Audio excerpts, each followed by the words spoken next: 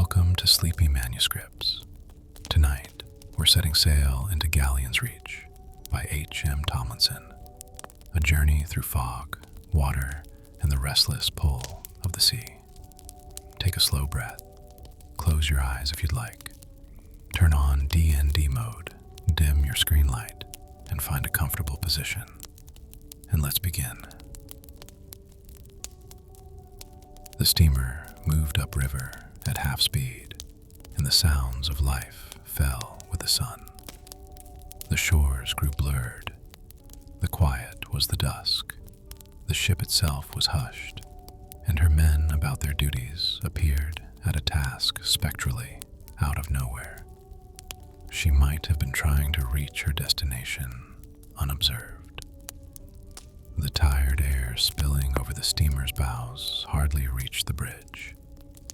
The bridge caught the last of the light, and a trace of anger that flushed the murk banked in the west, to which the ship was moving, was reflected in the face of an officer there, and gave him the distinction of a being regnant and stern. He was superior, and seemed to be brooding down over some passengers, sitting in a group on the indistinct foredeck. They were murmuring in conversation, with a child asleep on a shawl beside one of the chairs. Yellow glims appeared low down in the shadows that were Kent and Essex. That day of summer had gone. Only the wan river and the sky remembered it. A figure rose from the group on the foredeck, and his voice, surprisingly uplifted, was as if he had been compelled to an important announcement. "There's the smoke of it. London." The child sat up quickly. He stared up and ahead, as his elders were doing. He wanted to see what London meant. He saw only the solid black angle of the bows and the faint smear of crimson beyond. He heard Waters muttering, and edged closer to the shadow of his mother. Her hand sought his bare head and rumpled his hair. "Nearly home, Jim." The sound of the waters, the quiet that was neither day nor night, and that grave word which announced the unknown, brought the child to his feet. He felt as he did when he heard the old clock talking to itself at night in its case, or saw a star watching him through the bedroom curtains when everybody was asleep. And he was wondering what the clock was saying. He did not know what he expected to see, but if it were there, it would be better to look at it. So he stood up. But nothing was there that he knew. It was the world. He did not know what it meant. The ship was going towards a darkness which reached almost to the top of the pale sky. It seemed to have blood in it. "There you are, Jim Colette," said his father. "See it? London, my boy." But he could see only a darkness. He looked at his father, but his elders had forgotten him. They continued their confidential talk. "You know, I haven't seen this river since the year of the Princess Alice." Who was that princess? It did not look like a place for princesses. Sometimes his father did not mean what he said. He never smiled when he was joking with you. It looked as if the ship were going to wear night hides in the daytime. He did not know what they were all talking about. Never heard from him afterwards. Their quiet words came out of the shadows without being joined together. I remember he was afraid of it, but he went. It was nearly as hard to hear the talkers as to see them. Who was afraid? Where did he go? Yes, but he was afraid of his own shadow. Why were they speaking so quietly? Well, his shadow was enough to make any man nervous. There was a little laugh. Jim thought they were talking as if they did not want someone to hear them. Called it fortune, his luck, or fate, I forget. The same old dream. I suppose we can't live without dreaming. He didn't want to go, and yet he never came back. This river has seen a lot of men of that sort. It is a river of dreams. A woman's voice came with more distinction. Some of them came true, though. There's London to prove it. The ship seemed to have reached the hiding place of night. It was almost quite dark. The ship was going deeper into it. Low yellow stars moved past on either side, as though they were fixed in the darkness which had come to meet them. The night was sweeping past. The ship was trembling. It was getting cold. Jim could hardly keep from shivering. Proof they come true? What proof do we want? Said a voice. The dream is true, if you have it. There is nothing else. The speaker stood up. I know, I tell you. It is true if you have it. Better than London or any other proof. If I had my time over again. The speaker was tall but misty, yet Jim could see he was an old man. His voice was like the sound of water. He was staring over their heads, at the darkness, at London. Staying away or coming back makes no difference. There are other worlds. Nobody answered him. The tall stranger continued to stare ahead and was silent. Then another voice asked, "Where are we now?"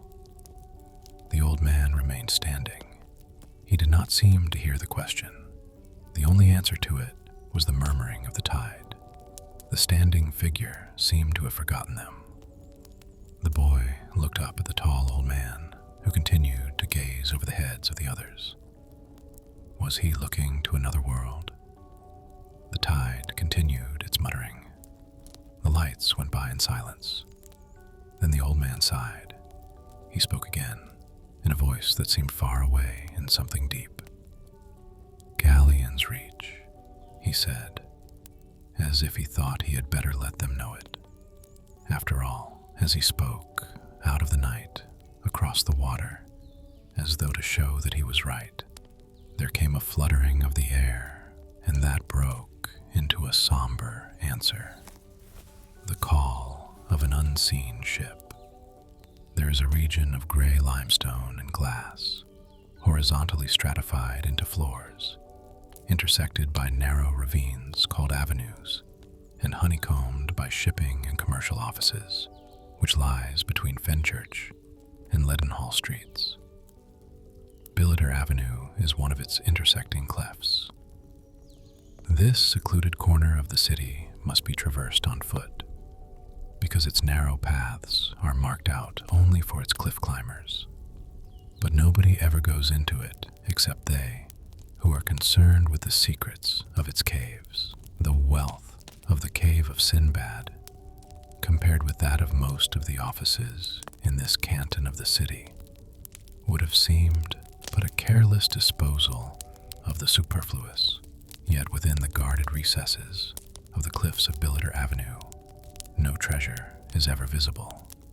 It may be viewed at all only by confidential initiates, and even they cannot see it except as symbols in ledgers, bills of lading, bank drafts, warrants, indents, manifests, and in other forms designed to puzzle moths and official liquidators in their work of corruption.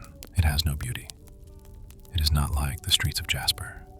It does not smell of myrrh. Its gates are not praise. There is no joy in it, even for the privileged. A life devoted to the cherishing of this treasure gives to a devotee a countenance as grave as would golf, or the obsequies of a dear friend.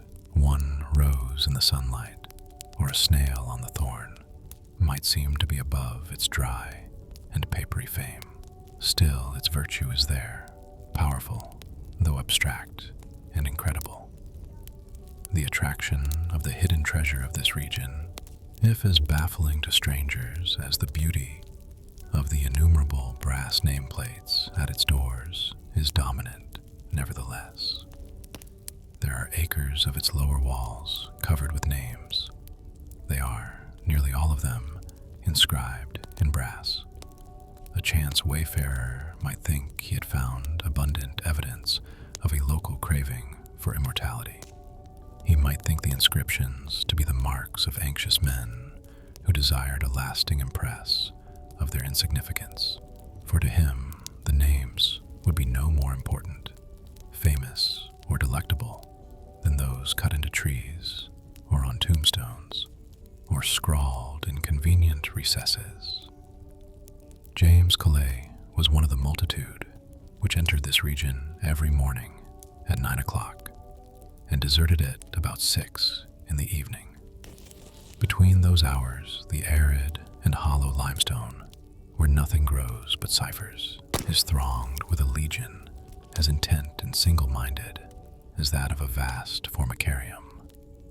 Before those hours and at night, it is as silent as the ruins of Memphis and as empty, except for a few vestals with brooms and pails, who haunt the temporary solitude on their ministration to whatever Joss presides over numerals. An explorer, questing those acres of brass plates for a clue to a man he desired to find, could never happen on Colley at all, unless he had divined him behind a plate which announced Perium's Limited, first floor. That name did not seem more significant than the numerous other inscriptions on the wall within the stone and iron portal of the building in Billiter Avenue. Yet it is famous in its own place.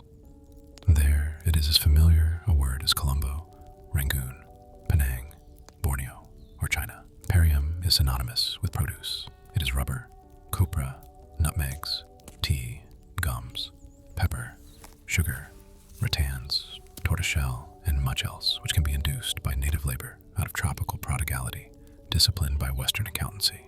It is other things too, of course, but in a chronicle of commerce, they would be as irrelevant as the sayings of Jesus of Nazareth. One should not expect comeliness to be one of the inherencies of a brass plate. Nobody desires that the balance sheet of most moment to him should get its chief virtue from what is apostolic. So nobody could love the house of Perium for its graces and inward beauty, nor would they question a check which, indubitably, bore its sign manual. There was a Perium who had been master and part owner of an opium clipper. There is no need to say any more about him. He had been the master of an opium smuggler, and he was the origin of the firm. When a visitor is left in the waiting room of the modern house of Perium, and is idle and impatient sufficiently long to feel a diminution of his consequence, to feel the matter of his call dwindle to something which is scarcely worth discussion, in circumstances so imposing, he then has time to note a portrait of the founder of that house above a nankin jar on the mantelpiece, a stylish head in a rakish marine cap, garnished around with an escape of abundant hair, with somber but truculent eyes, side whiskers, and a shaven mouth and chin which might once or more have confronted mutiny, and, without a word, caused it to shuffle backwards a little in irresolution. Those eyes would dwell from their height and from the past upon a visitor with fixity and stern indictment, and thus he might feel the less opinionative when at last a member of the house of Perium snatched a brief release from matters more urgent to incline a polite ear to his humble petition. Beyond the waiting room, and within the sanctuary itself, was a corridor of frosted glass and mahogany, The closed doors on either hand bore the names of the principals. One announced Mr. Collet. There were others, and the last of them, just where the office broadened into a spacious array of desks and clerks, had the name of Mr. Perriam upon it. It was an interior of imperturbable calm. It was a house whose establishment and power was unquestioned. A voice was never raised there. It would have been impious to fracture its lucid stillness with a rude note. In its hush, the pens could be heard adding to the treasure of numerals. The clerks were bent over their desks with devout heads. When one of them was wanted, his bell rang on the ceiling overhead, a brief, peremptory summons to the principal's room. The bell in Mr. Collet's room whirred, and his door of frosted glass opened instantly. Collet crossed the corridor swiftly and deferentially. He wondered what was the trouble now.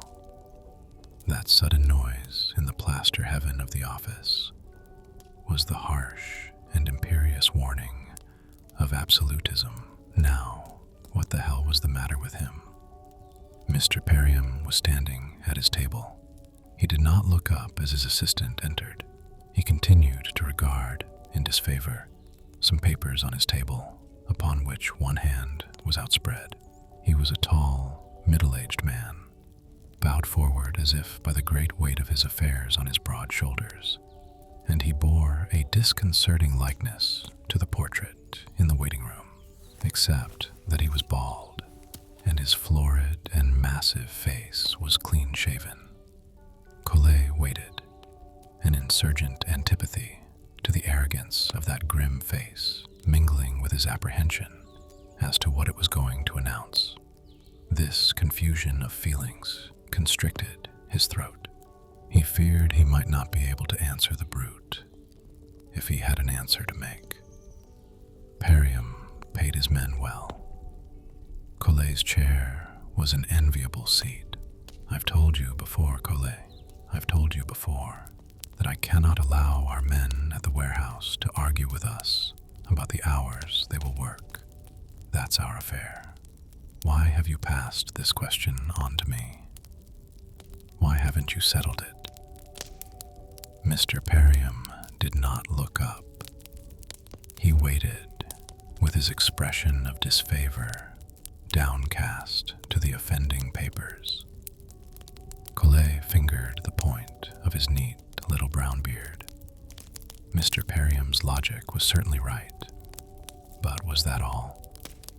Jimmy had been induced to grow that beard through the firm suggestion of the rigid mouth and aggressive chin of the portrait of the master of the opium clipper, a portrait he had admired as a boy in that office, though of late years his admiration had been maintained only by the strength of habit and the traditions of the office. His own red lips were really dissimilar, and not in the tradition. His friendly hazel eyes were now troubled. He did not answer at once. He only moved his feet. He could not think of words which would help him. "Well?" demanded Mr. Perriam. The principal fumbled a glance at his assistant's face and then dodged his eyes away to the wall beyond, for Mr. Perriam never looked at a fellow creature for more than a second. Mr. Perriam remained still, though Collet noticed that his watchguard was trembling, as though through the suppressed energy of a powerful engine. It kept the mind active and resourceful, working for this man. But Collet used to insist to himself that this was good for the mind, kept it ready, and taut. "I'm waiting, Colette. Isn't it outside my province, Mr. Perriam? Their hours are fixed by their union. You know that. Isn't it for you to say whether or not you'll sack the lot? Don't put it on to me. What are you here for? You seem unable to face your job, young man." "I was afraid I'd noticed it. I don't like it. You haven't tackled those fellows. Are you afraid of them? I'm on good terms with them. Your good terms. I'm not interested in them. My work must be done my way. This house can't waste time disputing with a gang of warehousemen. When I put you over that department, it was to serve Pariums, not our laborers. Their union. Now you need recognize no unity, except that with us. That is what pays you and me. Mr. Parium struck the papers before him with his palm.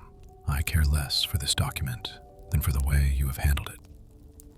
That is serious, in my opinion. You know, Colette, you are being tried. Very well.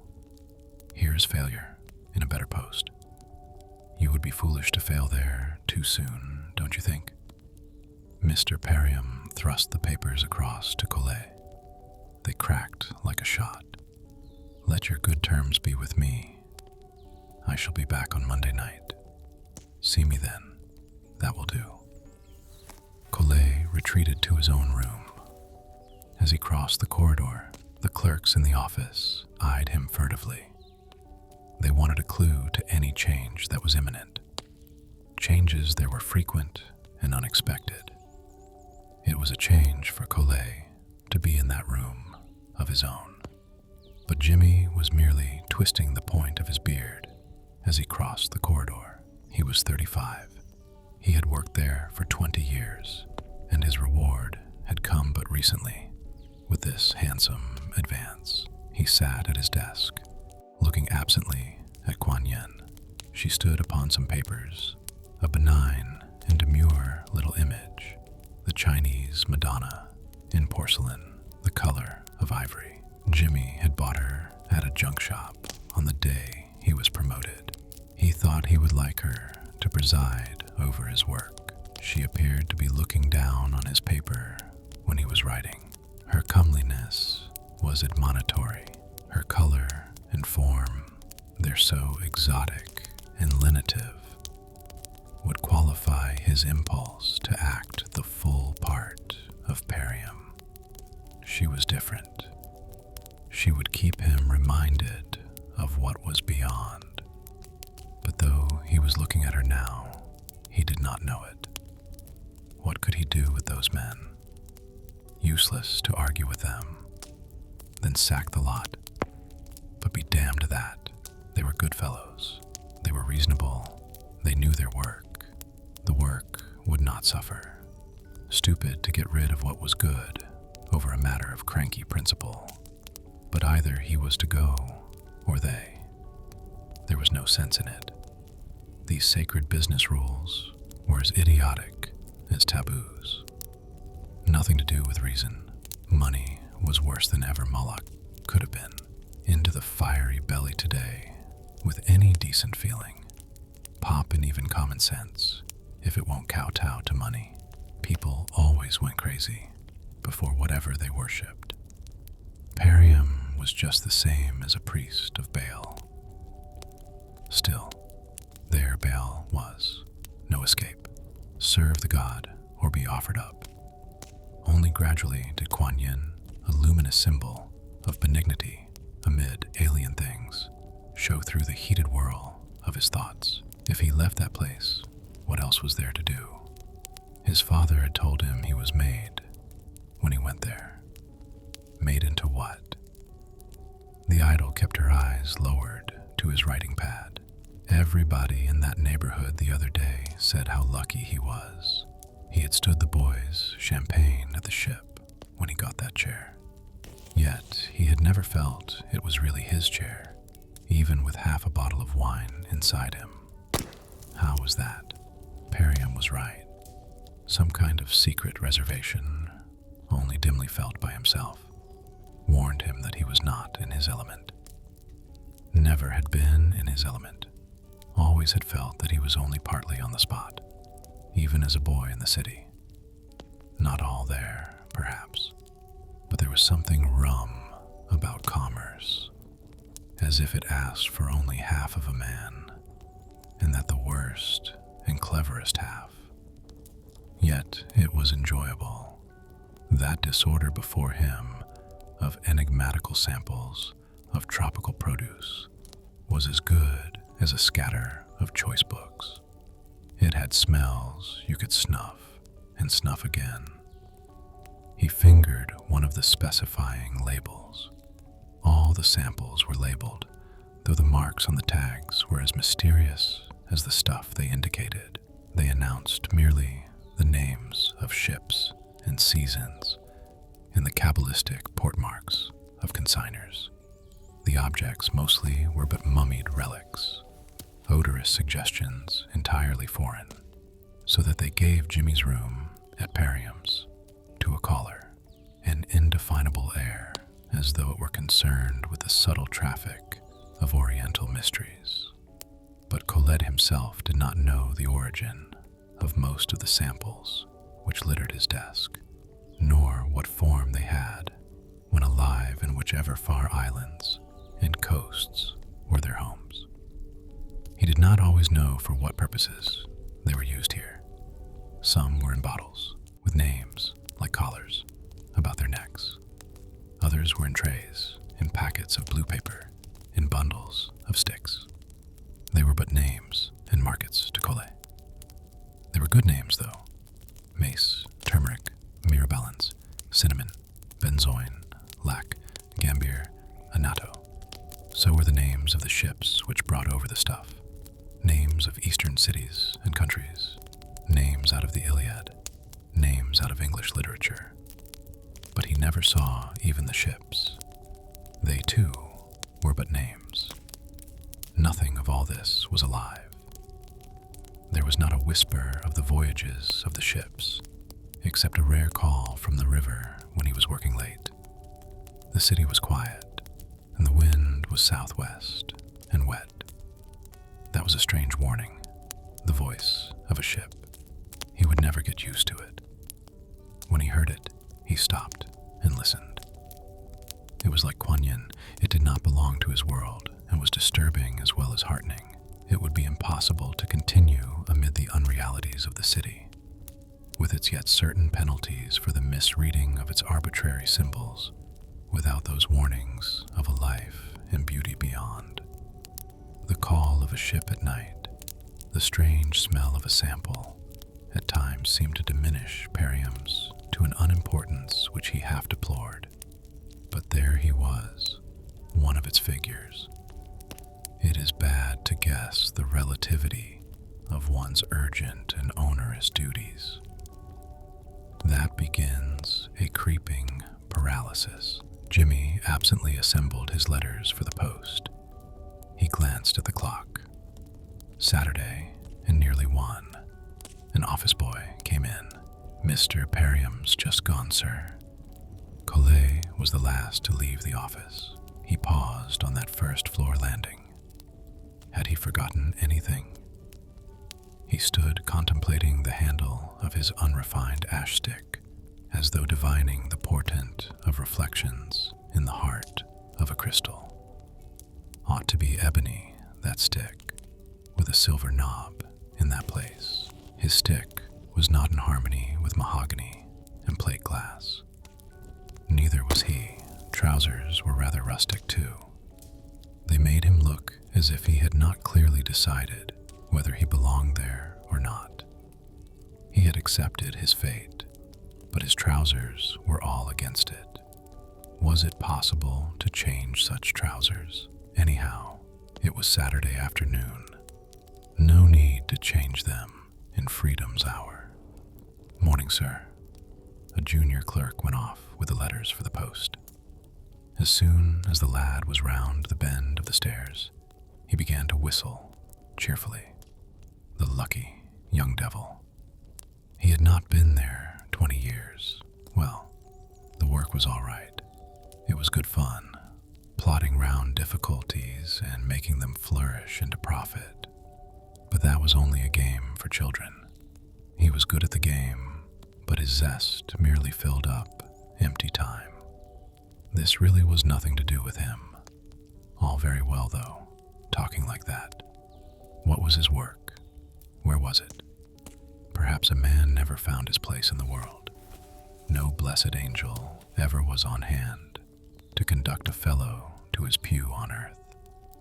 There was no way of learning whether you were in the right place. Well, if Perium's was the wrong pitch for him and not his game, he'd shown most of them how to play it. Yet, what a game it was. Perium was an artful old dog. You couldn't help admiring him in weak moments. He could not help succeeding. That watchful and predatory monster saw his advantage and took it before the next chap knew there was anything to be got. He deserved to succeed. Success? Always keep your light so shining a little in front of the next. There it was. But what a light. Only good enough for card sharpers and ravenous stomachs. Kipling's light was a resin flare, rollicking smoke and splashes of flame. Very picturesque, but no illumination at all. Suited that place fine. A pity, though, that commerce could not flourish except on the morality of the merry Gloucester. Commerce would suit a fellow. He could do something with it if it wasn't gutted of everything soft and warm. The romance of commerce. Romance, but with bowels of iron piping. One day they'd make workmen of aluminium and clockwork. Wind 'em up and set 'em going every Monday. Light to handle. Reliable. Go the week without watching. He closed the door of Perium's. It was almost a sacramental act. Wouldn't be there again for nearly 2 days. That romance of commerce. The snap of the lock was like the amen to a benediction. Jimmy breathed as if free air was his at last. The very stairs looked different from Monday's apprehension of labored stone ascent. Now, they seemed to be leading out to life. Something must be wrong with the other days of the week when Saturday seemed so different. What was it? Very likely none, but the Periums of the world really feel this cold-blooded lust for things of which most men know the names, but no meanings. There must be another sort of life beyond. If a fellow were only bold enough to smash the cage which had got him. No matter. His cage might be smashed for him anyway. Perium wouldn't think twice about it if he were in the mood. Then what? Oh, to hell with Perium. In a porch of the court below was Saturday's accustomed elderly harpist, sitting on a camp stool. Silenus himself playing a love song. The old rascal listening close to his crooning strings, while his bowed face seemed bursting with wine. What was it well said of that sort of carbuncular red moon of a face? Botryoidal. A jolly good word. Jimmy gave the harpist a shilling. A lovely orbicular face. Booze and the harp had done it. Perhaps as good as rectitude and invoices. That harp was foreign to the avenue. A pity it could not move those stones, as once a harp moved some rocks. No harp would ever shift those stones. Nothing would ever shift them. Nothing but a flaming comet from God. Round the corner in Lime Street, Jimmy stopped to peer into a warehouse door. The Hudson's Bay Company. That was a very queer smell. It was like the whiff of something old, something lost and moldering in the Arctic. He thought of Ballantyne. It was a reminder of the past. Once, through Ballantyne's hardiness, he wanted to go out to Rupert's Land and trade with Indians from a fort of logs. His boyish application might have saved him from Billiter Avenue, but no answer. Nothing doing. Fate and duty to a father whose influence intrigued a lucky birth for him had marked him for Perium's before ever he knew the name of that house. His fortune had been planted while he wasn't looking. He tucked his stick under his arm and strolled towards Leadenhall Street. Across the street, he saw facing him a row of pictures decorating the P&O office. Regal steamers amid seas and skies as good as the invitation to glory. He knew them all, those ships, by name. There was no reality about them. They were only gaudy inducements, unable to induce. Past East India Avenue with a side glance and a regret that he had gone to the city too late to see the old home of John Company. Names then meant something, after all. The implication of a word could haunt a man like a ghost. He was a fool. Well, Lamb felt the same about South Sea House. Yet Lamb stuck to Leadenhall Street till he was pensioned. The barren mahogany. Barren then? How did such a man hold out for so long? The sentimentalists had given Lamb the wrong name, the gentle Ilya. That name just suited the sentimentalists. It made Lamb one of themselves, with brains of mush and syrup. Lamb could have endured anything if he'd thought he ought to.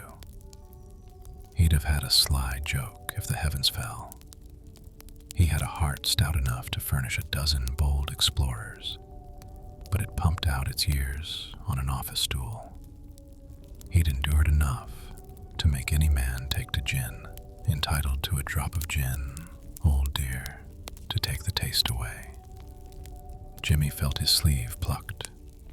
A man hurrying past with a rose bush had caught his arm with a thorn.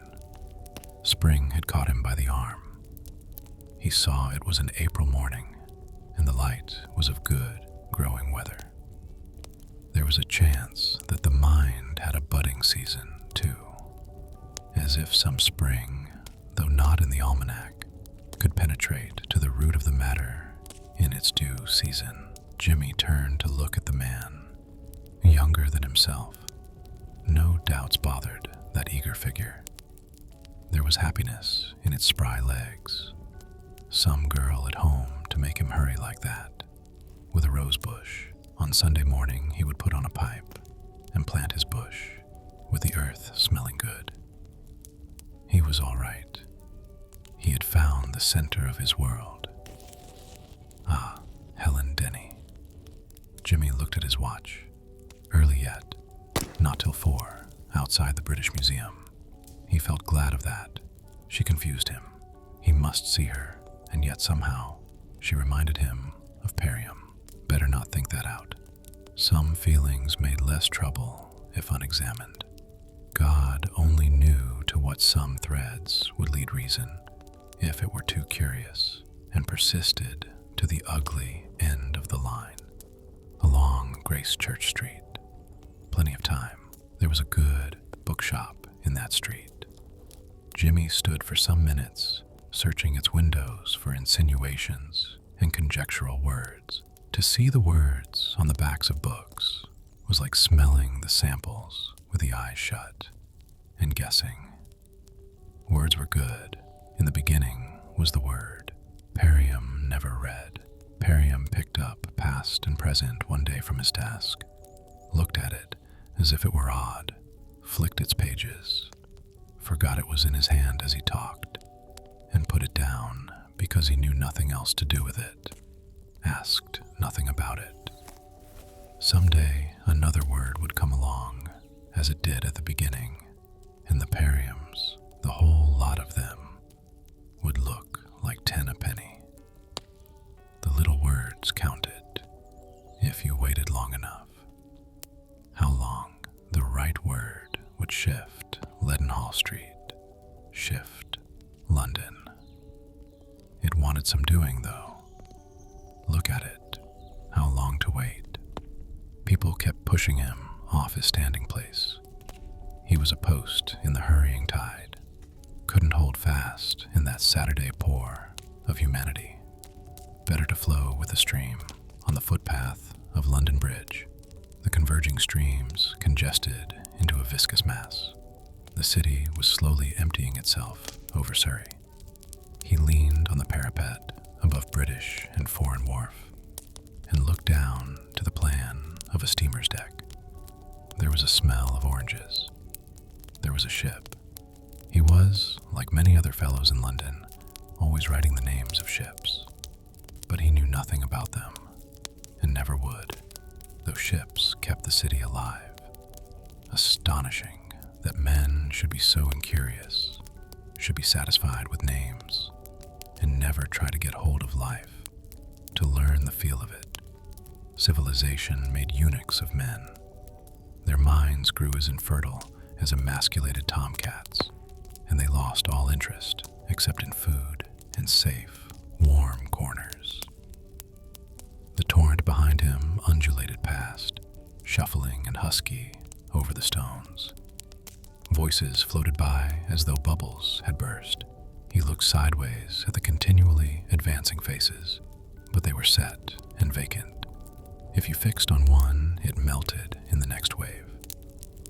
A girl's smile appeared for a moment in the tide and sank in it, but that smile was there, somewhere, as though the sun had touched the stream. The sad and desperate current had been sweetened. What was it that once was addressed to a figure in this mass of nameless life? Even the hairs of your head are all numbered. Jimmy looked again. No, you couldn't number even the heads. Each head only existed for a second or two. This was the homogeneous spate of flesh, flowing for thousands of years, for which Christ died. But it didn't know it. Didn't even know now that ships and the sea were under its myriad feet, the interminable and horrific caterpillar. Didn't seem to know anything. The hairs numbered of that tide of heads. Poor little man on a cross. Humanity poured through time like a senseless fluid. It now turned the mills of industry, but it never learned why the wheels went round. That ship below was more intelligible.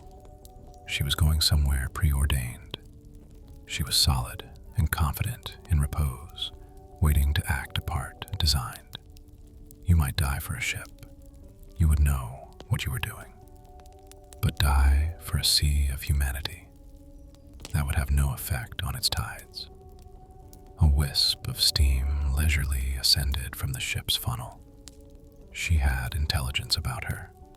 She was made to a conscious purpose. The river down which she headed was wide, bright, and unencumbered. The river went past the waiting ship to the open world with the sun on it. Freedom seemed to be down there, but men, they never broke free from what held them. What enchantment was it held him to the barren mahogany? Perhaps Lamb was right, though. Perhaps instinct and habit knew better than the man himself what he ought to do, and held him against his will and reason to his place in the unseen ceremony of creation. There might be some unknown but inexorable law of being which would have obedience at all costs. Though it broke your heart, it would make you do some of its work. Well then, all right.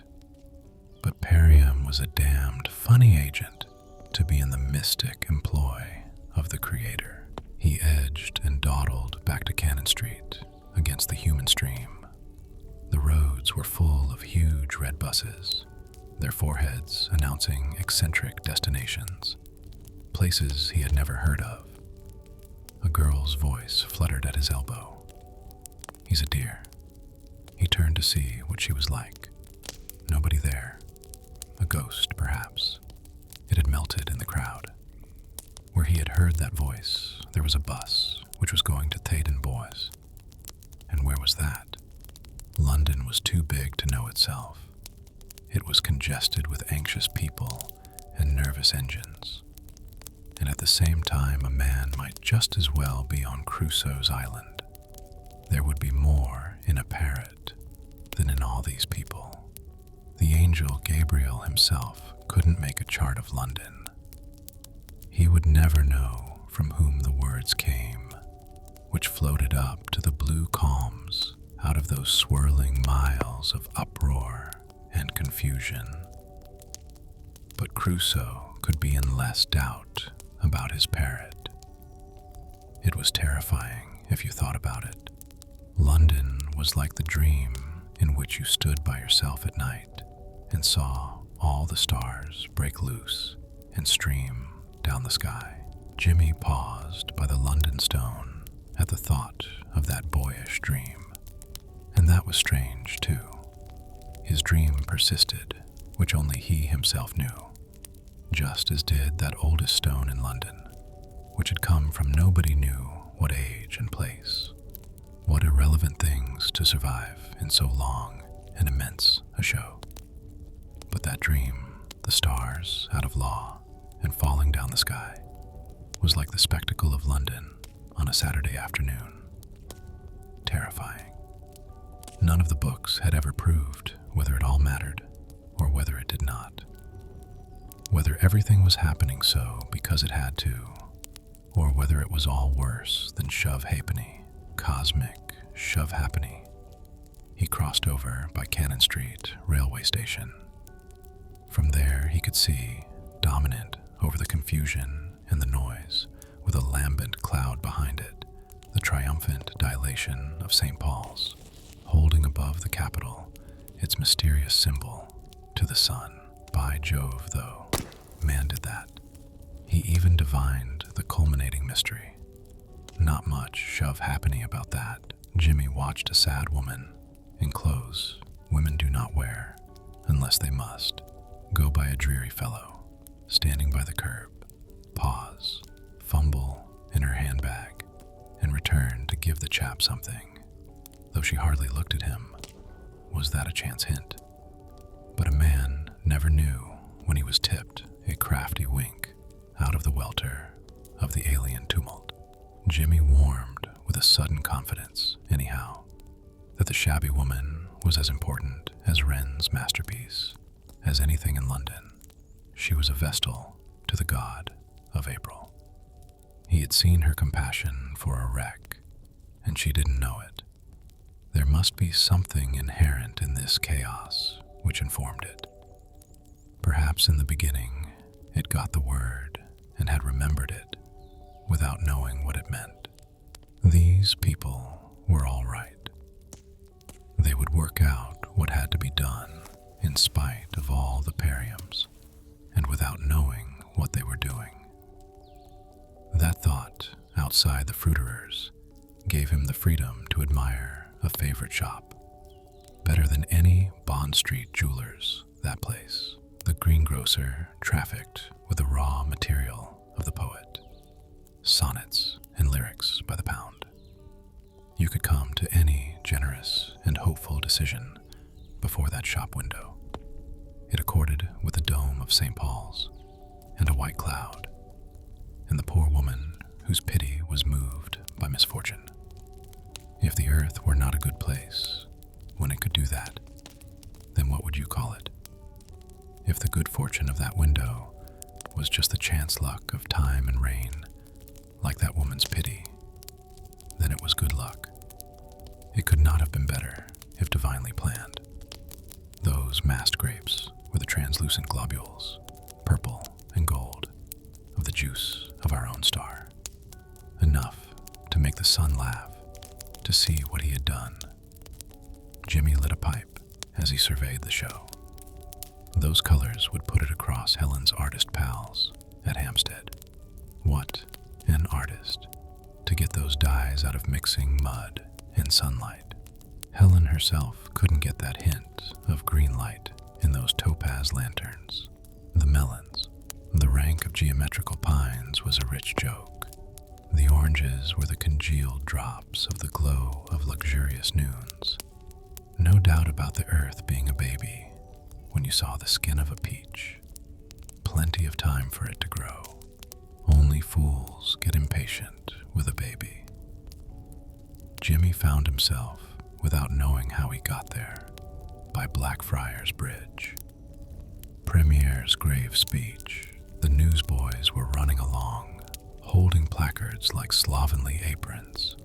You felt anxious to learn what made the boys run in excitement. Got a stimulating hint from a word or two, and then a draft blew the placard open to merely that full announcement. Speeches were always grave. That was the joke of a speech by a statesman. It was wind shivering. Wasted on a fine Saturday, anyhow.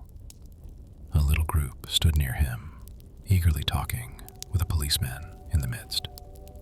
The constable hurried away from it, with a lady's silk reticule in his hand. He looked comical. The helmeted and serious man was so incongruous, a little dainty in his fist. The women in the group watched him go away with it, but they did not smile. They were all talking together. Couldn't stop her. I was as near as I am to you.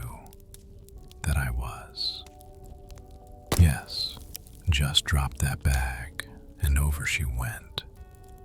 Nice girl she looked, in a green coat, never said a word.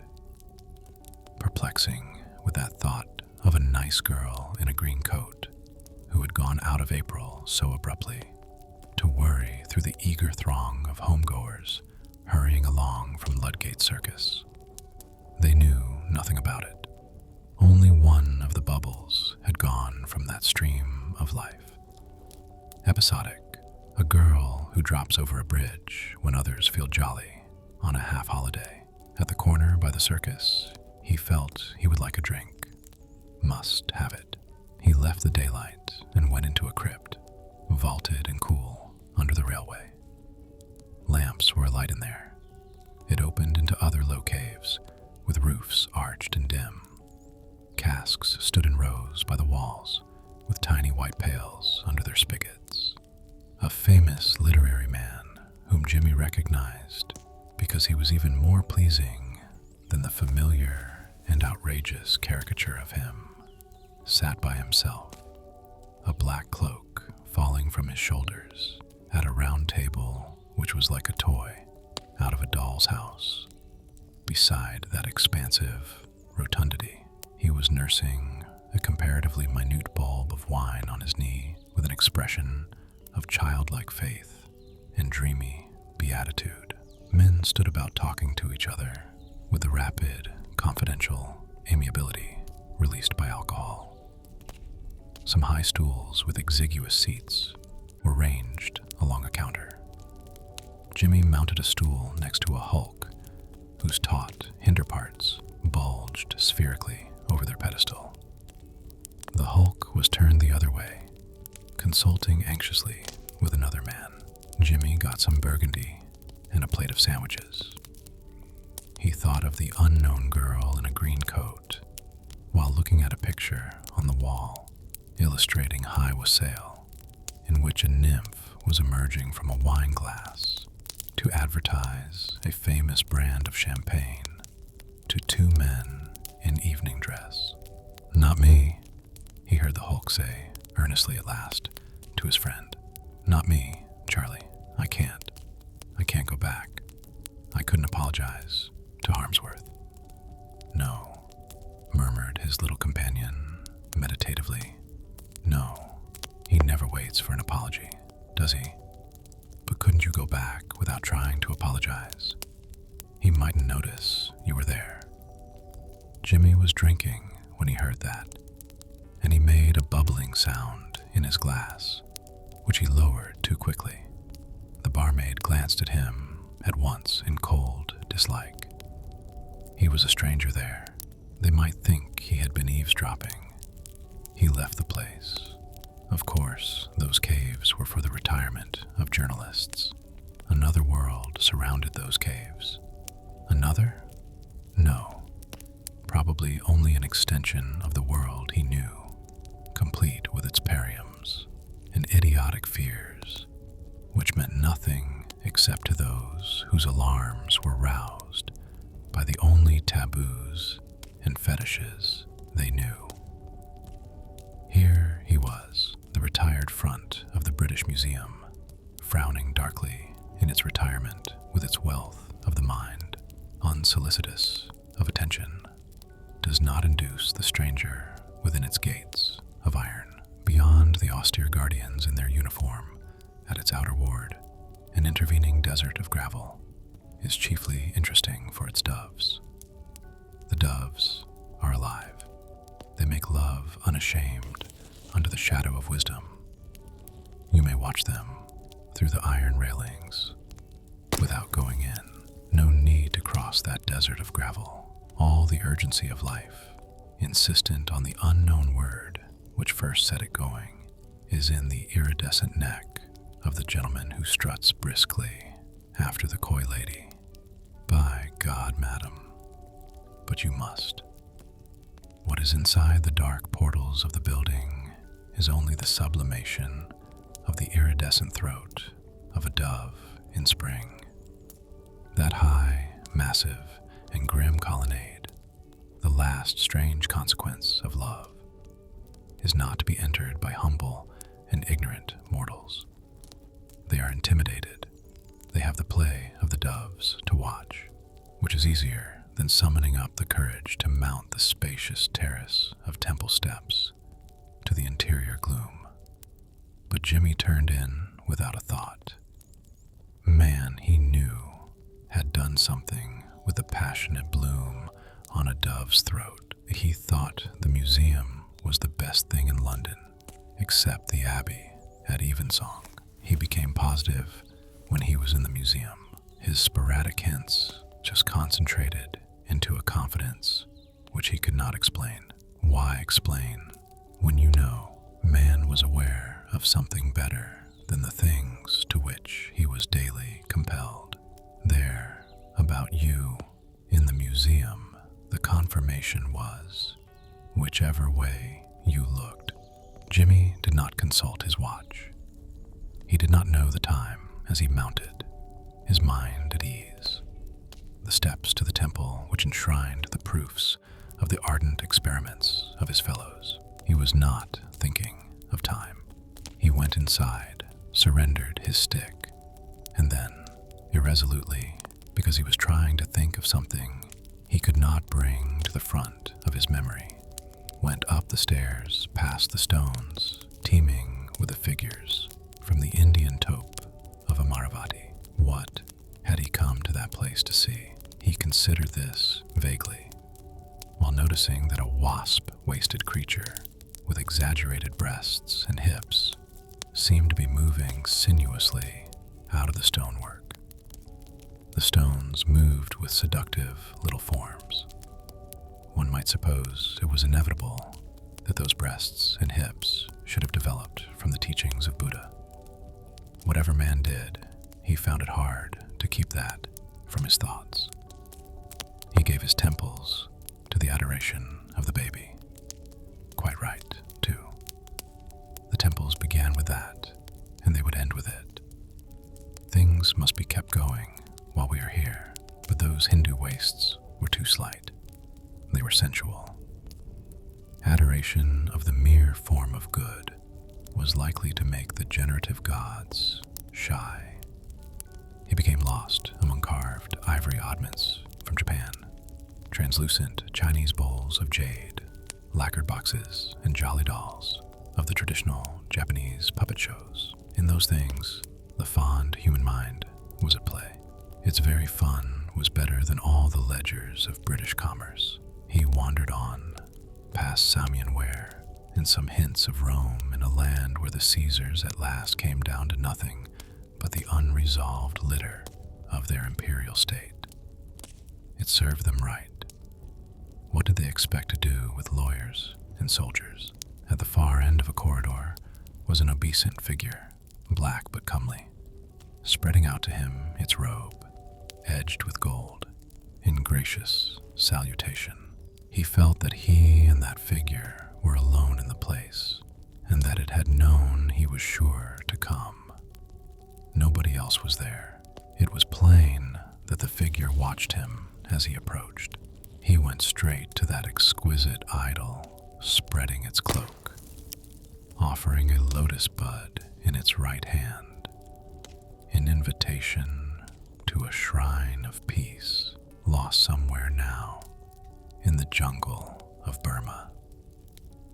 But there was no attaining to the spirit which created that figure, and the assurance of the far grove where it was at home.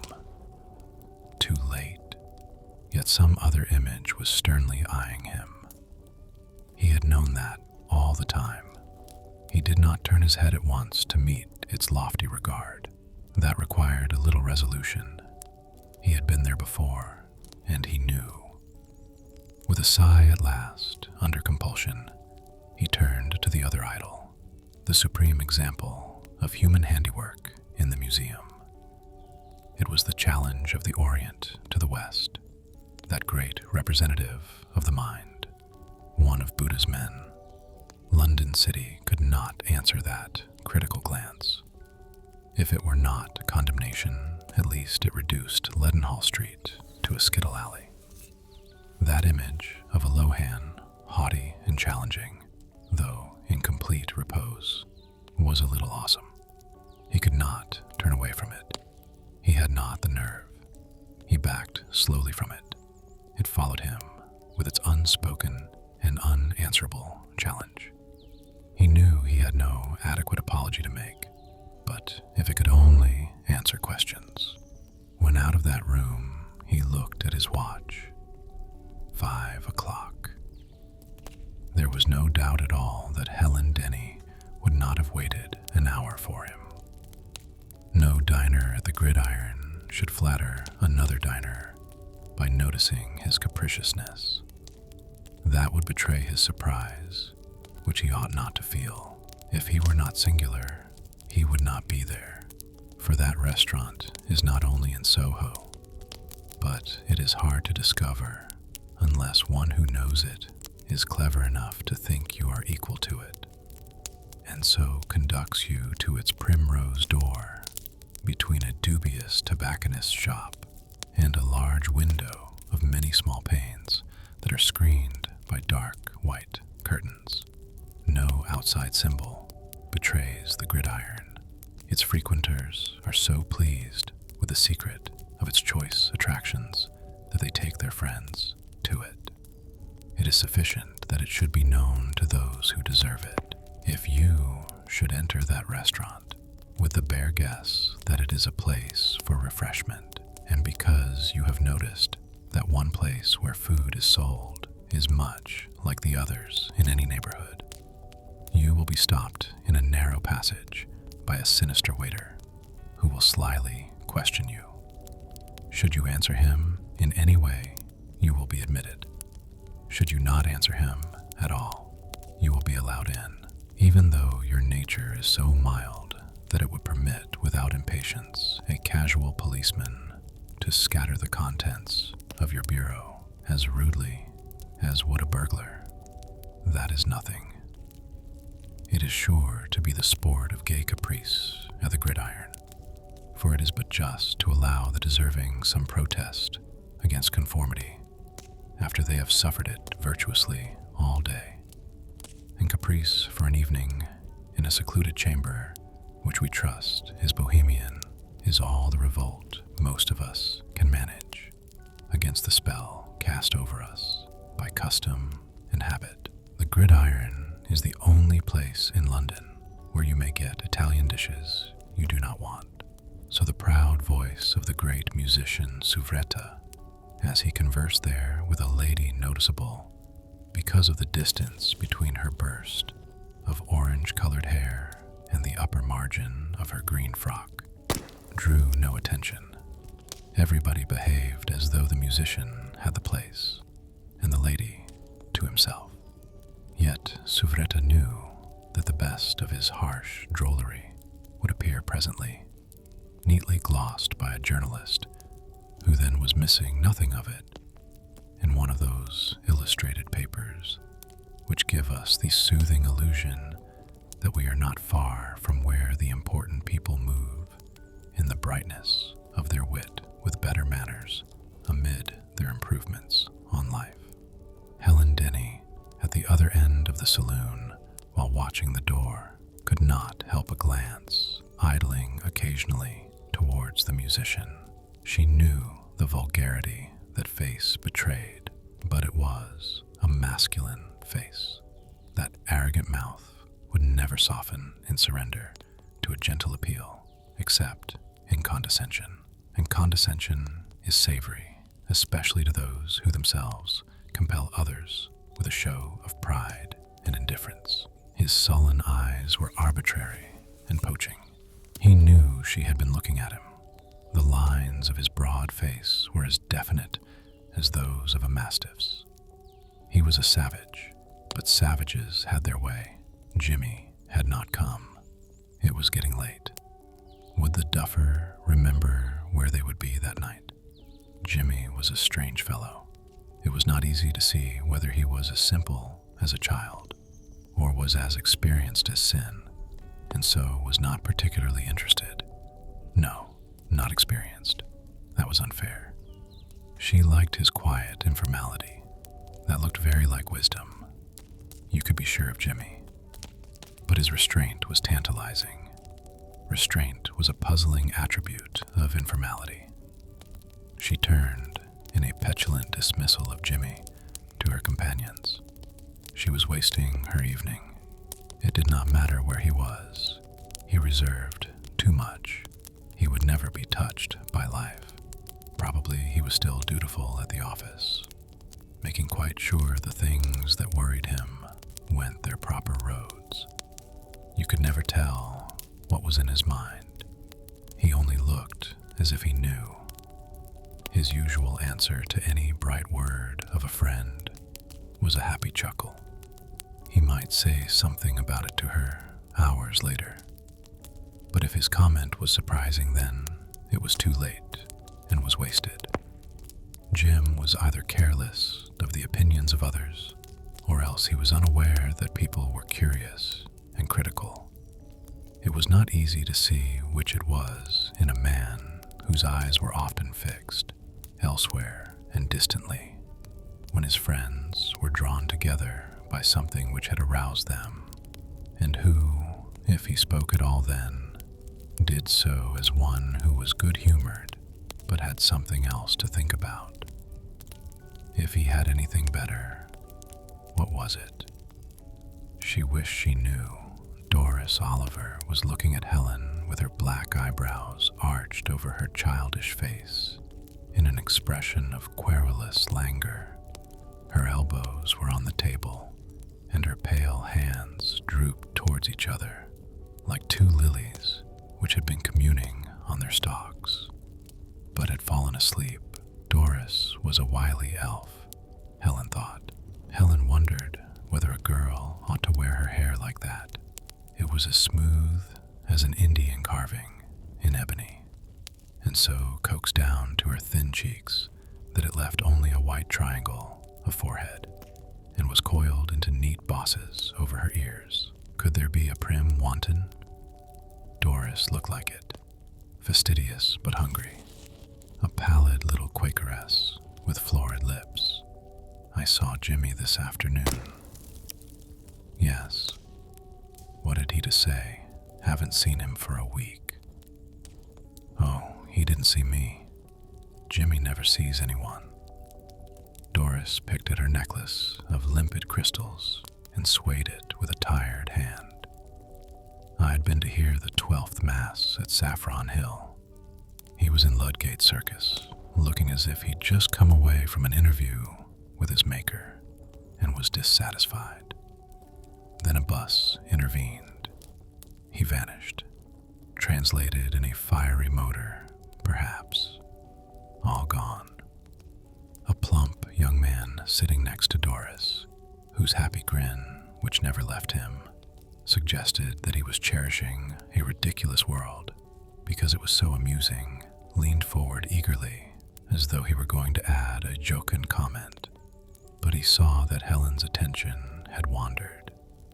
He checked himself with his mouth a little open.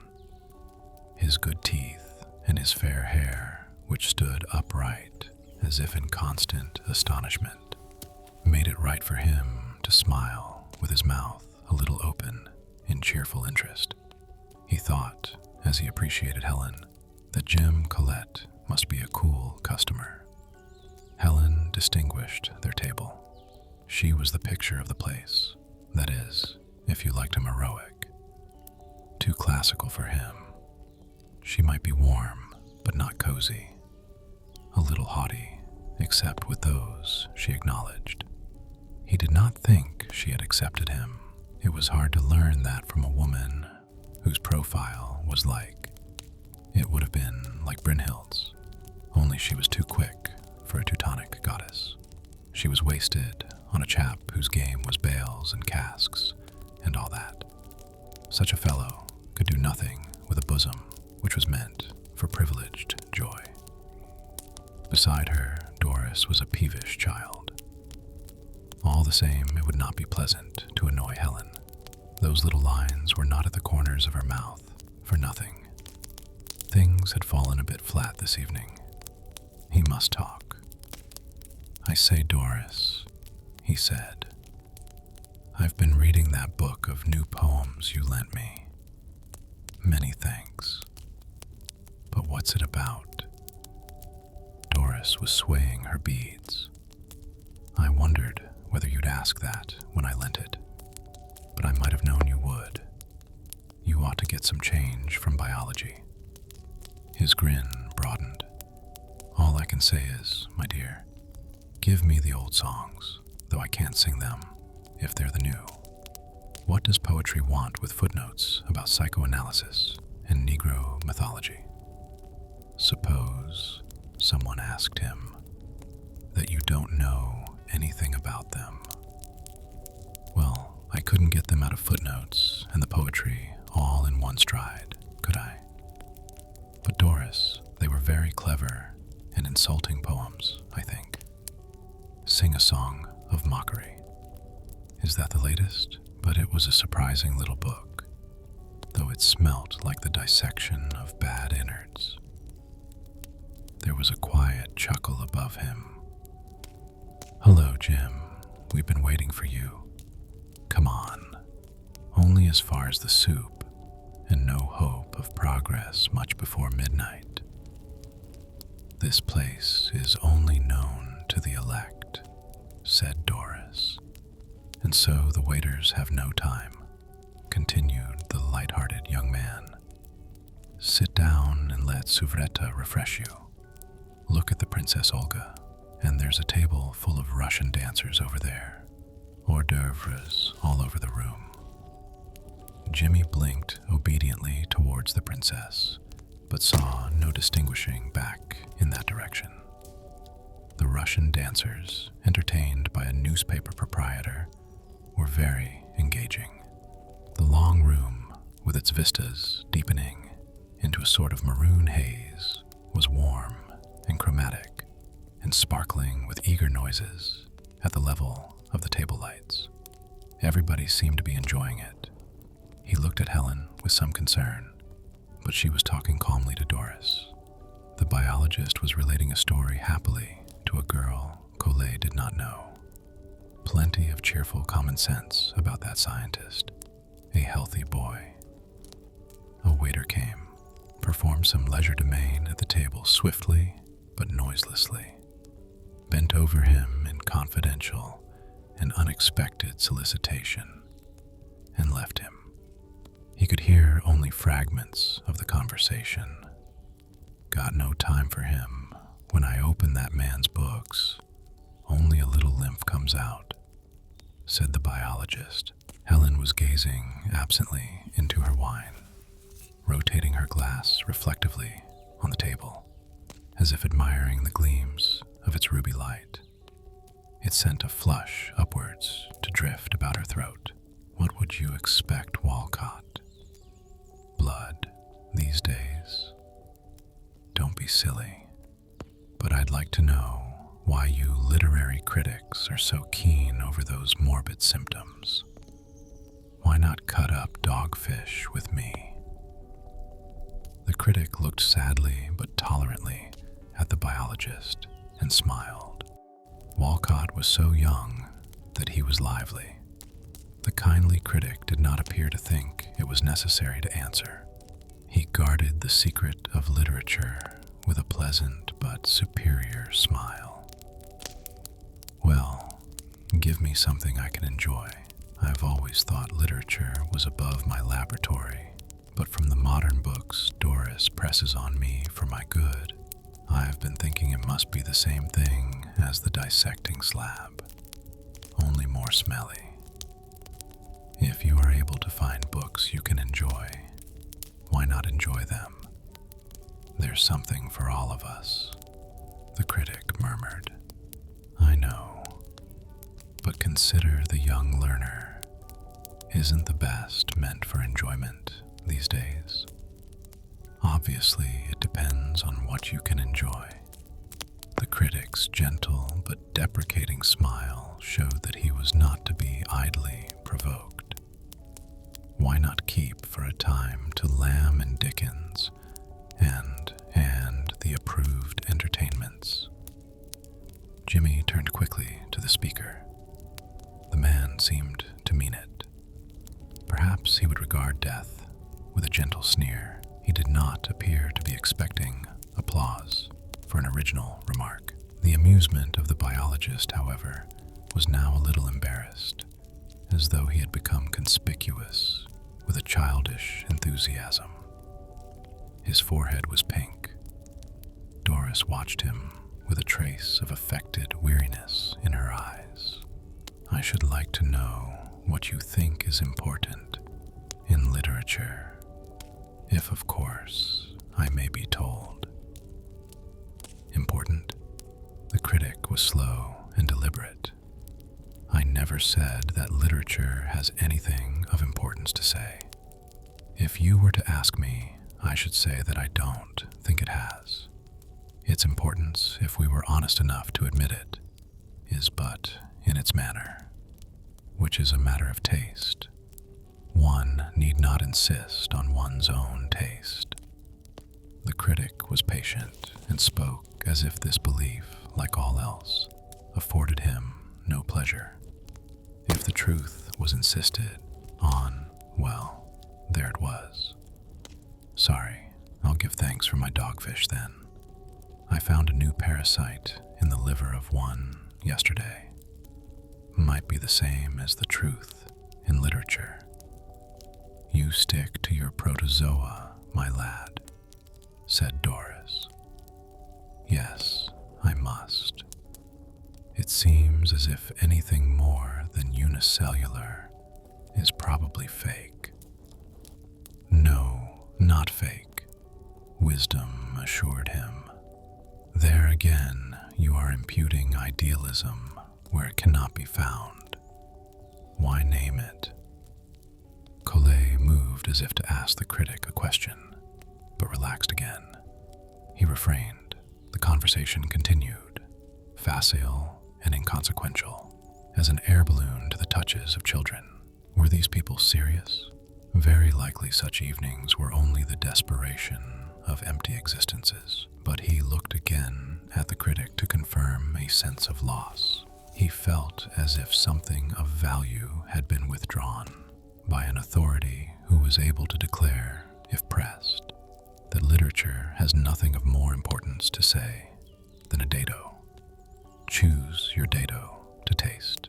Yet he had always read the critics' contributions to the more serious reviews with respect, if bewilderment. Walcott, who had evoked this disillusion, saw Collet's interest. The critic was now in ironic humor, elaborating his views to Helen and Doris, tapping the edge of the table with a forefinger. The young ladies were as attentive as though he were a priest. Look at his tie pin, whispered the biologist. Collet looked. It was an opal, but it was an opaque blue. There was no light in it. Even his opal looks like the eye of a dead fish. Now he's giving the girls the outlook of Bloomsbury. Don't know it. What's that like? The prospect of a dead fish. Nothing really matters. That's all. But you ought to show good taste, though. And that is fairly easy if you consider other people's preferences are very funny. A girl danced languidly down the room between the tables, as if she were expected to do it and were getting it over.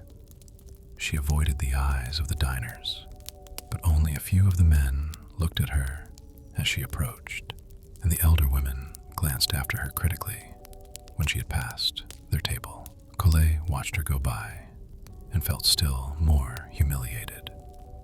Helen saw his detachment and his dislike as the dancer swam past. The critic had not amused her. Things, she understood, were certainly good if you thought they were, and if you thought they were poor, they could be entertaining sometimes. She was glad Jimmy was different. He was not an intellectual. You could hold on to him more like a coarse man.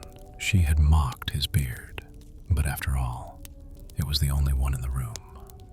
Just under the reddish cheekbones, it was golden, but it was grizzled already by the sides of the mouth and under the lower lip. She had not noticed this before when he turned his head to young Walcott. They seemed very friendly this evening. A muscle stretched like a strong cable from his ear to his throat. He looked solid and as if he would last. There he was. The evening could be a success after all. But when Collet chanced to see her face, Helen had turned it, in the idleness of contentment, to the Russians. She was an admirer of that critic, he thought, used to recommend his stuff to him. She was part of this place. He was an outsider. Better be off.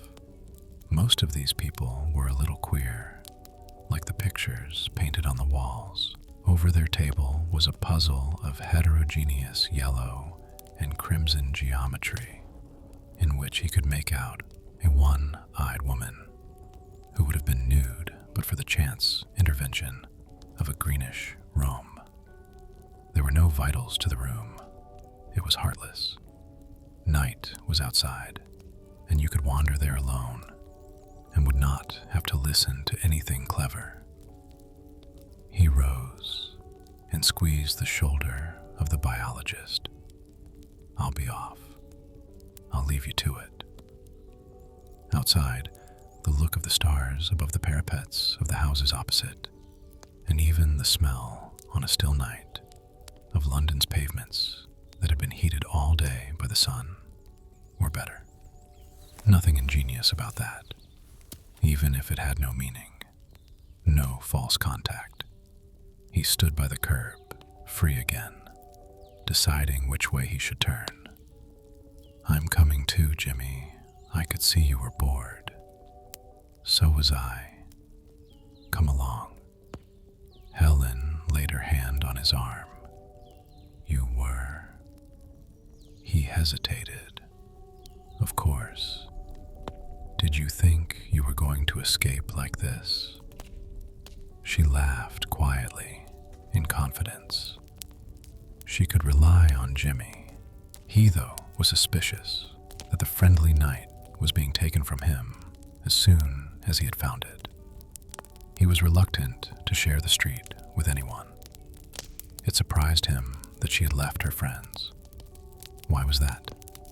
He could trust himself when alone. There was safety in the night, but he knew he could not be sure of himself if she were close to him. Then he was largely in abeyance. It was as if most other human creatures were inimical. They were so remarkably not the same that they were uncanny. He felt strongly drawn to that clever, supple woman beside him, and resented her for that reason. There was no privacy with a woman. The soul got mauled about. Besides, she had not left that dinner table because its talk was glib and sparkling. She liked that. She'd brought that atmosphere with her. She admired those people in there. They were all clever, and he felt a slow fool. But if they were clever, perhaps that only meant they could justify their hollow insides. They could make their dry and dusty cavities seem more like nature than having guts. Lord, they could make a heart feel ashamed, compared with an interior that had a thick settlement of knowledge on its hard ledges.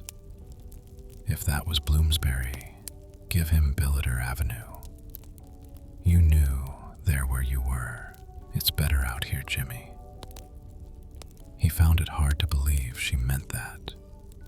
She meant it at the moment, that was all.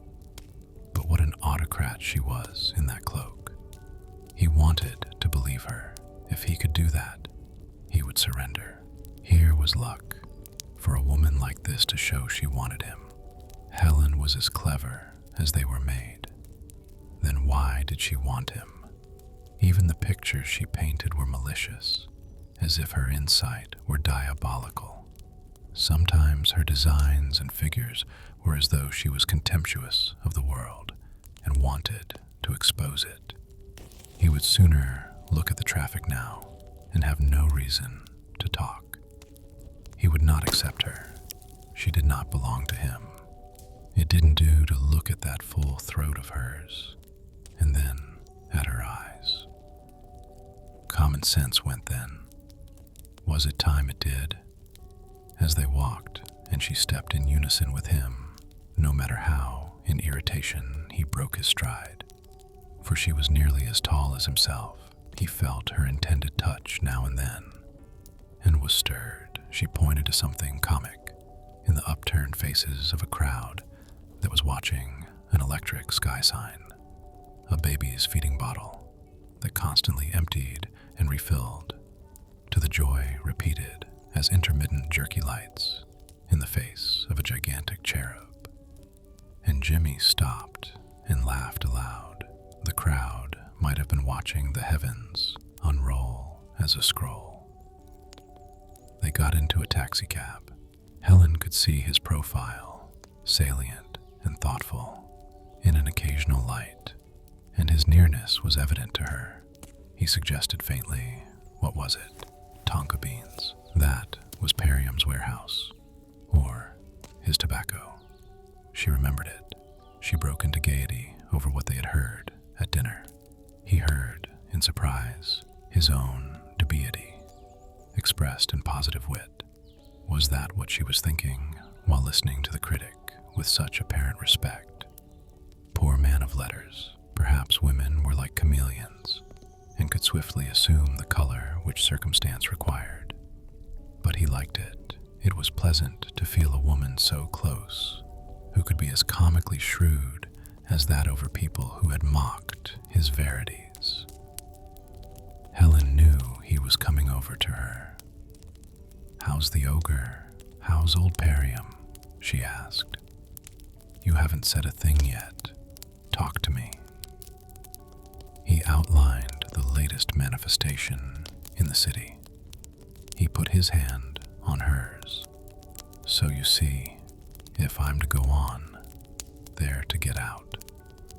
She took possession of his fist.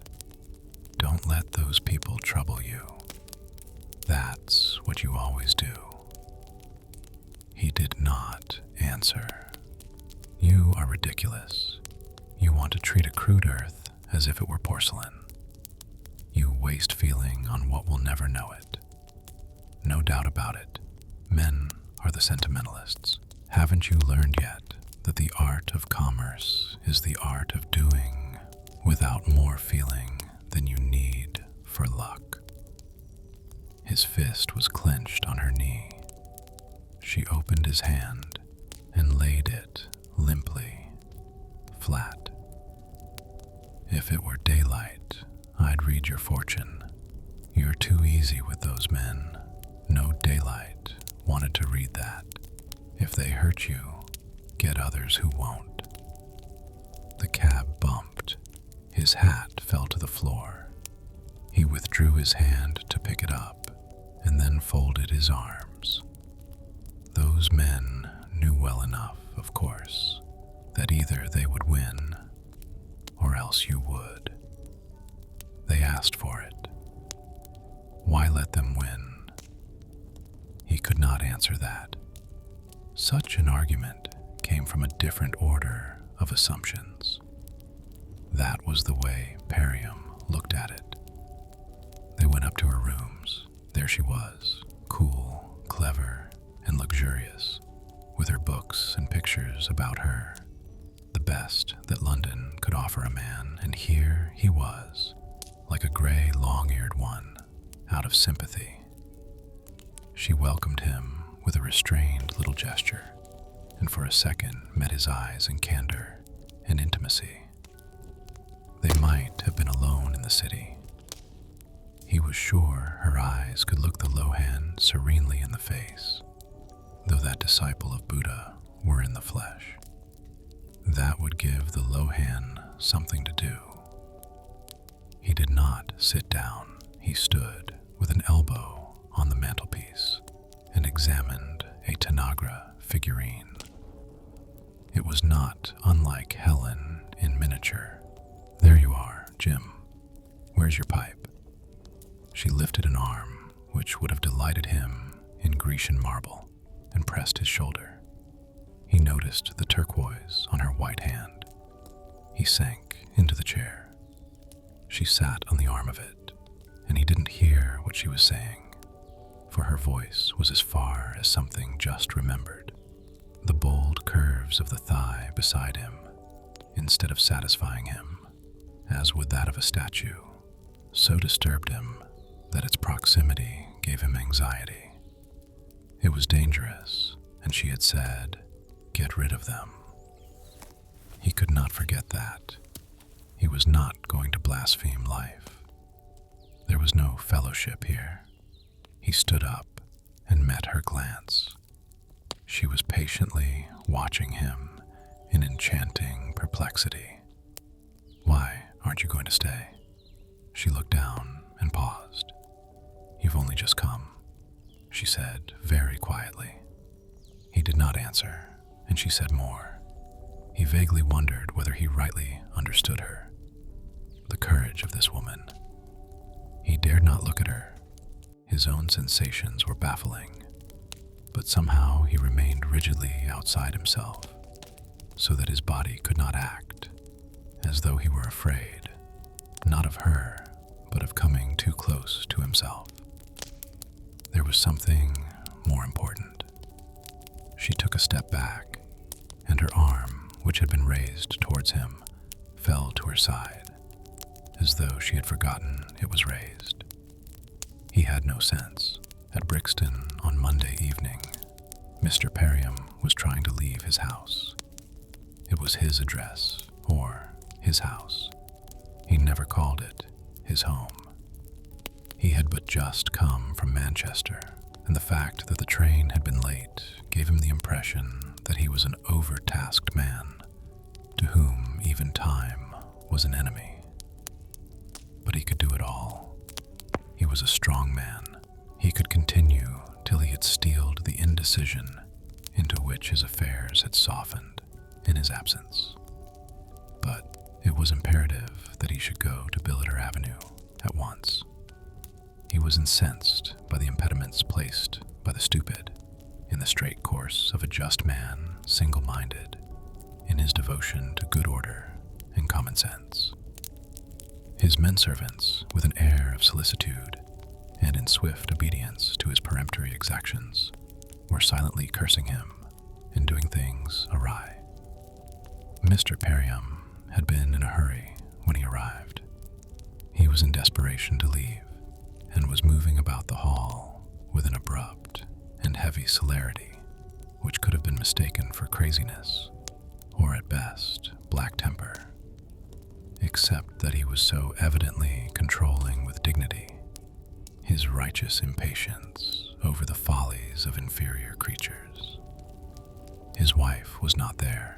She had withdrawn unnoticed to a secluded upper room at the first wave of disturbance sent before Mr. Perriam's car as it entered the outer gates of his residence, as it passed, in fact, between the two giant pineapples in stone which guarded their Brixton privet hedge.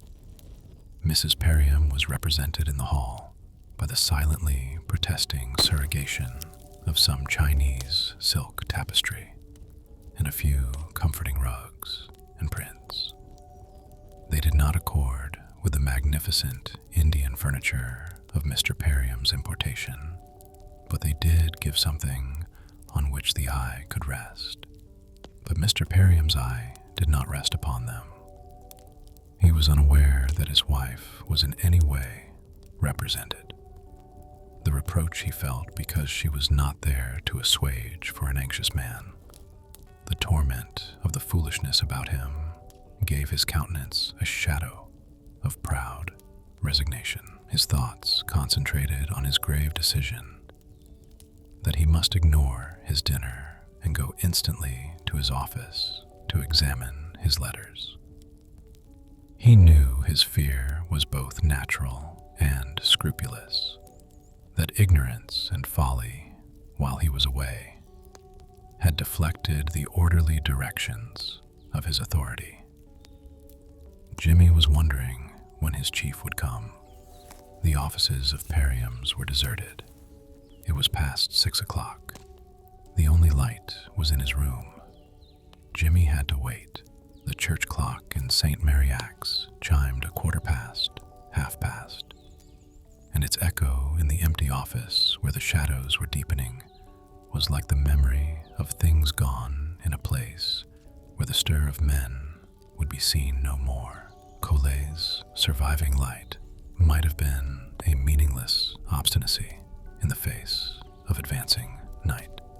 The desks in the big room were cleared of their books, and the bare mahogany surfaces gleamed in cold patches in the dusk. One of the cats of the building strolled across the linoleum. Jimmy stood up and nervously stretched himself. He saw that cat. Ah, another creature was alive there. He called to it, but the cat only twitched her tail and went on. She was nothing to him. She was only a familiar, native to the desert. But why should he wait? There was really nothing to wait for. He did not want to see Perriam, and perhaps the boss was not coming after all. It was impossible to do any work. If Perriam came, there was no report he could make, which could be called good. He could give nothing to the place, and it had nothing for him except a cat which considered he was a stranger to the time and the occasion. By going now, he could save London from one little eddying turmoil, make one quarrel the less in its vast, meaningless jangle. That was worth thinking over. It was impossible to know by how much the air was kept sweet through saving it from but one quarrel. Jimmy, in abstraction, was placing Kuan Yin so that he could consider her from various angles. Then the telephone bell menaced. Yes, yes, certainly. He was waiting. The office no longer seemed so abandoned. Now he had heard Perriam's voice. But he was not thinking of his chief. He was considering the Chinese image. Kuan Yin was meek and passive. However she was viewed, she accepted just what happened to her. At whatever angle she was seen, her grace was distinguished only by its gentleness and composure. She was not like the cat, which flicked an insulting tail. Kuan Yin was possibly a mistake. This passive acceptance might be all right in the East or in Jerusalem, but it was a poor substitute for assertion among Western steam engines. He had been passive all his life. He had never felt himself other than an outsider, watching the show. Somehow, the show never seemed to have much to do with him. He had taken the place in it to which chance had led him. He was sitting in that chair because his father pushed him that way. One place was as good as another. If he had followed his instinct 10 minutes ago, he would not have been there when Perriam was at the telephone. Which was right, the cat or Kuan Yin? There he was now, waiting for something unpleasant to happen, through a sense of duty no more admirable than the reason the cat had for crossing the floor. And there was Helen. To her, he had, without knowing why he did it, casually declined life. He had got out of its way. Actually, in its most adorable form, he had refused it. That would be hard to explain when the sense of his distance from what was warm and living, from what was shaping the world, was like a drought. The outer office was the picture of what he had done. and empty. But it is not always easy to tell whether one is accepting or declining, whether one is going with the tendency of life or against it. Perium was late. He would be glad to get this over. Then he would be free from two perplexities. He would escape into another existence which, whatever it might prove to be, would be free from the worst consequences of the past. He would be born again. That Chinese image of acceptance had her back turned to him. Should he turn his back on her? Perhaps not. These little things might mean a lot. She might represent something better than he knew. Perhaps the damned steam engine was on the wrong line after all. Hey, there at last was Perium. He was coming up the stairs in heavy deliberation, like destiny. No escape now. Might kill the beggar, though. Jimmy smiled at the thought. But to fling a bomb into Moloch's fiery belly and do in the brute god would be decrepit backsliding. Not much spiritual acceptance in that act of the ultimate unimportance of material bellies, fiery or otherwise. Let the fiery belly burn itself out. Mr. Perium was filled, in fact, with resolute calm. He was not burning. He was content, for now he knew the control of his affairs was in his hands again. He and they were safe. He walked slowly to his door. Jimmy heard it close. The reflections of another light confused the darkness of the outer office. Jimmy considered it. Should he go in? No. Better to wait until he was called. He heard his principal moving about. Then there was silence.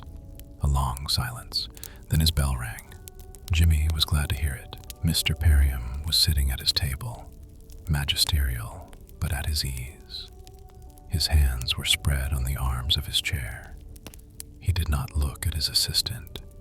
He was as if inspecting the central air, his eyes half closed, in the sad knowledge that there could be no right answers to his searching inquisition. As if slovenly men could never satisfy demands that were so austere and irrefragable. He was anticipating in weariness a coming dissatisfaction. He asked some questions about the drift of the office, and as no fault could be found with the answers, he made no comment. He merely took his eyes from their inspection of the invisible to look at his signet ring. He rubbed his nose. He leaned forward with his arms on the table, and he himself began to surmise that he had wasted his time. He might have left all this till the morning. Jimmy began to feel more at his ease. The boss seemed almost human, after all. He had been exaggerating this problem. See, now, I'd forgotten. There's another little thing. When do the men go at our warehouse? The fellows who don't want to stay? This week or next? Jimmy did not reflect. Haven't heard, he said brightly. Let chance answer for him. Perium was drumming on the table with his fingers, but he stopped. It seemed a long time before he spoke again. When will you know? Well, they haven't told me, and I haven't asked. The principal pushed his chair back noisily, paused, and then rose in pointed slowness. He began to pace the room, his head bowed in thought. As he walked, he snapped his fingers once or twice, and his resentment began to glow anew at the frivolity of this frustration of reason. He considered, with his back to Jimmy, a picture of a ship on the wall. Jimmy knew it, the old chrysolite. Important once. Now that rare lithograph. Without turning, Mr. Perium asked, "What is your reason for saying that?" "No reason for it." I merely report the fact. What are you going to do about it? Nothing. Here was a man Mr. Perriam admired. He had not expected this. It was very good. Collet was a stouter fellow than he had imagined. Anyone who coolly ignored the aggressiveness with which Mr. Perriam disguised his own simple hesitances was sure of his secret approbation. A sly smile moved round his set mouth, but Jimmy did not see it. Still, this young man would have to be disciplined to get him back to his place. When Mr. Perriam swung about, his face was flushed and grim, and even fanatical in its assumed determination. The principal of that important house began with sonorous sententiousness, for his task was not easy: to advise his assistant what young Collet was when he came there, and what he had become in that fostering office. Mr. Perriam had all the command of rhetoric, of a romantic man of affairs luxuriating in the waywardness of fools. He was solemn and eloquently reasonable. He was enjoying this. He moved hither and thither with the energy of his warm periods, as if this was a meeting, and he could not help an appeal to the better feelings of a thoughtless generation, which might, nevertheless, do well if it would but listen to him. Collet hardly heard him after the initial outburst. There was but a continuous and strenuous noise. He was meek and enduring. The room grew hot. This must end someday. But Perriam, he could see, was a figure of lasting power, able to continue, and the logic of his monomania was unanswerable. Jimmy merely waited patiently for silence to fall. It did not occur to him that he might laugh and walk out of the room and away. Nothing occurred to him, but his meek submission to ill luck, which to Mr. Perriam seemed but a show of proud and enduring reserve, caused his chief to believe that this appeal for gratitude and common sense was in vain, a further offense that made Mr. Perriam flounder in his periods. He was convinced by his own eloquence. His sense of an injustice became genuine and too quick for his words. They were not ready for his heartfelt sincerity. He began to accuse Collet with an emphasis which he felt was all too weak. He saw that this was because he was not near enough for his assistant to get a full impression. He approached Collet with his voice raised. Jimmy looked at him then in dreary apprehension of a puerile but menacing apparition. "A man like you," Mr. Perriam was saying, "has no right to be here. There are better men. I'll tell you what it is to take a place you can't fill. It's swindling. You are a fraud. That damned quietness and good nature cheats the people who pay you." Jimmy was not listening.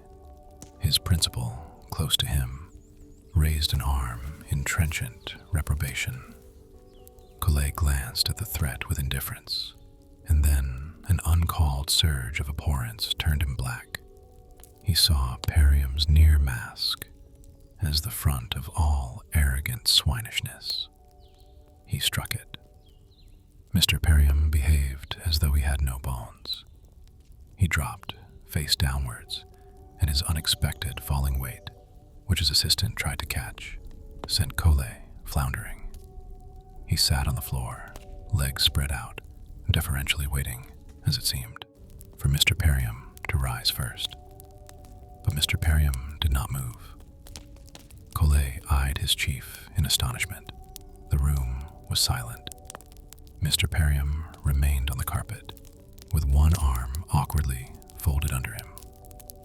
His bald head, resting on the Axminster roses, was absurdly out of place. His boots, with their spats, were spread unnaturally. The assistant scrambled to his chief's aid and turned him round.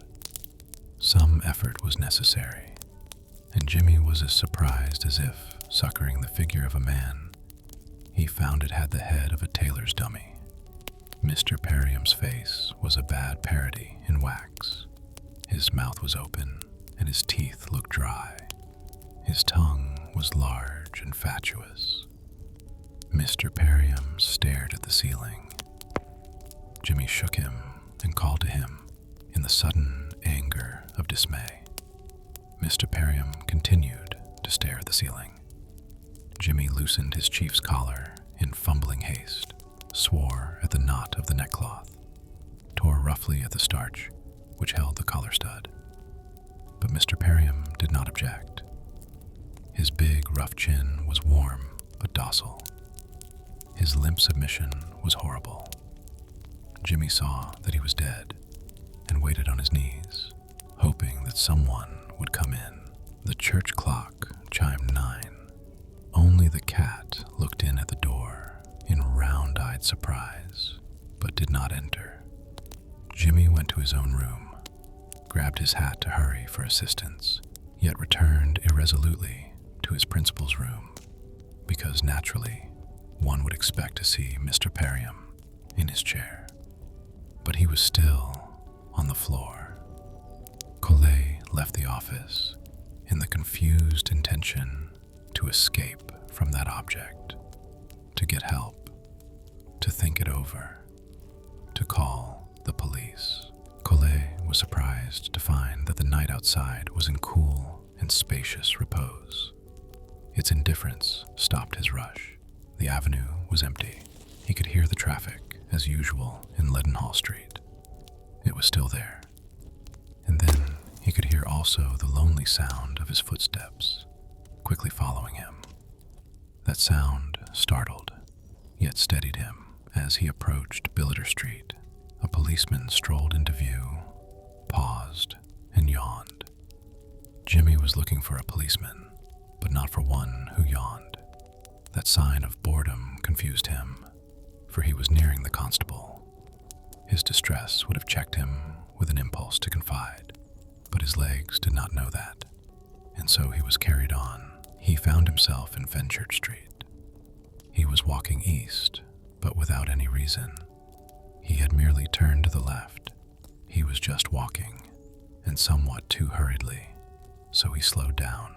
Then he came to Aldgate Pump, which is the starting point in London for all solitary and extravagant adventures. He stopped, though not because he recognized a starting point. He knew that pump. He was astonished to see it there. It had not changed. It was the first impartial and certain landmark to show distinctly since he took his eyes off the Axminster carpet. What should he do? He thought of this as he continued to walk eastwards. He did not know what he expected to find in that direction, but the vista ahead, he had seen, was more friendly with a larger crowd. The crowd somehow looked helpful. He wanted to get into it. One more does not seem to matter so much when the crowd is large. Nobody looked at him. This steadied him still more. He did not want to be looked at. Something ought to be done. Should he telephone to Mrs. Perriam? Is that Mrs. Perriam? I have just killed your husband. I couldn't help it. Seemed rather silly. She might be upset. Was there anything he could do? He considered that and continued his easterly drift. Perhaps there was nothing he could do. Now and again, the image of that yawning policeman came before him, to be instantly expunged. That fellow would not understand. He didn't know Perriam's, and never saw the boss with his arm up, bullying, and that look on his big, flushed face. The look wasn't on his face now. Where had it gone? No good trying to produce it in evidence. The little things which really count can never be shown in evidence. They do the trick, and then they vanish. Nobody could help Perriam now. He ought not to have died like that. Too idiotic. A man who could die so easily should have kept quiet. Bad as a swindle. He would never have believed it. Anyone would think the heart was just waiting for an excuse to stop. Heavens, you couldn't stop a decent heart like that. Had he really hit his chief? He did not remember doing it. He could not recall the feel of the contact. The violent old fool just dropped. Poor old fellow. A pity he waited till that telephone bell rang. Perium would be alive now if he hadn't. It was odd that he couldn't remember the blow. But that wouldn't do. No good, that. Either he hit the man, or else God knocked him out. Perhaps a bit of both. All the same to the police. Easy for God to prove an alibi. He found himself by the stalls of Aldgate. There was a distraction of hissing naphtha flares and illuminated trams which interlaced on many tracks like short lengths of lighted streets on the move, and a confused slow tide of faces, masks that were vacant, foreign, indifferent, which expected nothing. They seemed to be upborne on shadows. They went slowly past, bobbing on the surface of nothing, and had no names, and were going nowhere. Each face had but a brief existence by the favor of a chance light, and then was gone. That made the matter worse. It was meaningless. The faces just glanced once, and then went out. Eyes in a never-ending stream that came into existence with one look of indifference as they passed into a light, and then were done. He went into a tavern to get out of it. There were many eyes floating past, a ceaseless drift of stares. His thoughts would not stop, and yet they did not help him. Perhaps the morning would help him. It would be all cut and dried by then. No escape. He could stand up to it then. But to what? What would there be? Only the usual cold and compelling logic of the old confusion, and those eyes all round looking on indifferently. He was not sure what he wanted in a public house. A brisk potman appeared to know what, and served him. The potman had a squint. That was a good squint. It made the chap seem polite. He sat on a bench near a tough who was thumping a table with a heavy hand to emphasize a matter which had to be whispered, though huskily, to a companion who listened with his eyes shut while sucking a pipe. I arsed yer, what would you have done? The lean man did not open his eyes. He nodded his head solemnly. The talker glanced furtively at Jimmy beside him, who was gazing in evident abstraction at a glass globe in its haze of tobacco smoke. The man had no collar, and he eased his thick, moist neck from a constricting shirt band with a finger and grimaced in impatient discomfort. I'd had enough of the bitch, too much of it, but that stopped her jaw. And there you are, Bill. I shan't turn up in the morning. The other fellow removed his pipe. Police, no? He asked. Jimmy moved instantly at that word to look at them. The tough felt his movement and swung sharply upon him, with his great hands clenched on the greasy knees of his trousers.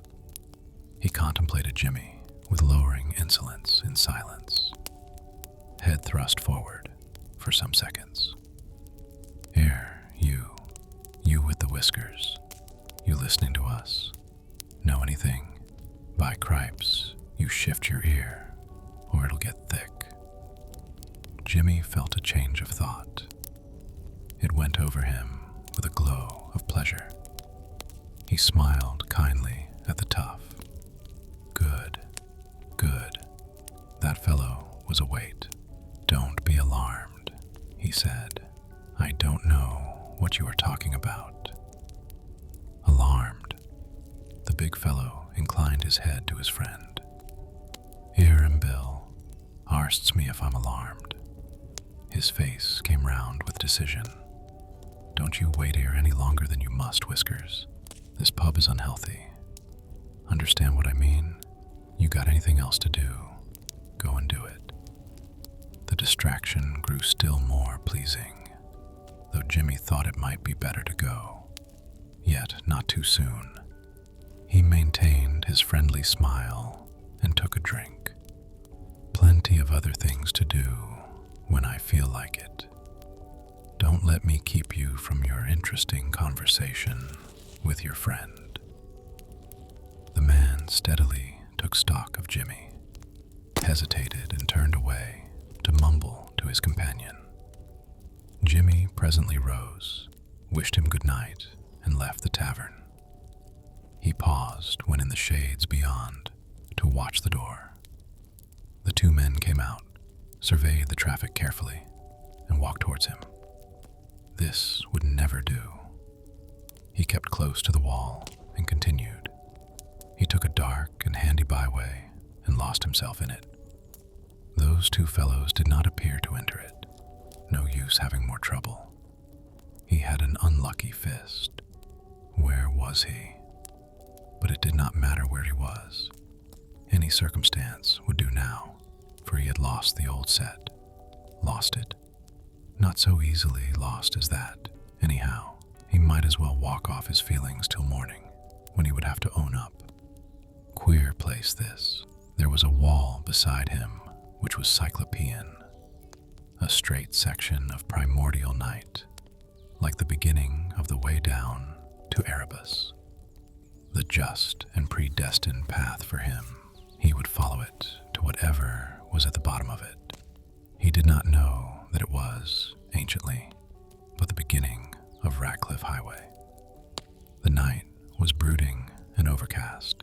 He could only guess that he was still going east. There were no stars. Why go east?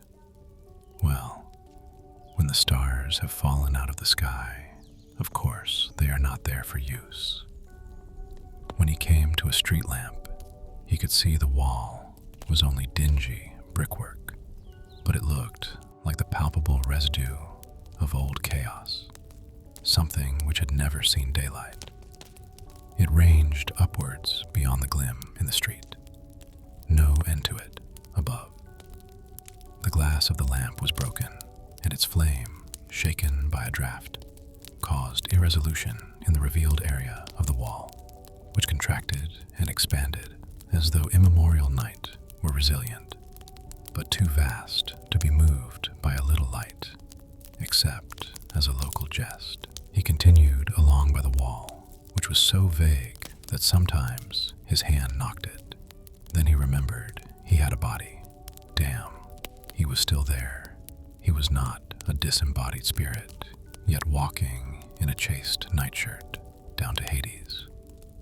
But there was no need of a grave cloth for him to get the appropriate feeling. Was Apollyon anywhere about? It would be a pleasure to meet him. Give a fellow something to do. The trouble with Belial is that you can get no nearer to him than when, in abstraction, you bark your knuckles.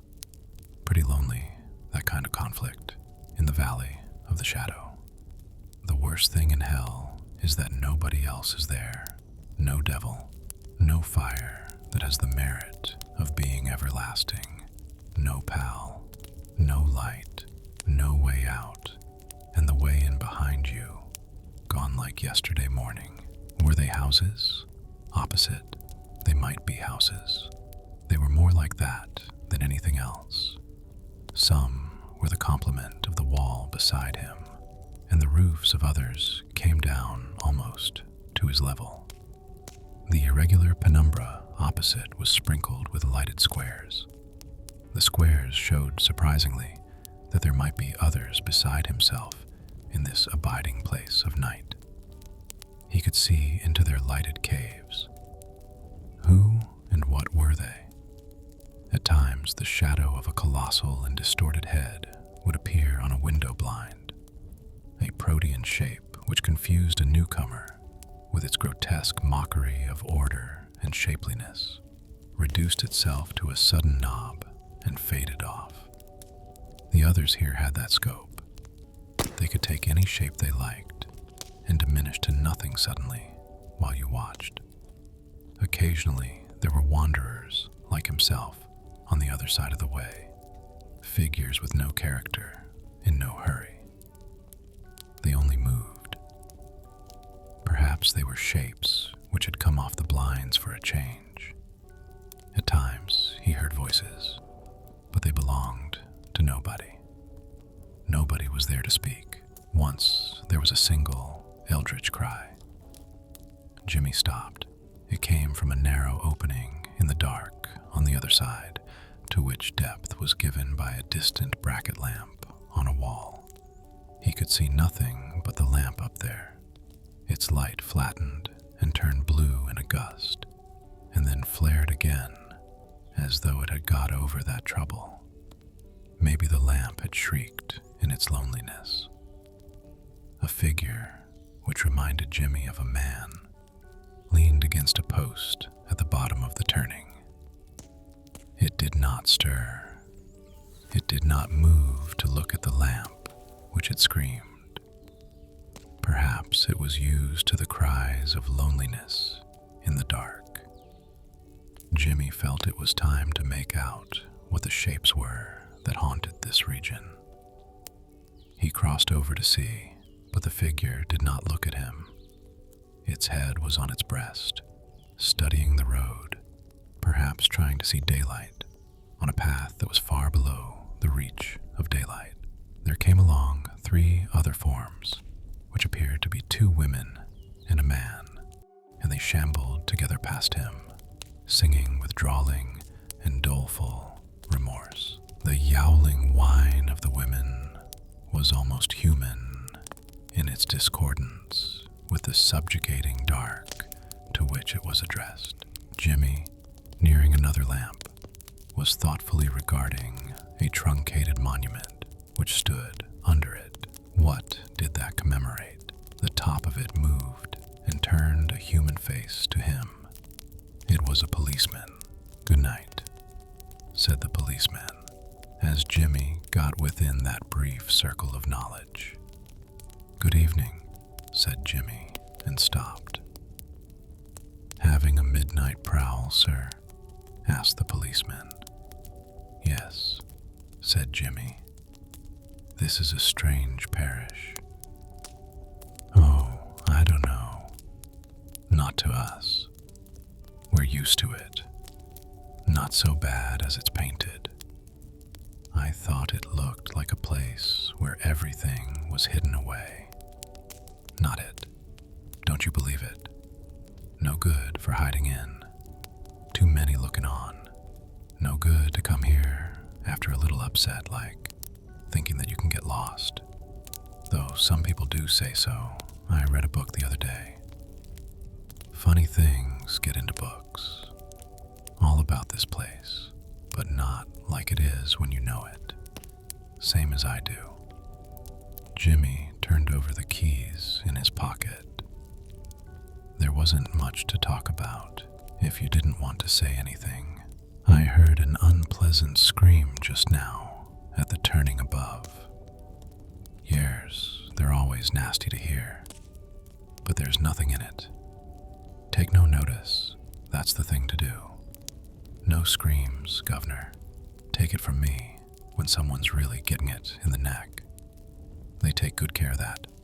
As a rule, only amateurs let 'em scream." The constable was amused. If they began with a loud noise, our job would be as easy as kiss your hand. Go straight to it, couldn't we? But they don't oblige us. We have to find 'em afterwards. The officer seemed glad of someone to talk to. He eased his helmet. "Take it from me, sir." He jerked his left thumb over his shoulder. "Why, only last week a young feller up there, he tried it on. Came from another part of London. People always think they're safe when they dunno where they are, like. Reckoned, I suppose, that anything could happen here and nobody would notice it. God bless me. The fact that he was here gave him away. What was he doing here? Of course, everybody asked that. Wouldn't come here for pleasure, as you might say. The constable chuckled again. And there you are. Where does this road lead to? Same sort of thing all the way along. Comes out by Stepney Station. Go on far enough, and you'll have to walk back, this time of night. Far to go? I think I'll be getting along then. Well, speaking for myself, I'd sooner be indoors. But of course, if it's the first time you've done it, it's an experience. I hope you'll enjoy it, sir. Jimmy hesitated, but then went his way. He strolled away from the light, but without knowing whether he was continuing in the same direction. He was not thinking of that. He took a side alley without knowing it, and continued to take whichever opening in the obscurity was the next one. No good trying to believe morning would ever come to that precinct, but he wanted the morning. He wanted it as soon as it could come. This place looked like the forgotten lumberyard of creation. Objects that could not be published had been abandoned there. They held together because they had never been disturbed. The echoes of his footsteps might shake them down, so he made less noise. This was the very bottom of the night, and he had sunk to it by his own weight. One byway left him in a narrow passage under a gas jet, where he had to choose between right and left. He could see what used to be there. It used to be warehouses. He looked above, as if in appeal for a suggestion of sky. There might have been one, but the ancient walls were close and leaned towards each other, as if the weight of night with its density would bury that foundered corner. Jimmy felt that he was sunk profoundly from all communion with his fellows. The gas jet made hardly any hollow in the gloom. It but selected for illumination a worn iron post, a scatter of chaff on cobblestones, horse droppings, and a few barrel hoops. Then, almost melted into the dusk beyond the chaff on the cobbles, he saw a dog watching him. He saw its yellow eyes. It was a dog. Here, old fellow. When he moved that way, it became only an ugly little noise, and was not there. An unseen hoop sprang from under his tread and bit him on the hand. But he did not cry out. Almost immediately, he saw it was only a hoop. As though it had only opened in the darkness since he came, he noticed before him a cleft in the wall. It could have been an outlet there. It was a lighter patch. While he wondered whether it was an outlet, a green planet moved across it. Midway, from side to side, the planet appeared suddenly, was bright for a few seconds, and then was eclipsed. As though that green light had caused it, he felt a cool draft blow steadily from across the way. What was there? Then a red star appeared midway, in the midst of a traveling cluster of white stars. Lord, a ship. He listened rigidly. He could hear the plunging of a propeller. He made a guess. A red light. Then she was going east. She was bound outwards. He crossed over and walked down that slit in the dark, till he felt only outer space was before him. There were remote points of light in a void. He stopped and fumbled with his hand. Yes, this was the edge of his world. He sat down on it. In a little while, he could hear water talking quietly somewhere below him. It might have been near or far. It was invisible. Perhaps that was the tide running by the Southern Cross. That was a long, sheer, cold drop. Ahoy, It was a clear but minute call from straight before him. "Aho-oi, I'm here," said Jimmy to himself. "I'm coming." That caller would take some finding. How far to go? He sat looking at that idea till his plight, the monody of the waters, the far points of light, and a thin drizzle which began, all blurred into a stillness within which his waking mind became like one of the stars sunk deeply in the void. He was hardly there. Had he been asleep? It had been raining. He was wet. When he stood on the edge, he heard, as if from across the river, a clock strike 3. 3 tiny ones. Not much longer to wait now. Better get moving. Nobody about yet. The same old walls continued in a city that was dead. Funny name, that, over a shop. Couldn't be right. Perhaps he was getting lightheaded. Wu Fu Li. Better not see people about when they had such names. This ashy solitude was interminable, and morning never came to it. He rambled up to the center of a bridge which seemed to rise above the shadows, and saw beyond him the inky grotesques of chimneys and house ridges against a low pallor. He leaned over the parapet, so there it began, that day for him. Below the bridge was a stream, soundless and raven, which became outlined in the bottom of night even as he watched. Its banks were of mud. They were livid like the water, but they did not move. The water uncoiled slowly, and so it could be seen a careened barge was below, a lump melting into the sludge. It would take old Karen some time to shift that. But this was his river, all right. The old boy was probably waiting asleep under that gasometer. A group of men passed him, going the same way, but they were brisk. Their noisy footsteps meant purpose and direction. Something was ahead of them, and they were going to it. That was more like life. Where they could go, so could he. He followed them, more like life. People were about, glum but purposeful. This was an early world, where railway lines were mixed with the streets, factories with the homes, and an unborn ship stood immense in her skeleton womb above the tenements. The day was broad when, surmounting gray fields and sheds with low roofs of iron, the scarlet funnel of a liner stood up like a noble beacon. Beyond her was a blue funnel with yellow bands. The vista of low buildings was overtopped by a long, diminishing array of cranes and jibs, masts, and the vivid colors of smokestacks, one beyond the other.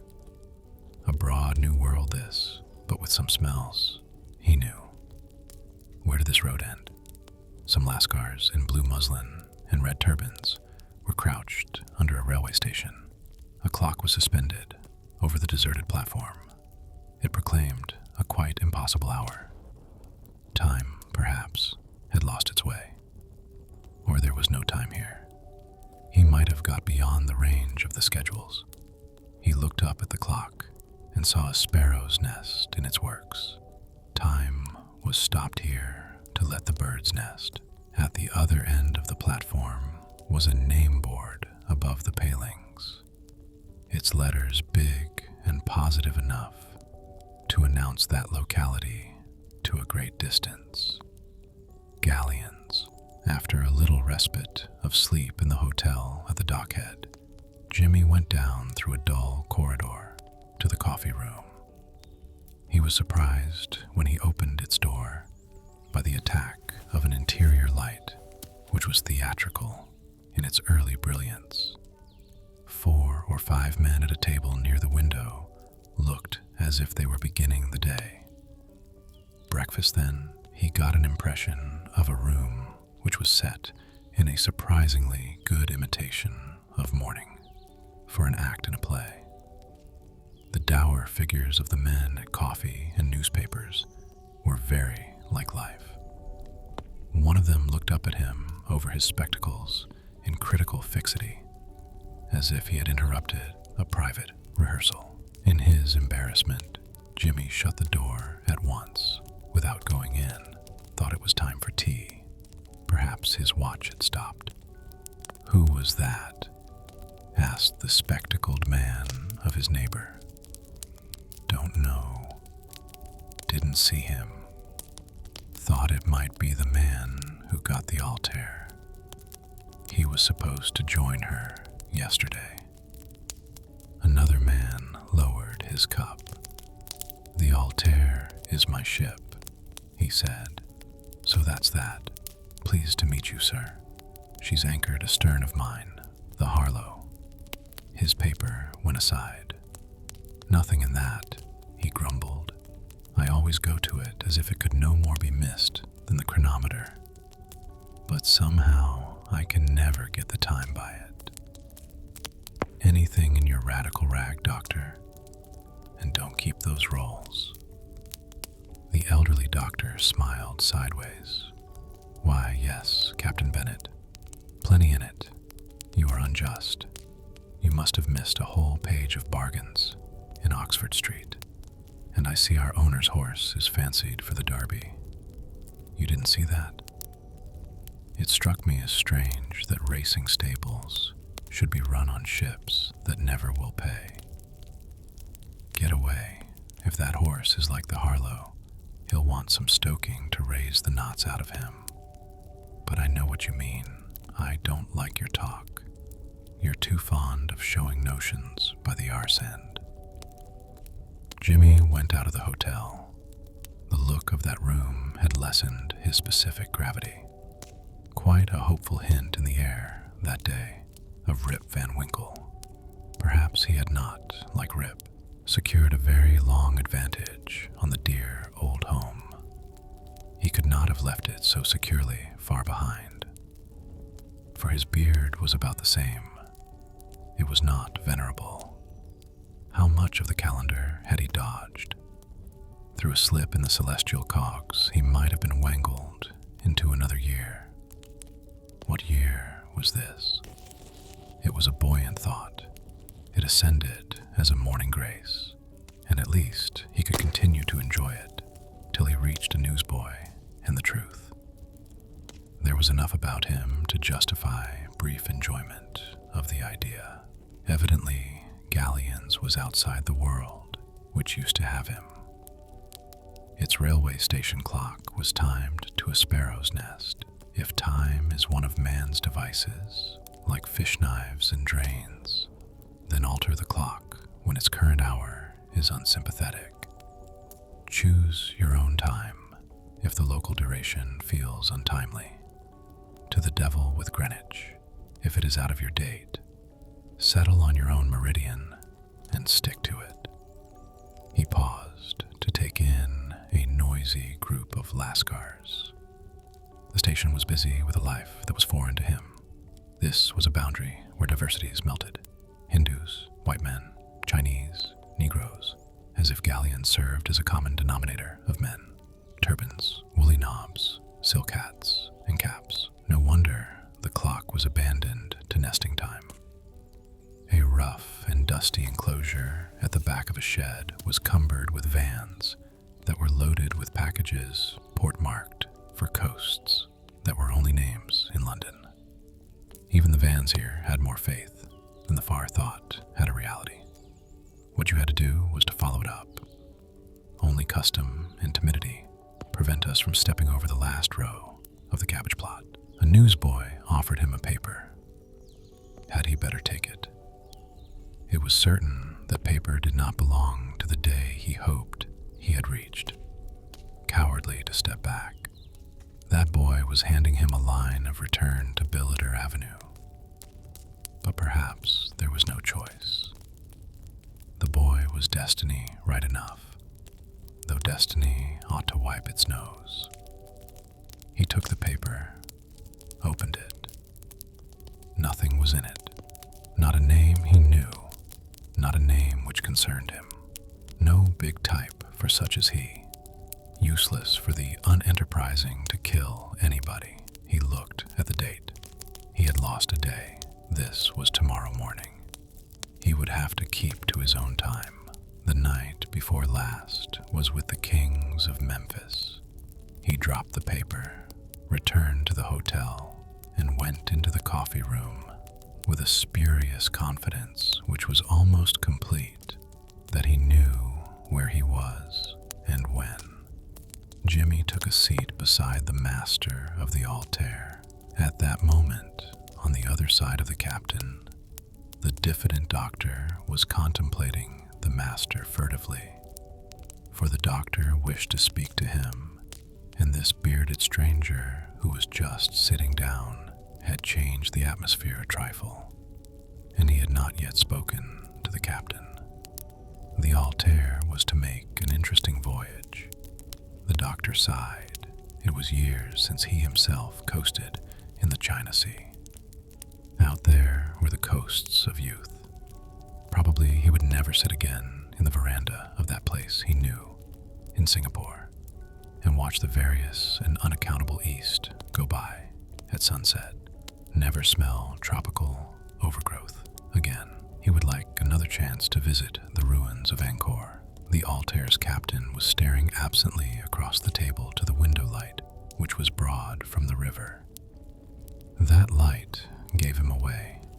The elderly and experienced doctor wondered, for a moment, while he judged his neighbor, what the merchant service was coming to when a man like that could have command of a ship.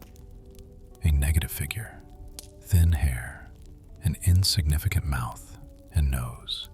Even his mustache was trifling. A lot of interest Bangkok, or the ruins of a forgotten civilization, would be to him. No character. The doctor had long ago decided that England was decadent for an unassailable reason.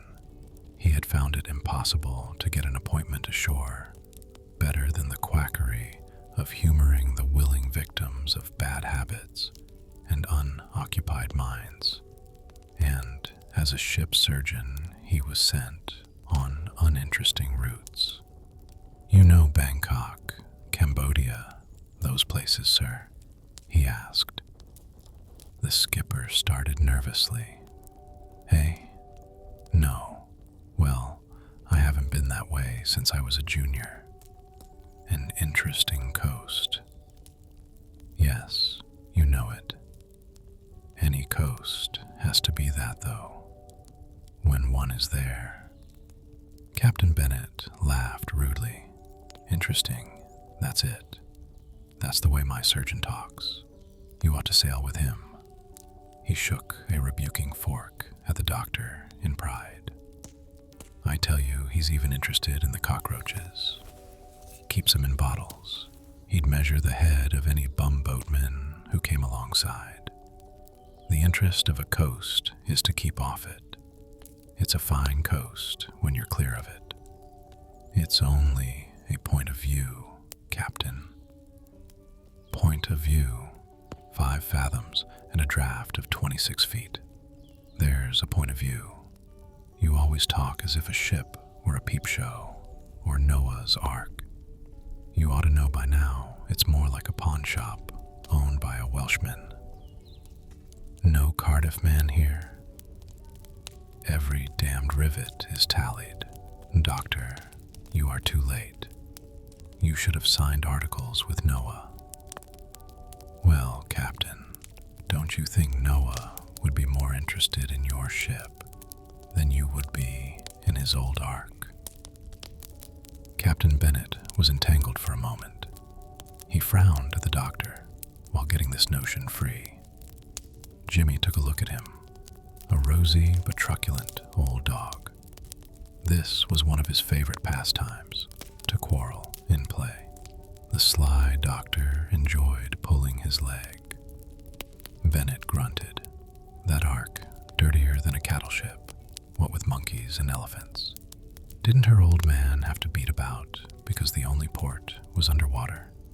Weather as thick as hell. All the same, no trouble with soundings.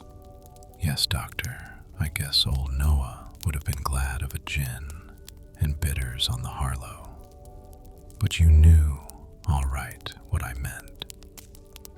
Our world isn't new, but Noah's was the first voyage, wasn't it? You'd have seen everything for the first time with him. The doctor was offensively quiet and kind. Do you think we ever see anything at all? There's nothing but names in the world, Captain. Most of the names are old. They hide the things. We look at the names and see nothing. Now, what's he getting at? That's the way he goes on, quietly pushing the soup off the table to start a nice little conversation with me, him and our engineer. If you could hear the pair of them at it, you'd think the earth was only a fog, as near as I can make out.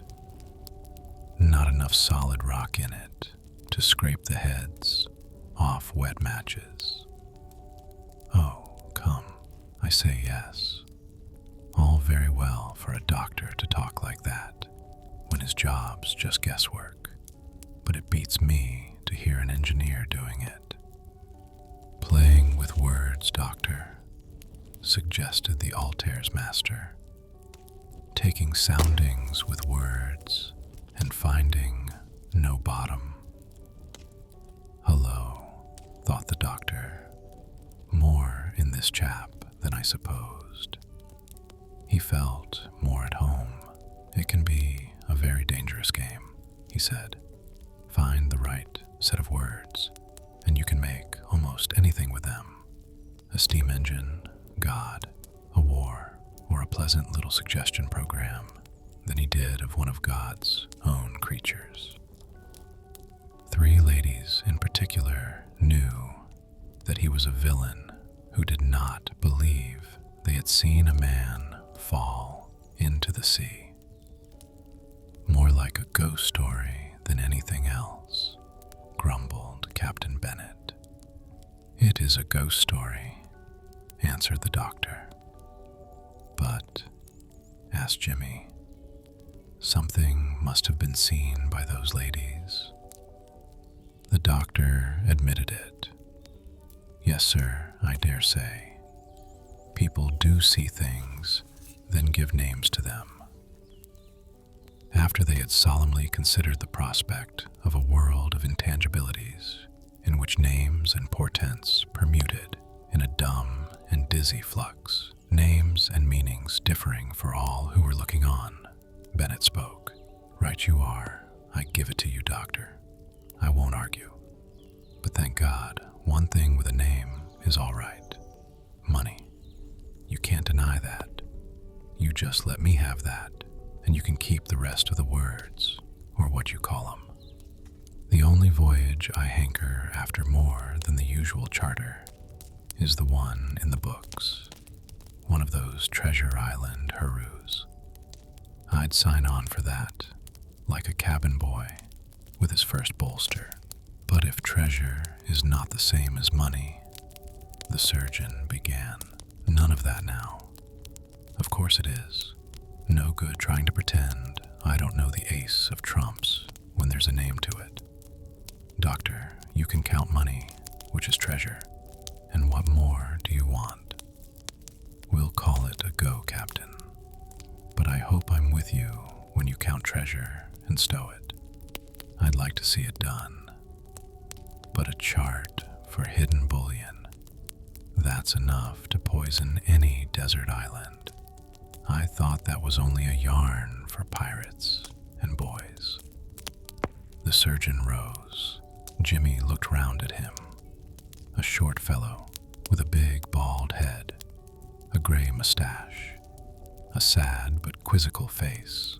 The surgeon paused with his hands on the back of his chair. He appeared to find inspiration in the seat of it. I've never heard of a chart for the things I want. I don't believe I can have it, unless I make it myself, and then the next man couldn't read it. If he did, he'd want something else. Morning, Captain. I'll see you at the shipping office presently. Sign on at 2:30, don't we? The master of the Altair was listening and smiling ironically. while idly balancing his spoon on the edge of his cup. Then he, too, left the table, but without a word. Collet soon followed. A clear decision had come to him to return to the office. There was no hurry, but he was going. Perhaps Perium wasn't dead, and if he were, that was an inquisition he could face. Just see what would happen. Bound to be interesting. He went up to his bedroom. That surgeon was a good doctor. There was no name to him, but he was one of the fraternity. How surprised he would be if he knew that his demeanor and chance words had prompted a decision in a stranger about a quite irrelevant matter. Collet was passing an open door and glanced in. The Altair's master was there, considering, with his hands in his pockets, a large example of Kuan Yin. Jimmy was brought up. "Hello," he said to himself, and then would have gone on. But the man inside saw him. That took my eye. Collet apologized. "It's a beauty. May I look?" Come in, come in. It is a good one. I like it. I've never seen a better one. It's a beautiful figure. But only 1 or 2 men know this stuff. Are you interested in it? Yes. But I don't know anything about it. It's different from Staffordshire ware, that's all. The stranger shyly confessed that when in London, he himself had paid furtive visits to the British Museum. He did not quite know why to look at Chinese bowls. There's something about them, he ventured. There is. They're the same as some music, I suppose. There's no reason in it, but it means something. They approved each other and showed it. They had confessed a common frailty. Collet handled the figure, while they speculated over her quality and the nature of her attraction. "We had better not look for reason in it," said the stranger. "For instance, just now she's a bit of a nuisance. I'm leaving here, but now I can't go to my ship till this afternoon. I've been called by phone to town, and there it is. I can't lug her about. I don't like trusting rough hands with her, but I shall have to risk it." Jimmy was jolted by a thoughtless impulse. He might as well finish with a useless friendly act. Was it the word to say, "Where's your ship? Could I take it along? It would be safe with me. It's all one what time I get to the city today." The sailor gave Jimmy a direct glance. Then he pouted at Kuan Yin. "That's very good of you, but it's too much to expect of a stranger." "Not a stranger," said Jimmy. "I mean, I know her. I've got one. I had one. Rather like it. No trouble to see that good thing is safe. If it would help, of course. Is your ship far from here?" "I should be grateful, sir, I must say. The steamer Altair. But could you really do it? I got the thing only 3 days ago, in a Limehouse pawn shop. I couldn't resist it.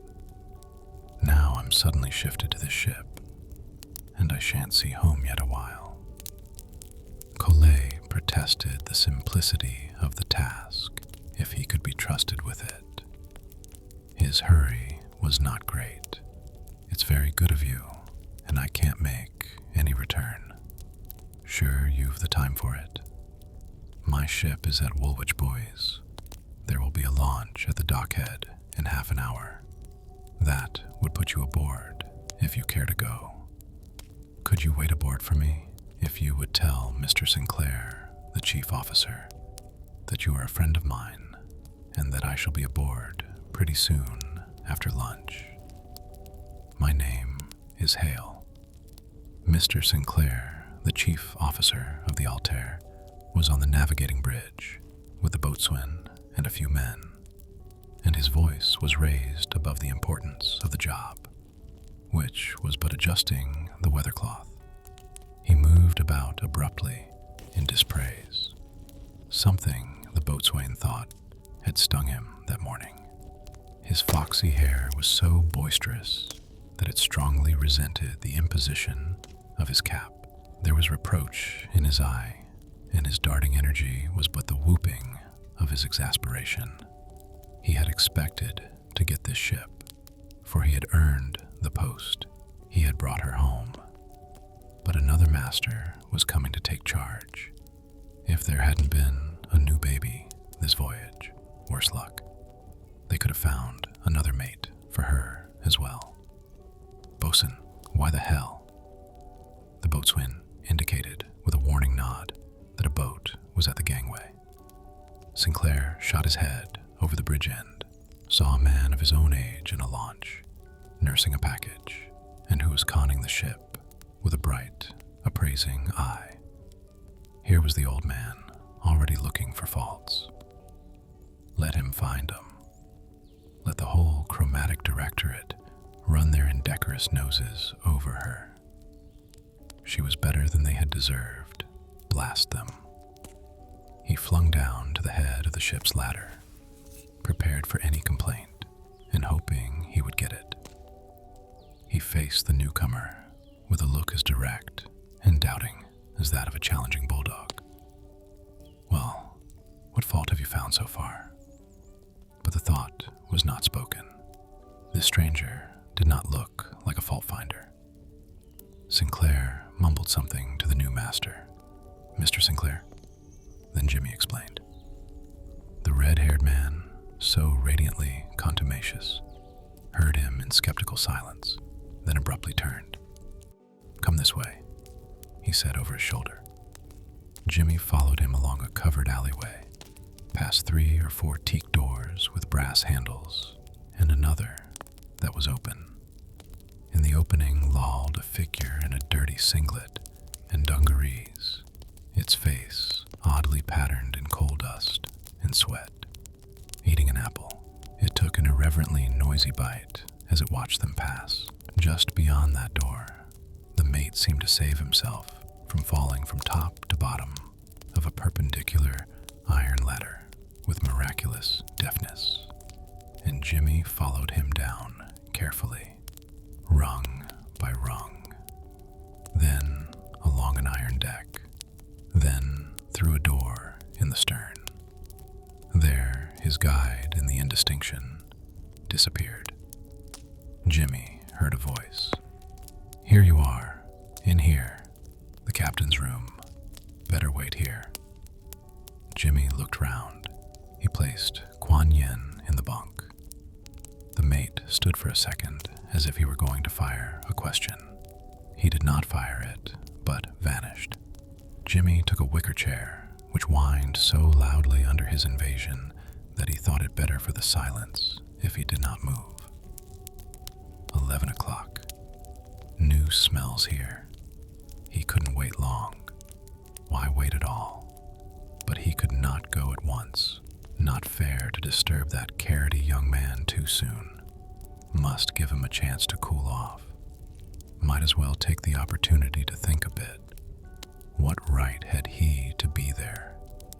Say then that it was better to help to save a good piece of porcelain than to hurry to give the police a job of work. Perhaps the accidents of circumstances were not quite so accidental as they appeared. Perhaps they knew what they were about. Well, then they knew more than he did. If they knew so much, then they could take charge, and he would see what would happen. Apparently, he had done that. It was all a muddle to him. It was not much, after all, to be charged with Perium's death.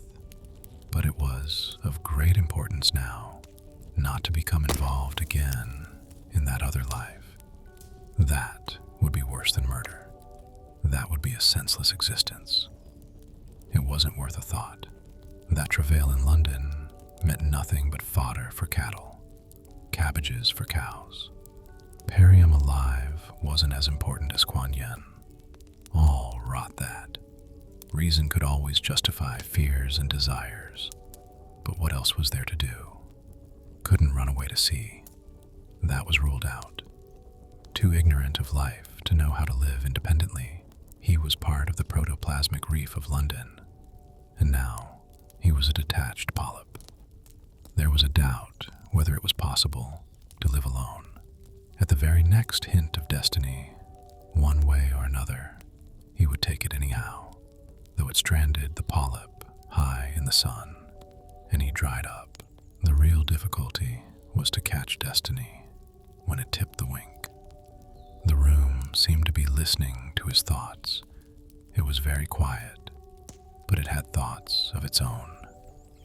You could hear them when your own thoughts stopped. The cabin seemed to be full of reminiscences. It knew a lot. It communicated with him through the chair. Tremors, clicks of adjustment, a ventriloquial murmuring. Once he heard the mate's voice outside. That fellow did not seem much better yet. And then somebody in a white jacket burst into the cabin, opened his mouth when he saw the room was occupied, and left at once, closing the door with deferential gentleness. The distant trees he could see through the port had changed their position. She was swinging to the tide. Silly to wait there. He was an intruder. Whatever place there was for him in the world, it was not that room. He went outside. Mr. Sinclair hurried past him, on deck. "One moment, please." He advised the chief officer what he had done with his charge, and that the contents of the parcel were eminently precious and delicate. Mr. Sinclair darted back to the alleyway without a word. "Steward," he bawled. The man in the white jacket was there at once. "Parcel in the captain's room. Too good to be touched. Don't touch it. See?" Then he turned to Collet, and his question was in his glance. "Anything more to say? I'm busy." Jimmy explained that he would not wait for the captain. He must go now. "What?" ejaculated the sailor. "I thought you were a passenger, or the ship's agent. Why didn't you speak? The launch is gone. The pilot's aboard. I've just had a telegram to say Captain Hale joins us at Plymouth. You'll have to go on to Gravesend now." He spoke as though it would not matter to him if Jimmy went farther still. Jimmy made a little protest. "There it is. I can't stop. I'm wanted above." Mr. Sinclair strode away. The Altair was far from the shore. There was some inexplicable activity and directing shouts. The ship began to tremble and gave a warning bellow. She was underway. Jimmy half wished he was going with her. A foolish wish. He did not even know where she was bound. The Altair went down on the first of the ebb at half speed. Collet had not seen those shores since he came up this very reach more years ago than he could accurately count. It does not heighten the present morning light to count years you seem to have lost. But it was twilight, he knew, when he was there last. Not much use peering backwards to discern what has lapsed into an old twilight. All the people who were with him then were shades in a lost year. He could not recognize them. There was a vague woman in a pale dress beside him, whose face he could not see now, but he could feel her consoling fingers rumpling his hair. Here it all was, and an old man stood up there who, somehow, accorded with the dark and the sound of the warning river. He remembered how the grave murmuring stirred him while all was still. Who was that old fellow? His dim, tall figure was still there, but nobody knew his name. He could hear only Mr. Sinclair's voice. No doubt about that. We live a dual existence. The people who talk to us in the present are unaware that we are not altogether with them. he was making 2 voyages now. If that chief officer were asked, he would give an emphatic opinion, which everybody would see was obviously right. But the truth isn't as easy as that. He paced the deck and watched 2 landscapes unfold, one in an evening without a date, and another that their pilot was watching. He felt that the actual was of less potency, in spite of the spring sun, than the obscure land from which the sun had gone, where the people were so merged in a fading year that nothing of them remained but a gesture of affection and an absurdly solemn premonition about something he didn't know. It looked as if the doctor who talked at breakfast was right. There is no chart for what is of enduring importance to us, and nobody talks of what is of most importance to us. Infinity cannot be charted. There are only private symbols, but they affect us more than the loud fussiness of the day. Perhaps in a time not yet, even that aggressive officer on the Altair's bridge would appear to be shadowy and significant to him. In what way? Mr. Sinclair's voice could be heard again. He was addressing somebody in the bows, and his voice was like a gun's. Jimmy saw some fun in that probability. It would not be easy to make an august memory of that red-headed man. Something was happening. Of course, here was Gravesend. They had anchored. The day was still early. It would be easy to get back. The fellow in the white jacket approached him. "Mr. Sinclair would like to see you, sir. He's in the chart room." Jimmy went up. Sinclair held out his hand with an embarrassed smile. "I don't know your name. You'll excuse me if I've seemed inattentive. I've been rushed. The pilot will be leaving in 10 minutes. He's talking to the chief engineer. You can push off with him." He was assured that all was well. "Have you got an interesting voyage in front of you?" "I haven't. I'd stay ashore if I could. I've been in this old thing too long. 4 years and 2 sets of owners. It's time for a change."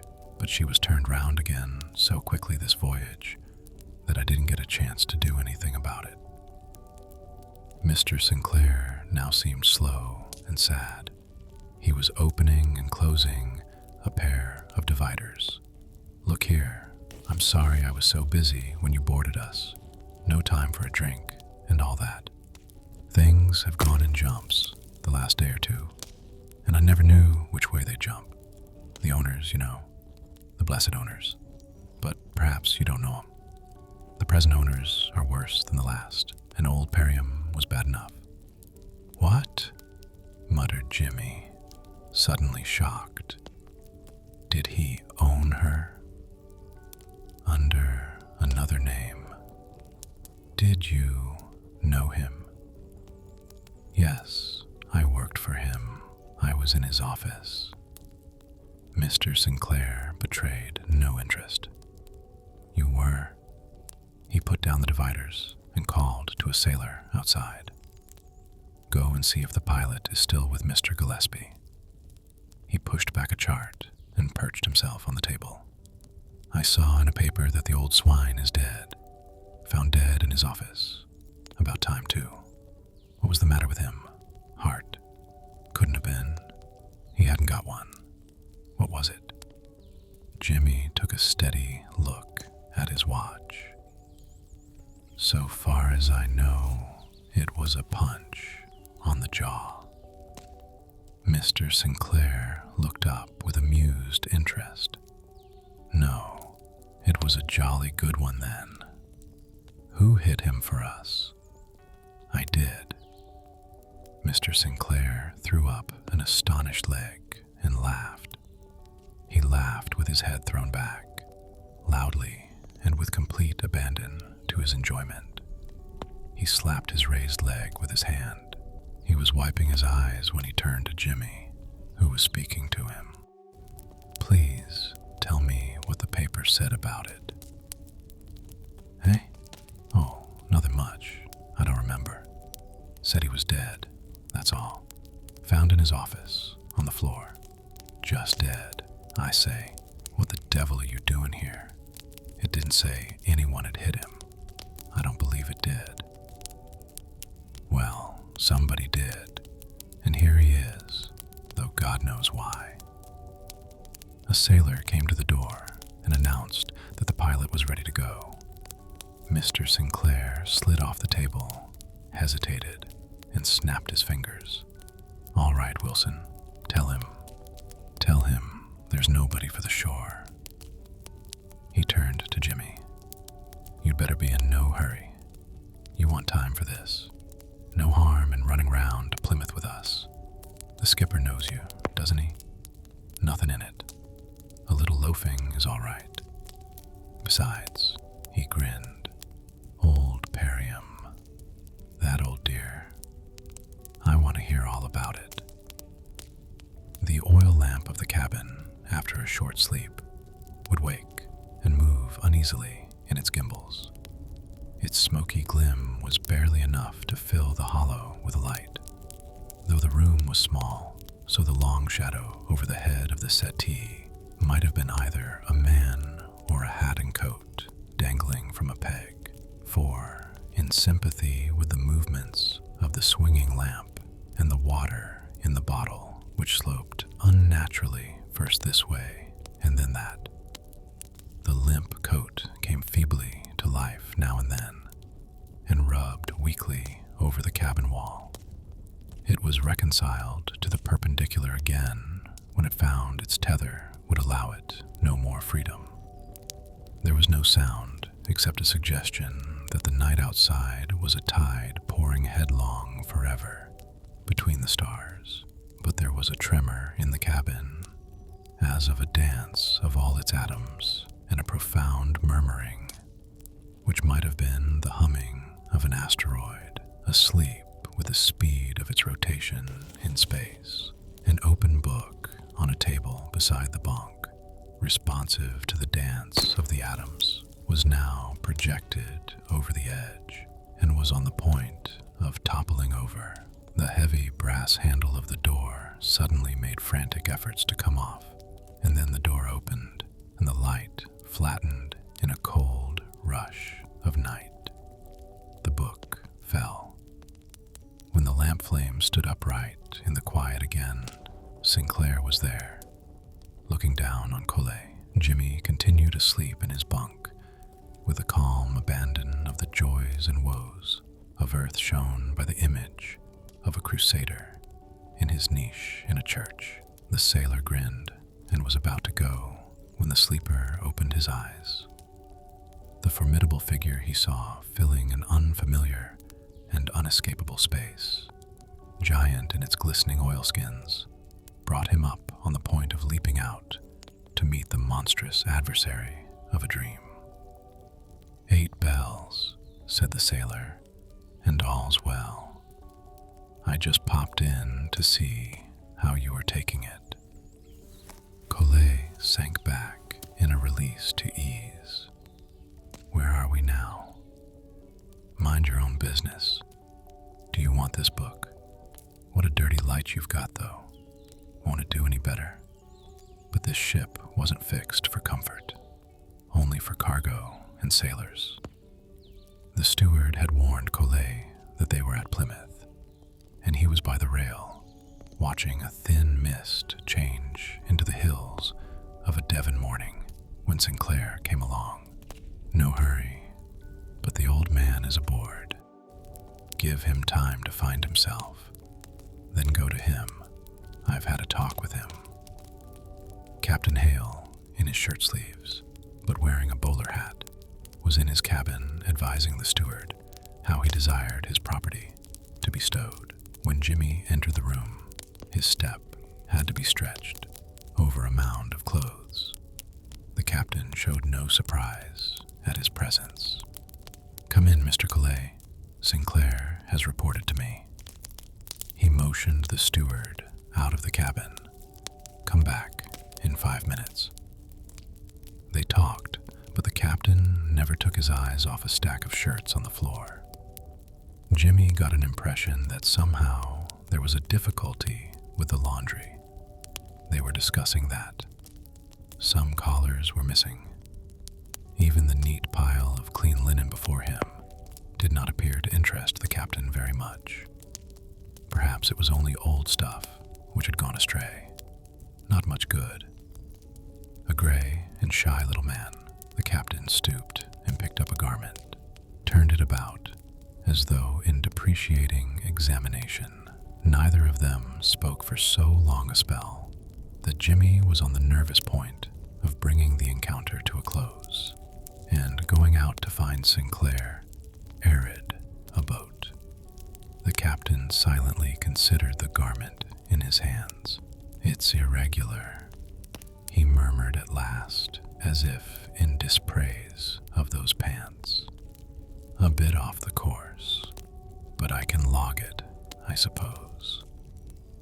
He changed his regard to Collet, though not to his face, about as high as his knees, merely comparing their pants. We leave as soon as our engineers are ready. They've uncoupled something below, but they won't be long. Well, what will you do then? Go on with us? What? Yes, if I may.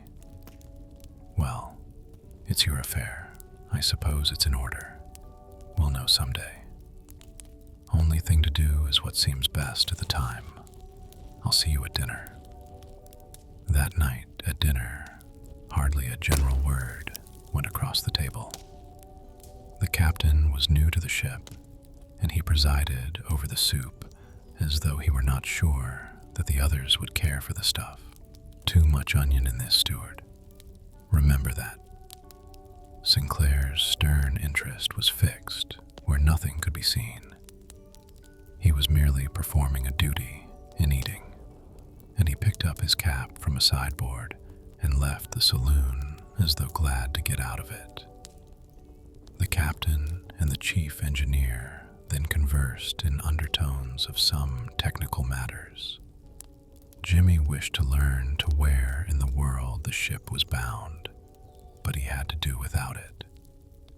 Yet, when he got away from that confinement with strangers who were talking apart and confidentially of much which he did not understand, and more that he did not hear, and was alone on deck, their destination, wherever it was, did not loom importantly. It was incidental. They were outward bound, enough for one day, and one day at a time. He leaned on the lee rail amidships, watching a distant light.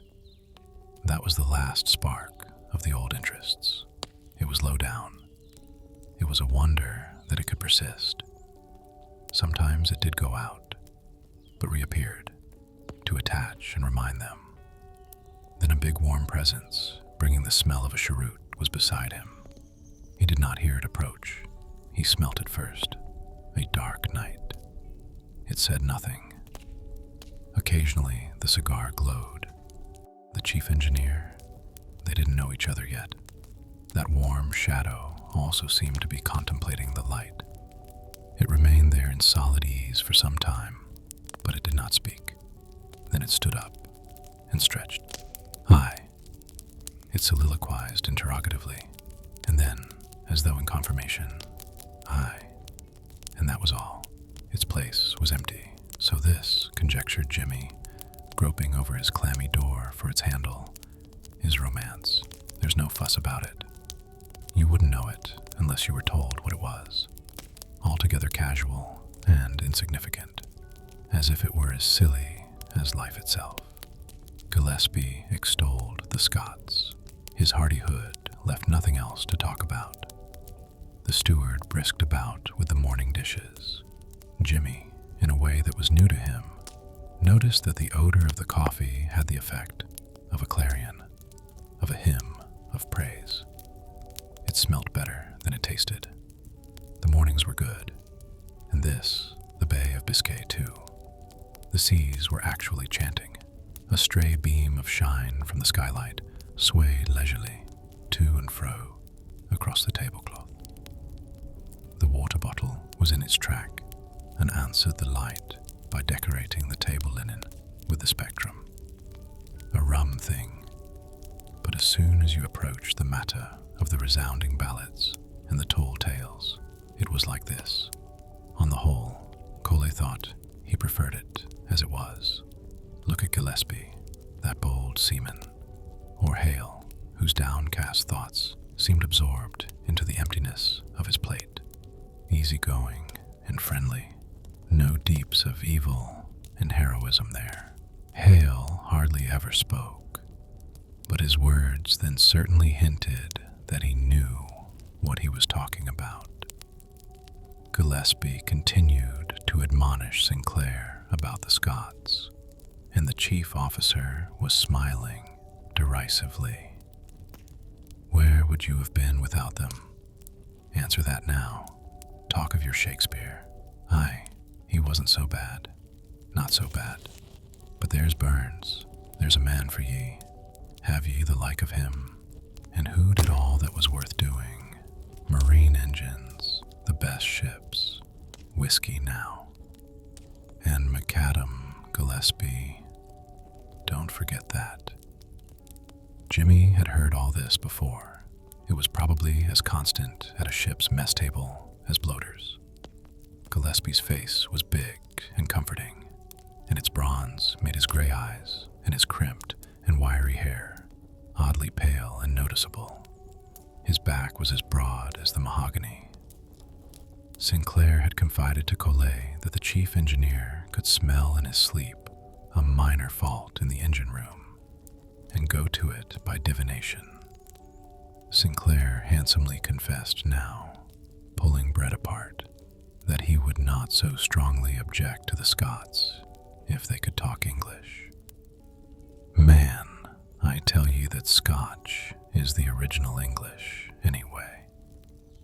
Of course, when we were hairy savages, living on heather tops, before we learned better manners. I say, Gillespie, didn't I ever tell you? There was a Scotchman, an Aberdonian, I sailed with once. He was an engineer on his first voyage. I had to guess twice before I knew what it was he wished to tell me, but couldn't pronounce properly. Well, we were coaling out east, and this fellow countryman of yours was at a hatch with a Chinese number 1. They were rowing, pidgin English, and your kind of English. You never heard such a shocking noise. The work was getting all balled up. Nothing to do with me, of course, but I strolled along to hear what the trouble was. The young engineer tried to tell me, but the chink broke in. He was so jolly wild. He pointed at your countryman. Look, he said, no speaky English, no speaky Chinee, all same bloody Scotchman. Sinclair went out of the room triumphant, while Gillespie was considering a shot at him. The captain took no part in the discussion. He's a lively young man, he remarked to the engineer. You know, Gillespie, I'm told that I'm a Scot, or that I was. Thus that day drew insensibly towards noon. The next day was like it, and the day after was separated, but by another night. Time was alternate, day and night. Their ship was enchanted in the center of a vast and empty world. It was the dot and focus of a radiant vacuity, and it was a handhold when about them was nothing but stars and the dirge of the abyss. It labored, it beat down without ceasing glassy upheavals into fields of hissing white. But it could never escape to that dark and distant line where the wall of heaven stood about them. They were alone. The romance of the sea had flown off, perhaps, on the wings of the clippers, and was lost. It was not there, but the sea and the sky were unaware of any loss. They were beautiful but were aloof from the desires and anxieties of man. The deck was orange and crimson with rust, even iron rust, when it was seen in the right place, accorded with a mind in which perturbation was lessening. Jimmy had a word with Sinclair about that rust. Sinclair surveyed it and advised Collet that it would do him more good to take a chipping hammer to it. What was more, it would have to be done. The black funnel and the yellow masts leaned this way and that, and sometimes swung in a half circle. A coast appeared late one afternoon. It was elusive, but it must have been land. The shape of earth there, Collet saw, had the luminous indistinction of a pale blue flower in sunlight. Those strips of orange would be its beaches. The sky over the inland hills of violet was a clear height of greenish ether. They were lost, very likely. They had strayed to a younger and brighter planet, an opposite coast formed with a scatter of white specks down by the sea. The captain stood with Collet on the starboard side of the bridge.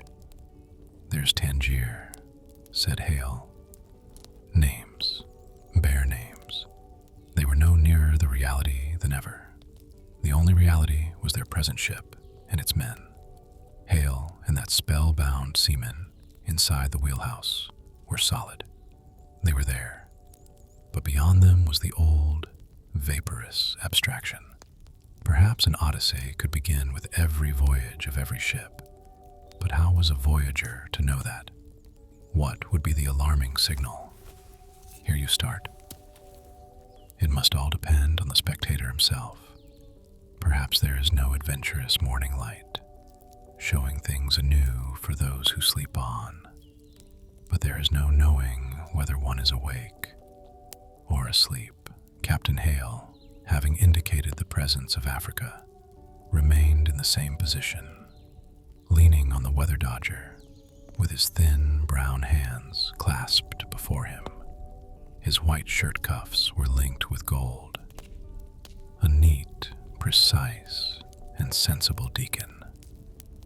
He was still regarding Tangier in apparent belief. Somebody was playing an accordion in the forecastle.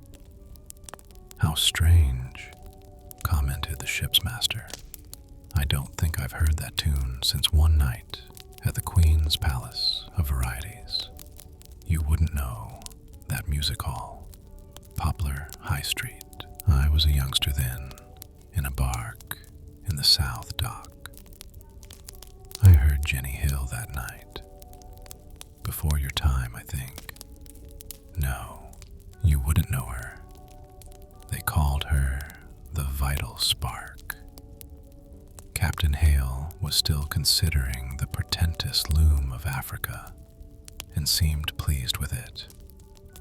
Good Lord, thought Jimmy. Here we are, and the men together on the same ship are in different seas and only appear to be together. They see different things. What would make this world common for us all? The great McDermott was on the program that night. Quietly continued Hale. "We don't want to fight, but by jingo if we do. Yes, you've got him. That's the fellow. It's a long time ago. Yesterday, or thereabouts, my boy. Just feel our revolutions." Jimmy gave conscious attention to the incessant and energetic throbbing, which was the only warning of their progress. "She's doing her best," he reported. "She is," said Hale. "Well, that's how time goes." He turned to look at their wake. Jimmy turned. The track of their past diminished to infinity, on the uneventful sea towards the declining sun. A little concentration with a chipping hammer will do more to the inexperienced back than to a rusty deck. Collet, not to be beaten, ached while he chipped, and the sun burned his neck. The rust was even drier than ledgers. How long to go to one bell? A flake struck his eye, and he gave it a rest. He stretched his back. The sea, after the near red deck, expanded into an astonishing sapphire. An island was in sight in the blaze of day, a desert of tawny rock. It quivered under the sun and the loosened breeze. Where had that place come from? Conjured up, Sinclair, on his way aft, rebukingly active, descended an iron ladder to the deck with a rapid tattoo of his feet, but checked alongside Collet to peer at the island. One tiny house by the shore, a white cube, was all that showed in the desert.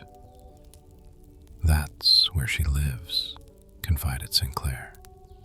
"Circe waits for me there, but alone. No leopards, and especially no swine, only jars of wine. Have you ever seen her?" "On my first voyage.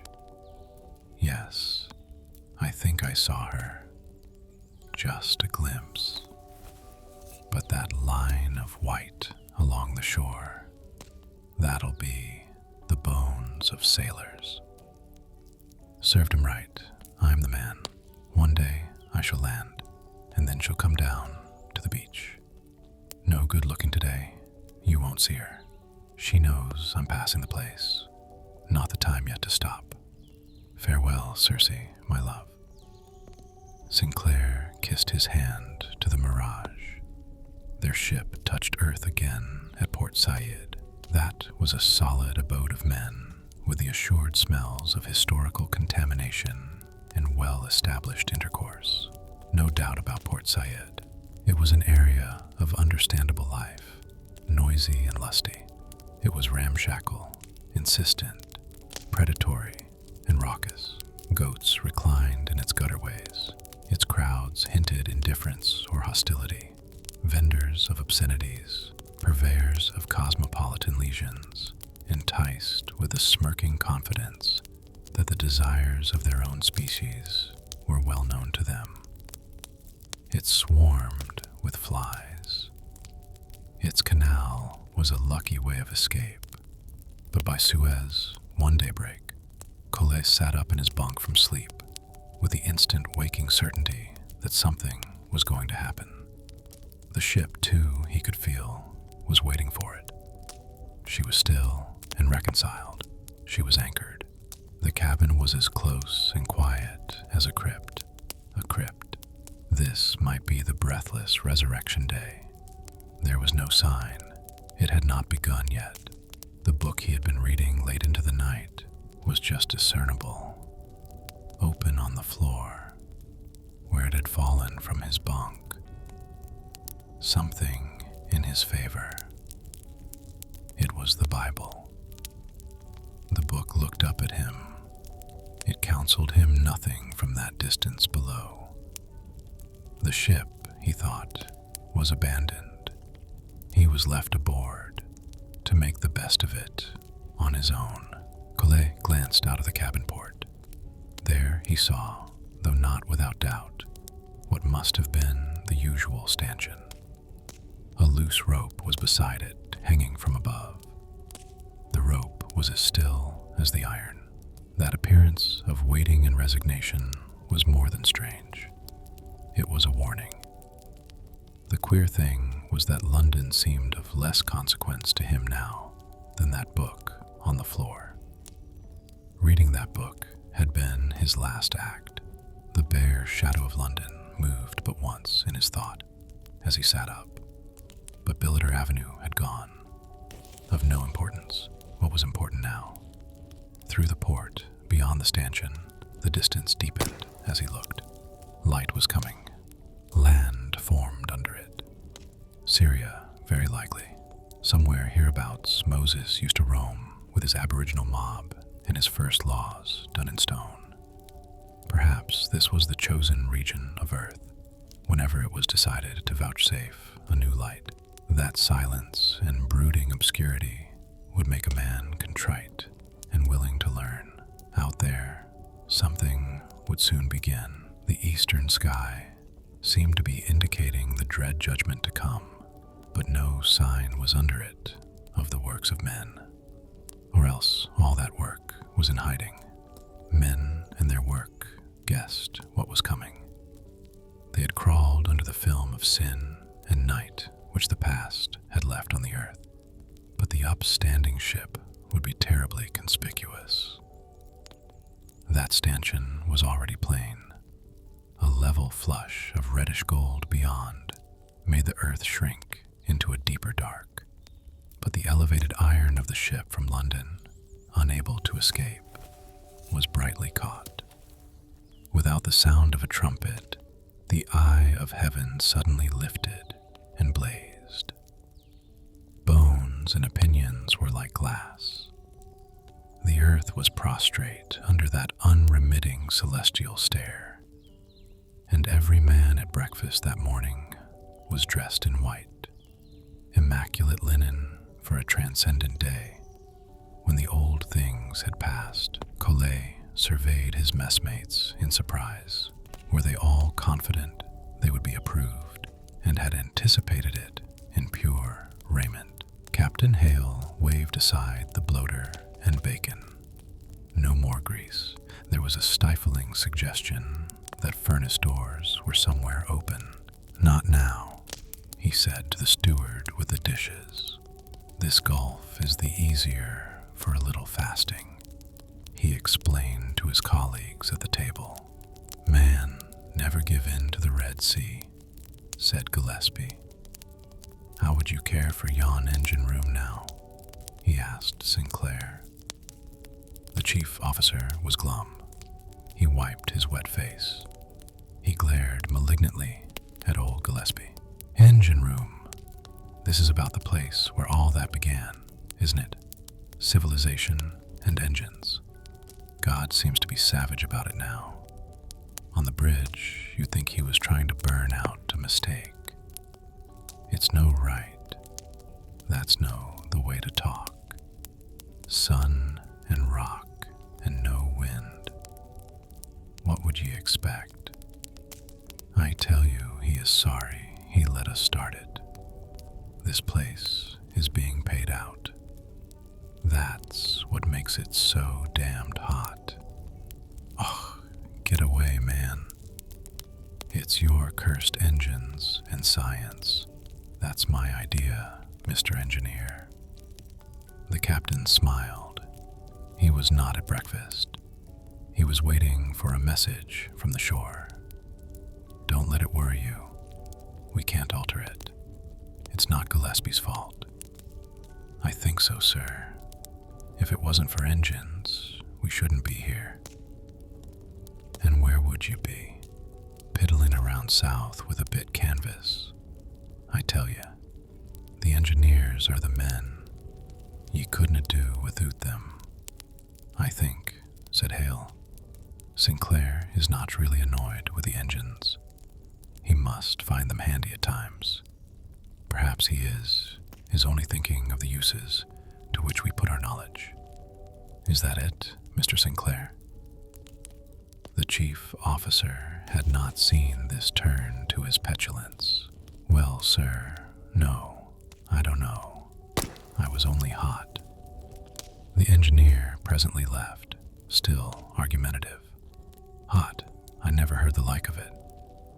The captain shook his head in amusement at his lieutenant. Be careful, mister. If you must get peevish, don't blaspheme science. Nobody will mind if you round on God. But leave the engines alone. They're sacred. Sinclair looked round at the master in a little surprise. That elderly man was sitting with his eyes cast down, but he looked up in a friendly way at his junior. You'll find it so, he said. It's no good getting annoyed with the way of things. We might as well argue with the seasons. They change when the turn comes.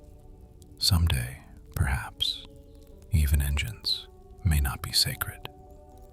He went out of the saloon, but came back to put his head in the door. "We get going in half an hour," they went on. The ship came to sullen life, grumbling and stuffy, breathing cinders heavily all over them from a languid bulge of smoke. She had entered another region of Earth and was committed to another existence. Europe was far off and out of mind. They were beset by another order and must make the best of it with the little they knew. The shores near to them on either beam showed that Sinclair was right in one thing. Those coasts were burned out. There the earth had finished with men. There was no more darkness in the high bergs of Africa. They were masses of radiant bronze and brass. The very sea was lumpish and resentful of the intrusion of keels.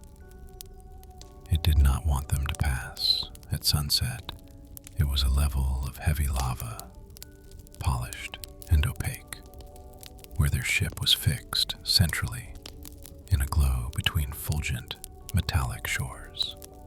Sounds had gone from that world, for no men were there, no rain, and no wind. Off the island of Socotra, they found some air, and their ship began to sway. They had crossed over. They were involved now in the hazard of a new probation.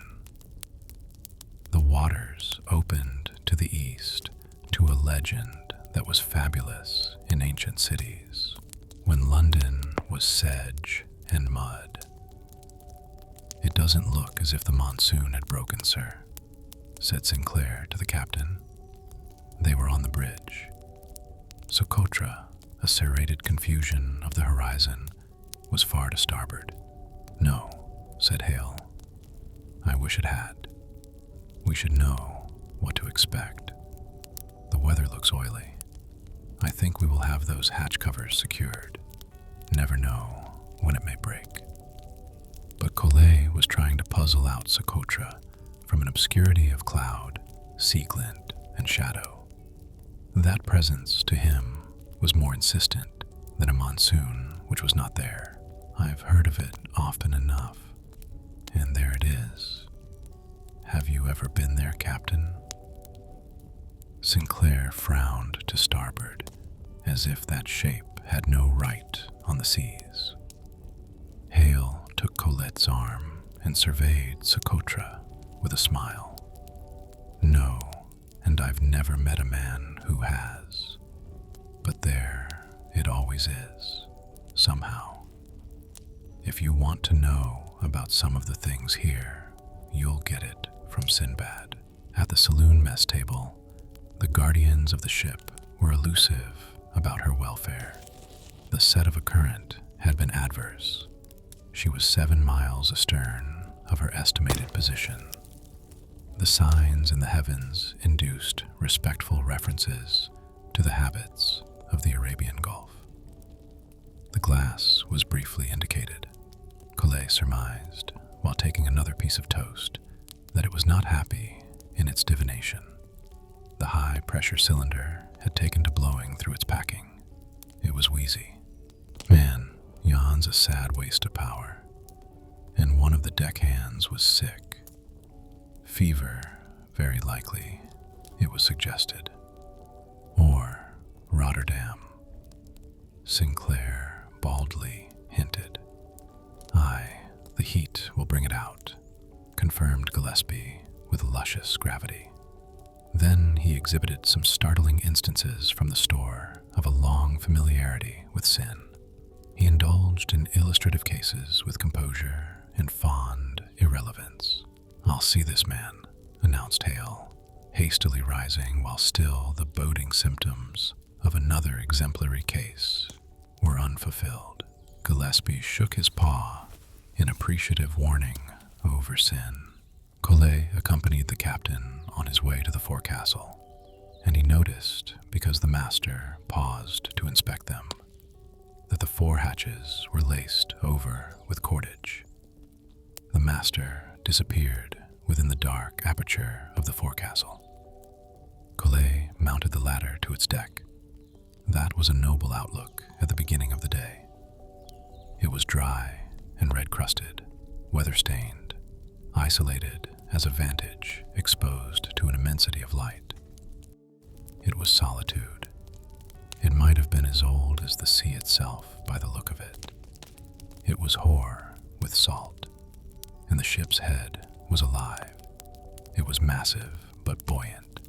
It seemed to inflate and to mount quickly and easily with enormous intakes of air. Then, sighing through its hawse pipes, it declined into the friendly rollers. If you looked overside and down, the cutwater of the ship was deep and plain in the blue transparency, coming along with unvarying confidence, like the brown nose of an exploring monster.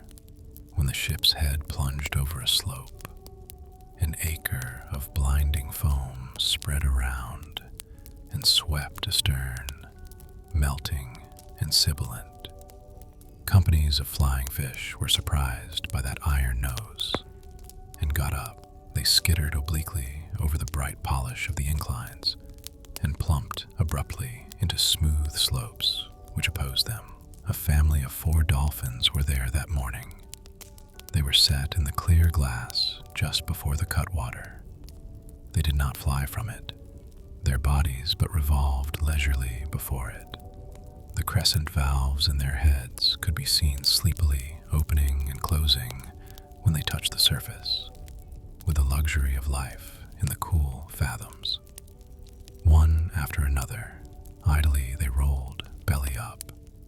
They were merely revolving without progress, yet the fast-pursuing iron nose never reached them. It was always just behind the family, which wove a lazy and gliding dance before the ship, artfully leading them on, these familiars of the deep. It was a fair world into which they were being led. It reposed in an eternal, radiant tranquility. The Indian Ocean was as inviting as its name. There were clouds ahead, but they were fast to the skyline.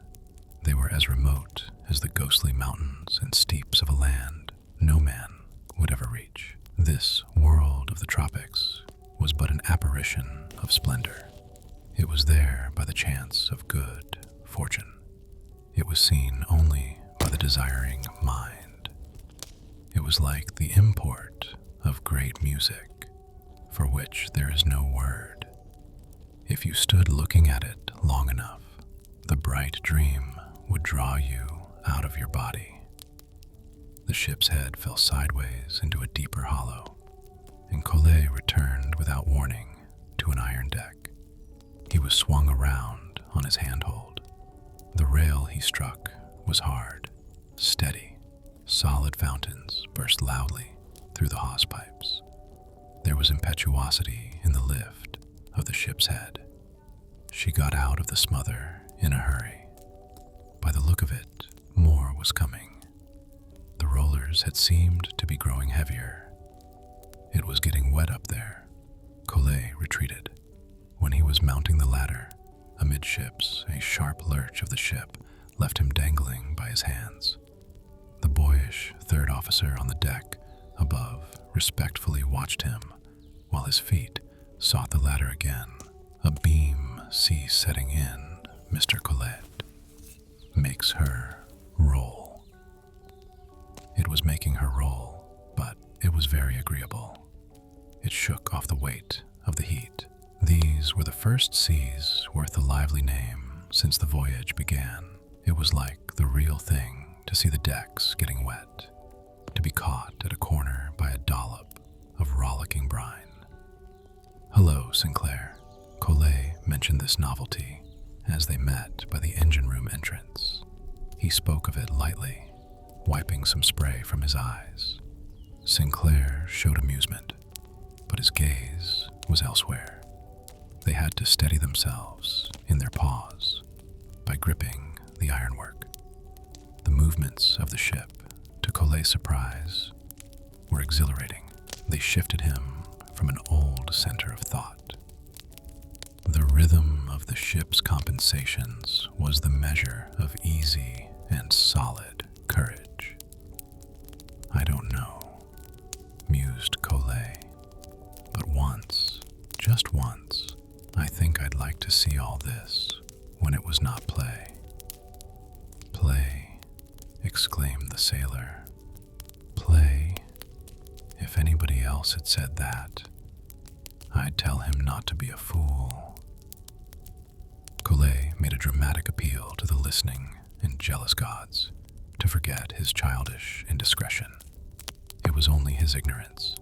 It was born of his trust in his company. He reposed in the faith that the Altair was a sound old dear. Sinclair grinned.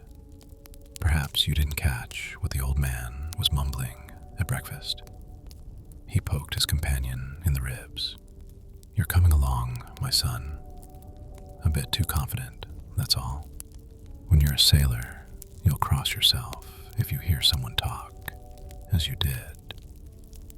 I'm sure of it. What was it the captain said at breakfast? Oh, nothing. He's a cautious old boy, I think. Wanted me to believe he doesn't like the look of it. But I can't smell anything in the wind.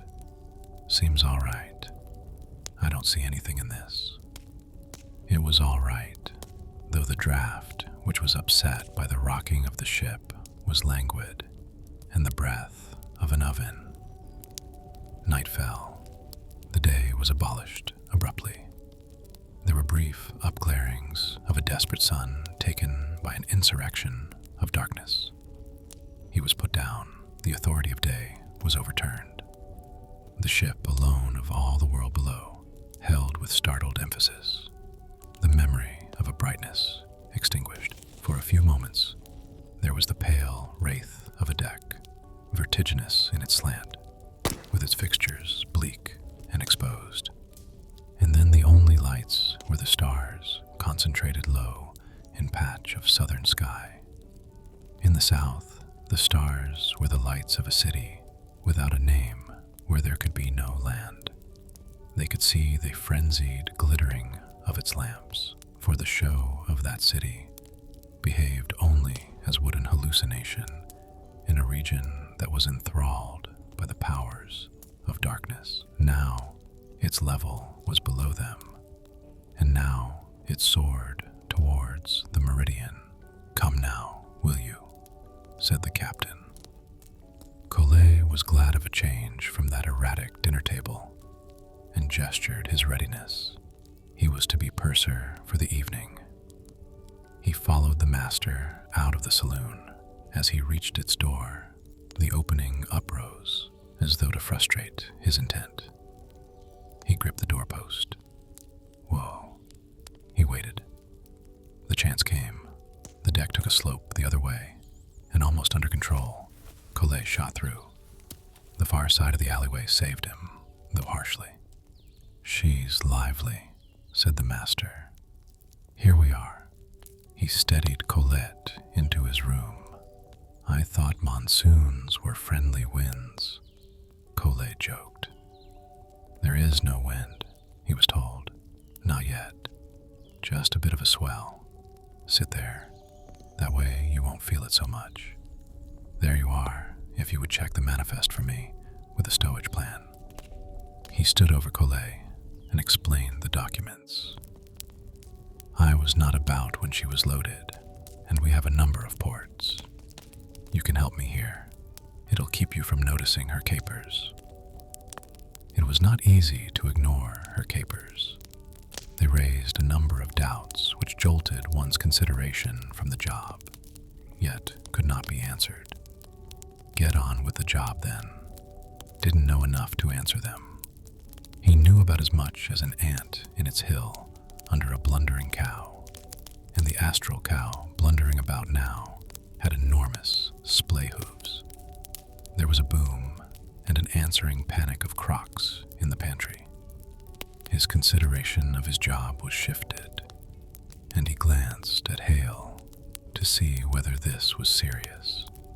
The attention of the captain, however, rapt as at prayer, was devoted to his desk.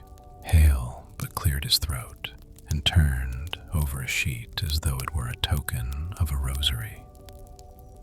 They worked without a word for a time, and then Collet put a question to the master.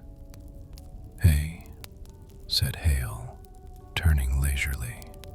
"No, that is probably a slip. Make a mark there."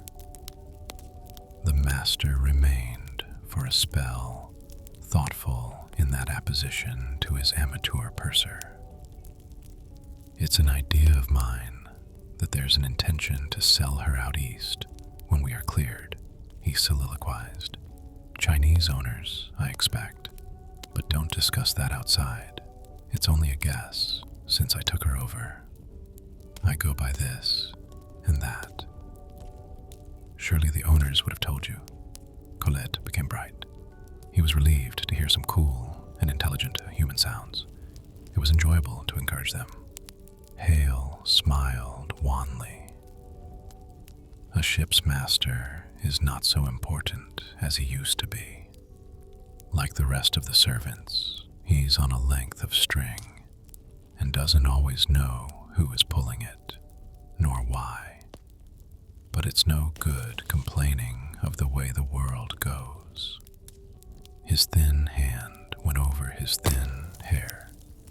Colette felt stir within him the warmth of a liking for that frail figure.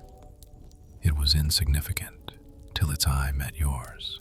Then you guessed a hidden but constant glim. That man looked as though he had made his humble acceptance, but could not be deceived by the bluff of chance. He met Colet's eye then, and might have guessed that something had quickened in his junior. "We are apt to make too much of our importance, Collet, when we don't like things, or they don't like us. But you know, the best we can do is to keep our own doorstep clean. We can always manage that." As if to try his faith, his own ship then treated him with indignity. She went over, and Hale, nearer her side, sank low and was huddled into his chair. Collet overlooked the master from a higher position. Hale wrestled patiently with the arm of his seat to escape from his ungraceful posture. That was a big one. They racket things so. The cabin itself was quiet. At times it complained a little, but in undertones. It seemed apart, an illuminated hollow, where understandable and well-ordered objects were an assurance of continuity, while all without was dark confusion, besieging it, yet unable to do more than move it, never to disorder it. Its lamps burned steadily. Perhaps it was the master who gave it that air of sanity and composure, while anarchy was at its walls. Hale, slight and elderly, with his deliberation, which was not unlike weariness, was an augury of gray wisdom and the symbol of conscious control amid the welter of huge and heedless powers. Boom and crash. But the old man took no notice. The portrait of a stout matron, her arm round a little girl, regarded them sedately from a bulkhead. No other ornament was in the cabin, except the faded photograph of a sailing ship over the bunk. Collet's ribs were squeezed, first against one arm of his chair, then the other. That was another distraction, trying to keep still. The deck rose under them, and Collet dizzily wondered how high it intended to go. The grind of the propeller then grew loud in its monody and even frantic. The cabin trembled, his seat sank under him, and his attention went another way, for the suggestion of empty gulf was sickening, and the propeller moaned in the very deeps. She heaved and tilted. The purser grabbed his escaping papers. Something avalanched outside, and then continued a noisy career. What was that? Collet again looked at the captain for a sign. There was none. The master sat at his desk, turned from it a little now, scrutinizing a document through his uplifted spectacles. His attention was wholly given to that. Nothing in it. Don't be a fool, look after your own doorstep. But a more violent lift, a louder explosion of a breaking sea, would set him calculating, as it began, the probable extent of a movement. How far would this one go? Worse than the last. Sometimes it was, yet Hale released sheet after sheet, sometimes turning to his desk to make a note. He lit his pipe, and nothing could have been so reassuring as the leisure of its blue smoke. All was well. Collet resumed his clerkship and half forgot beleaguerment by the unseen in an interval of comparative ease. The seas were lessening. Certainly, that was only a minor jar.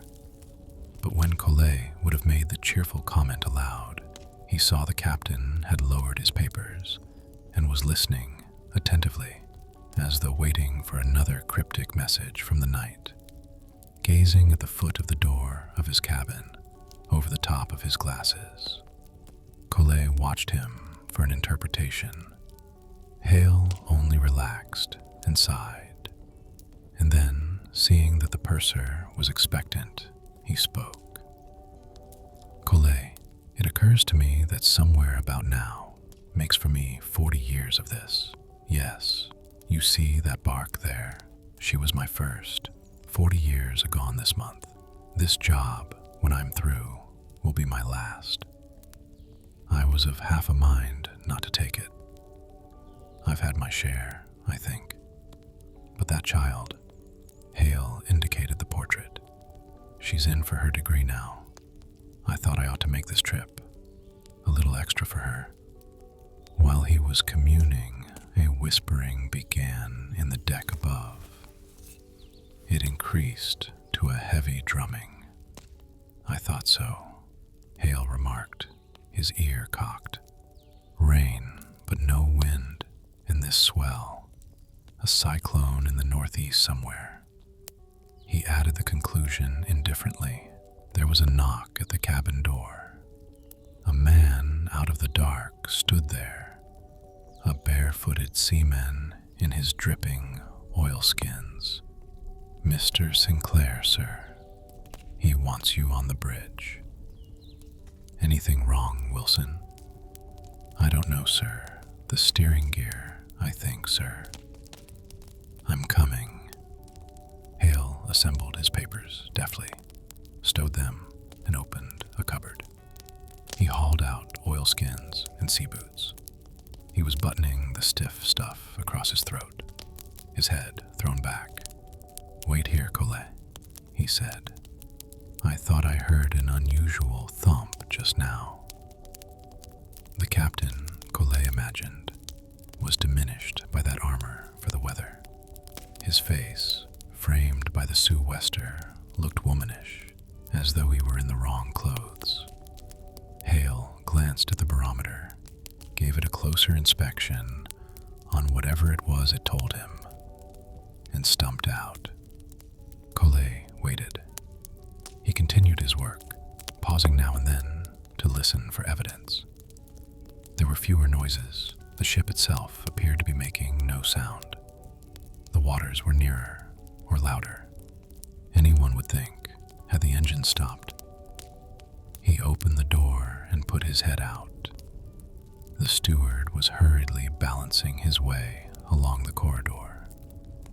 Anything the matter, steward? Mr. Collet, the rudder's gone. The steward departed, chary of words, as though he were on his way to get another rudder. He had no time to talk. The violent rolling of the ship did not relent. That seemed senseless. When she was crippled, she ought to be let off. Now she could not steer. Impossible to think with that rolling. Collet, to his great annoyance, found that his knees were shaking. He had not told them to. He did not want them to shake. He damned those quivering members of his body and would have stiffened them, but that he was flung against a bulkhead and so brought down some of the master's pipes from a rack. Something to do anyway. He could recover tobacco pipes, while others found a rudder. Better men had to look after the ship for those who attended to pipe racks. While waiting, they also serve who only look after the tobacco pipes. If there was no wind when he first went into that room, something was howling now, all right. It was no good waiting for the captain. Hale was not likely to return till, well, he wasn't likely to return.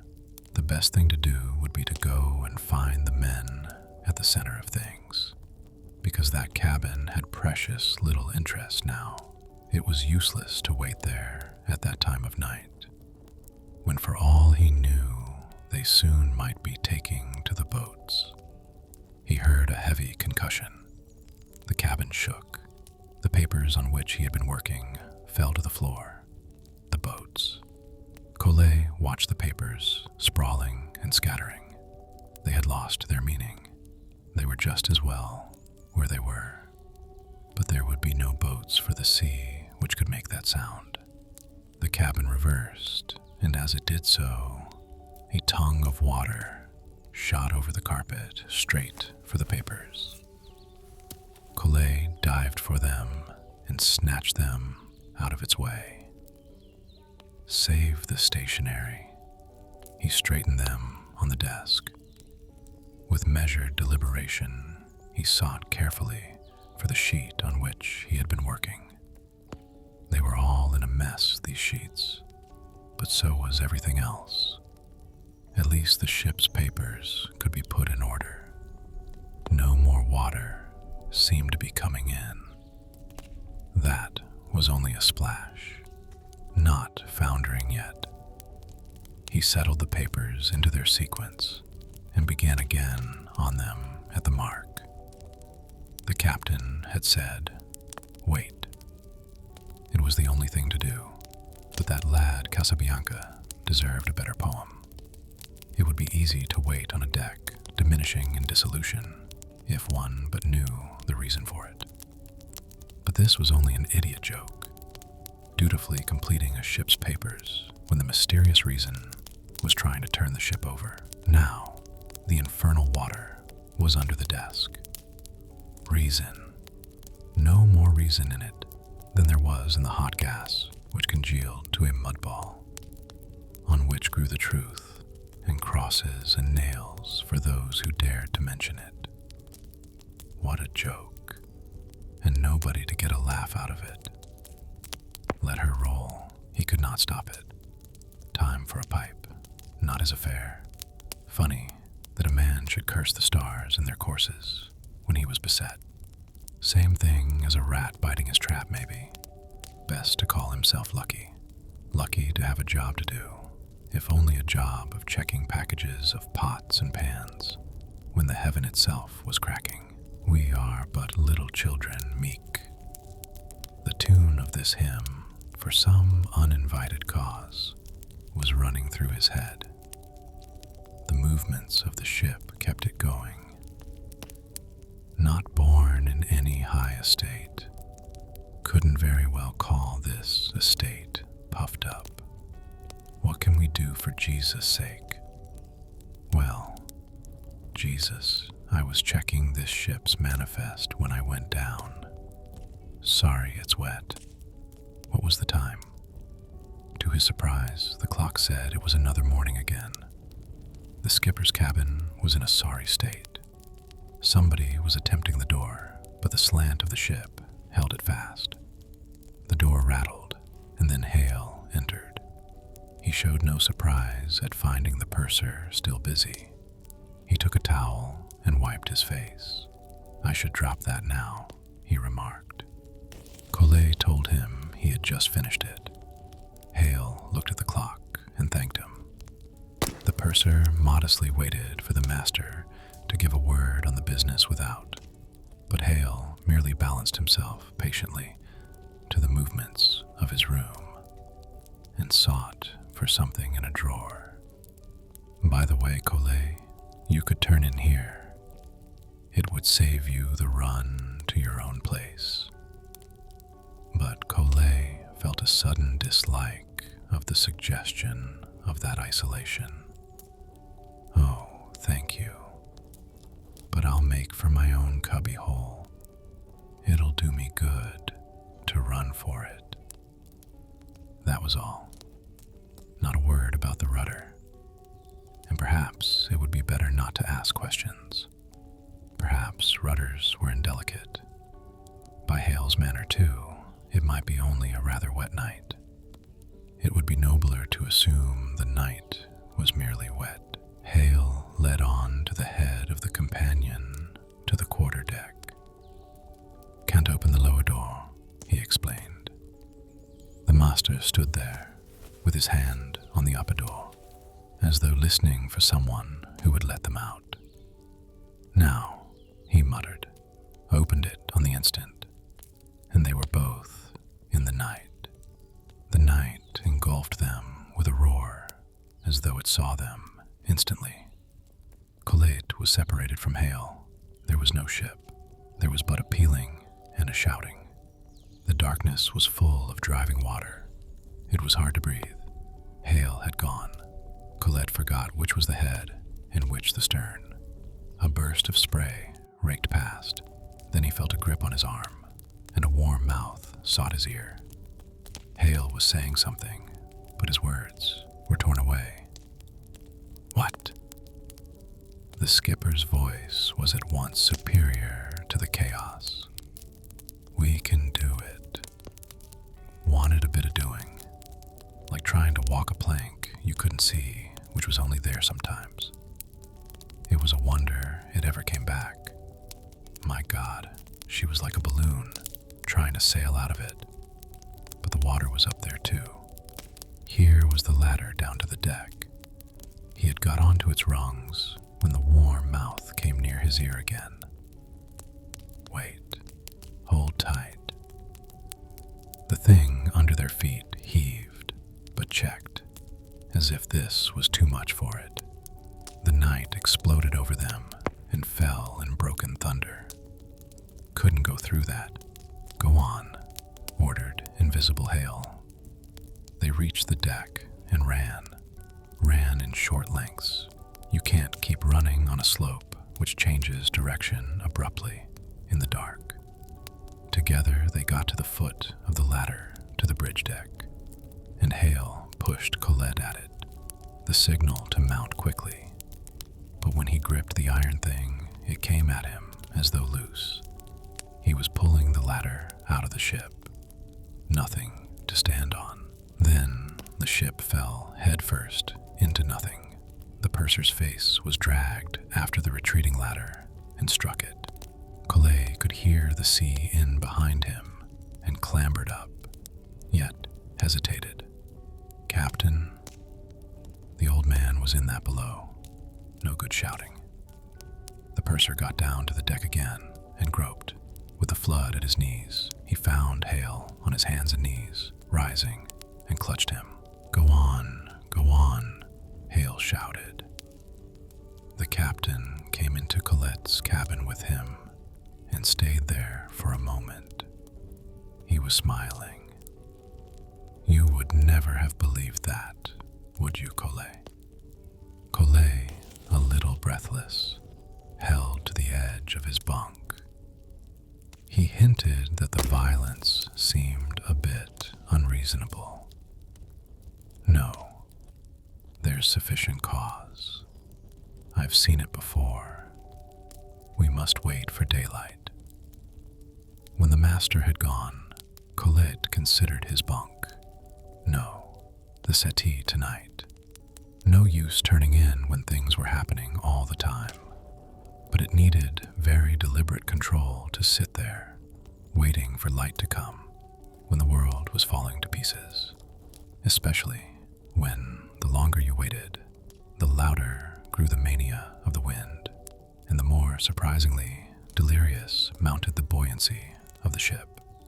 Could she stand it? She seemed terrified. Colette remembered a rabbit he had once seen leaping and convulsive in a wire noose. She was desperate, but she was done. Collet surrendered limply to the anarchy. Once he rose and vomited, well, not long to wait now. The day was about due. The wind did all the moaning that was necessary. That moan outside would do for all creation. No need to add to it. It was the antiphon of doom, and it didn't seem to matter now. Nothing more to do. A sea battered on his door, but Collet did not look up. He would rest while waiting. The port light was a gray round, and the lamp had paled. When Collet noticed that, he wondered how it had come about. He peered out from the port. He could see nothing but wan panic and a long loose end of rope resting straight on the wind, as rigid as an iron bar. This was called day. The deck looked as though no man had been on it for years, but Sinclair came into view, leaning and pulling up against the drive of morning. Coming to him, Colette got at the door to be ready for him. It felt as if it weighed tons. It fought. Colette, he breathed. You are not overside, eh? He tore his sou'wester off. His hot hair was extinguished and flattened. What a night! Sinclair's appearance was almost that of a stranger. His face was bleached and seamed. His eyes were raw. They blinked sorely as he grinned.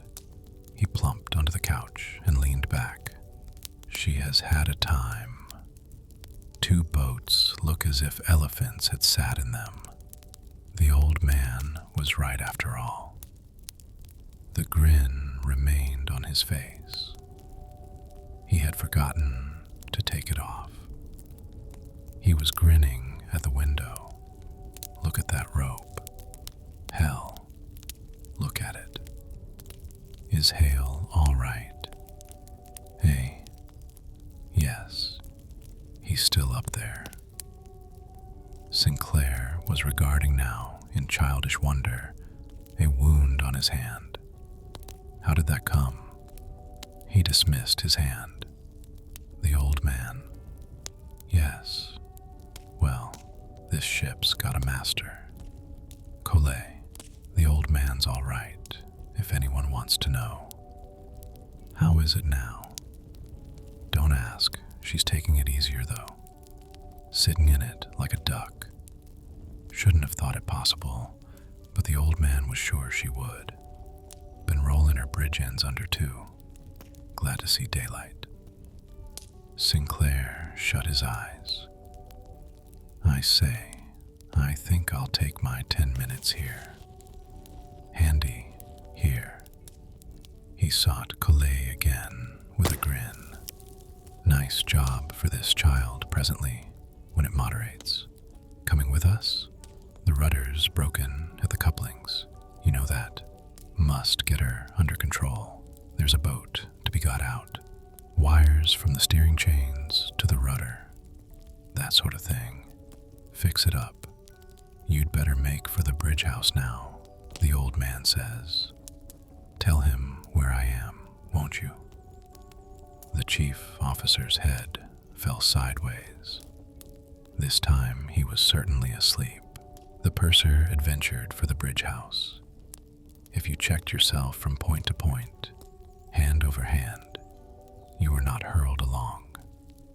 The wind was solid. The purser did not look at the seas, but some heights caught his eye as they fled past. They were aged. It was better not to look at them. Hale turned his head as Collet entered. He grimaced at him humorously. Was the old man enjoying it? A seaman was still at the useless wheel, as if apart and in a trance, looking to futurity through the glass and waiting. His jaws moved slightly now and then, but that was all. Nobody else was there. Did you sleep, Collet?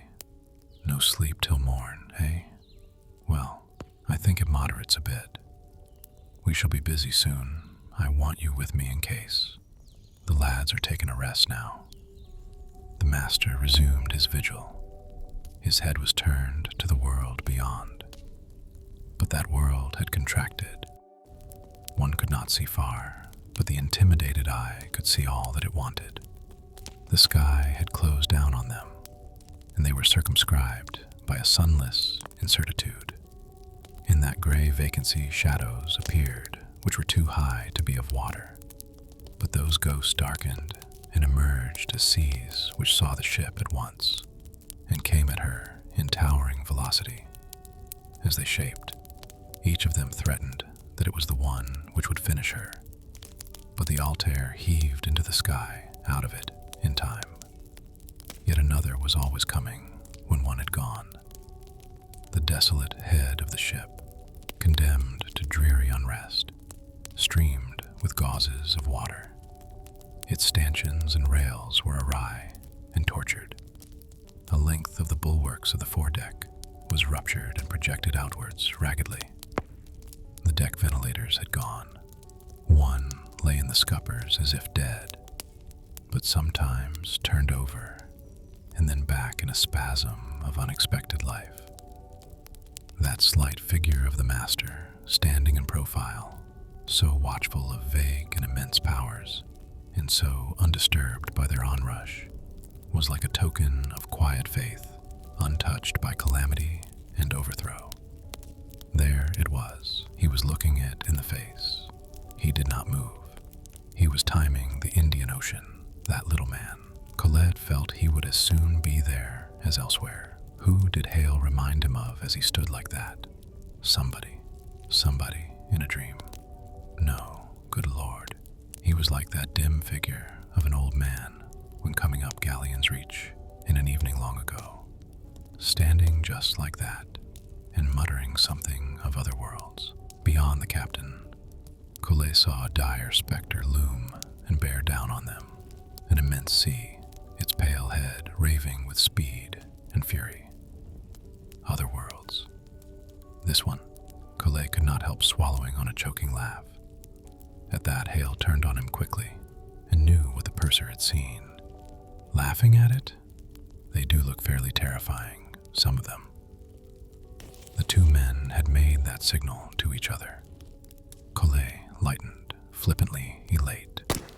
Chanticleer crowing at specters, sure of the morning. The steward pranced in with a can of hot coffee and some food. Wonderful fellow.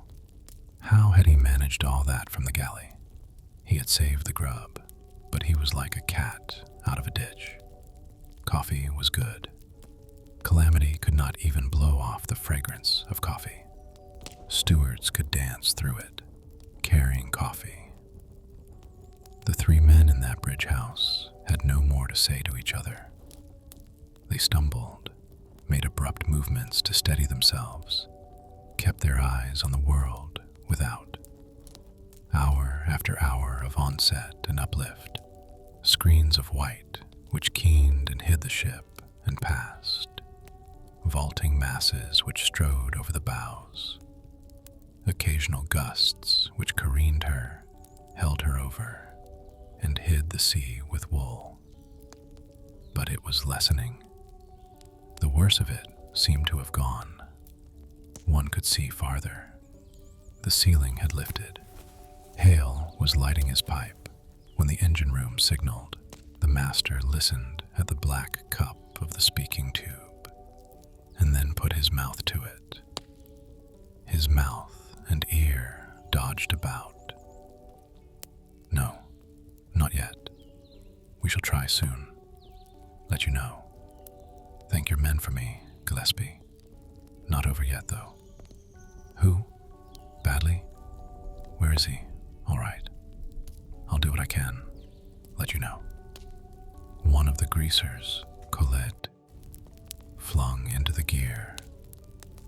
Very nasty. He must stay there. We dare not bring him up yet.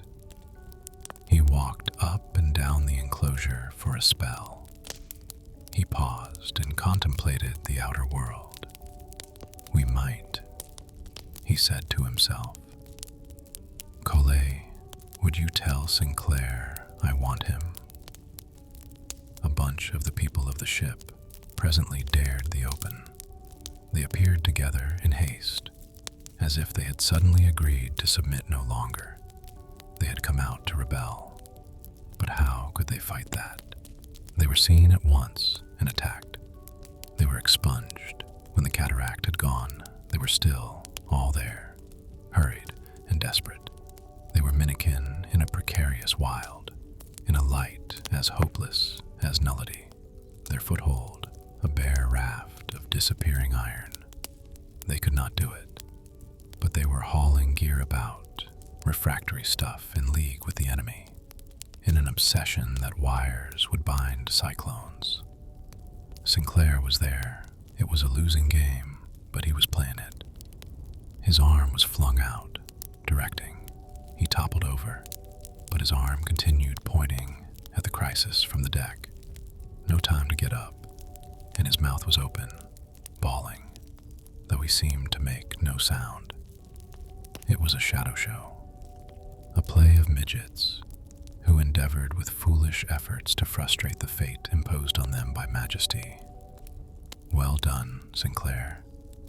Nearly had you then. They made for a boat as if they meant to use it. That ought to be stopped. That was carrying matters too far.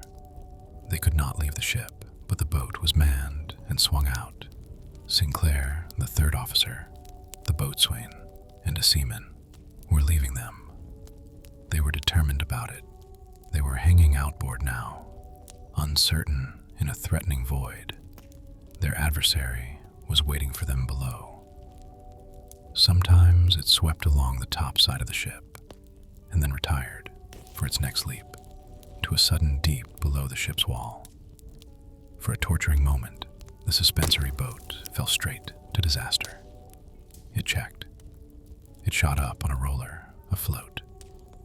Collet was looking in astonishment straight at the faces of its men. The snoring ship heeled away from them. The boat dropped into a hollow.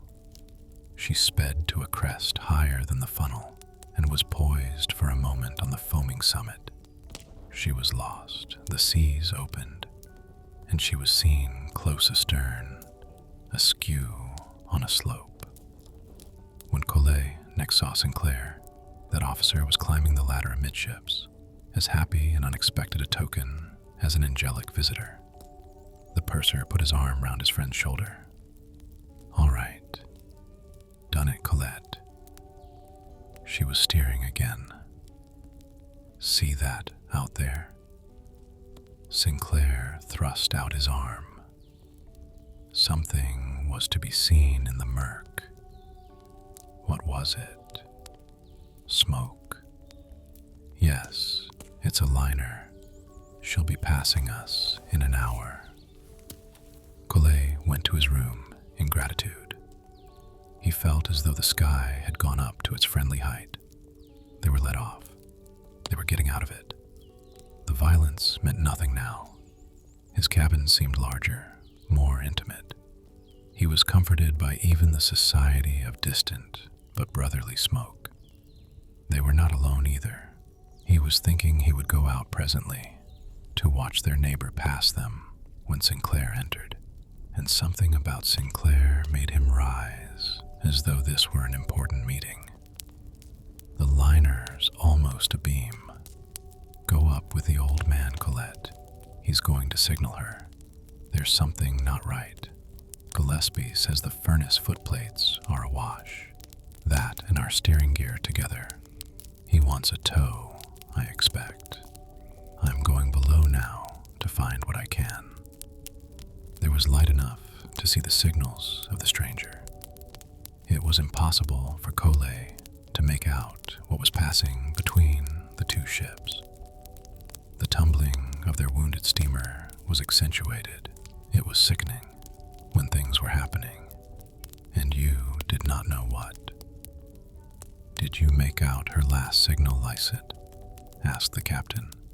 Yes, sir, distinctly. He says he cannot tow. Got the mails. He asks whether you will abandon. No, Signal? No. Young Lycett faintly hesitated over that signal, or so Colette imagined. Never before had he watched his fellows so closely. But the lad turned to the rack where rolled flags waited in their pigeonholes to cue any fate that might come, and went out to his duty. There came another smear of bunting for them on the liner. Too late. The light was not good enough, but a star began to wink at her bridge, and they all watched it till it ceased. Lycett returned to them. "He says he will report us, sir." The master nodded. Of course. That was ended. Nobody spoke. The seaman at the useless wheel was aloof. He had no part in this. He appeared not to have heard anything, not to be interested in what was passing. He was merely waiting for the wheel to show a better spirit, and he could wait forever. He did not even turn his head to look at the departing liner. Only Lycett did that. The master had his hands spread on a desk and was considering, so it appeared, a diagram before him. He had dismissed the liner. He had forgotten her already, and there she went. Colette, like young Lycett, watched her fade. She was already becoming unsubstantial. The upheavals and the twilight were taking her. Through a side window, Colette noticed a stoker below, clutching the bulwarks, his grimy flimsies shuddering in the wind. And he, too, was peering after the ship that was leaving them. "Take over," said the captain to Lycett, and went out. The boyish officer at that turned from the place on the seas where the promise of the other ship was dying, as if he had petulantly resolved not to look that way again, and instead stood gazing at the Altair's head, uneasy in the surge, though not as if he saw it. He was silent. The man at the wheel might not have been there. What were the others doing? There was no sound but that of the swash and parade of the ocean. Lycett became aware of the diagram of the ship before him, and with a new interest began to examine it. He addressed the image at the wheel without lifting his head. "Wilson, I say, do you think she is a bit by the head?" "Yes." "Oh, you have noticed it. How long since you first thought so?" The image continued its fixed regard of nothing for a while, its jaws moving as though it were making its words. When they were ready, it spoke. "About an hour." The youngster bent closer to the diagram and ended his inspection with a calculation on an old envelope he took from his pocket. "Why, but in that case, she won't last till morning." Wilson eased his position slightly and rubbed his mouth with the back of his hand. His voice was so deep and effortless that it sounded like the easy, impersonal utterance of the room itself. "She may. You can't tell." He might have experienced a full life of such nights and occasions, and so could, if it were worthwhile, advise youth out of a privy knowledge which was part of the nature of ships and the sea. "Something may be done," said Wilson.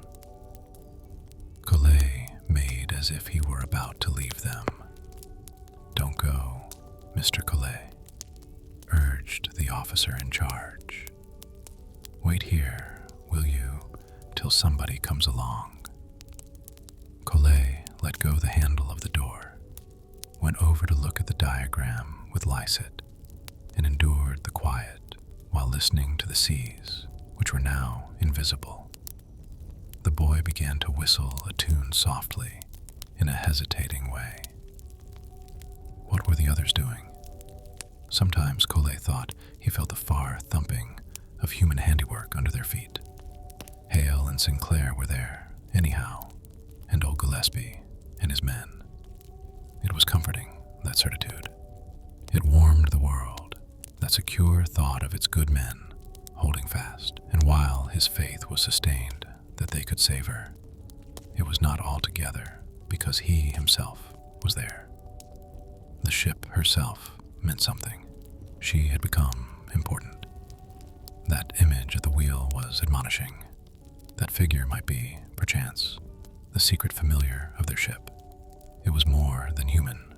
It spoke out of the ship. Once the steamer plunged head foremost, and something gave in her body.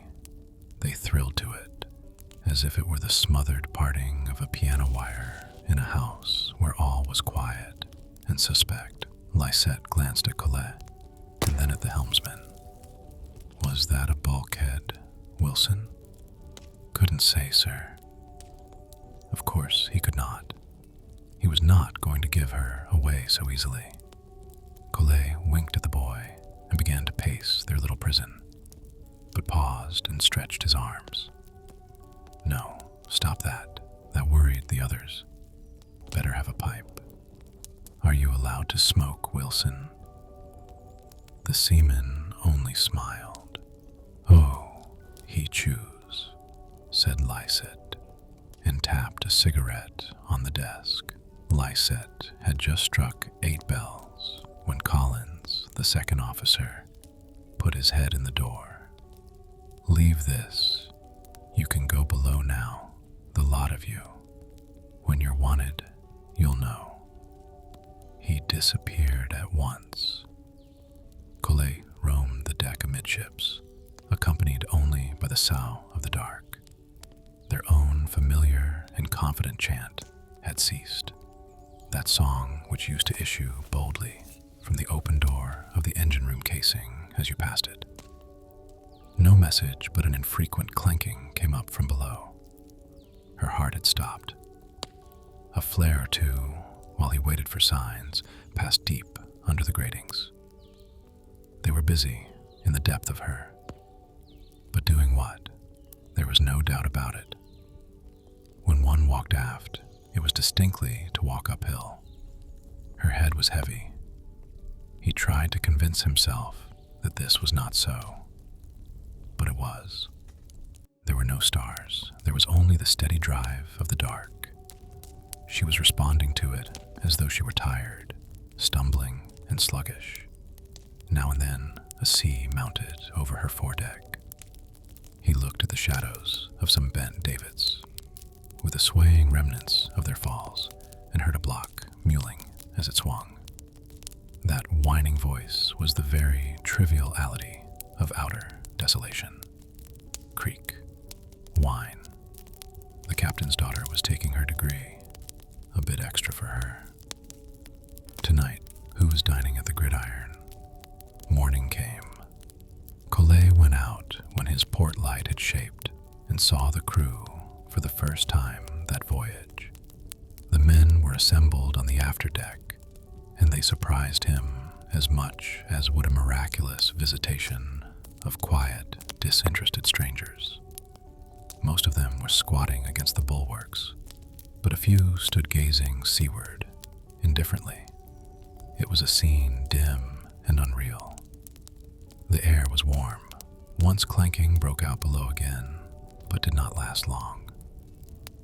Neither the captain nor Sinclair were there. He could not see any of the engineers. Perhaps, though, they still hoped to pull her through. The cook appeared at his galley door above and peremptorily called out that anybody who wanted anything could come for it. There was a cheer from the men, wavering but derisive, and they began to move up to the galley. They might have been ignorant, or they might have known they had plenty of time. The forward deck was level with the water. It could not rise. The head of the ship was a sunken warning. Its lowness prompted Colette at once to appraise the size of the heavy propulsions of the ocean. He looked beyond to see whether a sea higher than the rest was coming. It was not coming yet, and the men were still murmuring about the galley. Nothing was in sight, but one could not see very far. The sun would be there soon. It was warm, but when Collet was not thinking of it, he shivered. Yet the sky was rosy along the east. How long to wait? There came the sun, broad to the ship. It saw them. Their case now was manifest to heaven. A seaman who was lying as though asleep by the coaming of a hatch below the galley rose to his feet, stumbled to the side, and began to shout at the sun. The man was in rags. His mates watched him in limp wonder. He raised his bare arms and raved at the bloody day. "To hell with you. You're no good to us." "Stop that man," commanded a voice. There stood the captain at the companion aft. Everybody turned that way. "Stop him," cried Hale, and ran quickly forward. The watchers came to their senses, but the man had scrambled outboard and dropped. One of his mates leaped astride the bulwarks, but Hale got a firm hand on him and looked over. They were all peering over. "Useless," said Hale, still with his restraining hand on the seaman. "You come down. One's enough." Collet was overlooking that from the amidship section. Someone's hand heartily slapped his shoulder. "Nice morning, Collet," said Sinclair, and went pattering down to the main deck and passed through the men. Everyone now listlessly eyed the conference of the master and his lieutenant. Gillespie came hurrying along to join them, while the rest had their eyes on the three. The deck lapsed. There could be no mistake about that jolt. "Let's get a move on," muttered a seaman. The master did not appear to have noticed it. Then he moved one arm slightly, a gesture of abandonment, and they heard the end of the talk. "Man, ye can do no more," from Gillespie. "The boats, Mr. Sinclair," said the master aloud. Sinclair took the men's eyes with a glance. He swept his arm with a motion to gather. He strolled to the amidships ladder, and they after him.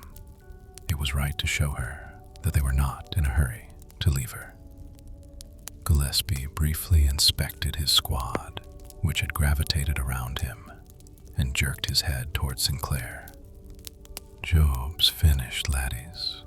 Awa now." She settled again while they took their stations, but the men kept their own gait. Collet sought the master, who was obscured by the activity at the ship's side. "Ah, purser, I am just going aft for something I must have. I'll go with you. There's time. How good these fellows are." The captain, with a japanned dispatch box in his hand, appeared to know exactly where to find all that he wanted. He moved about his room with a methodical promptitude, which gave Collet the impression that the foundering of a ship could be ordered to a common ritual. Hale opened a drawer of his clothes chest and took out a wrap. "We must leave her, Colette. It's queer. You should have brought her to this." There lay Kuan Yin. The master glanced round his cabin, at his desk, at the barometer, and last, at his pictures. "That's all. Time to go." One of the two laden boats was waiting for them, close under a boom which had been rigged out with a man rope. "Now, my lad, off with you." Then the master hesitated. "That greaser who was killed, Collet. I had meant to bear it in mind. I have a little packet of his in my cabin. His people might like it." Another minute. I'll wait. Get in. Get in. No. The boat, sir. Hale flung out his arm. Come on, bawled someone from the sea. The captain paused by the ship's side to con her. Then he called out, seawards. Your boat, Collins. Keep her away. Collet eased off along the beam and dropped from his hold as the lifeboat rose to him. He scrambled up to see what had become of Hale. There was no sign of him. Gillespie, in the stern of the boat, was angry with alarm. There's no time. There's no time.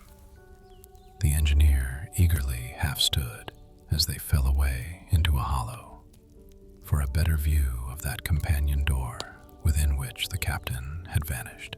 It was unnaturally high and strangely tilted in a ship whose life seemed poised on a moment of time and the hesitation of a breath. It remained empty. "Hale!" shouted Gillespie. "Hale!" They waited. A sea lifted them swiftly and lightly, and Collet turned his head in measuring fear from the door aft to the head of the Altair. Her forecastle deck was isolated, a raft of wreckage, flush with the swirls and foam. The seas were pouring solidly across her middle. Her funnel was bowed over the flood, and each dip of it to the declination of the ocean was, to the men in the boat, the prelude to the end. But it was her stern which rose and lowered her head. My God, she's going. She gave a hollow, rumbling groan, and to the silent awe of the watchers without a pause, she went down. Collet saw the shape of the propeller over him and the bright sky through its frame.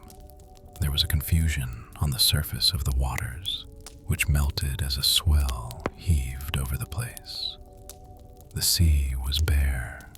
The men in the boat continued to stare at the place where their ship had been, as though they still saw her. They remained trance-like, without a movement, in an apparent refusal to believe their experience. They certainly heard Hale's voice there just now. The peaceful brightness of the vacant ocean was a mistake. It was a stupid little noise in the shining immensity which woke Collet from his far absorption with what had gone and brought him back to notice what new thing had taken its place. Lycat, beside him, was crying, but was trying to hide it. Mr. Collins, in the stern sheets, had also withdrawn his gaze from the sea.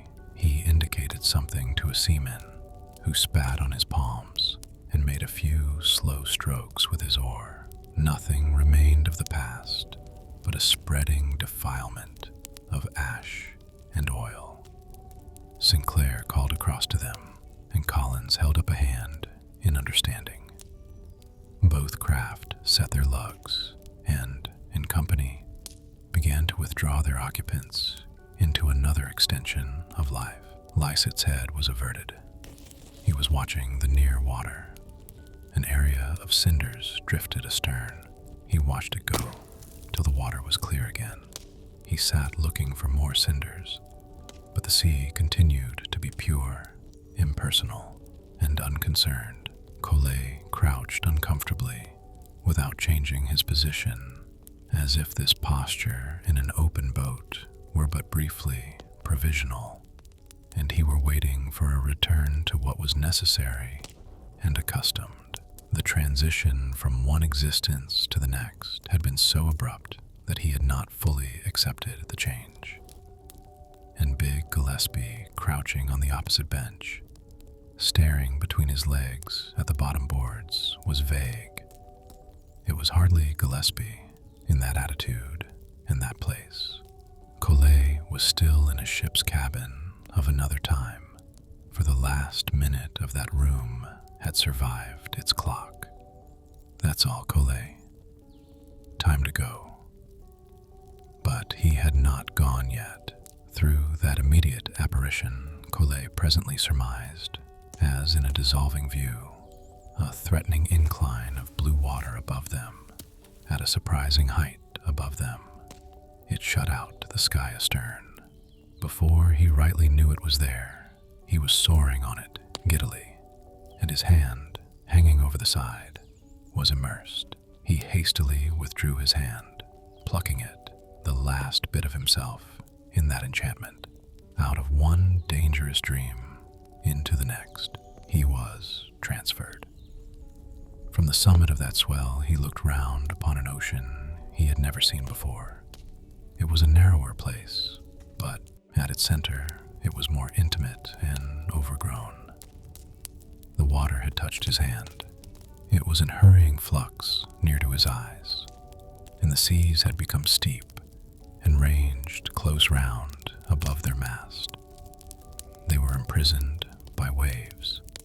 Their complete assurance of the company of the other boat was intermittent. They thought they heard singing. They really heard it when their neighbor was on a crest above them. Chance fragments of a song blew over from windward. A quick ear in their own boat caught some odd notes and recognized them. That stoker in the bows began to respond in drawling, sardonic sentiment. I don't care if you don't love me.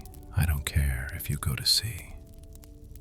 Wilson sat near Collet. He was triturating tobacco between his hands in a musing deliberation which hinted to Collet that there was plenty of this new time.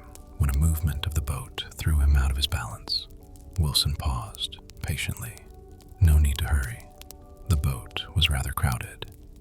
There was a great variety of heads and caps forward. One fellow rejoiced to recognize a pal in the bows. "Hullo, Percy, I see you. Coming for a nice sail?" There was a long silence. Nothing was to be heard but the shrill swish and flight of the waters along the gunwale and the creaking of the boat. When she mounted a sea and was exposed to the wind, she heeled and jammed into the broad round of the hilltop. Collins sat mute and observant, but occasionally made a request to a man. Keep watch by the halyards there. Presently Gillespie spoke to him. You and Sinclair agreed about it. Yes, the old man gave us our orders. The only thing to do. We ought to be picked up on this course. They heard, breaking another long interval of quiet, a plaintive voice in the crowd forward. "Alf, have you noticed where the gentleman's room is in this ship?" It grew hot, but there was no shelter from the glare. They must keep still and ache. They could not ease away from the white fire. Collet, like his fellows, watched the seas. There was no more singing. They had begun already to peer beyond intently for the chance which would take them out of this huddled discomfort. Their narrow foothold was as lively as a bubble, flinching from every minor torment of the ascent and the dive. The inclines of the ocean were mesmeric with a horror of bulk whelming in unrest. The waters never paused. Respite was not there, and Collet found himself sighing for an outlook that would keep straight and still, and let him have his thoughts in peace. The sun continued its fire from a cloudless sky on the shelterless and silent boatful. But whenever they were superior on a summit and could see beyond the shifting and translucent parapets of their prison, only Sinclair and his crowd were in sight. And Sinclair's boat looked overladen and trifling.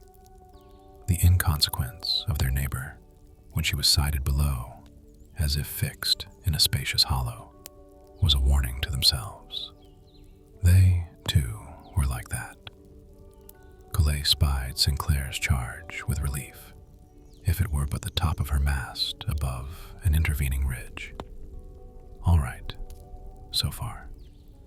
Sinclair was still there. Gillespie sat noting the pursuit of the following seas. He exclaimed to the helmsman, "Look out, Collins. Here's a beauty coming." Collins smiled, but kept his back to whatever was after them astern. The boat went squattering on the running hill till it found the wind at the top of it, and the hill was swinging ahead from under them. Not that time. Gillespie shook his head with dislike of it, but his eyes went again up their wake to look for the next attack. The seas quivered in their mass with the original eagerness of that impulse which first sent them rolling round the globe. They would never stop.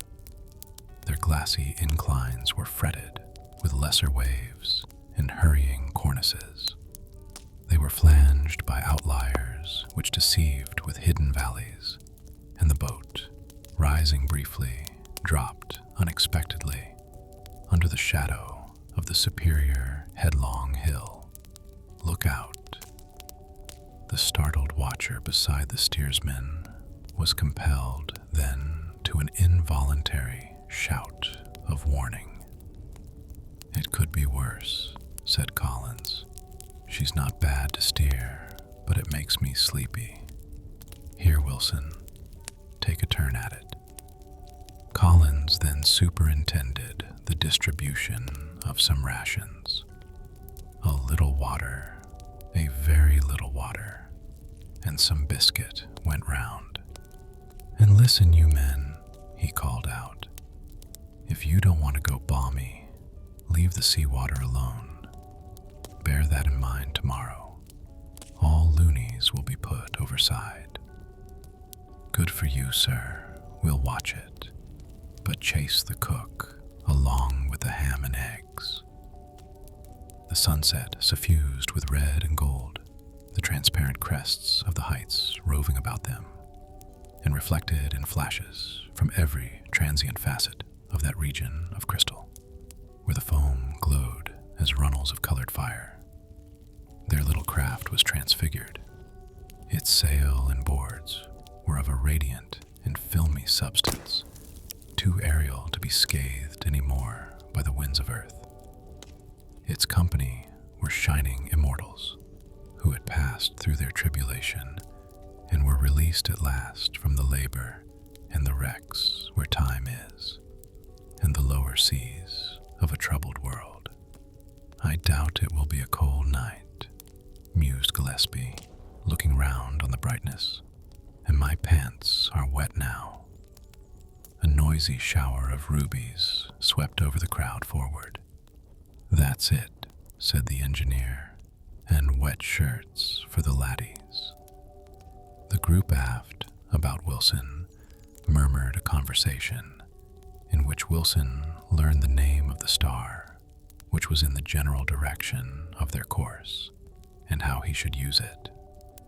They continued some speculations about the stars, whispering their attempts at mysteries, while the navigator gave names, haunting and occult names, to the glittering points of night.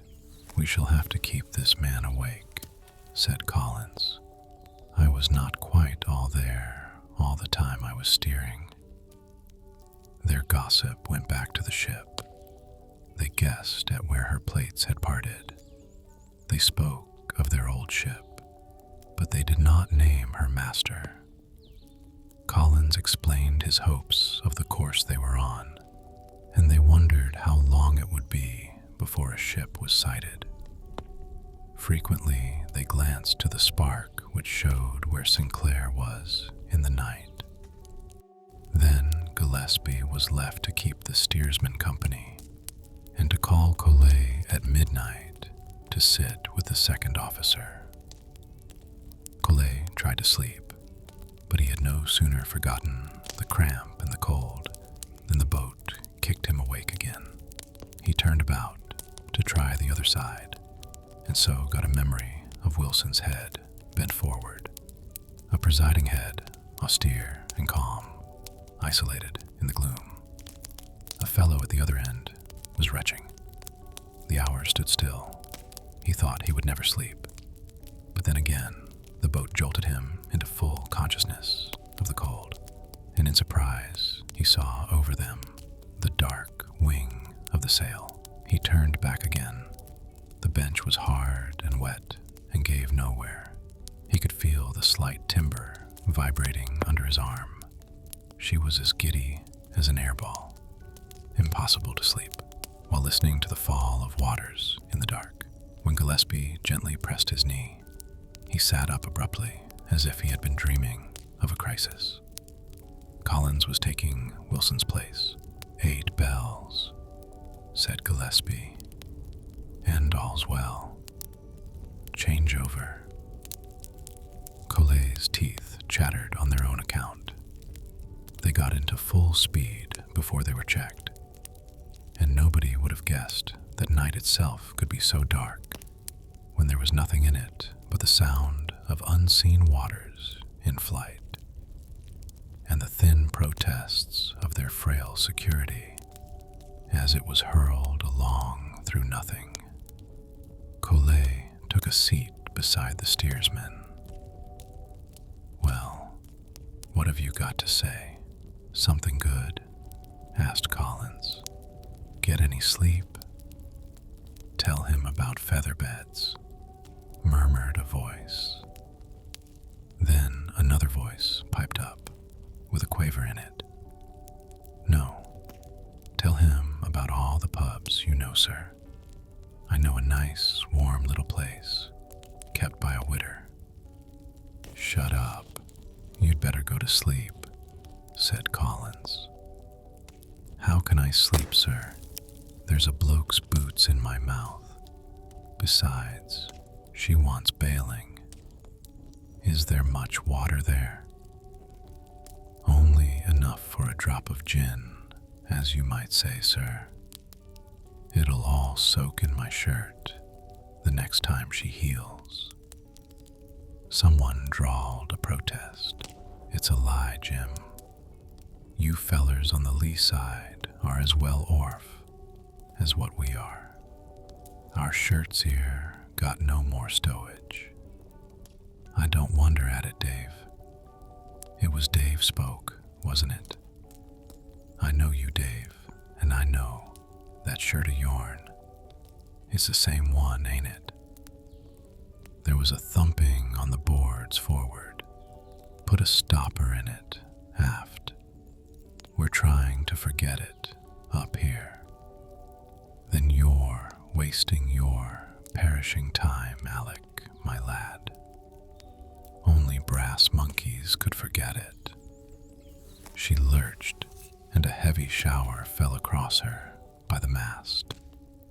The men up there groaned and swore, but they heard a laugh in the dark at the after end. "Got that lot, Alec? Try to forget it." The interminable days merged for those open boats. Time lapsed into an uneventful fortitude, a thirsty desert to which apathy could see no end. The sail of each boat was double-reefed and goose-winged, perhaps because Sinclair was afraid of running too far, or because he thought exhaustion would make his men careless.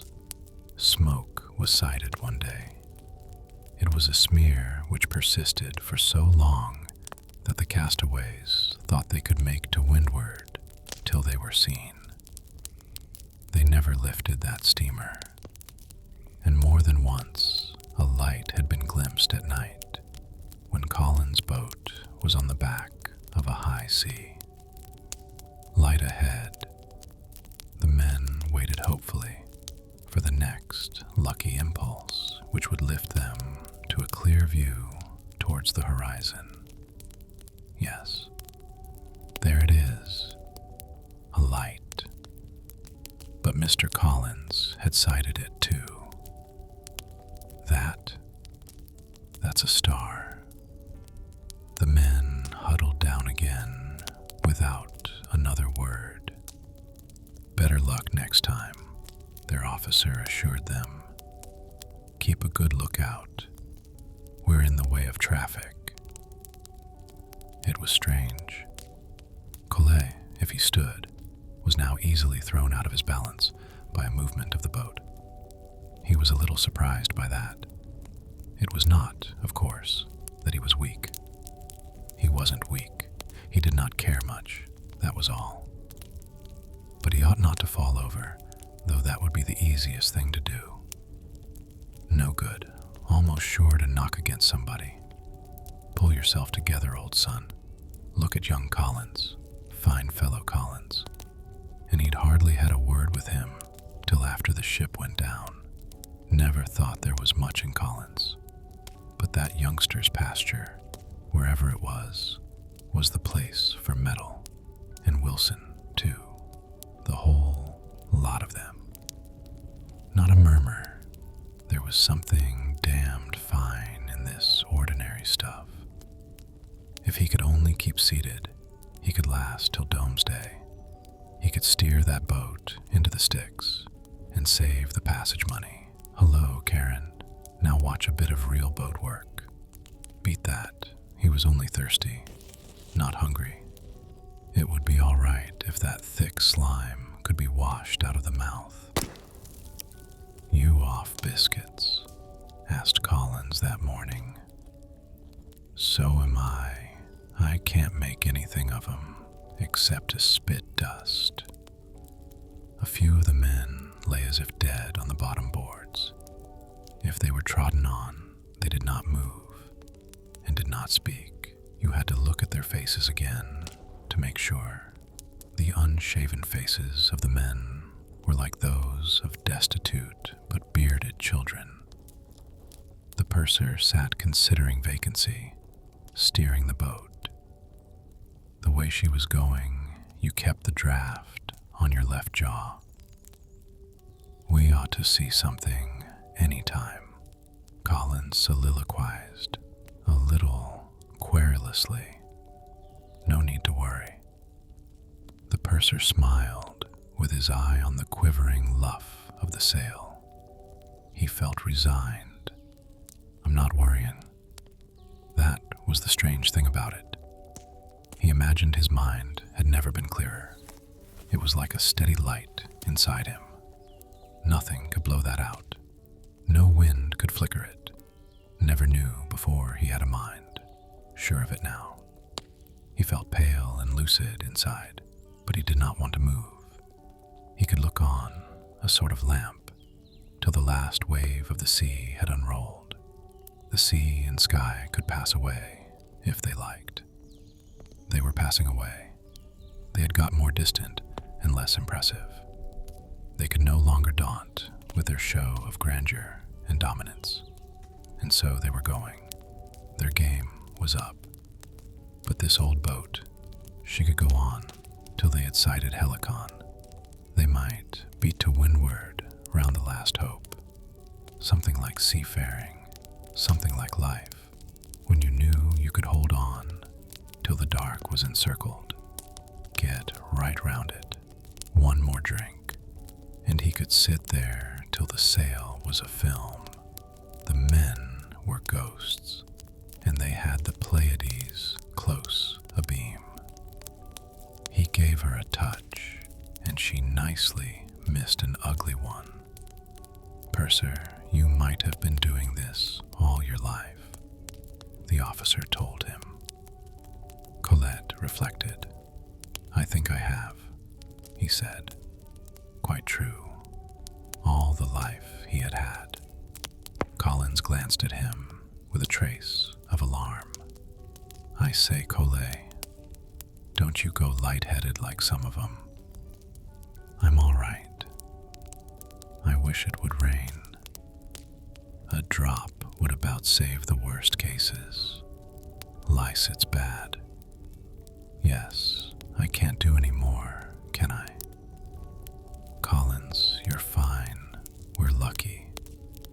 I wonder how Sinclair's bunch is getting on. There she was, just on the round of a sea. A tiny model. They sighted her together. About the same, of course. Well, we'll hear when we're picked up. I say, Collet, it wouldn't do to give the fellows more water, would it? No, not the way we've reckoned it. Wouldn't do. We must wait. Yes, take our chance. Colette, talking of drink. Lord, I was going to talk about it, but I won't. No. Keep off the drink, Collins. I know, my mouth's coated with gum. The quivering of the sail had a strange effect. It was like a ceaseless glittering. It was like sun points on a mill dam on a drowsy summer afternoon, when you could just hear the rumbling of the mill. Colette took his eyes off that hypnotizing movement and glanced to windward. A mass of smooth glass was about to pass under them, and deep in its body he saw a long phantom, a suspended monster that writhed once and faded. It had gone under the boat. The steersman's eyes went back to the sail. Collins was still talking, but his voice was only like the muttering of the mill. The men were very still. Somebody ought to cover up Lycott's face. The sun was too bright. Wilson, he said, cover up Lycott's face. But he did not hear his own voice in that silence. It was impossible to break that silence. Wilson did not move. The seaman sat like a statue. He was the Sphinx, his hands on his knees, staring like that. Nobody moved. Nobody. They couldn't. They would never move again. They were dead. There was only a deep humming. That was the world. It was droning in space. That was the sound of its sleep. They were floating off. All their weight had gone. Their boat was under them, and so plain you could still see it. There it was, that shadow inside the sea, but it was fading, fading. The old world was sinking under them. That was why they could hear it. It was dwindling and droning away. Wilson was watching the world leave them, and it was all right. You could trust Wilson. They were getting near that star now. Light ahead. The star was coming their way, and it was growing round like the sun, growing bigger every minute, so bright that it was a white blaze, the white center of eternity, with time streaming from it in spears. That was God. His face was going to show in that white light. They must keep looking. Colette, what's that? Were you asleep? Not me. I don't know. The sun's cruel hot. I wish a squall would come along. Some rain. Those men look pretty sick. They sat with their heads close together, their tousled hair grizzled with dry salt. They looked aged, with gray beards. Only the boat retained youth and eagerness. She was as buoyant as ever. They could find nothing more to say. Collins sighed and stood up. He looked to Sinclair's charge, a mile away to windward. His eyes circled round, and suddenly, his hand gripped hard the steersman's shoulder. Coming up astern, Colette, a ship. His voice was raised and confident. Sail ho. The dead figures stirred. They came to life. Some of them rose, clutching the gunwale, crouching with a grip on the thwarts, or clasping the mast. They were staring aft. All over, boys. Here she comes. It's a liner, sir, said Wilson. Of course it is. That's what we want. Share round what's in the breaker, Wilson. She can't miss us. Sinclair had seen it too. His boat had luffed. Collet did not remember afterwards very much of what followed. She was black, the liner, with a long row of round ports, circles of gold. She was enormous when she stopped. She was bigger than the sea. She blotted it out. Her upper works were white, and she hardly moved, though the waters were dancing beneath her. There was someone shouting from her bridge. Along her rail was a row of still figures, regarding them silently from a great height. Colette sat in dazed astonishment. Women in white dresses were looking down at them. The liner's deck was a neat road, a disciplined promenade, and the seams of its scoured woodwork ran so far and straight that they were as incredible as plain truth. It had garden seats. The extraordinary thing about that deck was that it was too solid and steady. Colette could only flop loose feet upon it. It was funny, trying to walk on a steady deck. The feet didn't know it was steady. "Purser, I can't move," complained Collins in a whisper. "I can't walk." A beneficence had come unexpectedly out of the blue, just as the apparitions of monsters had loomed beside the boat in the body of the sea, and as the hopeful lights of ships in night watches had declined into setting stars. But it had come. It enfolded them. They were in luck.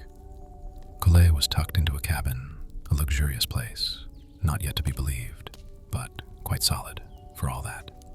And there he lay in the surrender of release, while yet his body was responsive to the soaring lightness of that boat. His body still had a ghostly apprehension of the swift lift and the descent. Couldn't forget that. Never forget that. Nor the swaying ridges of the great seas overshadowing them at dusk. Hale's last words. "That's all, Colette. Time to go." And Wilson's head at daybreak, watching without a movement, the march of the seas, as if he knew all about them, but doubted the loyalty of their inferior nature. Nothing to do now but to snuff up the smell of cool linen again, and forget a book while listening to the soporific whir of the electric fan. The surgeon would then come in, easy and bland. "Morning, doctor. How's the rest? How's Lyset? That's how you feel, is it? All is well with the child. And Sinclair, our chief officer. You've seen him too. Ah, the red-headed pirate. Couldn't help seeing him. He's picking up. He just told me to go to hell. Gillespie. Don't know him. Oh, you mean the dear old Glasgow Highlander who keeps on asking for a long whiskey and soda. Unless his anxiety exhausts him first, he'll smell whiskey again someday. Don't be hard on him. He's all right. So the engineers say, but he hates me. You all do, you know. I've never seen such a crew. Some of the women here are nervous. It's as much as I can do to keep them out of your cabins. They're not coming, are they? Not unless you don't do what I tell you." The youthful but white-haired surgeon, tall, deliberate, and gracious, who in his white uniform could have been a functionary, immaculate and revered, in a sphere where all was pure and noble, one morning took Colette, shrunk within a borrowed suit, which made him feel like an awkward mortal who had blundered into the abode of the blessed, to the smoke room. There was Sinclair, with some strangers about him. Sinclair came to meet him. He was much amused by something in Colette's appearance. He held him off at arm's length and laughed. "You look holy, Purser. You look as if you were just coming out of the wilderness after turning down the devil. Come and have a pick-me-up." passengers made room for him, adjusting wicker chairs about one of the tables with an air of quickly providing for a welcome guest who was really invisible to them. Collet noticed that they observed him cautiously, only when they supposed they were unobserved. They continued their conversation as though he had not come. They did not want to embarrass him by showing they were aware of his unusual presence. The shyness of Englishmen was so delicate and polite, he thought, and so encouraging, that a nervous kitten might be deluded into thinking that it had the room to itself until it was trodden on. They evidently knew nothing about the rescue of any castaways. They had never heard of it. Luckily for him, no boats had been picked up in mid-ocean, so there was no need, if challenged, to confess to an episode which probably had never happened. They talked of rubber, of 1 or 2 important men who ought to be shot, of 1 or 2 unimportant women who had provided the ship that voyage with a little welcome unexpectedness, and of a fellow passenger whose luck at cards was evidence of the existence of the devil. But presently, when the conversation became various, with subjects discreet between pairs of these strangers, the man next to Collet tapped out his pipe and leaned over to him, as though with a chance private thought. "Feeling all right now?" "Fine." That was as far as it went. The stranger began to refill a beautiful briar with some rich tobacco, which moved Collet with a sudden yearning. But the stranger was unaware of it. He lovingly loaded that ripe bowl, and Collet watched the rite with the happy knowledge that he had come back to the sun, that sights and smells were good, and that there were pleasant things to be done. What happens to you, may I ask, after an occasion of this sort? What do you do? I've no idea. Sent home, I suppose. But an official has to worry about it, presumably. They ought not to land you at Rangoon and just leave it at that. Rangoon, where we're going, you knew that. No, I forgot to ask. The stranger was amused. I guess you're right. Any old place would do for me after an outing like yours. Do you know Rangoon? Pretty well. All round from that purgatory to Bangkok. The names sound very attractive. They do? How one forgets. His amusement was faint but provocative. Yes, I suppose they sound attractive. Must have sounded so to me once. Must have. And now they don't. That's the worst of disillusionment. The real thing goes. Eh? I'm not disillusioned. I'm busy. I heard you all right. Didn't I? Didn't you say the real thing goes when we know the reality? Now, what on earth do you mean by that? Well, of course it means nothing. Only a little doubt about the nature of the reality, perhaps. You'll feel stronger presently. We understand reality well enough when we bark our shins on it. Now, I say that's the fun of it, seeing what things are in good time and treating them as they deserve, don't you? I expect you are right, sure of it, like testing a piece of rock. That's my job. Most people would call it road meddling. Good enough for them. But if you know what to do with it, it might mean kissing your hand to those places with names you think so attractive, and getting that deer park at home. Collet laughed. Have you come across that magic lump of road meddling yet? not so far. Only something a bit like it. Enough to keep me going on. Can't have the park yet, but I could buy a fawn. 1 or 2 nice little fawns. Perhaps the fun is in the search, not in finding. Say that again. It sounds interesting, though I'd like to hear you say it after you'd plowed through Siamese forests in the rains, punctured from head to foot by ticks and leeches, and no more to show for it than enough to buy quinine for the next bout of the shakes. I think I'd say it then. The hunt's the game. The quarry doesn't matter so much. The stranger swerved in his chair to inspect Collet.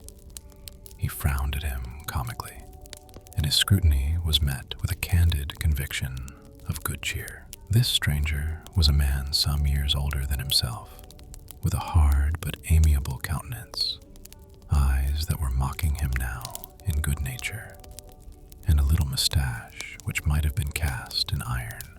There was a scar on his chin, and Collet judged that very likely it had been well earned. That chin would take some breaking, though. The man would take some breaking. I don't see it, though if you're not looking for much, perhaps you're right. I'm looking for important metal that goes by troy weight, or by the ton if it runs to it. When I find it, I'm very loving.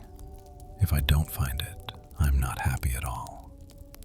Your abstractions wouldn't turn my scales with a martyr's crown as make-weight. Well, I wonder whether we wouldn't look twice at the scales if we know what was in them. Though, of all possible things, the last I want is martyrdom. It's too lonely. Here, your talk is quite Christian. I'm afraid to listen to it. Let's have a merry drink and forget it. They waited while a steward, with no sign of emotion but the deepest respect, listened in turn and without a comment to the trivial wishes of that circle of men. So you don't know what you'll do at Rangoon? Not in the least.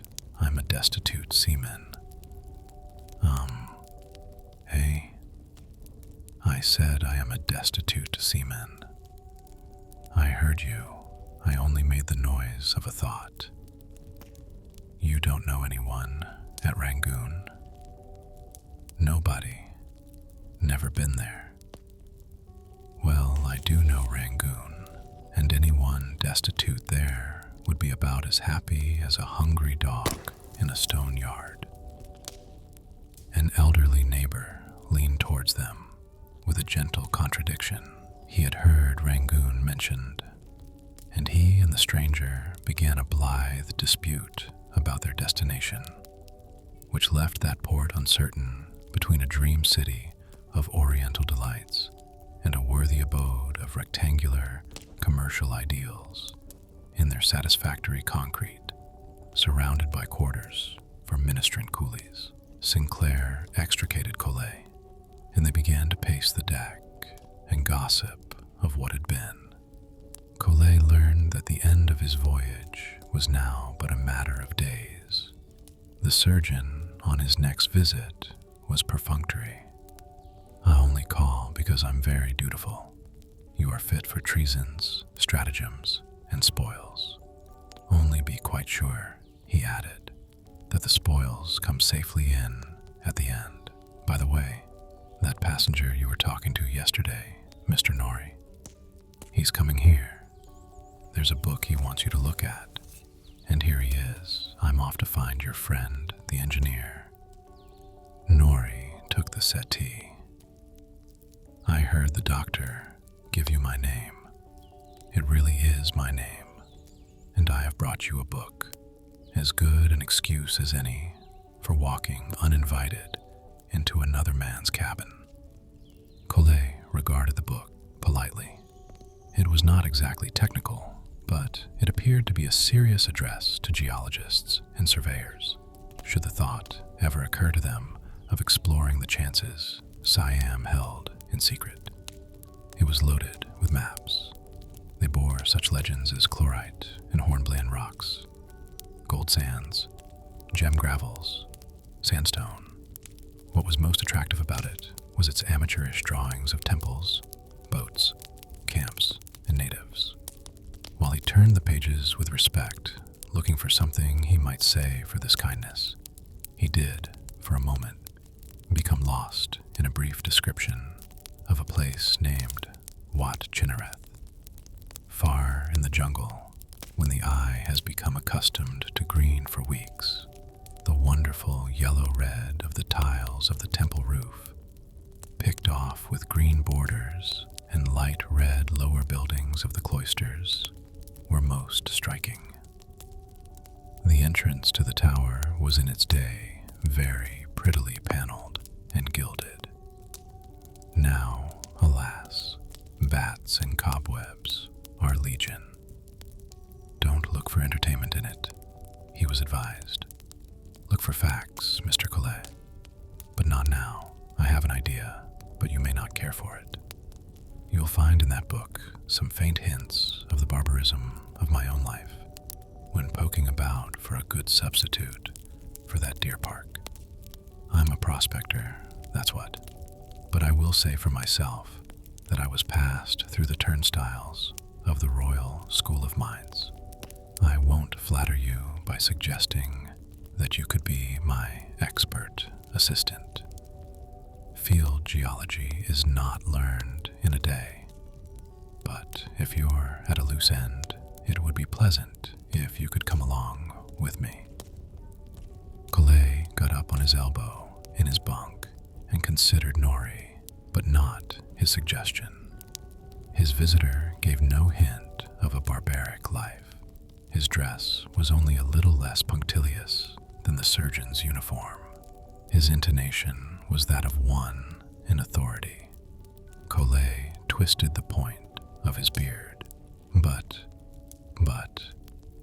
of course I shall be glad to read this book. It's travel, anyhow. All the same, I can't see where I could come in. Naturally, you've never done it. If you had, you'd refuse. If you can believe me, I'm trying to beguile you into a most damnable passage. For my own sake, of course. Don't make a mistake about that. I don't like getting fever in the forest on my lonesome. It's beginning to frighten me. Then there are the natives. They're sometimes so volatile. Two could manage them better than one. If they make trouble, you might get it, and not me. That's one advantage of a partner. His manner conveyed that he was explaining, but the melancholy truth. Don't let me persuade you. I want you to come, but not if you don't feel like it. He began to fill that briar slowly, and once he rubbed it on his cheeks, as though caressing it. Collet considered the man and thought of road meddling, leveled and hard. But there must be something in a fellow who could choose such a pipe and treat it like that.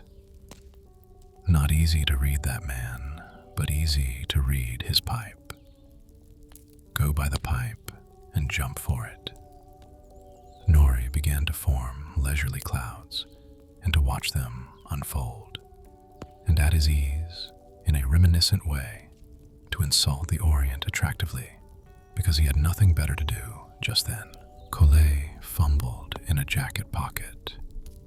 Before you go any further, for the love of heaven, hand me your tobacco pouch. Oh, you smoke, do you? I thought you didn't. That was a count against you. I don't know when last I had a pipe. He held his nose over the smoke of his bowl.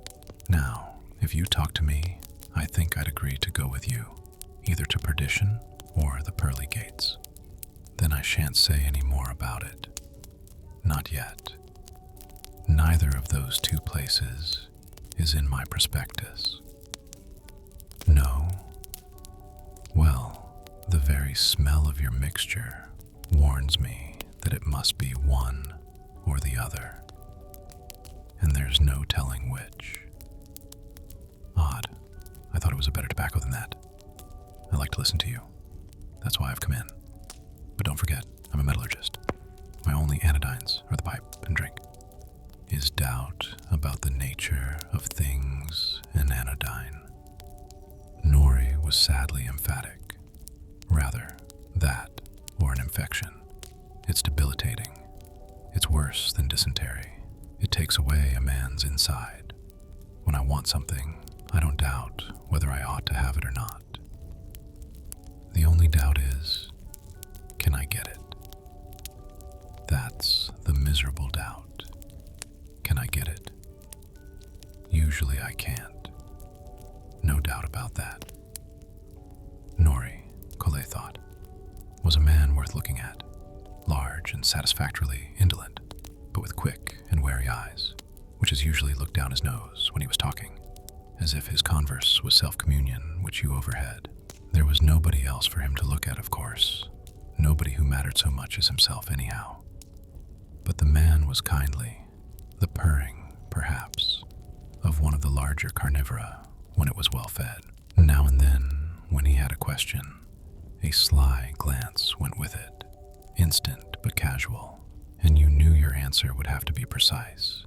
No use to hedge, but if you hedged, then at least he would sympathize with so human a failing. His taut mustache was dark, but its hint of cruelty was forgotten in his abundant hair, which was careless of definition and allowed a few trumbles of gray waves to stray over his brow. His eyes and hair gave an assurance that he was often playfully human, while his long, thin nose reminded Collet of a knife that would be always prompt to the usual bidding of that firm mouth with its lurking derision of scruples. Now, Colette, I've been talking of the jungle, not the pearly gates. I don't like the jungle, but it happens to be a verifiable fact. And please don't dwell on the thought of perdition.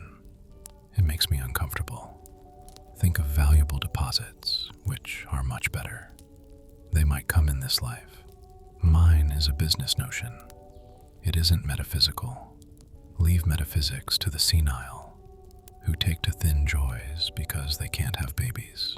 What I'm looking for is something a bank manager would respect, and yet it might come to nothing but quinine and another shot at the game later. Let me press the button for your steward. Let's have something to make us hopeful and foolish. They arrived at Rangoon before the day had begun, and though that city had a name which had the appeal of a call of the oboe, yet Collet discovered that he was in no hurry to leave his cabin.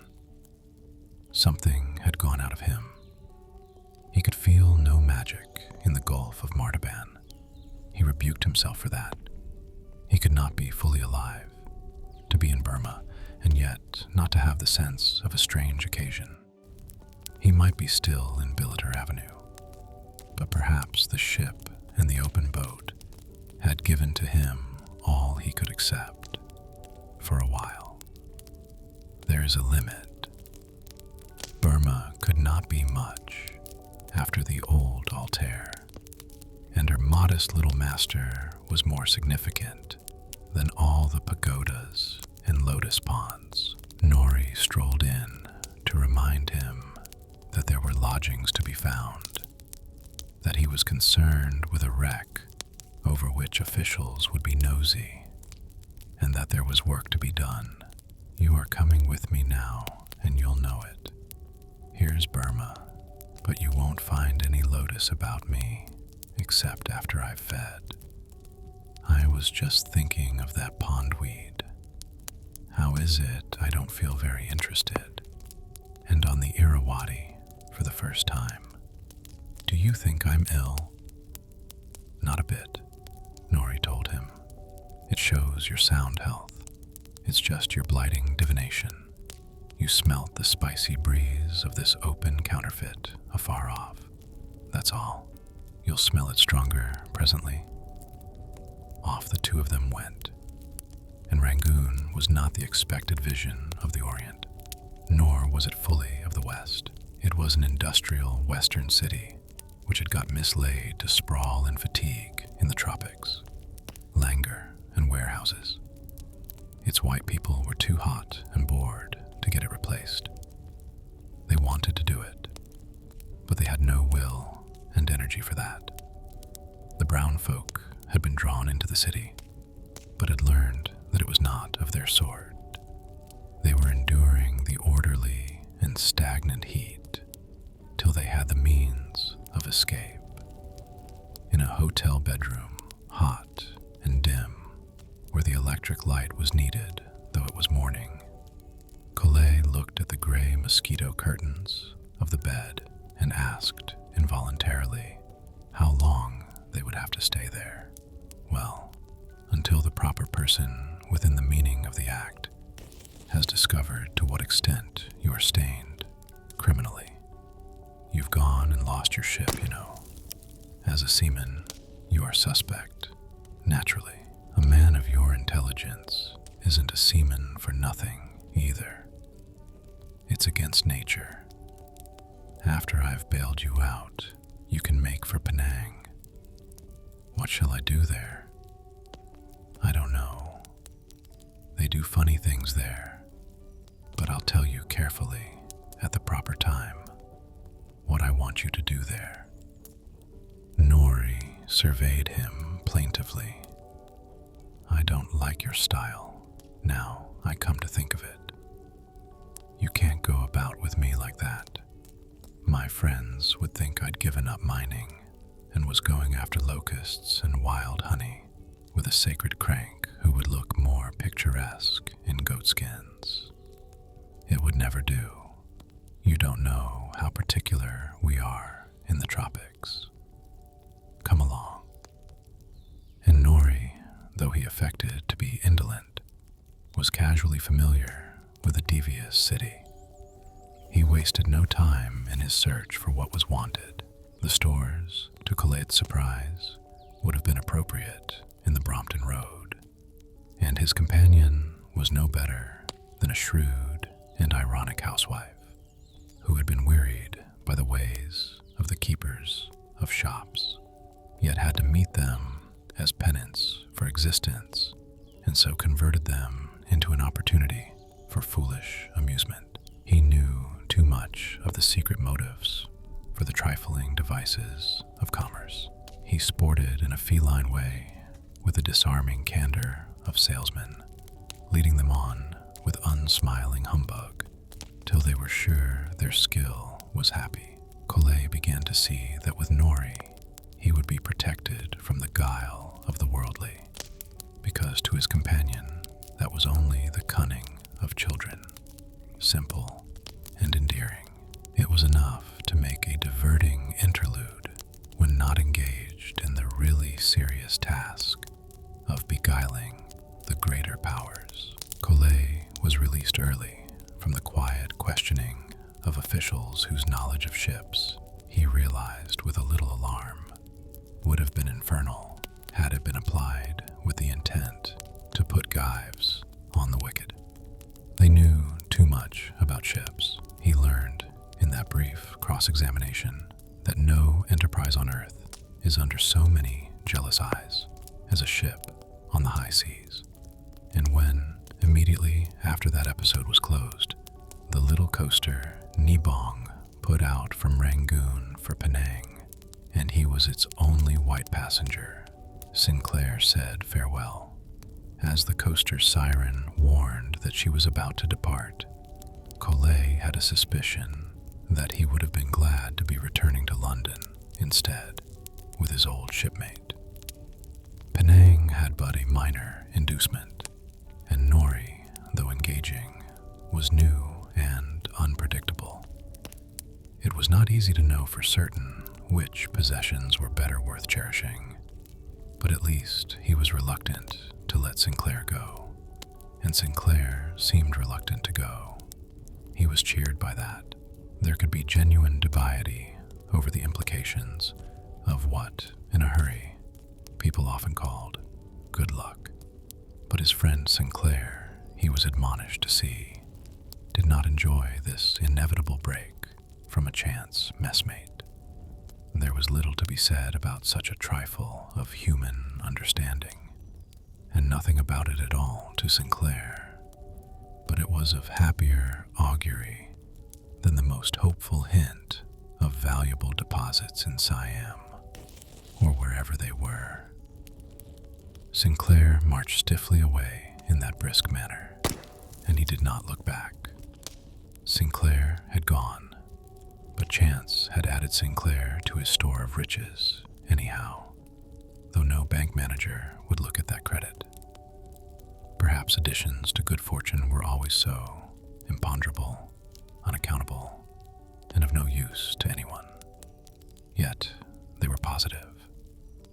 His knowledge of Sinclair and that bunch of men of his old ship gave to an aimless and sprawling world the assurance of anonymous courage and faith, waiting in the sordid muddle for a signal, ready when it came. There were men like that.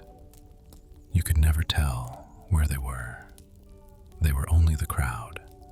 There was nothing to distinguish them. They had no names. They were nobodies. But when they were wanted, there they were, and when they had finished their task, they disappeared, leaving no sign except in the heart, without the certainty of that artless and profitless fidelity of simple souls. The great ocean would be as silly as the welter of doom undesigned, and the shining importance of the august affairs of the flourishing cities worth no more homage than the brickbats of Babylon. Those people gave to God any countenance by which he could be known. The informal little steamer, the quiet, the radiant day, and the seclusion compelled by his difference from that crowd of noisy native passengers on the deck below, brought him back to a central loneliness. They were off. He began to hear from himself again. His brief glimpse of the east at Rangoon had not been disturbing, only because he had gone about in the shadow of Nori. But he remembered that Rangoon's slow flux of multitudinous people, like the movement in a nightmare, had been appalling with its reminder of a sightless ooze, without more distinction between fear and laughter in it than there is in the flat expanse of a gray river descending forever to be lost in the deep. A slow pour of viscid life, just like the tide homegoing over London Bridge for the trains, moving to a compulsion which was as dark in its nature as a starless patch in the clear sky of night. What was there? Nobody would ever know. If you gazed too long at that abyss of night, you would cover your eyes to hide your thoughts. It would not bear looking at. That mob below him on the foredeck was as alien as anything nameless could be. It was a separated puddle, still slowly eddying with the original impulse. A woman's voice in it brought his vague survey of the mixture of moving and noisy colors to a focus. A diminutive brown creature in a green sheath, with a silver stud in her nose, was wandering about and calling a name. It sounded like a name. She was seeking somebody in the mob, which took no notice of her, and she appeared to be anxious. She was as though the light of understanding had been let into that ship. She had separated from the agglomerate and had a personal voice. Then she stopped below his rail. She was bending over a yellow bundle. A child was asleep there in a patch of shadow, with a face as pale and still as a flower, upturned to the moon, and its frail hands curled as loosely as fallen petals.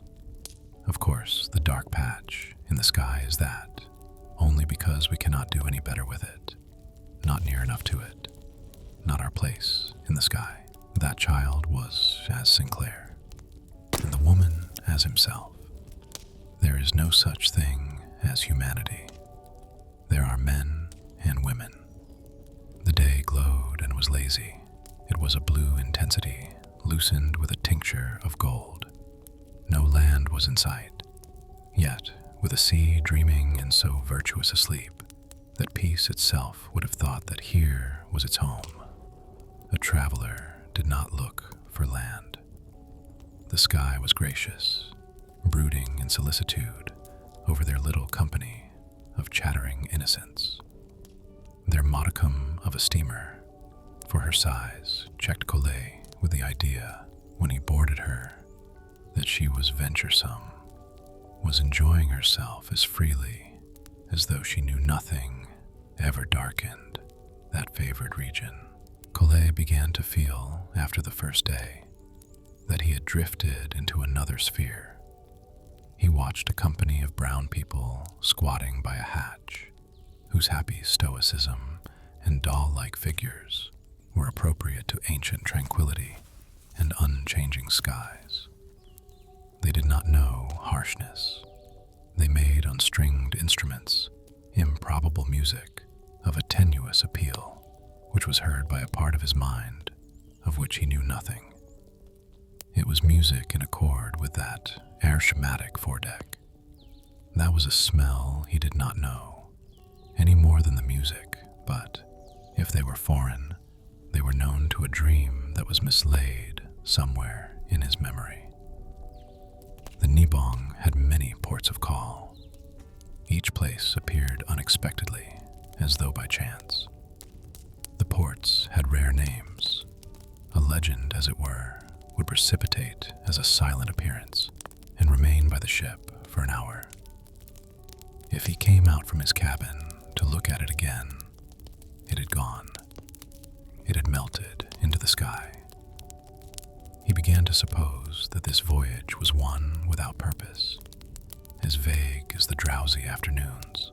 The course of their toy ship was set to nothing more than a fancy generated like the music, fixed by the whimsicality of a song. They paid calls to get settings for the music. Moulmein, Martaban, Tavoy, Mergui. It did not matter where they went. The company on the foredeck changed from place to place, but its colors were the same, and music was always there. They had a coast to port after Moulmein. It was that, or a perennial enchantment. Probably it was but the promise of a kingdom, the auspice of a happier time. It was not the spectacle of solid earth. Beyond the indeterminate green where the foliage met the sea, there were heights. They might have been mountains, but when you were not watching them, their violet outlines changed. When next they were seen, they had risen into stupendous ranges of cobalt and bitumen, too massive for clouds, too high for mountains, and that meridian range was hollowed as lightning glared and quivered in its body by profound gulfs, abysms seen for an incredible instant and then gone. The clouds and the far mountains were of the same nature as the constellation of islands through which the Nibong was threading. Nori, when Collet was leaving him, had an afterthought. He mentioned a place called Mergui. Look out for the Mergui Islands. Be careful. Unless it blows hard, you'll want to land on one of them. If you do, you'll forget all that I've told you, and I shan't see you again. Here the islands were, but nobody, of course, ever had landed on them. They were unknown to man except as fond reflections. They were as silent as unspoken thoughts. They were versatile. The thoughts changed. The next was better than the last.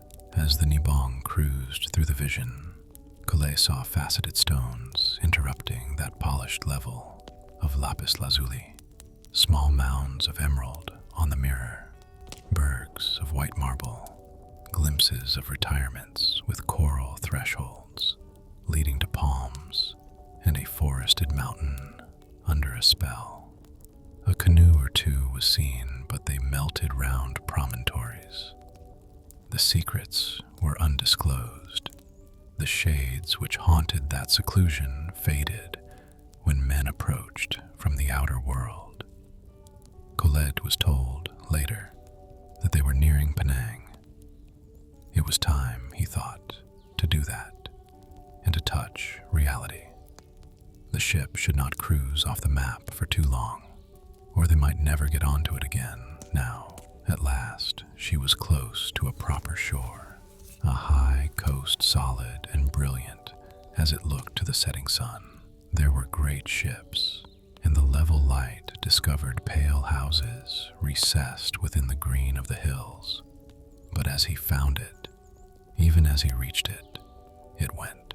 The sea was transfigured to a shining expanse of carnelian, and the very air was the rosy glow of a heatless fire. Penang and its sea assumed another nature as he watched. Its only affinity to earth was a faint odor of pepper and the sound of a gong. If he had landed on the further side of the moon, he could not have been more in the dark. Those letters with which Nori had armed him, chits, Nori called them, they were all very well, but in a way they made the darkness of Penang a bit more questionable. Not darker, but more eccentric. One of the letters was to a house called Senang. That suggested the local variety of Clovelly or Bella Vista. To ask for it might be like asking a London policeman for a prayer meeting. Not worth risking it. One of Nori's little jokes, possibly. His fun could be esoteric. His allusions were oblique. And there was another chit to a Mr. Alloy, but not likely.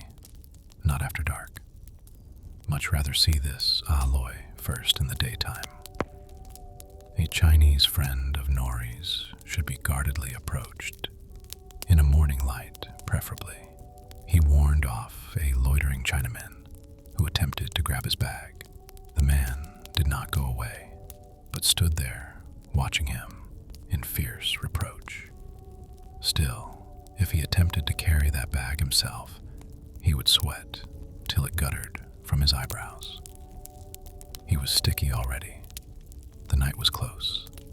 Night in a tropical city, to a stranger new from northern mud, was like the hearth rug to a fish free from the aquarium. It was not according to custom. He watched men trotting past, drawing passengers in light go-karts. One of these carts swept close to him and stopped. Its man picked up the bag as though he had come for that, and Collet climbed up after it. The man glided off in silence at a long, easy lope. Collet called out to his man that he wanted an hotel, but the beggar swung on without taking any notice. Didn't know what he was talking about, naturally. But of course, that fellow had guessed the right thing to do for a newcomer. Collet saw that Penang was a city varied and curious enough to mislead a wayfarer easily to an interesting predicament. Its bazaars were involved, continuous, and their wares problematical. Yet it could not matter what was sold by shops illuminated with paper lanterns and advertised by scarlet banners covered with Kabbalistic symbols. The maze of people moved as would the characters of a ballet with an incomprehensible rhythm, or of a charade of which the secret would never be guessed. They had their ardors and pursuits not to be known by him. Somehow his orbit had coincided with theirs. He felt as absurdly conspicuous there, on his high perch, as though he had chanced on the stage where actors in a privily illuminated masquerade were rehearsing the Lord knew what. It had nothing to do with him, and yet there he was. Luckily, nobody there had an idea he had barged into them. He might have been watching the mystery while protected by the gift of invisibility. He was unseen, or else. Had these figures agreed to allow him to deceive himself? For occasionally he thought that by some weakening of his protective magic, he became faintly and transiently visible. Once a monstrously tall ogre with a black beard parted to hook its inordinate length behind the ears. A sentinel who once might have turned a dark and discerning eye on intruding Sinbad appeared to have seen him. Yes, certainly that Sikh policemen saw him. They came beyond the last bazaar to the design of a palm crown blacked high on the stars. It stood over a grotesque cornice, and under the framing eaves was the golden hollow of a room open to the night. Within that room, 3 girls, 3 pale sibyls, swathed in filmy tissue, sat absorbed in contemplation of the runes. Collet did not descend, though the Chinaman lowered the shafts of the jinrickshaw, as though here his service ended. The scene was too much like a picture story, without a name to prompt anything more than a puzzled stare. One of the sibyls, whose pale face was not like Europe, but moonlight, and to whom Colette fancied had been delegated the announcement of whatever oracle had been resolved for a visiting stranger, languorously rose, looked towards him with eyes which entreated a release from a weird, and spoke at the window in a discreet and mild version of English. And Collet's Chinaman, though he did not understand that language, knew at once Collet's peremptory order. He knew he had made a mistake. He picked up his shafts and loped from the shade of that grove, leaving a tinkle of merriment behind. Soon he was at a standstill again, beside another conjuration of a welcome in the shades, and its light showed several frail idols in embroidered silk, with faces of chalk, their foreheads hidden in black fringes, oblique eyes which had no thoughts, and lips that were little crimson buttons. They resembled, for a moment, the illustration to a beautiful fable of Cathay. But Collet's loud voice shattered the spell before his man had ever lowered the shafts. The coolie turned about with wondering disapproval, wiped his shaven crown with his disengaged hand, and tried again. This time he took longer, and when he halted, it was before an Indian enticement. Some with studs in their ascetic nostrils, their slight bodies bedight for the gaze of idling rajas. And then the rickshaw man knew he was right. He did not hesitate. With definition and relief, he concluded his journey, and his astonishment was obvious when Collet leaped from the go-kart with savage energy. The Chinaman's recoil was that of innocence, surprisingly attacked. Collet could see by the light from the room that his man was now at the end of his resources and was obviously worried. The fellow was protesting that he had done all he could. Collet pointed to the glow of the city behind them and made emphatic indicatory noises. The man seemed to understand. He must have guessed that somehow he was at fault, though for no reason that he could ever know. He turned about dolefully. Collet, with his face to those lights, though now disturbed, sustained his faith that Penang somewhere must have a different roof to offer. And down by the waterfront, within a short distance of the quay where the adventure had begun, there it was. The hotel, except that its servants in their white uniforms were of the East, and that the building was adjusted, as well as was possible, to a temperature not altogether within the control of its management, might have been on the Riviera. As far as it could, it excluded the tropics. The hotel used its ingenuity to suggest that it was not where it was, looking out over the heated dark which brooded, with lightning glimmering in its roof, above the strait, of Malacca, when the bluish glare was vivid. Then sleeping palms appeared in the foreground, like tracings in ink on burnished metal. There was no difficulty, after all, in discovering a Mr. Aloy. The hotel people knew of him. Even a rickshaw man, when challenged, made almost satisfactory signs of intelligence. Collet viewed him suspiciously, speculating whether this was the genie of the night before, still hanging about in the hope of improved bewitchery. But Penang, on his first morning in Malaya, was superior to all the trickery of mortals. It was as fair as though this were the original daylight of the earth. The morning was certainly heated by a sun with pristine strength, but the air was perfumed and it sparkled. He thought the sapphire between them and the island of Sumatra was younger, after all, than the tales of Marco Polo and the ancient voyagers. One junk was suspended in it, the first to explore that blue.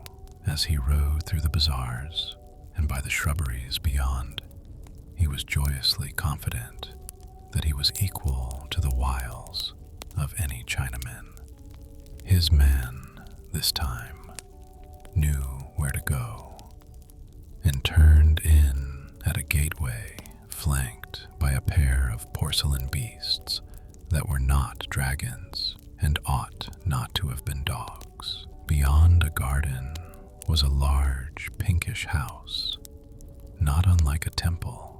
Its door was open, but the house, he was afraid, was deserted. Its interior smelt of teak or some unusual wood. There was not a sound, except that of an insect making a dry whispering in the garden. The hall subdued its English visitor with its severe integrity, for its somber panels receded in almost a bare perspective.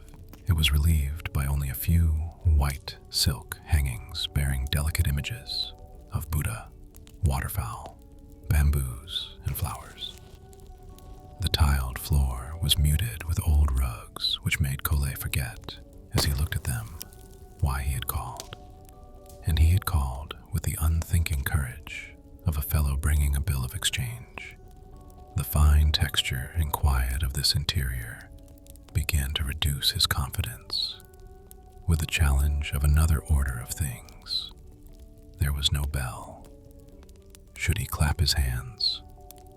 Apparently, his thought had been heard, for a genie in a blue tunic approached him and kowtowed in perfect gravity, though it did not speak. It led him to an inner room and left him. What at once was seen there, and nothing else, was a bowl of pale jade that appeared to give the silence a faint light, as though it were a lamp. It was honorably isolated and elevated, as though it were the significance of a poet. It was then that Collet noticed that the backs of his hands were not only moist with sweat, but a little hairy. He did not care to approach that luminous fragility. He looked about and saw by his side some shelves of books. They were as unusual as the bowl. Perhaps they were even stranger in that place. They were of European mathematics, philosophy, and theology. And though a chance collection of books on such subjects is placed, usually, where it will not be in the way, the names on the backs of those volumes betrayed a knowledge of the latest mental enterprises of the Occident, which shook Collet's confidence in the range of his own reading. "You are interested in philosophy, Mr. Collet." How had that voice got there? Mr. Ah Loy was behind him, interested in philosophy. Ah Loy had a friendly smile. He was a smile, but not much more than that. An interrogatory appraisement, tolerant and cheerful. His face was rather like his bowl of jade, delicate, pale, and bright. Collet would have preferred to wipe his hot, large hands before taking the one which his host offered to him. This was confusing. It interested me to see those books here. Why, Mr. Collet, are they out of place? There it was. Collet knew his first words had been as hairy as his hands. Loy was not old. He was not young. His years were merely a clarity of the spirit. He spoke English as though his home overlooked an Oxford precinct. Behind him, no doubt, the portiere through which he had entered the room were crimson silk hangings. They dropped in heavy folds from the high ceiling and were waved on the floor. They were lettered in gold with Chinese characters, and embroidered figures of men and dragons were ambushed in their coils. The slight figure of Aloy, in his western suit of linen, cool and friendly, with that draping of old china for his background, was as noticeable as a gentle word. Of course, Collet thought, this blessed Chinaman had those European books here to learn what the rude children were doing when out of sight. The truth is, Mr. Aloy, I only looked at these books because I had not the courage to go closer to your fine bowl there. That bowl. Come and handle it. Such things are made to be touched as well as looked at. The touch should know as much as the eye. Collet nerved himself and turned the bowl about. He realized that its frailty was but simplicity and strength, which were unctuous and cool. Loy took it and replaced it. Sometimes, said the Chinaman, I have wondered whether Western culture turned into chimney smoke because of a neglected sense of touch. You see, you must pause and weigh it when you handle an object. You have time to change your mind. The man in the blue tunic was there again, and Loy spoke to him. The servant brought in bottles, ice, and a siphon. You will have a stenga, Mr. Collet. I don't know what that is. Then you are certainly new to this country. It is a small whiskey and soda, the half of a tonic, as you say. A Malay word. It means half. But you English use it, besides for whiskey, for a person of mixed blood. Thank you, but no stenga. For me, if you please. Not now. You have been in Penang only 5 minutes. Loy was amused. Wait till Nori comes, he added. At one time, we Chinamen, who find it not easy to understand, kept champagne for our English guests. We heard so much about champagne that we thought it must be the same as your happiness. But now it is whiskey. Well, let us talk about Nori. He is our friend. You know him very well. No, only a little. A little of him is good. I met him on the voyage out. He is going to Pahang. I don't know quite what he intends to do. Loy looked at his bowl. Nobody knows that, but he is going round to the other side of the peninsula, and he will know why. I like Nori. He would have been the same as a Cantonese. Yet he is a Londoner. He has no place then. Yes, it is all his place. It is all one. He knows. Well, Mr. Aloy, I should like to know. What is it one has to know? I think perhaps you know, too. But the best things have no name. Not even such as that bowl? What about that? Of course not. That is but a sign. Then we cannot talk about them. Oh yes, we do little else when we are together, but they are not named. What shall we say? Shall we say they are the communion? Come and see my porcelain. you will stay to tiffin? Collet, for an hour, received glimpses into a past which heartened him with a confirmation of his nebulous and shifting faith. Even a glaze for porcelain could persist, like the thought of an anonymous benevolence. Once he expressed a poignant concern for the safety of these lovely shapes and colors. Loy did not altogether sympathize with him. They may all go someday. There are accidental fires, and men riot. The world is rough, and it is careless. The world is abundant. But you see, Mr. Collet, these things have been done, and so they cannot be lost. They have been added, and they cannot be taken out of the sum. Tell me why it was your Shakespeare did not think it worth the trouble to preserve his poetry. I think that is the strangest thing about Shakespeare. That is why he is the most significant poet. Perhaps that indifference is his greatest gift to us. The Englishmen supposed that they were alone in the house, but Mrs. Alloy met them at tiffin, and Collet's memory of precious rarities went in a new confusion. She was not a Malay, though slender in a green sarong and a white muslin tunic. The gold buttons of her tunic were her only adornment. She was hardly Chinese, and certainly not English. Even with that abundance of brown hair, the simple cordiality and assurance of her greeting meant that she was well used to visitors.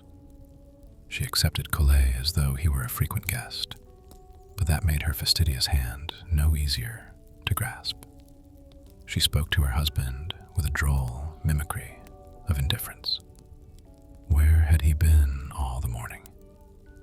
There had been Stengas, of course, and before midday, too. Collet saw that her banter disclosed a glint of serious intent. Loy assured her that not a cork had been disturbed. She then gave Collet an innocent glance, not of disbelief, but of surprise. Loy convinced her. Mr. Collet has not been long in Penang. He got here only last night. Give him a little more time, my love.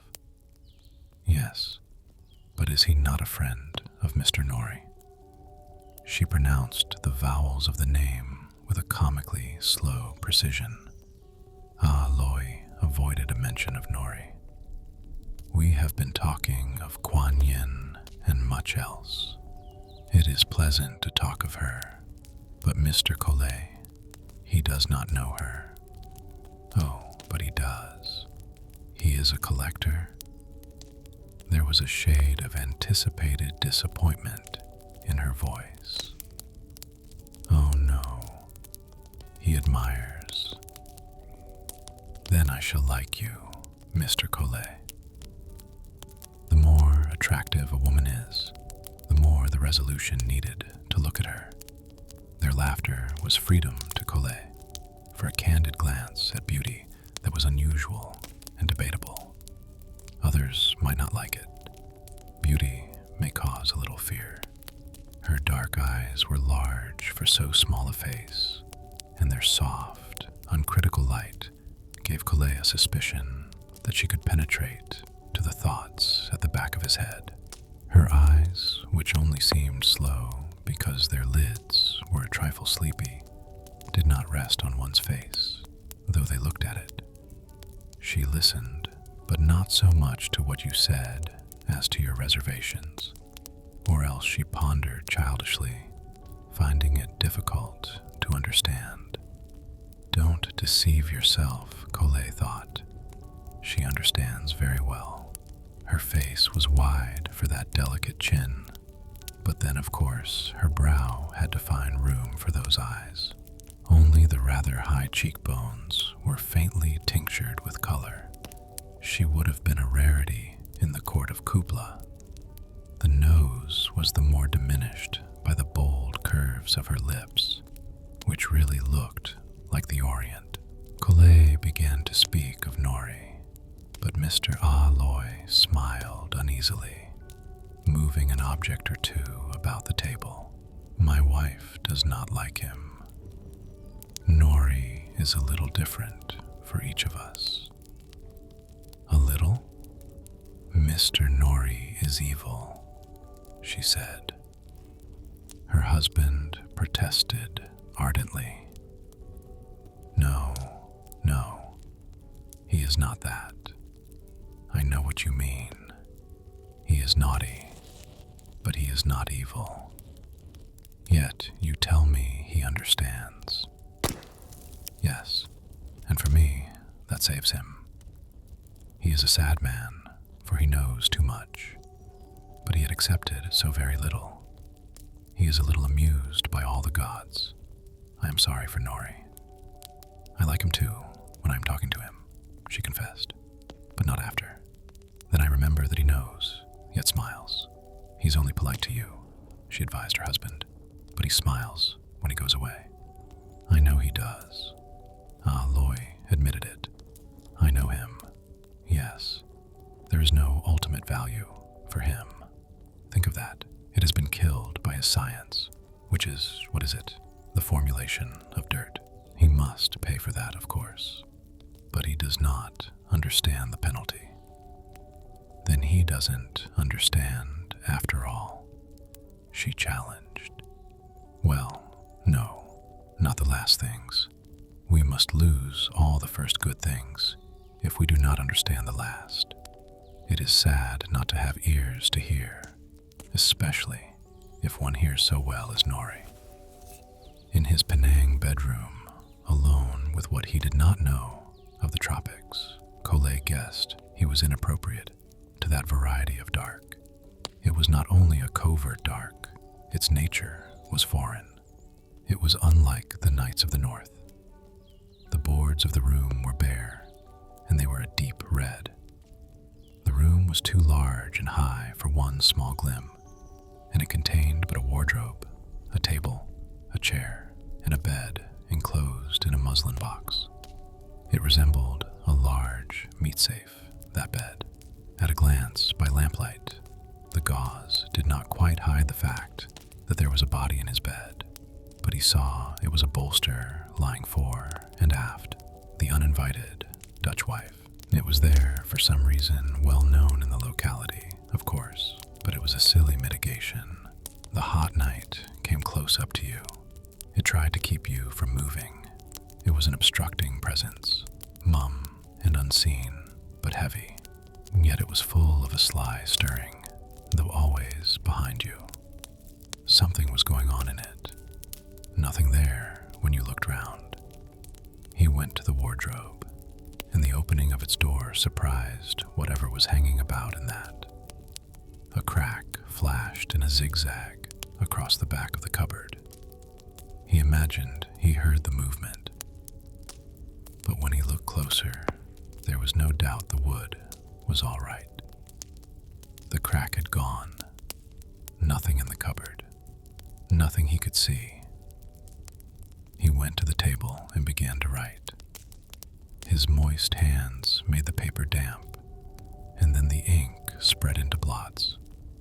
But if you tried to write while poising the hand to give it air, then the paper became sportive under the pen. It was so ominously quiet that he heard a tiny voice at his ear. A mosquito was about. But that solitary beast had got at his bare foot.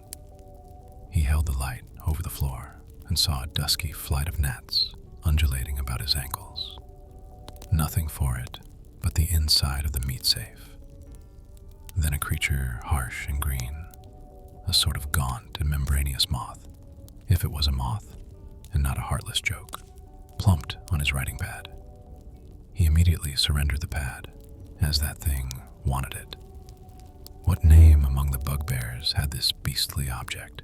Its green wings were like a petticoat of leaves about its waist. There was a phantasmal head at the end of a stalk-like neck. It had a chin. It turned its cadaverous face lugubriously towards him and waved its hands in dispraise. He didn't like it. It didn't like him either. Its long, thin arms, which wearily motioned him to keep off, had grappling hooks for hands. One of the little people, maybe. The Malayan sort. Not from the fairy rings and the daisies pied, but out of the jungle. When he moved, it flew away to a corner of his ambiguous resting place. Better see where this thing went. As he lifted the lamp, shadows from the ceiling came down the walls to go with him. There the thing was, on the floor. Its grappling hooks were raised, as though in the act of malevolent prayer. But it took no notice of him. It had no time for him. It had other business. That triangular face was watching something else, straight before it. He followed its gaze, a shaggy spider, as large as a straddling mouse, with minute eyes like twin starboard lights, was observing the mantid. Collet was glad he was not either of them, glad that he was only the mystified audience of this show. The two horrors sat staring at each other, each waiting for midnight to strike, or else for the other to make the first move. Human life was not the only problem of life. The chimeras on the floor knew that.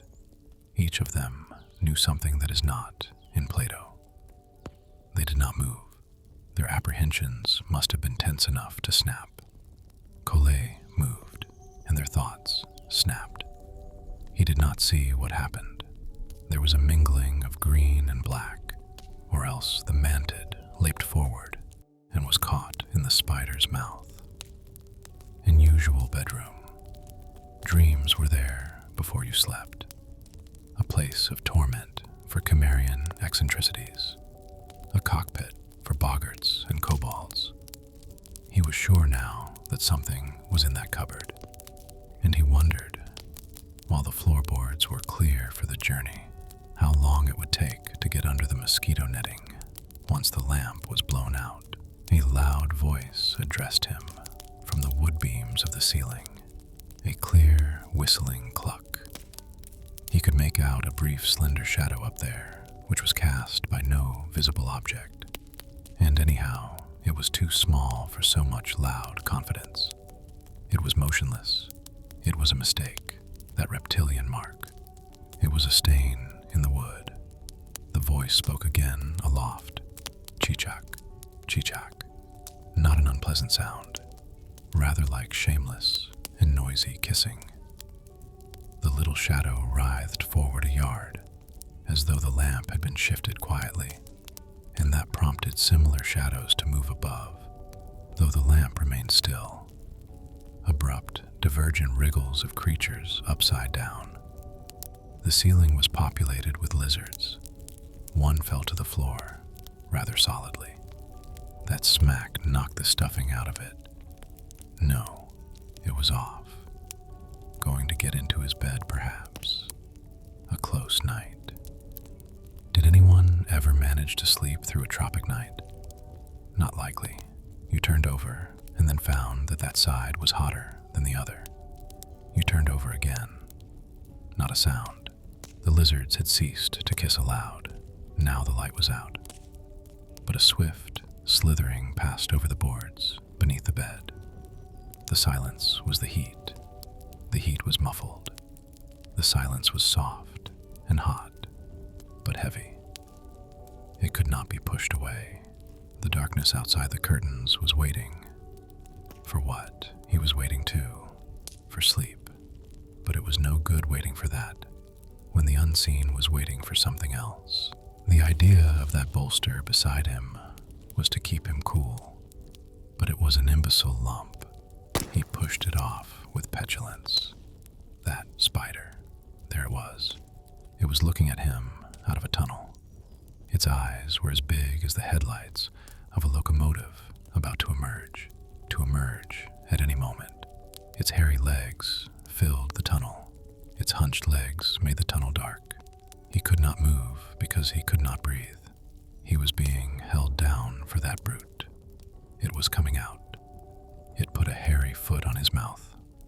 Fa! That released him, touched him off, bolster was in his face. It was night still, not morning. Daylight was slow about it. When next he woke, the day was nearly there. The night had thinned. Everything in the room could be seen in it, even through the mosquito curtain. It was cool at last, but the silence had not been broken. Now it had gone. A bird was fluting in the garden, trying to remember a morning song. Strange, he felt rather like singing himself, though sleep had been only an intermittent nightmare. In that cool gray light, the bare room was merely bare.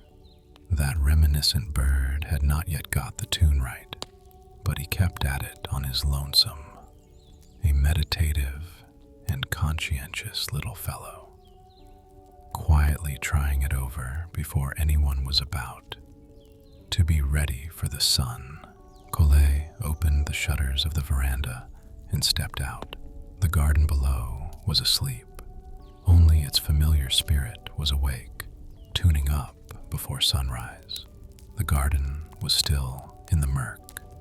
The trees were night itself, settling out of the sky, descending to the earth, spreading there unequally while being absorbed. The bathroom was the first door to the left along the veranda. The liquid fluting of that bird was bathing for the mind. It made it fresh and glad. The bathroom tiles were delicious to walk over. Another touch or two, and they would have been cold. In a corner was an earthenware cistern with a brass dipper on its ledge. A lizard was stuck to the wall, upside down, a flesh-colored creature with eager and prominent eyes.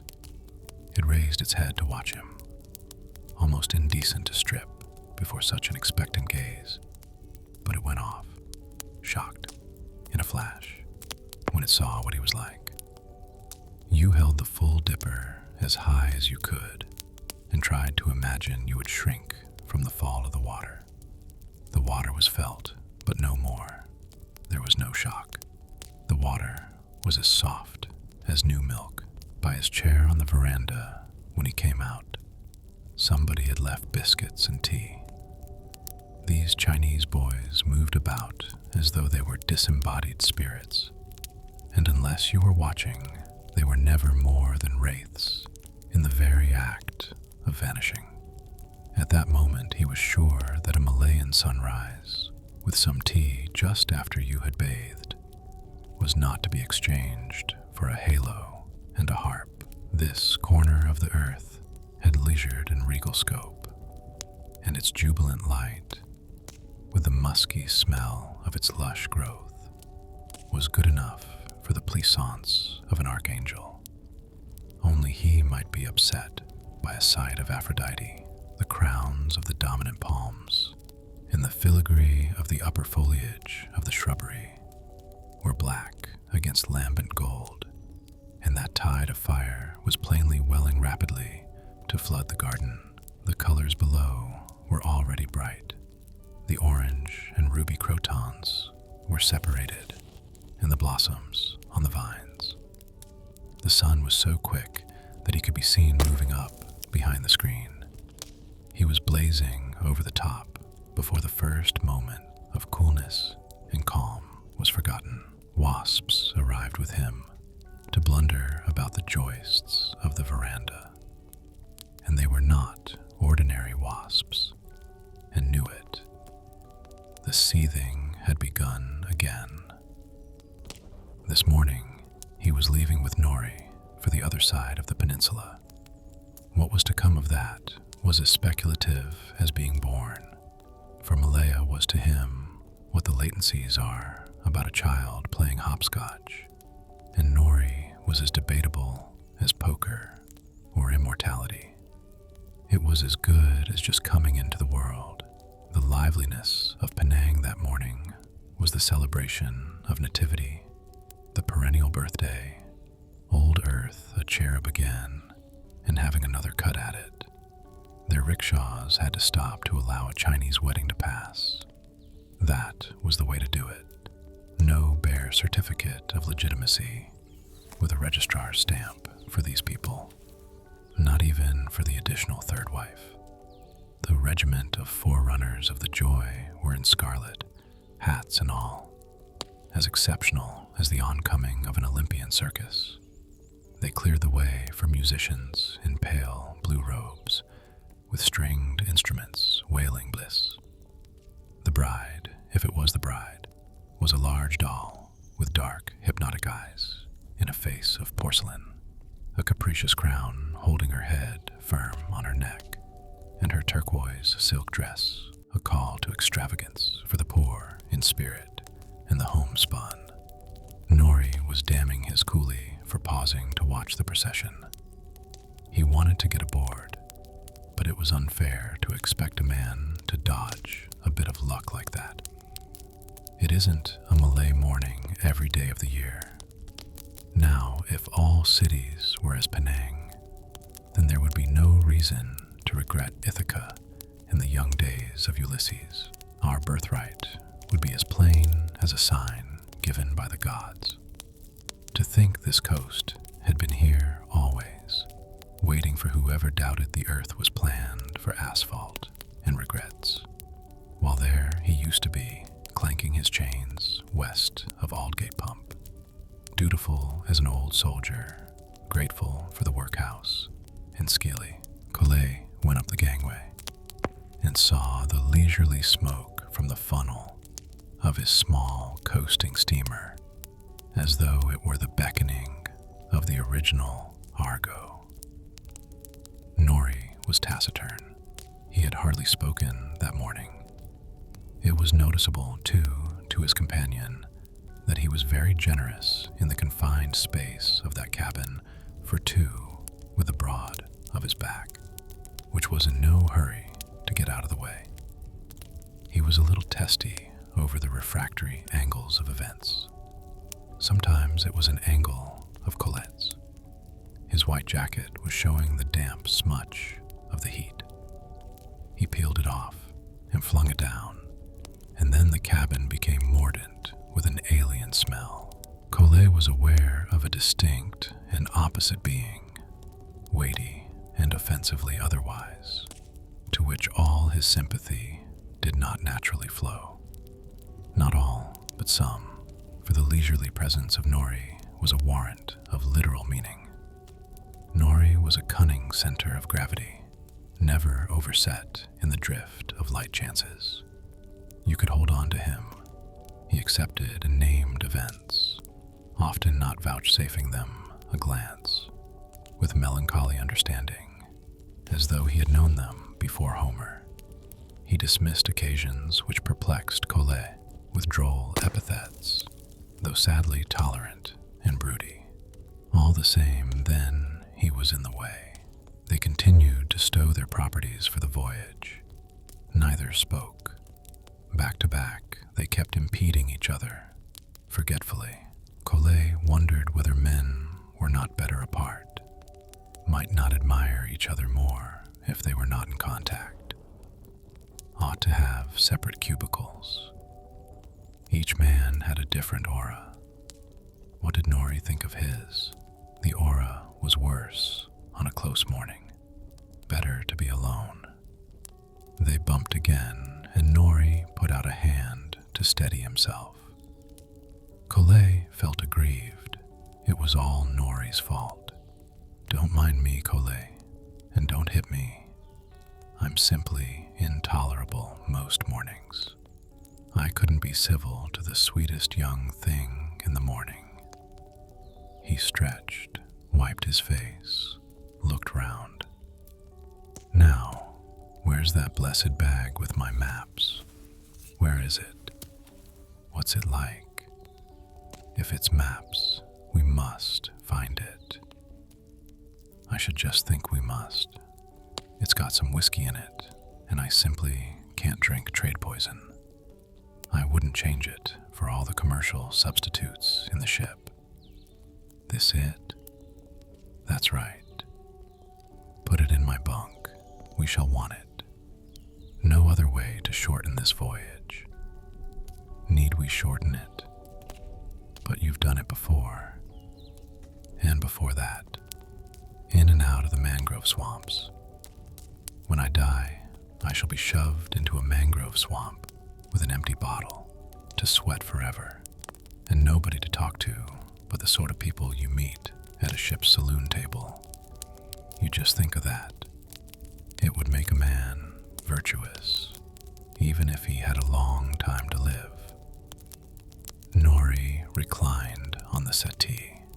I wonder whether Aloy telegraphed for berths on the Singapore steamer. We shall have to change there. But of course, he did. He certainly did, if he said he would. I like your friend, the Chinaman. That shows your good taste. That chink reduces most Europeans to the texture of clay pots. He's rather too rare for my taste. Strictly speaking, he oughtn't to have a body. He's only a subtle appreciation of refinements. Yet he seems to enjoy life. Did you see his wife? She was at table. She was? Then you really were honored. She won't always eat before me. I'm too coarse. You've never seen anything like her, so don't say you have. I mean alive and walking about. No, not in great numbers. I felt large and cumbersome. She doesn't know it, but I'd go without food just to look at her. I'd be as good as gold. She doesn't know I've got the heart of a poet under a most unlikely outside. What is she? I should call her a masterpiece, but the best people out here, they say she is a stenga. That's what they would do, you know. Her mother was Siamese. There are little bodies in Siam who would make you forget almost anything important. Her father was a Scotchman, and he must have been a forgetful Burns with red hair. I feel almost like a bishop when I look at her. Good job you are not an artist, or you'd be blethering now. That couple surely are not typical here. What an idea. They wouldn't be typical in Chelsea. Nothing good is typical. It's a surprise. I don't know where my corkscrew is. Where's yours? I haven't got one. I haven't got even a stepladder. Now, what a traveler. He hasn't got a corkscrew. I wonder you've got a shirt. Press the button for a boy. There it is, just behind you. Collet went outside. The island of Penang was already a place apart, and they were leaving fishing stakes, sampans, steamers, and junks behind them. He did not always know what the queer objects signified, those marks of strange human handiwork on another order of nature. But he was satisfied that they were amiable. The waters of the Malacca Strait were the reflections of an upper light, desultory with its display, as though the celestial operator had time to waste and wanted to see what would happen to the human stage when Oriels, seldom used, were opened in the supernal. Nori was in a hurry to get round to the coast of the China Sea, but there was no need to hurry along this coast on his account. There were a score of superior passengers at the saloon table. The table was full. Nori insisted that Collet should sit beside him. He was to talk eagerly whenever the man on the other side showed the least sign of affability. I can't stand it. It isn't natural. If that planter once begins with his insufferable rubber, I shall have to kill him with the water bottle, or else sit with the Malays on deck and eat bananas and dried fish. Collet thought the deck passengers would be an attractive alternative. I'll squat there with you if you insist. It's fun, that crowd on the deck aft. You've made a nice start. You do like it?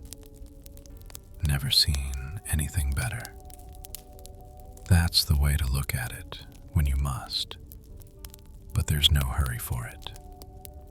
You'll smell lots of ripe fish presently, heightened by durians. Let 'em come in their due season, though I've never met durians. You will.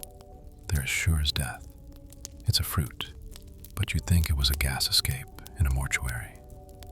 Our pleasures are before us, and yet you think I'm too particular now over trifles like corkscrews and chatty fellow passengers. I was down on the deck this morning. Not easy to keep away from it. I'd give a good deal to know what goes on inside those people. The devil you would. All right, Colette, but don't learn it while you're with me. There's an odd chance you would get a real inkling of it. You seem built in that wasteful way. Nori, leaning on the ship's rail, considered the blue heights and opalescent cloud masses of Malaya. No, it's no good. It's rather different. They begin their ideas at another mark, where we have too much gumption to begin. I do my best not to see it. It's disturbing. Damn it. You and I might be wrong, after all. And then where should we be? We might have to scrap home and alter, and I can't bear the thought of it. God bless Clapham Junction. You be careful. The Oriental is dangerous once you begin to monkey with his notions. They got well down the coast. The same things occurred daily, and were getting usual. The loading of the steamer at one of the small ports was nearly completed. Nori was asleep in the cabin. On the leeward side, a few empty sampans and prahus were rocking slowly.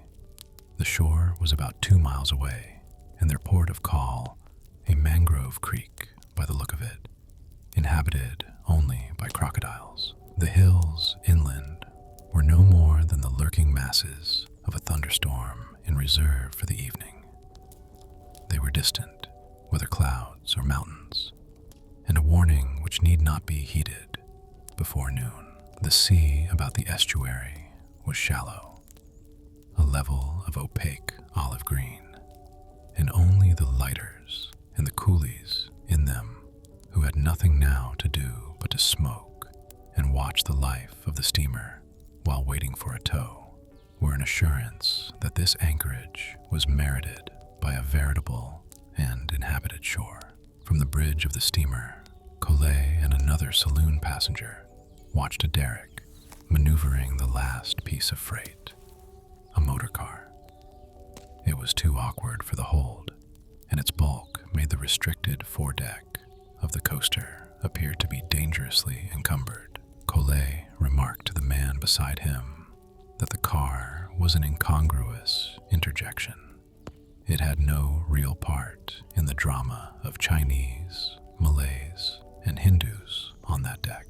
His companion, a young man who had been prompt with knowledge, made his monocle comfortable to regard with kindly amusement that lively huddle of chromatic humanity.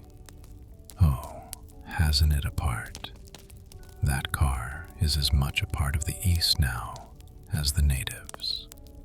We're here now, you know. Collet ventured to regret that aspect of our presence. You must have seen a lot of it. Oh, rather. The young man freely acknowledged it.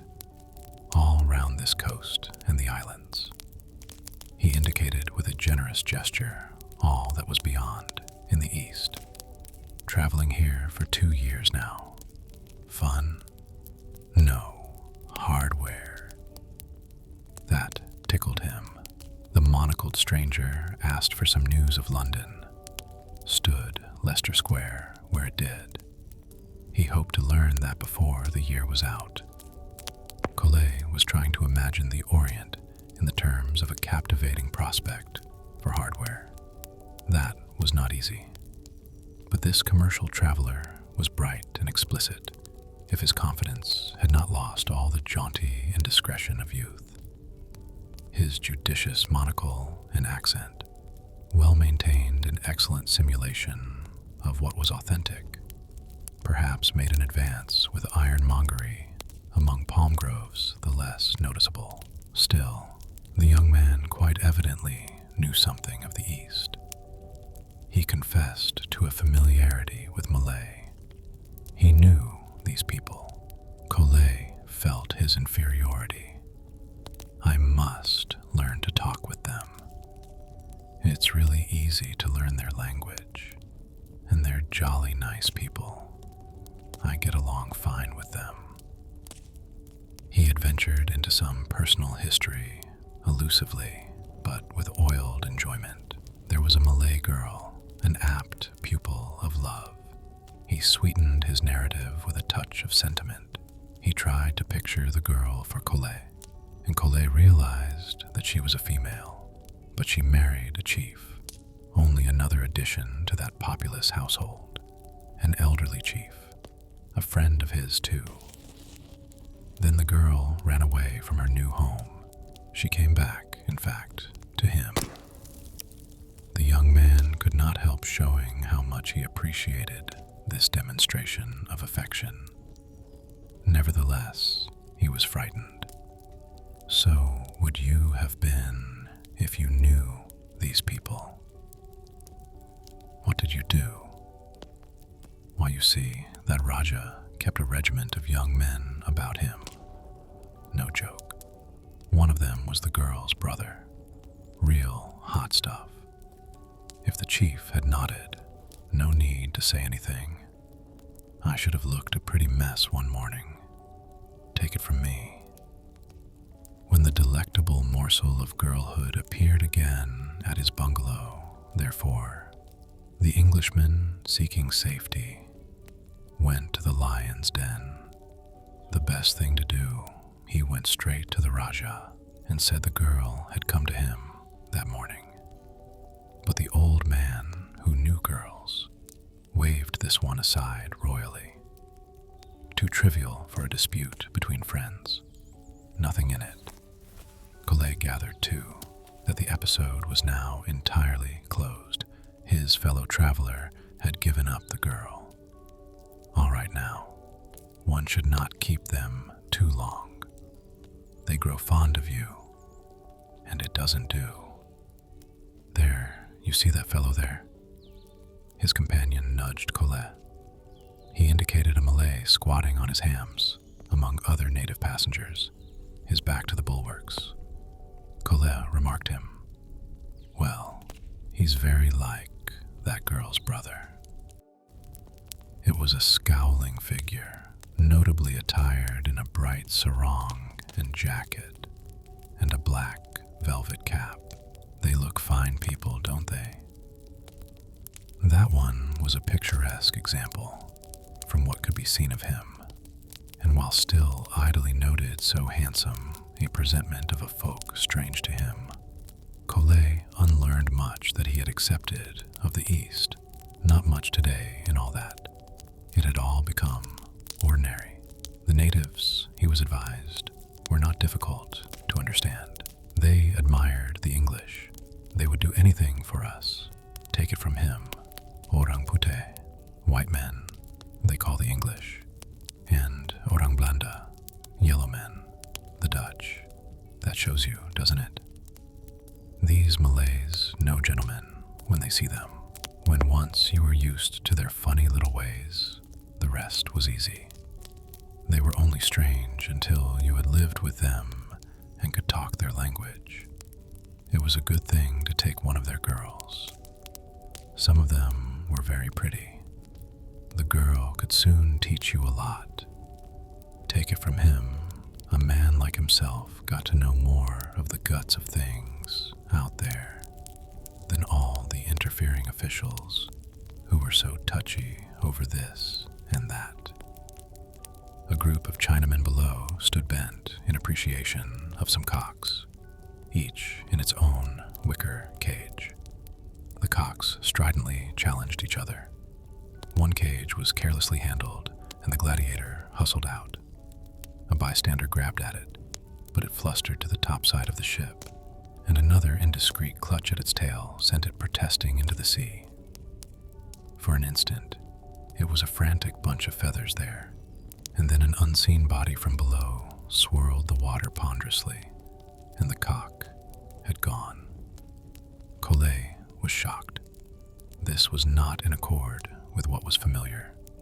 The penalty had come so suddenly, just when he had allowed the motor car, in spite of its size and appearance, to displace some old conceptions, to occupy with the certainty of a late, solid engine, the ancient mystery of the East. Yet nobody else seemed affected by the incident. The Chinaman stared indifferently at the place where the water had swirled, but the others might not have been aware that anything had happened. His companion made a humorous reference to the incident, but returned with soft pleasure to some more intimate words on the pleasantries of native ways. Collet, with a divided mind, listened while his eyes still rested absently on the Malay below, who had been used to illustrate a little colorful drama of no value except to show to a stranger the delights and simplicity of the things he did not know. What his fellow passenger was telling him, Collet did not clearly hear, but the narrator was at least cheerful and pert.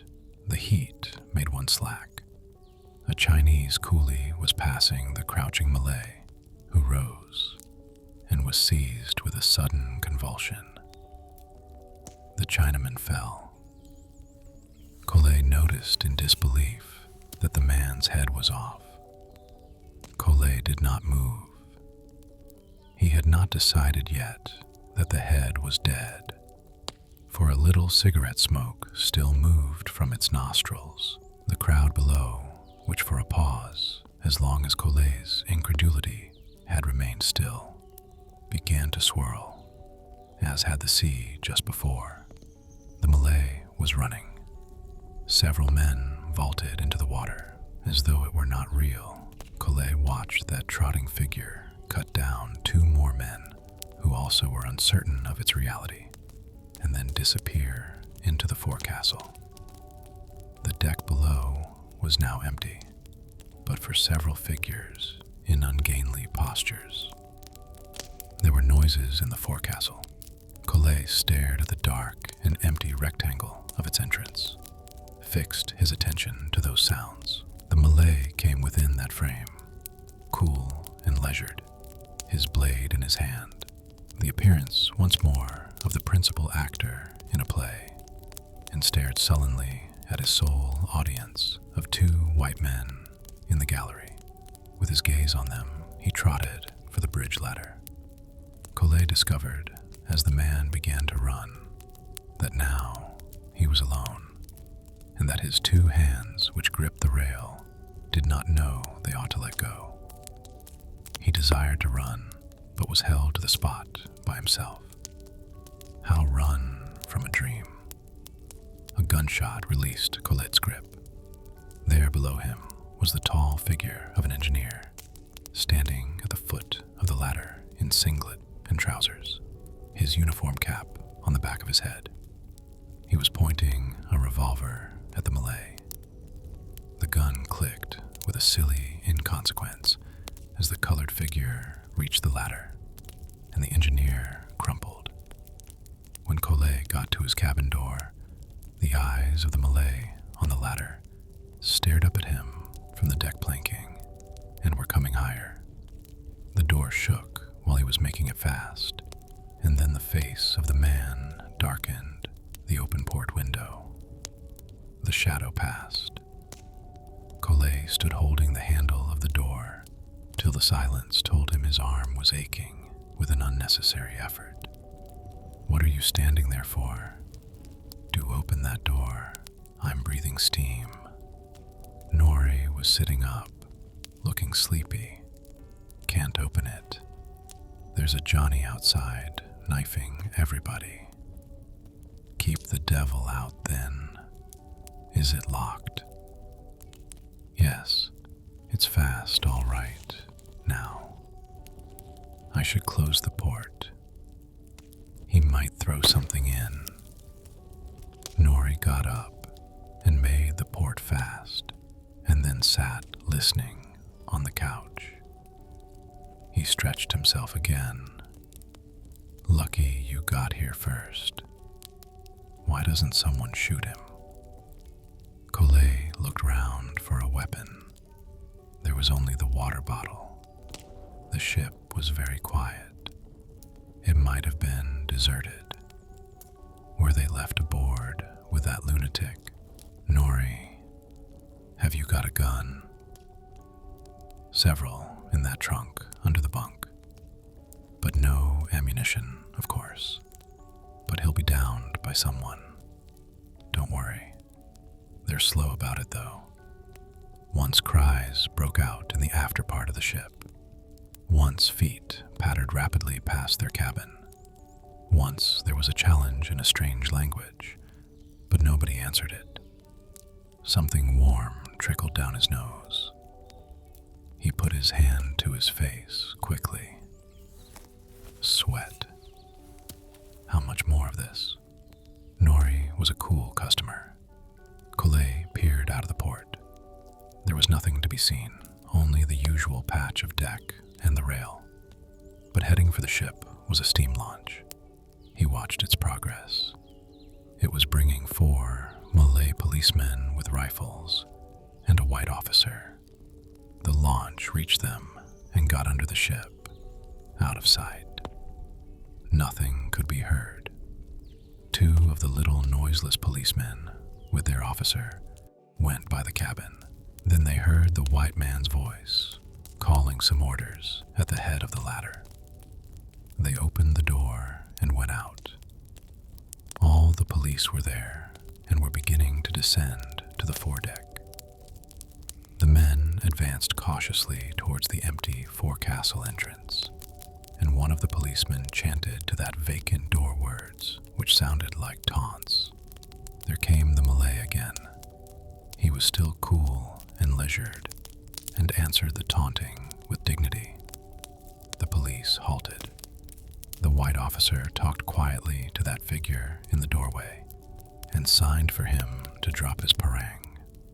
But the fellow jumped for the police, toppled into a sliding heap, and was still. One day on the China seaside, well up the coast from Singapore, they reached a hut. It was night, and it rained. Here they would begin their inland journey. It was somewhere near a beach. It had no other description. When coming up from the landing place, Collet had no faith that any roof could have resisted that abrupt smash of rain, even if a roof once had graced that outlandish shore, which did not seem likely. Yet Nori moved as though he used to believe it, and knew of no reason yet to give up the idea. There was a sleeping place, cavernous and bare, partly discovered by a mournful lamp, and one of its shadows, and a large one, did not behave normally like the rest. The lamp set it going. It gyrated ceaselessly amid the stationary shadows. Collet was satisfied that it was a bat. It might have been a black cloth, circulated about by silent magic. Then came morning, and the morning when they were to start for the interior of the land. Collet, on the veranda of the house, with the packs for travel about him, did not share Nori's annoyance over the delay. Any later time would do to start from there. Don't let a good thing go too soon. It was folly to hurry from a place like Kuala something or other. By the map, these coastal hamlets were nearly always Kualas, or river mouths, and he was not quite sure which one this was. But Nori knew. There was Nori now, outside the chief's house, gossiping with a bunch of men as though he had lived in that kampong for years. Perhaps he had, a character of that place. If anything, Nori knew too much, more than was good for him. He seemed to be amusing those informal Malays, who somehow gave themselves an air of distinction and good mettle, though Nori was a head taller. They certainly accepted Nori as an equal. The village headman was smiling knowingly. Now and then, one of the men in the group would glance his way, as though he too had been accepted. A quiet and understanding people. Nori himself could not hurry them, though from the ease of his manner, he did not appear to be attempting it.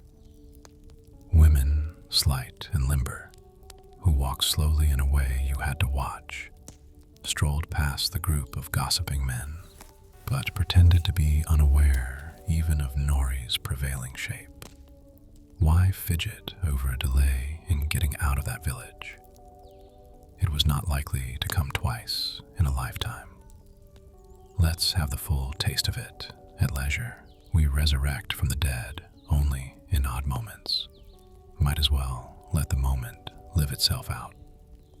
Wasteful to hurry over a sudden flavor of the richness of the earth, as though it were the invasion of a licentious and inappropriate thought. It would take about a week for him to make sure that he was really there. He had had no time to ascertain that. The fact then seemed doubtful. In an unusual fancy dress which anticipated, when its wearer did not, an unaccustomed mode of living, Collet was uncertain of his own identity. This was just a bit absurd. He was only a self-conscious character in an unusual theatrical setting. Roundabout Drury Lane, and the limelight was too bright. A mass of rigid metallic fronds shadowed the house and formed motionless, crenated black patterns on the road. There was a glimpse of the China Sea at the end of the street, a name which suited it. Too much like the China Sea. One could have guessed its name. The Chinese shopkeepers opposite were waiting for custom beside wares which would have been useless without descriptions in a museum. Not easy to believe all this. The sun now was full on the street, and Collet began to wonder how he would shape, marching in that white intensity. But he could sit and look at it forever. Nori left the men and strolled over to Collet, affecting a complete faith in the outcome of eternity. No carriers yet. We've got to pay for that entertainment on the ship coming round. We were expected by the last steamer. Shall we get away this morning? We may, as you don't happen to be able to tell them all about the amok. It's such a juicy story. They don't often get one, and they're so sorry you can't tell them about it. Every crimson wound. So am I. They can't bear to lose us so soon. That's what it is. We've brought bright news, all about a butchery. They've no newspapers. Don't you think we ought to be kind to them? You could make it better for them than it was, Nori. Let yourself go. You couldn't make it worse than it was. Give it a little art. I haven't got the cozy love for it. The story would be prettier if your friend, the ass in the eyeglass, was one of the colored exhibits. But it is tame without him. Queer, I've been watching them. These villagers don't seem to be made of the stuff which goes off with a bang, like that Malay on the ship. They're sane enough. Of course they are. So are you. So was he. We're all fine, till some button is touched. That Malay was all right. He only wanted to commit suicide, but his God said no to it. So what's the poor beggar to do?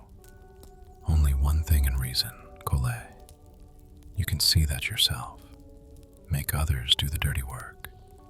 But don't let us talk about it anymore. It's such a fine morning. If we begin to chin over the springs of human conduct, we should be here when Gabriel tootled, and so intent with enjoyment that we shouldn't hear him. We'll surprise God himself on the judgment day. He thinks he knows us, But does he? Kole, does he?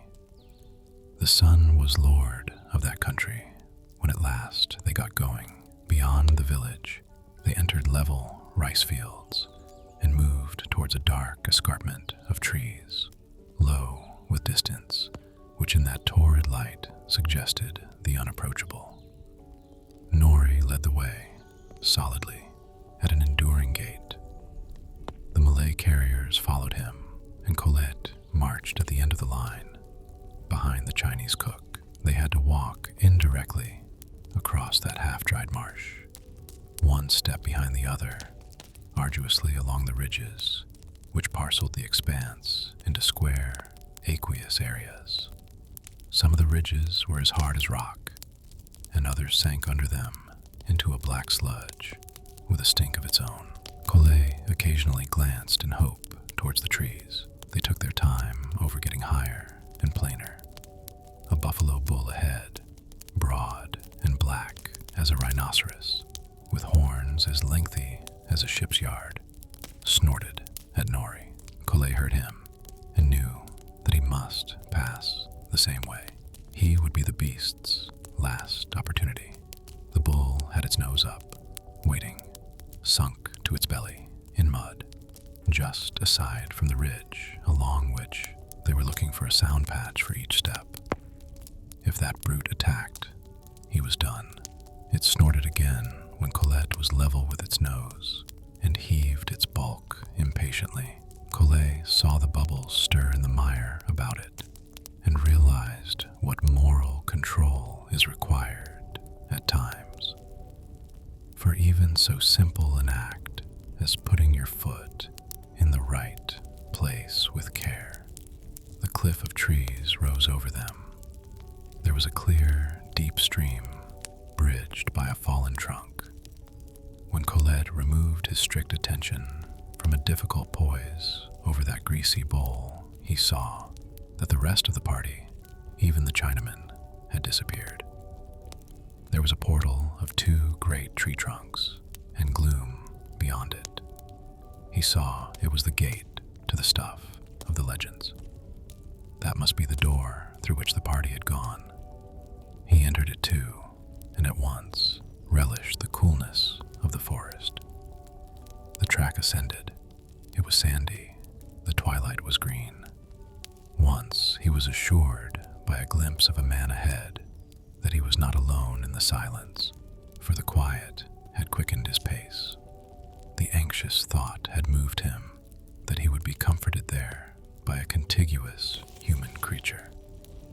He foresaw that solitude in the jungle might plumb to an unexpected deep in the soul. Only fellowship would keep him buoyed above that dark pit. Well, he would go anywhere with Nori, over any pit, perhaps into it. The track was often unmistakable. Usually it was compulsory. There could be no divergence. A riot of green cordage as repellent as flourishing cusps, antlers, spines, and bodkins was piled between the trees on either hand. Hooked fronds were suspended to catch in the neck and the helmet. The track was reduced to a loose tunnel meandering through edged foliage.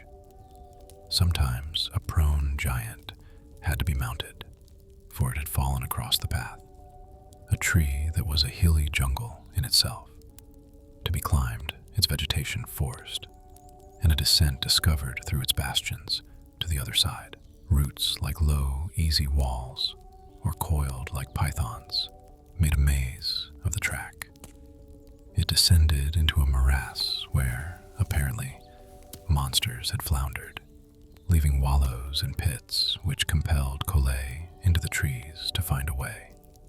And there he paused while avoiding the taloned raffle to pick a sound out of the heavy quiet to get the direction of his friends. Nothing moved there but themselves, except flies which hovered and flashed wherever a beam of sunlight fell through a hole in the roof. They waded across streams and picked leeches off their bodies, as if clothes were meant to be kept constantly wet. and bodies were the normal feeding ground for worms. Collet compelled his mind to fight against the desire for cleanliness and dryness, and to regard without surprise a bloated and pendant black parasite taking the blood from a white limb. But he was surprised, nevertheless. That worm was the emblem of a world which was new, potent, inimical, and besieging, and not very particular. It waited silently, without respite, for its chances. You couldn't be always on your guard. It had you, whenever you were not. Collet became wary, even of trifles. They stung. The sun was going when they sighted areca palms ahead.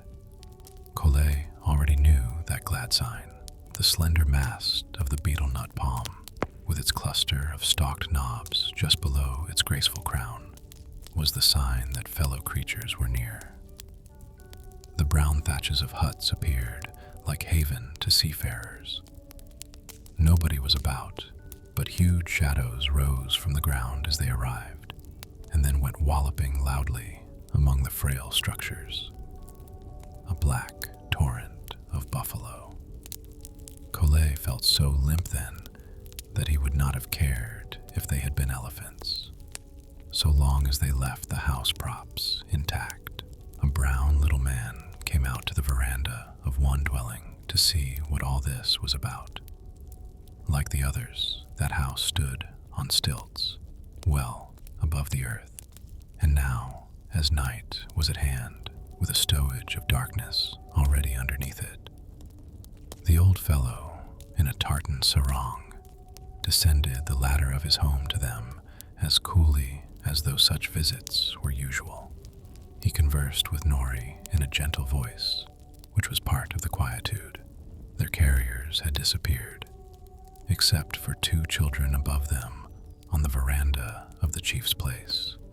Nobody in that hamlet had the curiosity to note this invasion of its solitude.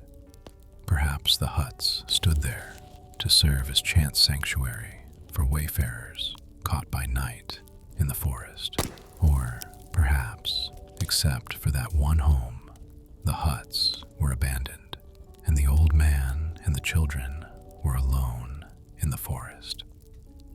They went up the ladder of rough beams, its steps slippery with clay and catchy in their spacing for legs careless through travel. Nori and Collet reclined on mats of grass, mats which did something towards leveling the floor of separated boughs. They put themselves at ease in native dress. Other men joined the chief.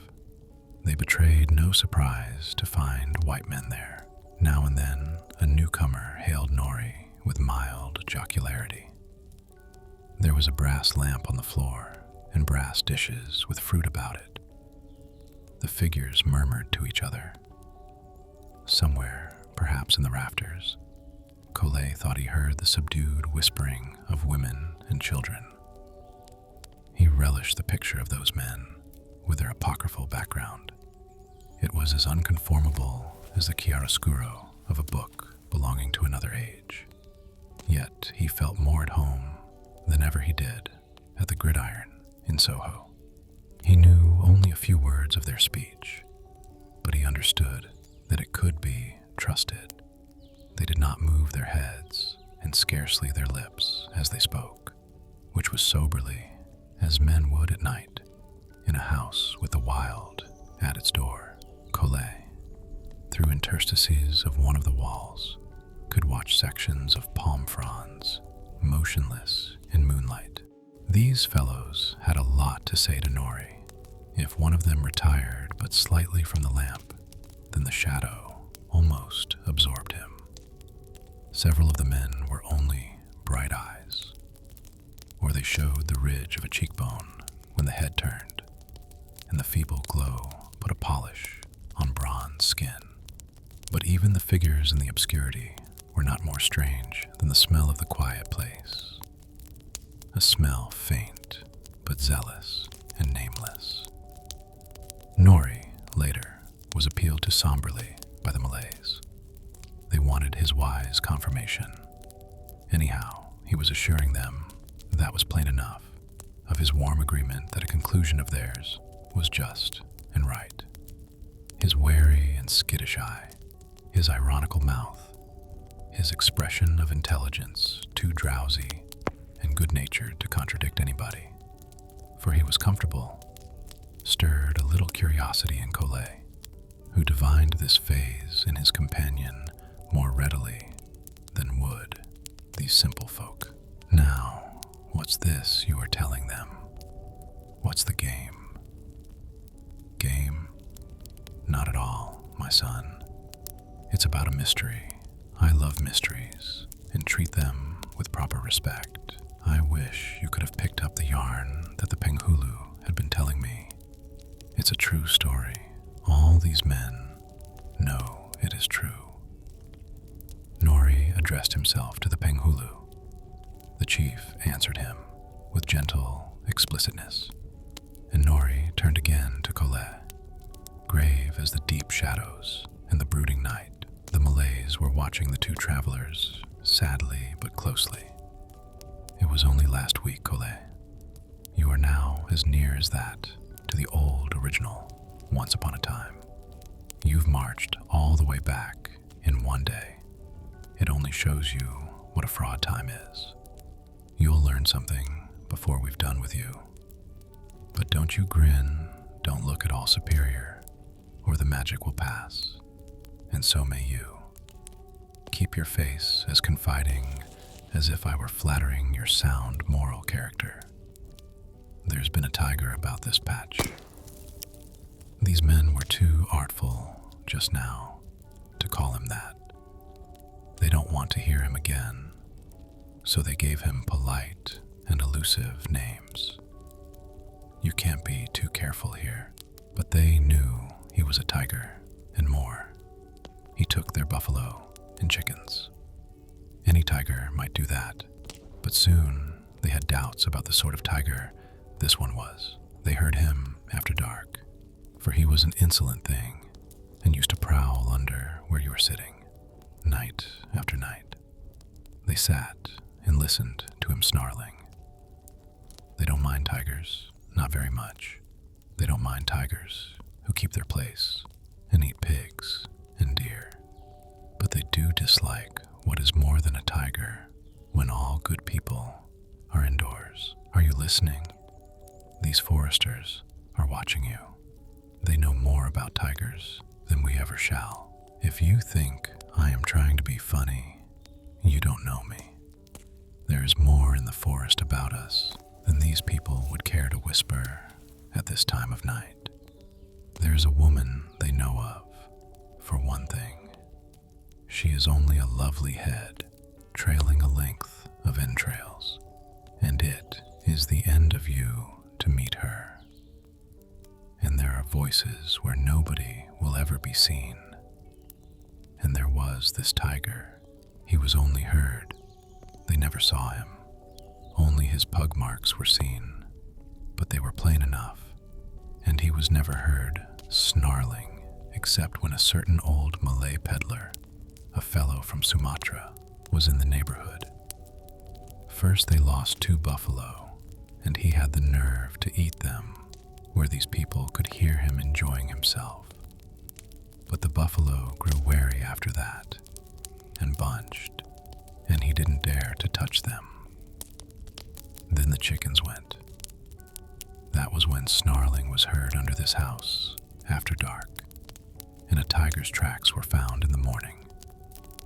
One day, though, after the peddler had gone beyond the village, they could hear him being sick. Somebody had to pass that place afterwards, and you would hardly believe it.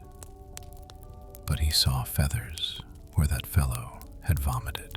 Well, you ought not to shoot a man, of course, but a tiger is not a man, is it? Especially when it robs you of cattle and chickens, and might take to cannibalism when the fowls were finished. That sort of thing can't go on. So these men got a gun, rigged it to the proper bait, and put it where a tiger in the boldness of his confidence, was likely to find it. The end of the story shows that all the suspicions of these people pointed to the truth of the matter. That night, they sat here talking, just as we are now, and they heard the brute snarling again. Nobody dared go out. He was certainly hungry. He insulted these people. Once he sprang onto the veranda here and shook the flooring. Tigers are heavy brutes. He kept sniffing at the door. The Penghulu says he could smell the thing. Presently they heard the gun go off, and the tiger roared. It had got him. And then they thought they could sleep. When daylight came, they went to the trap, and sure enough, there he was. The gun had shot the peddler. There can be no doubt, after that, as the Penghulu says, that some men can turn themselves into tigers when they want to. The village buffalo have returned to their old habits. They know things are all right again. And do you think you will hear snarling under you tonight? No, Collet. The reason has gone. Collet nodded his head in sad confession of the dubious nature of things. He glanced at the Malays as a comrade should to those with him in the midst of dark powers. For the Malays were waiting, watchful, expectant of his full understanding. All wise men know these things are true. Over Nori's head, high in the gloom of the opposite wall, was a glimpse of moonlit things without, a panel of luminous silver with the grotesque black shape of a leaf set in it, like the profile of a leering mask. They had wandered beyond the verifications of the map, which for some time had been little better than the nearest a cartographer could do with what was mainly hearsay, when the country about a camp gave them no hope of gain. It was easy to build a house elsewhere. 4 corner props, some palm leaves laid on cross beams, and a floor of boughs raised well above the ground. A constant fire dried the gear, for the rain, though terse as a rule, made no mistake about it while it was speaking. The fire kept the fanatical leeches at bay and discouraged the curiosity of night prowlers. Nori was cleaning his gun. This was one of the mornings when, bent and patient, he sat at a small task suitable for meditation, occasionally pausing to consider the ground before him. His thoughts at such times he did not always avow. They were usually but the prelude to packing and another departure, taking with them again, so far, no more than the hope of a luckier sight. Collet was getting used to it. He had never known what morning was, till he saw the dawn from a camp by the side of a jungle stream, a brief inauguration of the earth. He could wake at night now, hear the snarling moan of the tiger on the hill, rise to give the fire a plentiful feed, and forget it. He could work all day and not pass a word to his companion. And that was a good thing.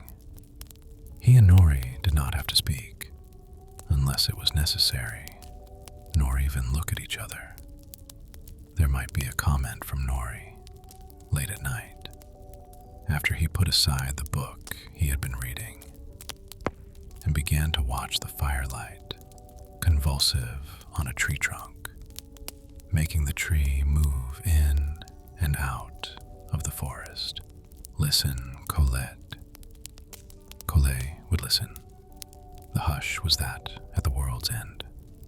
No, there was something beneath the silence, perhaps the sap rising in the trees, the breathing of creatures, the pulse of the forest, but all was dark, the darkness over which had never been pronounced the call to light. The collapse of a little ash in the fire was notable. One looked at it instantly. Listen to what? Nori smiled. To what we can't hear. Suppose we heard Begin the andante from the Fifth Symphony, out in the trees beyond our light. Or if a choir suddenly exploded with "Worthy is the Lamb," what about it? The leopards would change their spots with fright. And what would you make of it? You'd think it was the last day, and your number was up. Sometimes you considered Nori as though you had never met him before. He knew that though, and before you could recognize him, he was behind the door. Now he was cleaning his gun. The Chinaman was squatting by the stream below, washing the dishes. They could hear the Malays cutting firewood. All the immobility of the forest was but the whir of a grasshopper. The gun was put aside. How long have we been on this pitch? I don't know. Collet went into the shelter to find a date. 8 days. Nothing here but signs. Good signs too. All the bright promises of earth, Colette. Isn't she kind to her children? But they lead nowhere. But if they were not meant for promises, they may not have been. Not meant for signs at all.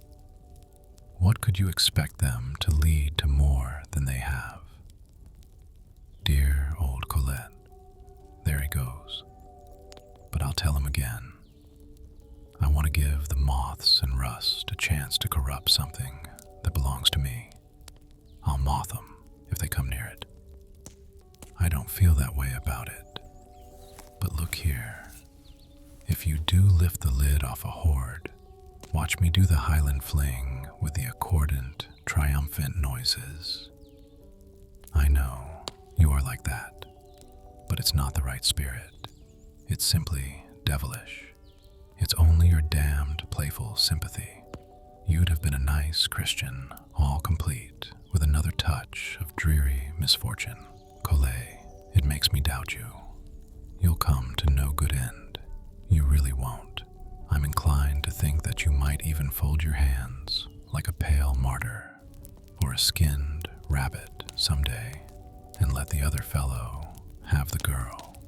It's wicked, you know. It's unfair to the poor darling. Don't you ever love your neighbor as yourself, unless you want him to know what a fool you are. I should like to hear your own answer to that. Then you'll have to wait till I'm perfectly safe. No point in it then. Oh, there will be though. There will be. That is the point. It's the right time to embrace the sad victims of fate when you have got nothing better to do. No point in being another victim. He waited a minute and then picked up his gun again. I wouldn't have the nerve to look at the world unless I were sure of a cushioned corner in it. It would be a terror of a hole. There's no sense in it unless we put it there, so don't you try to find it. Just think of humanity messing up its planet with progress, shoving things about, piling them up, and especially getting cockeyed with deep religious conviction when making its worst muck of its place. It's enough to bring down on us the Olympian sanitary inspector. I want a clear space in that jolly old riot. Then I shan't mind the Gadarene rush so much. It might be comic to watch it then, something to pass the time. But I've no fancy to be among the hooves. Well, by God, Nori, I never thought of it before. But you're afraid. I am, when it comes down to it. You've given it a name. When I look at life in the eyes, in the hope of finding reason in it, my little inside turns pale. Cast your mind back to the Thames embankment and its outcasts at midnight, and get the horrors. Here, we'll be off. Let's go and do a little healthy gravel washing. A shallow stream so clear that its bed of quartz granules appeared to be under glass came down in an easy glide from a valley head. It coiled about the lower buttresses of the forest. Only in brief stretches of quieter water was its surface open to the sky. The trees enclosed it and muffled its voice, which was the only one there in the heat of the day. To Collet, its bed was but unusually clean and white. The angular grains were displayed by the clarity of the water. Yet for his companion, the stones had various names and implications. They were more than stones. Nori must have known a lot. If he could find in the eternal forest an outlook from a ridge, he could guess the nature of a distant valley by the tone of its foliage, which all appeared to be of a somber green, an ocean of rounded billows. He could read a spread of gravel in his palm, as though it were a page of a book. Show him a lump of local mud in a new place at night, and he would tell you what you would see in the morning, with instances of detail according to his humor. What vegetation would be infernal there, whether they would still be as hungry as they were then, and whether the inflammatory patches on their feet would improve or suppurate. It's the nose, Collet.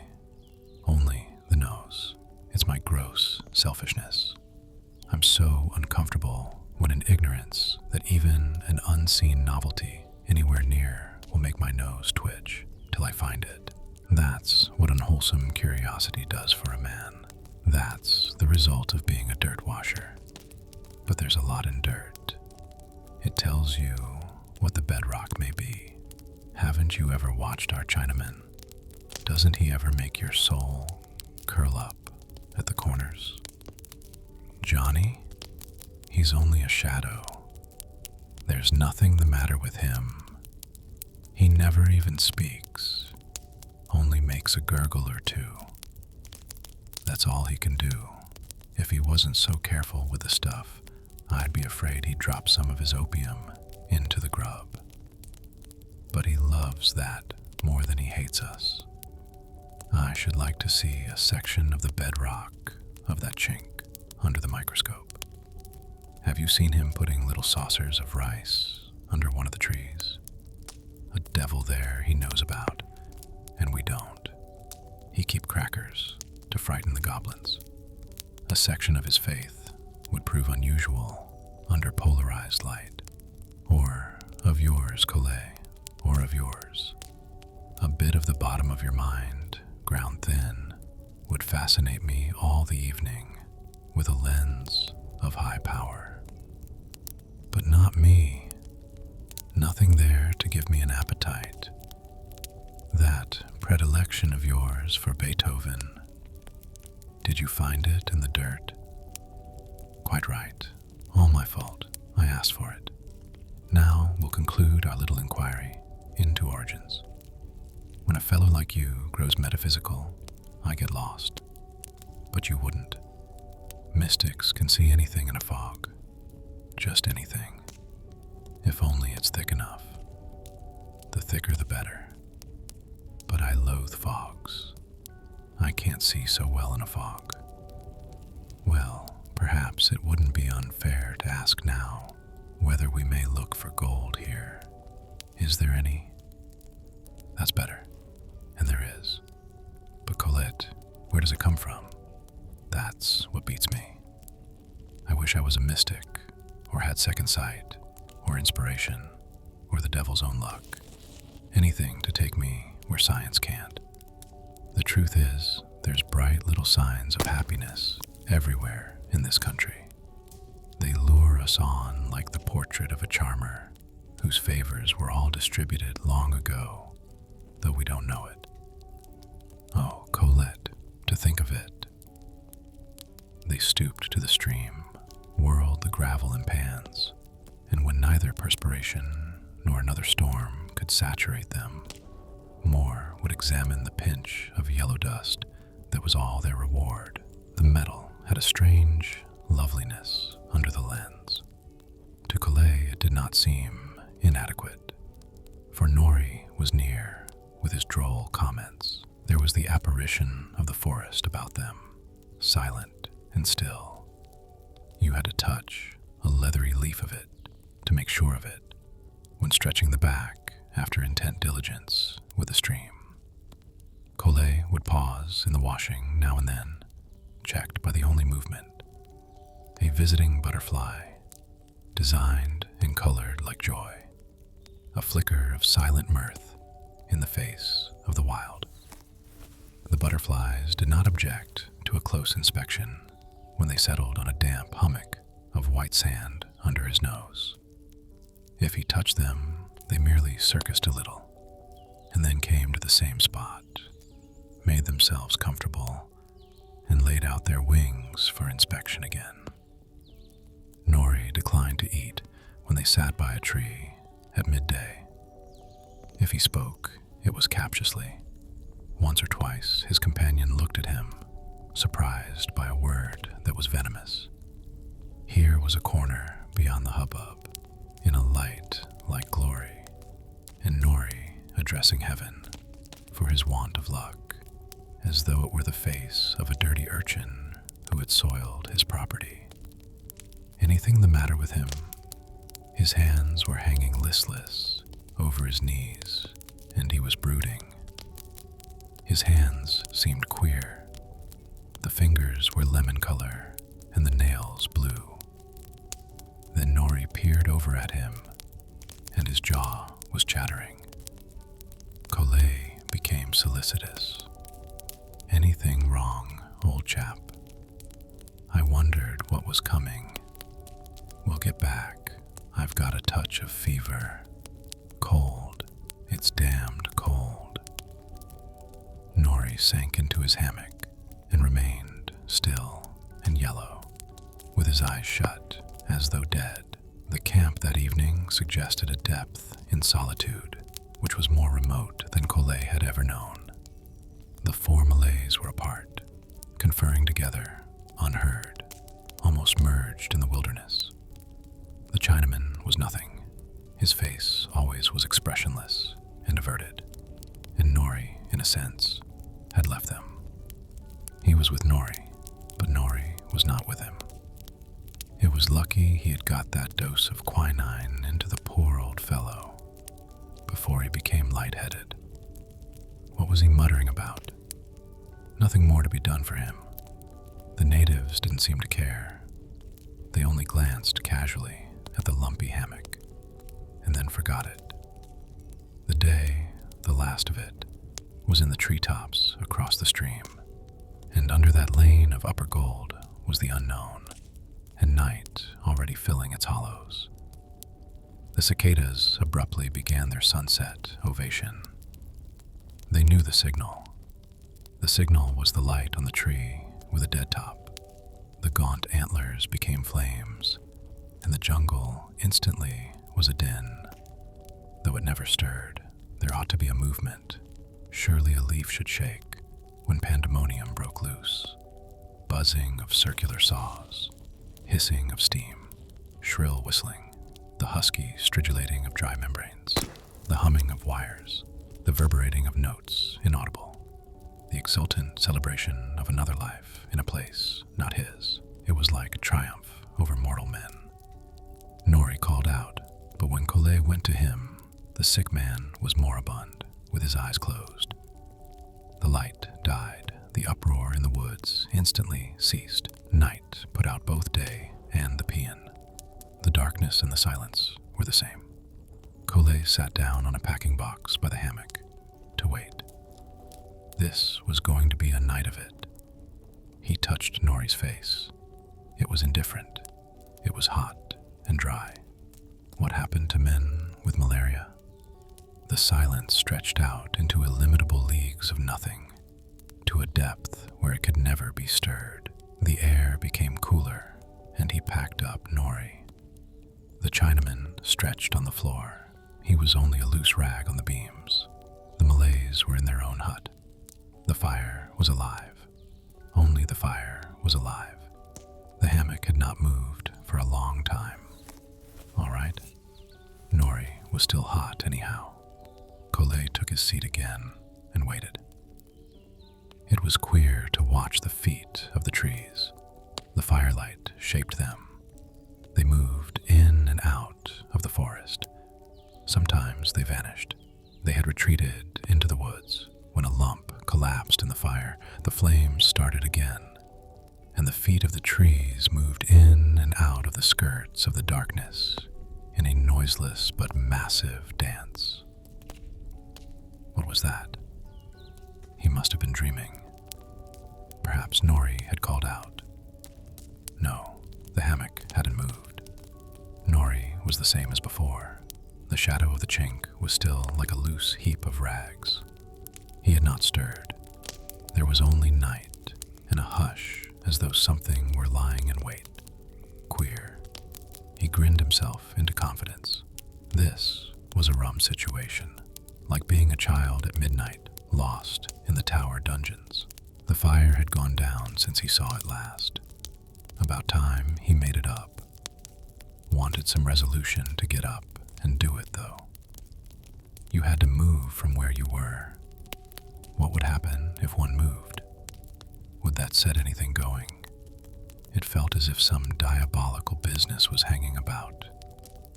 Certainly he heard a sound. It was like the dominant prelude of a Handel march, the music Nori had told him to listen for one night, but it was a long way from the croak of a frog in the jungle to Handel. Good God, loud in the night, he heard the blast of a trumpet, just beyond the fire. That was no dream. The Chinaman was sitting up. Collet hesitated, rose, and went to peer aside from the hindering of the firelight.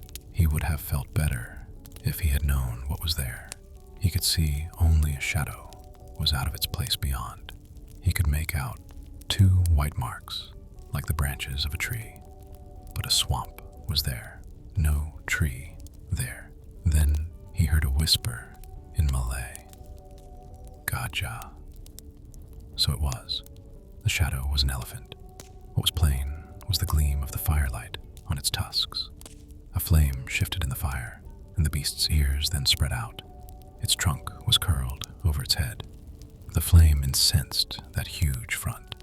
It squealed and advanced a little, squashing and lumbering.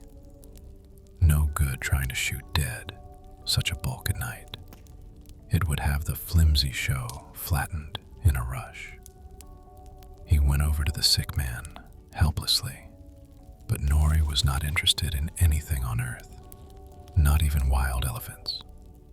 Collet stood by the hammock while the brute raged and trampled about. He would have to stand there. That beast was trying to make up his mind to come on. Better keep quiet, out of sight, and chance it. Trying to make up its mind, and evidently doing it. Collet snatched up a flaming brand in desperation and flung it at the uproar. It backed, but worked itself into a worse passion. This couldn't last. The chink had gone. There were no Malays. The burning sticks wouldn't last long. The beast began to threaten with agile little rushes, surprisingly quick and light. Yet the place shook. What could you do with a man in a hammock? Collet's eyes were on the huge and noisy shadow, and so he swore when the unseen Chinaman unexpectedly clutched his arm. The fellow was voluble and had something in his hand. The chink went to the fire, touched the object with a brand, and flung it at the invader. The spark leaped into a tangle of erratic explosions, and the elephant at once became a series of rapidly diminishing crashes in the forest. Collet began to laugh, but stopped. He recognized that his laughter was pitched in too high a key. A blessed cracker, one of those the chink used for keeping off devils. The Chinaman stood there with his head solemnly bent, listening to the sounds of an elephantine panic, retreating out of hearing. Then he curled up again on the floor without a word. The high cliffs of trees around their hut so overhung that the sun never found them till near noon. It was like being at the bottom of a well. Daylight fell to the stream beside the hut as a few long shining rods, which leaned on upper shadows and rested on the bottom of the rivulet. The hut was foundered in the forest. None of them ventured far from it alone.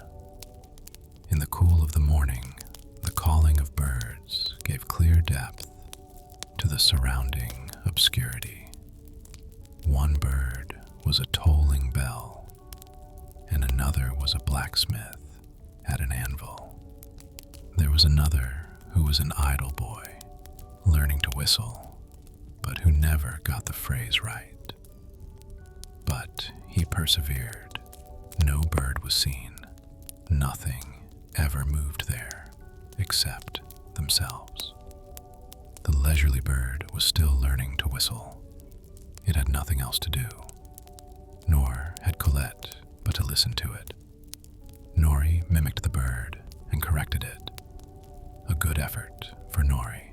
The little beggar always falls off the tune just before the end. I think I make a noise jolly well. Did you notice it? I did. Colette cheered the attempt, though his amusement was not quite assured. He was dubious. There was Nori, but reduced to a framework. His face was not of the color of life, so when he smiled, it was anything but a smile. His sardonic nose was pinched, and with his light gray eyes, understanding but bleak, and his rumpled gray hair, now too plentiful for his face, he suggested a crested, predatory bird. My whistle was about as thin as me. Let's have it again. We could do with a cheerful noise. Don't shovel out any pity on me, Colette. After a bout of this sort, we excite pity, but not enough for a shovel. I'll walk your legs off in a day or two. You won't lose me yet, so you needn't abandon yourself to hope. He made to pass Colette, but paused, rested his hand on Colette's shoulder, weighed on it perhaps rather too long, and went on. Old Nori was strange. You couldn't tell then whether he was sentimental or only gave way at the knees. He did that sort of thing. He simulated humanity for a lark, or else he pretended that satire was the best he could do. But as Nori said, he soon had them going again. There were new activities. He began to lead them another dance. They left the hut for whoever might want it. Colette had got used to that floor of rough boughs with its roof of brown fronds. He knew the individual bits of the floor, the beam that rolled if you put your foot on it, the catchy knot by Nori's hammock, the depression in which he preferred to spread his own sleeping mat. The only bare, dry earth he had seen for 3 humid months was under that floor. Actually, the patch of ground under the hut was dusty. The dust was an experience when you crawled under for a knife which had slipped through. Their fire would go out today. Without a light there and nobody near, that hut would be worse than the jungle. It would deepen the quietude. He turned, the end man, to see the abandoned camp for the last time. The bare thought of solitude in the old shanty gave Colette a presentiment of the horrors. One would want hardened nerves to face only oneself in the wilderness. The regions through which they traveled suggested that they were the first men to see it. They were under an earlier spell of the earth. It was not merely a new country. The sunlight was younger, and sounds were clearer and without fear. Its life, which was its forest, was haunting with its magnitude and extravagant outpouring. It was mute, except at sunset and evening, when it praised the sun, the only God which had yet come to it. When day came, and just as day was departing, the creatures of the woods broke out with that racket, which was the sudden release of the pent vehemence of spirits that were without name or shape. The sun was well down towards the roof of the jungle when they emerged from the twilight of the woods. They were in an open space by a greater river. The men began to build another shelter. It was a relief to see the open sky. Here was full daylight, and the sight could range to distant prospects. Collet wondered how Nori, still absurdly thin and bleached by fever in the forest, had maintained so evenly that day's long hike. Even the patient Malays showed they had had enough of it, and they were made of bronze. The Chinaman, of course, wasn't human. His own body felt as if every length of elastic in it had been stretched, pulled out, and snapped all day long. Now he was at ease, fatigued but contented. Nori was a wonder. He would have given stout Cortez enough for the day, and then have shown even a conquistador in an evening talk that there were things he did not know as surprising as the prospect to be seen from a peak in Darien. But in these latter days, good men were not conquerors, but navvies, or prospectors, or engineers, or chief mates. Nobody knew them but one or two pals. The river was low, a shining network about reefs of smooth granite boulders. A beach of white sand under the somber forest had the shape and pallor of a crescent moon. The water could be heard. It was just audible, but its voice was subdued and stealthy, and it was the only sound, except the occasional slashing of the parangs of the Malays, and that noise was as though the sanctity of an inviolable concealment were being riven. The slash of a heavy knife across that quiet was not quite right. The trees beyond the water, however, took no notice of it. Were they an illusion, or only dumb with astonishment? The front of the jungle opposite ascended into high cupolas and pinnacles, and was draped from its cornice to its base with a dense mesh of vines, green curtains in voluminous folds, which sheeted the heights. One palm leaned out from it, its head over the river, as in an attempt at escape, which was checked from the silent confusion. The sheen of lightning wavering round the coasts of clouds that were the color of calamity moved and changed the hues of the sunset. The old clearing in which they stood was heavy with the scent of flowers. Over the forest, beyond the corner round which the river came down to them, was the hull of a towering berg, its flat summit dark with trees, but its walls bare and gleaming, as though of white marble. The last of the sun fired the clouds. The isolated hill became a beacon, and at that signal, the cicadas and the legion of hidden creatures broke out with their celebrant jubilation. Collet had to raise his voice a little when he spoke to his companion. There are others here beside ourselves. We are not the first. So our men say, mused Nori. They want to go back. Anything wrong? They have seemed moody today, enough to make them. They tell me this land is full of hantus, things that ought not to be about, souls not stowed safely away in Gehenna. It looks rather like it, now you've mentioned it. Shall I let off a few crackers to keep them from crowding us? No good. Something more elaborate than we could think of is wanted. The tobacco is in your pack. You notice how soon the fire is going. They're not afraid of the people of the woods. No people there. Not the right sort. Nobody lives here. But long ago, a prosperous lot of Chinese miners had this clearing. They did rather well, too. God rest their Chinese souls. They're not here now. They are. Our Malays say they are. They did too well. The Raja got to hear of it, something he could get for nothing, being a Raja, so naturally he asked for it. The Chinamen forgot where they were, though. They told the Raja to take a carrot. I think that was what it was. And anyhow, Malays don't regard the Chinese as men. Why should they? Chinamen have a different religion. So the Malays had nothing to argue about, except their honor.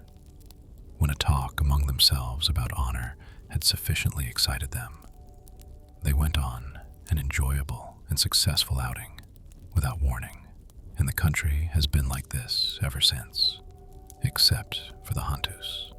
It does seem lonely, doesn't it?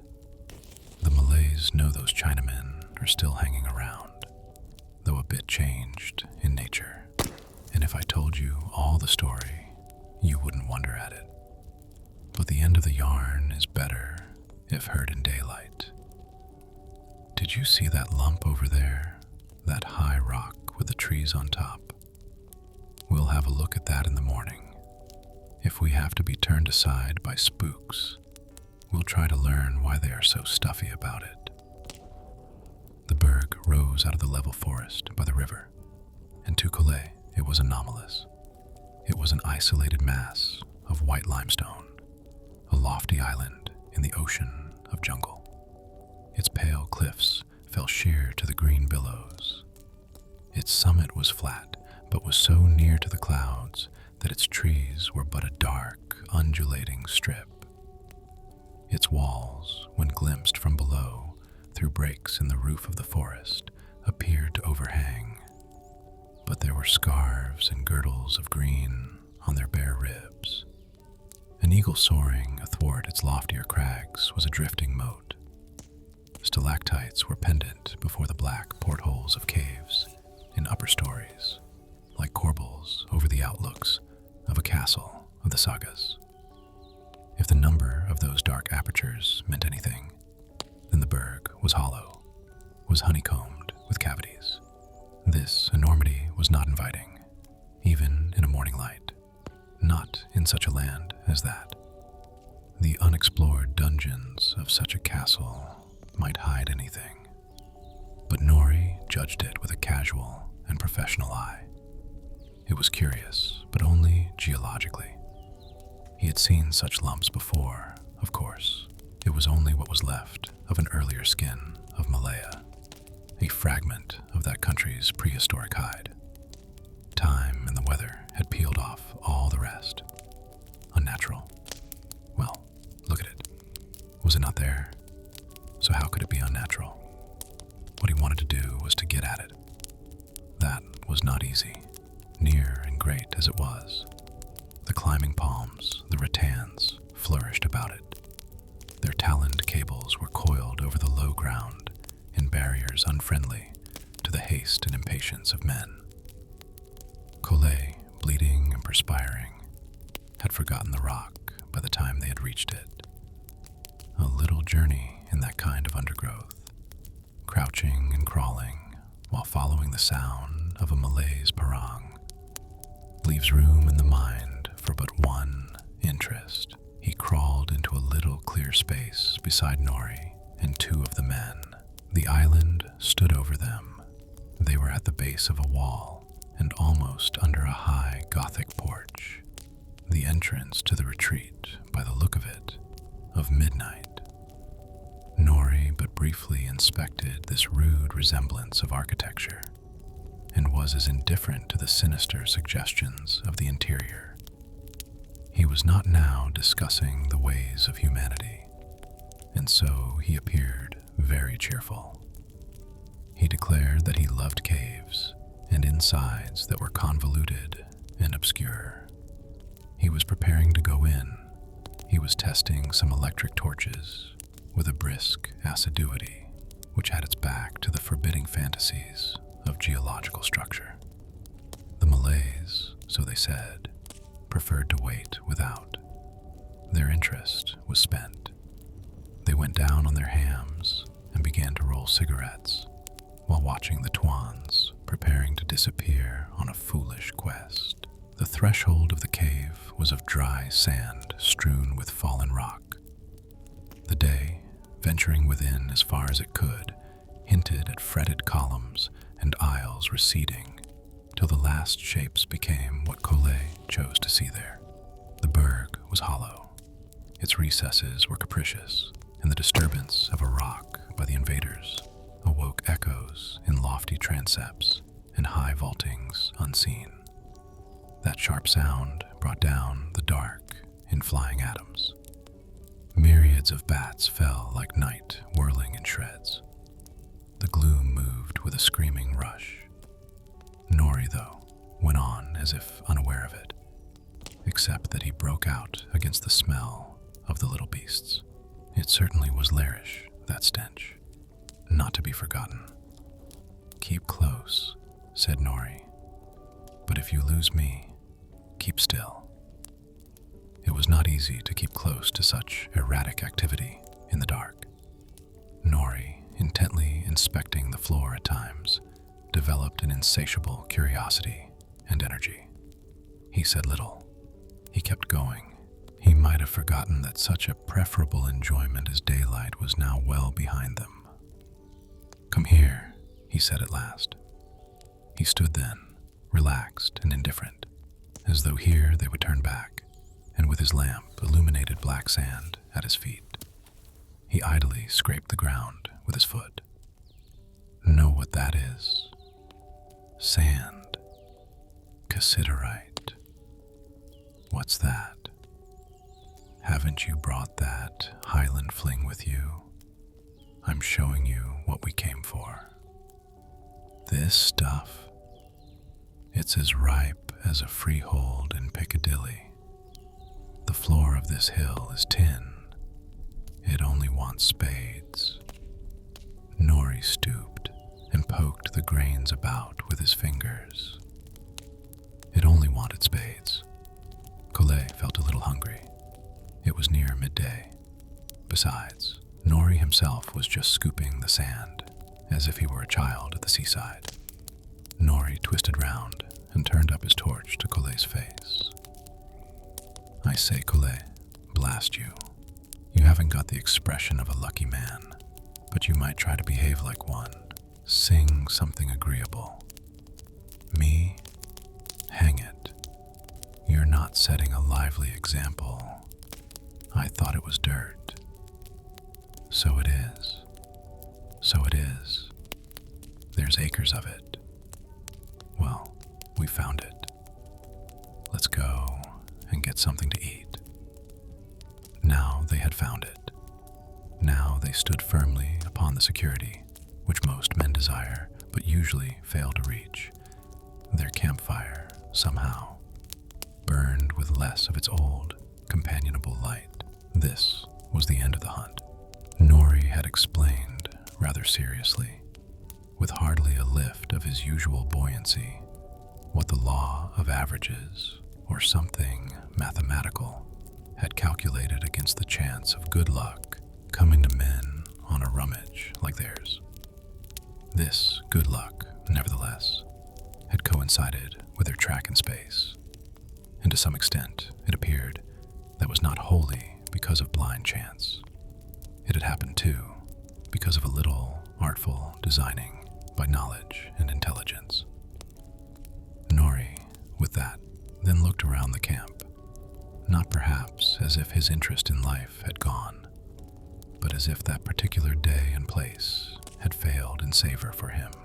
"We shall get used to this scene, Collet. A sort of home."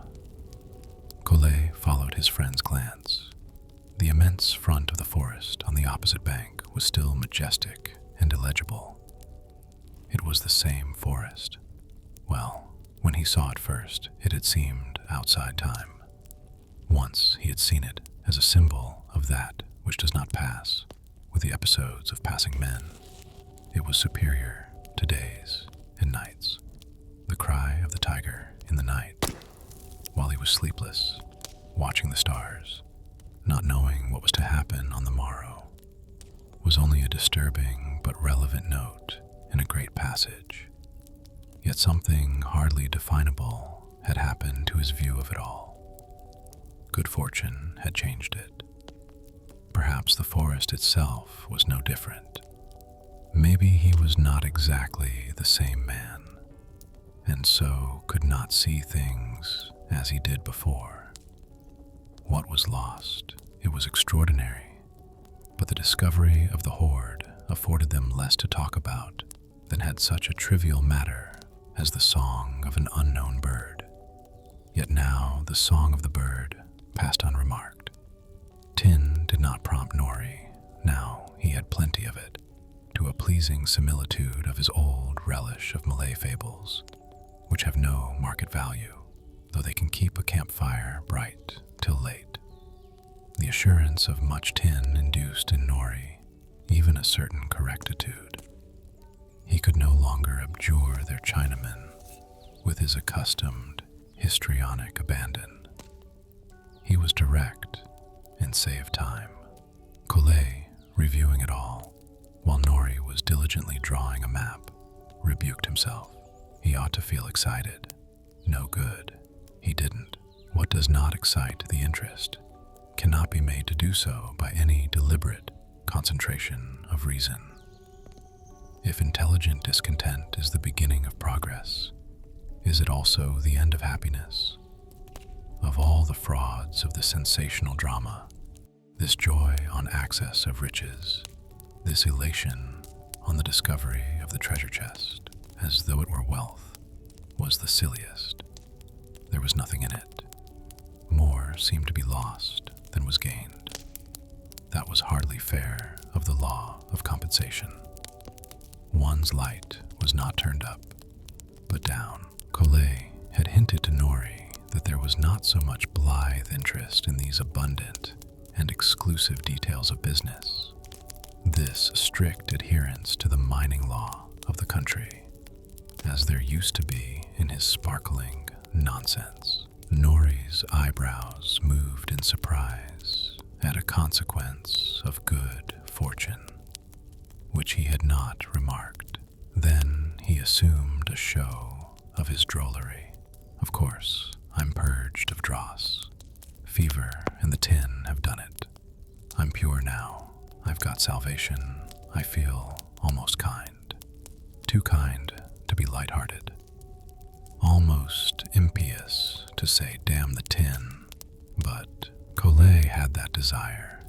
It was night, and Nori, still at his work, not present enough in the body to notice that his pipe was out, sat beside a lamp, an apparition formed by the campfire. Sorry to disturb you. May I come in? Nori scrambled to his feet in quick alarm, but before he was upright, he had recovered himself. A glance had satisfied him. Come along in. The stranger entered and sat on a box between the friends, looking in appeal from one to the other, as would a child that had been naughty but was sick. This elderly and bearded man, with the tired but open and wondering eyes, was sick. His wrecked shirt held two but one shoulder, and its neglect of the other exposed an ugly boil on the upper arm. Only his grizzled beard filled the hollows of his cheeks. He took off a soiled helmet and arranged it on the floor with what might have been an amusing care for the battered relic, or it was the hesitancy of a man who was preoccupied. His delicate cranium was bald, except for a monk-like but untidy tonsure. I was very glad to see your campfire. My Malay guide, an exceptionally good man, was lost. Is the river here the Sungai Buloh? No, said Nori. You've taken the wrong turning. The Buloh is 5 miles downstream. What are you making for? Mount Birching. I shall cross the divide into Perak about there. My name, by the way, is Parcell. Nori, astonished, had taken his pipe out of his mouth and had held it away for an intent inspection of their visitor. Now he put his pipe beside him and leaned forward with his hands clasped. Parcell, the ethnologist, the author of the Mon Khmer influence in Southeastern Asia. The veteran gnome looked quite pleased. You know my name, then? Curious, curious. Nori was clearly perplexed. He sang out for the Chinaman and gave him some instructions. He stroked his nose. He looked with wariness at Colette, as if for a cue. No need to ask you, sir, what you are doing here. Didn't you mention Gunong Birching? I am making for that point. To Colette, it was plain that if Nori had addressed him in the matter of that mountain, it would have been in a few choice words to demolish a folly. Do you think you can manage it, Mr. Parcell? Of course I can. Why not? That is part of my plan. A good plan. But here, what with the want of food and the floods and fevers, we have to alter our plans occasionally. It is rough going to Birching, and I should fancy that beyond it, the going would be worse. Hardly anything is known about it. Very likely, very likely. Mr. Parcell spoke with decision and a hint of asperity. He was unwell and a little crabbed, nor did he promise to be the kind of man who would listen at any time to the warnings of common sense. Not when he was mounted on his hobby. Nori, tactfully, tried to draw from him confessions about his supplies, his guide, his men, and the time he had estimated would be necessary for the journey. But these, to Mr. Parcell, were only negligible details, of small account compared with the pursuit of truth. He was vague about them. He himself was barely concerned. The Chinaman came to them with dishes. Nori polished his pipe thoughtfully, and Mr. Parcell addressed himself to food in an attitude of abstraction, which allowed him, but fitfully, to acknowledge the nearness of nourishment. Indeed, he would pause with entire detachment, fork held loaded and upright, but forgotten, to seek with the cool and disarming inconsequence of a barrister who knew his case, a betrayal of their own notions of the natives they had met. Had they seen any Sakais or Samangs? Nori humored him. More than once, Mr. Parcell sat round to look at Nori squarely, and with the unaffected curiosity of a pundit who is surprised by a suspicion that a layman may be not so ignorant as in fairness could be assumed. Yet, when the subject was not his own, he was, despite his bald head, a ragged and helpless infant. One would have been prompted to nurse and cherish if one had known but the way to hold it. The lifted appeal of his fearless but innocent blue eyes moved the paternal instinct in a man. It was not safe for him to be about. Then, with talk and food, his nervous energy flagged. Would they excuse him? He thought he would rest. He would have to make an early start in the morning. Nori led him to the hammock, which would be easier for his bad shoulder than the floor, and tended him as carefully as though their guest were a willful but royal orphan. When Mr. Parcell was out of the way, Nori stood for a time, staring into the night. Then he turned to Colette with a wry smile. "We shall have to stop this," he whispered. "There's enough Hantus here. Mr. Parcell did not make an early start. He found their malaise and the situation of the camp too attractive. The awe of the Malays for this eager and energetic little man who mystified them with his ease among their secrets was manifest. No doubt they thought he was mad and the favored of God. He knew things which were hidden even from Tuan Nori, and wizards should be carefully reconciled. Nori watched the play about the hut of his men with amused concern. Collet, he knows more about those fellows than they know themselves. He has scared them. He isn't aware of it, but he could order them to heel like dogs. I wish I could. You've heard of the old boy before, Nori. But naturally, who hasn't? I knew his work before I could play dominoes, and we meet him here at last. That's how the surprises are sorted for us. What about this journey of his? Can it be done? Yes, almost anything can be done by the right people. What do you think? That he won't go far? No, he won't. Not if I can stop it. We can't afford to lose men like Parcell. You won't stop that man. Then he will die. You or I might manage that traverse, with any luck. But Parcell, it would be as reasonable to expect a kitten with a brick to come home after being dropped in the river. He'd never be heard of again. You won't stop him. You don't think he can be frightened into going back with us? Frightened?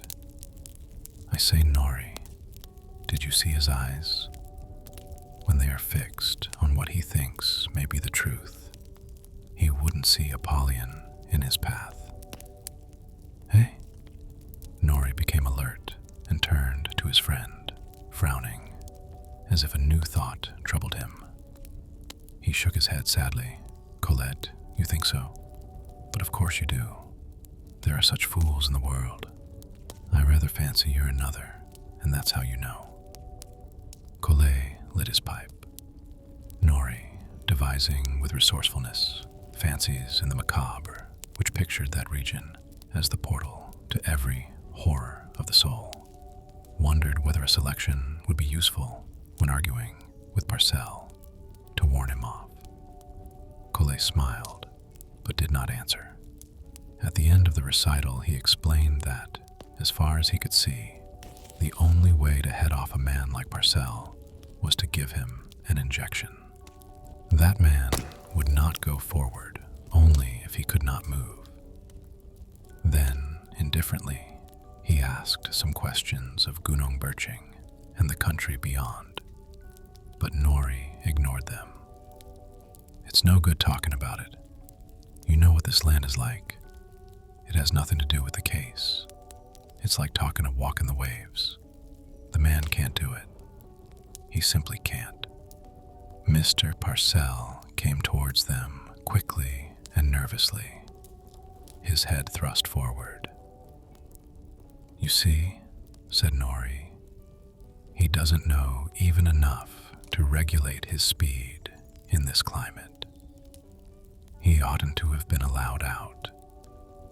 How interesting your men are, gentlemen. Most useful to me. Mr. Parcell chuckled with a little vanity. They will be wondering how I knew what part of the country they came from, and I'd never seen them before. Simple, simple. They tell you themselves, but don't know it. Perhaps you have guessed it already, but they dislike this locality.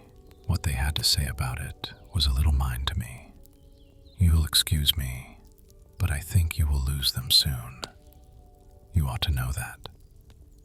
I know it, Mr. Parcell. We're turning back here. We're returning to the coast. You will find our company helpful if you would care to travel with us. My dear sir, I go on, of course. my work is far from finished." There was a brief silence, and then Collet turned to him with deference. "I don't think you understand, sir, what lies ahead. There are very few natives above this point. The main range of the peninsula will have to be crossed, and that has not been done from here. On the other side of it, you will be in the unknown till you get to the middle reaches of the Peric River. What we fear is, sir, that you will die. Young man, it is very good of you, but I have considered that. Sorry, sir, but you speak as if that did not matter." Mr. Parcell made a gesture, glanced round as though for a more interesting subject, and walked away to the hut. "Well, Nori, this ethnologist's strong point isn't humor, is it? Of course it isn't. It never is with these fanatics. In the Middle Ages, he'd have been a holy martyr, but now he is only a scientist, offering his life for a ha'porth of facts. What are we to do? What is there to do? Damn the man, why did he turn up? Isn't life complicated enough? We can't go doddering across Malaya behind an inspired crackpot, following the Holy Grail, can we? Got something else to do. I wish he hadn't come. There's quite enough worries in life, without wondering what one ought to do." The two partners were sitting together, pulling on their marching boots.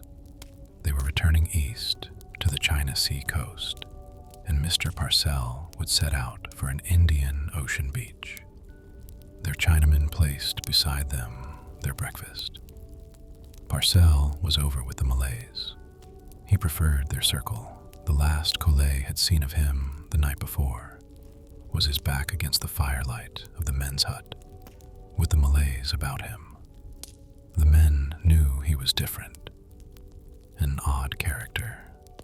His simplicity had an importunity which compelled you to defer your own affairs, as though it were the appeal of an innocence which, so you guessed, knew more than its blue eyes rumored.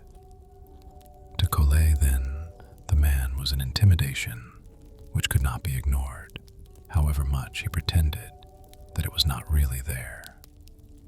Something would have to be done. Parcell certainly had recovered. The respite of a few days and Nori's careful feeding had so changed the man that occasionally he had intervals of jocosity, elfish phases of erudition which, when the other two men had recovered from their start, caused them to laugh a little awkwardly. Nori, though, said the benefit would only help Parcell into a further and deeper slough.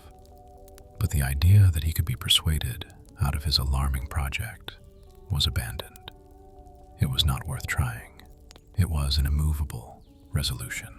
The man was going. Nori stretched his legs, looked round. "Collet, not a word from you all the morning. Some worm feeding on your bearded damask. Not worrying over the ill we can't prevent. No, not now. I've just given that up. I've been thinking it over.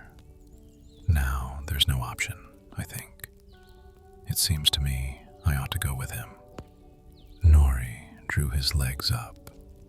He tapped with his foot for a time before speaking again. "Say it once more. Perhaps I got it wrong." "I'm going with him. Put it like that.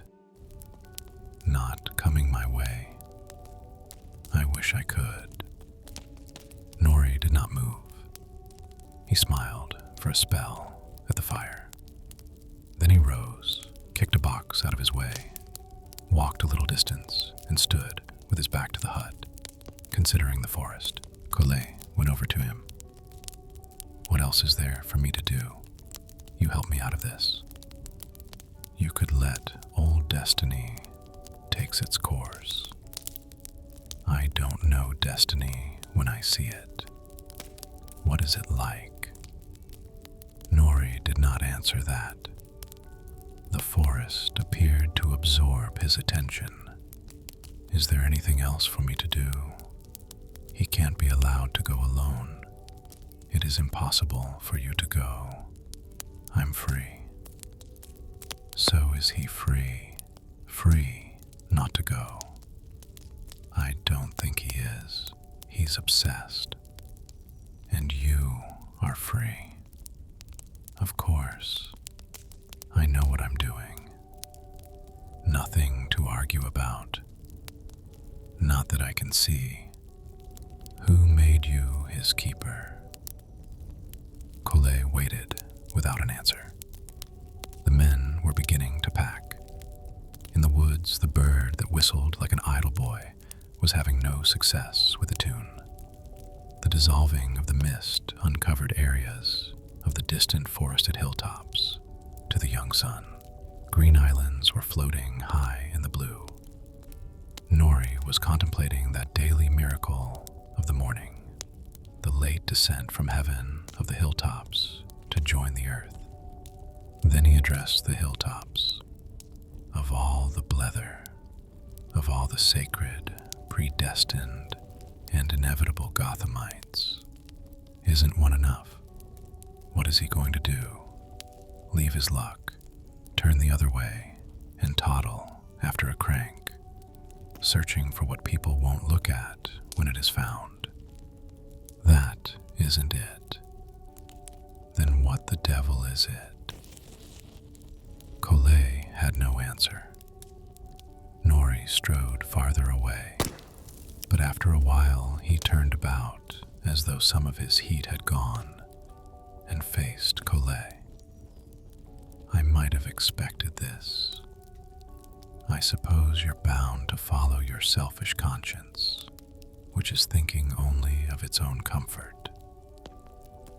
I suppose so. Your sort always do. They're an infernal nuisance to the world. No good talking sense to a noble conscience. That will find all the reasons there are for pleasing itself. You're as bad as the old fool himself. But don't forget I've got my follies. As it happens, I prefer you to the other loonies' books. And do you know that when you go this morning, that will be the last of you? Your enemies will never see you again. Leave that to me. I'll bear it in mind. I know, but it won't be enough. Whoosh. You'll learn that a pure intention is of no special value in a cataract. It won't even keep off amoebic dysentery or blowflies. You'll never get that man over the range, and if you do, you'll regret it. Let him be. He'll fall sick again soon, and the Malays will bring him down to the coast. I've reckoned on that. It isn't their job. We can't reckon on it. Would you reckon on that in my case? All right. But this is what will happen. You'll carry him to a place where you can't get him forward and can't get him back. Your good intention will do him harm. I'll watch it. I'll put it down in the diary when the child is to be kidnapped. Nori began to pace to and fro. He did not look at his friend. He kept up his patrol for so long that Kole began to weaken. One thing was certain. It was impossible to be fair to everybody. Doing the right thing meant that some man would get hurt. But at last, when about to pass him again, Nori paused behind him and rested a hand on his shoulder for a moment. Kole, touched, turned about quickly, but Nori was not looking at him. He was watching Parcell and the Malays. I'll call this destiny, and there you are. That's what it means for you. Just look at the fellow. There's his view of the job in front of him. He's reciting the mantras to the men, the runes for a safe journey. They think he's a pawang, a sorcerer, and confound him, so he is. he's conjured something out of me. They both watched the play for some minutes. It afforded a composing interval. Nori then began to move towards the hut again. Come along, Kole. No good mooning here.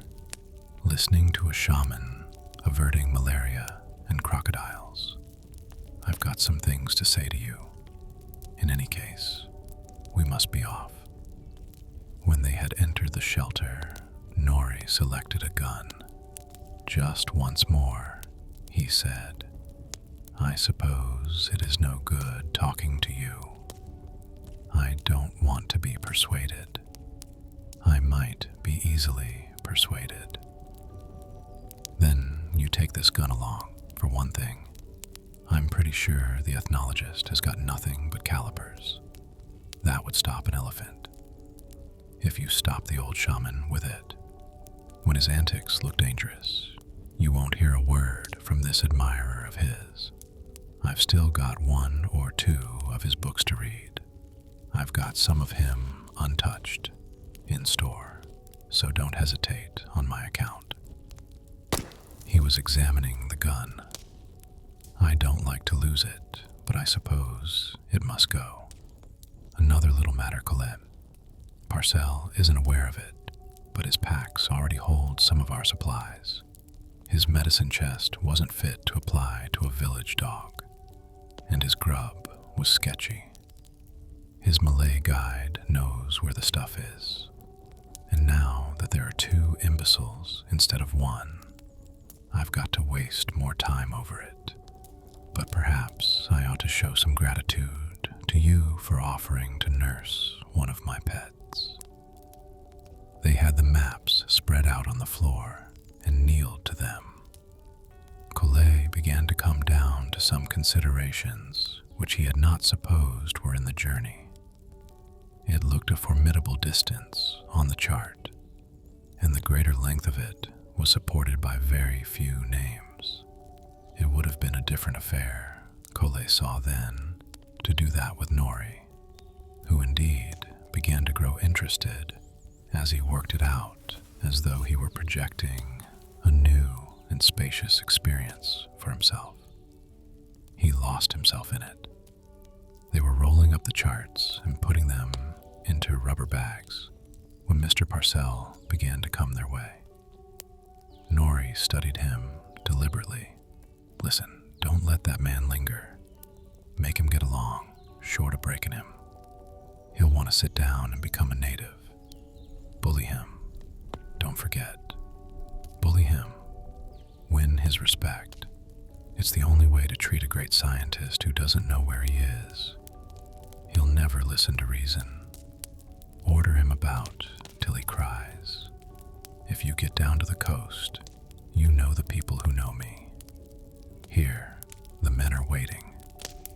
The change in their plans was explained to Mr. Parcell. He gave it as he listened, an apprehending and friendly nod or two. He raised no objection to Kole leaving the country by the route he himself had chosen. You might be of some assistance to me. Do you know anything of ethnology, Mr. Kole? Their farewells were perfunctory. Their men had already separated and were on their divergent trails. When Kole turned, as he was about to enter the woods, Nori was standing, looking back at him. They lifted their rifles, and Nori vanished. To face about and march away from Nori made the land different. The very sunlight depends for its brightness on the way we are able to see it. Nori was an old sentimentalist, easy and warm, armored bright in guile, like most of the cynics and epicures, and was as sure to have the hump tonight as himself. What is the good of a campfire anywhere without a pal the other side of it? Life without comradeship would be ashes. The fire would be out. Here, better push on and take the head of the line. Set the pace Let these fellows see who is running the show. Old Parcell's puttees were comic. Might be in urchin stockings, no better than dirty bandages slipping down, and the beastly leeches were active. Hold on, Mr. Parcell. Let us fix these. They'll never last as they are. You should start them, winding the strip this way. See? Look at that. A bunch of worms already browsing on you. There it is. That comes of loose and unsoaped puttees. Always give them a strong dose of carbolic soap once they are fixed. The lather upsets the little devils. A promising start, teaching the dear old buffer how to dress for a walk. Parcell seemed to imagine he was strolling through a Devon lane and that the local oddities meant nothing to an important man. No concern of his. He was humming to himself now, a confident old card, considering a problem of philology, no doubt, while cheerfully humming a tune. And perhaps a rhinoceros was waiting around that bend. Where did Nori say was the place to hit an elephant? 3 inches in front of the ear hole, if you could see it. But if not, Collet, leading them, found the trail descended to an open space, a smooth and sunny lake of grass, round which the forest towered, rugged as basaltic cliffs. But the grass was taller than himself. You had to plunge into this lake and walk along the bottom of it. A likely corner for Sladang, the instantaneous bull, which does not wait for trouble, but makes it when you are not looking, and it was impossible to see a yard ahead. Queer. Now he knew how much before he had left Nori. He had never bothered about such characteristics of the Malay jungle while Nori was ahead, though he knew they were there. No worse now than they used to be, but he happened to be leading. There is something in leadership, then, which the people behind never guess, till the man who should be in front is not. Through that bit, nothing there. Just as well not to worry when you can't see anything. Wait till you do. It might be good fun to maneuver this party through to the sea, an attractive substitute for the loss of the tin. The Malays were fine fellows, a likely lot, stout little men. That one close behind, the guide, had a serviceable face for the figurehead of a pirate ship. Coming along with its eyes at your heels, it kept you brisk. Matt was decidedly a good man. His eyes saw things. He would last, and another pleasing sign. Matt had consulted him with marked respect, which was a trifle disturbing, seeing where they were, about the point to be made that day. Matt had not gone to the Pawang.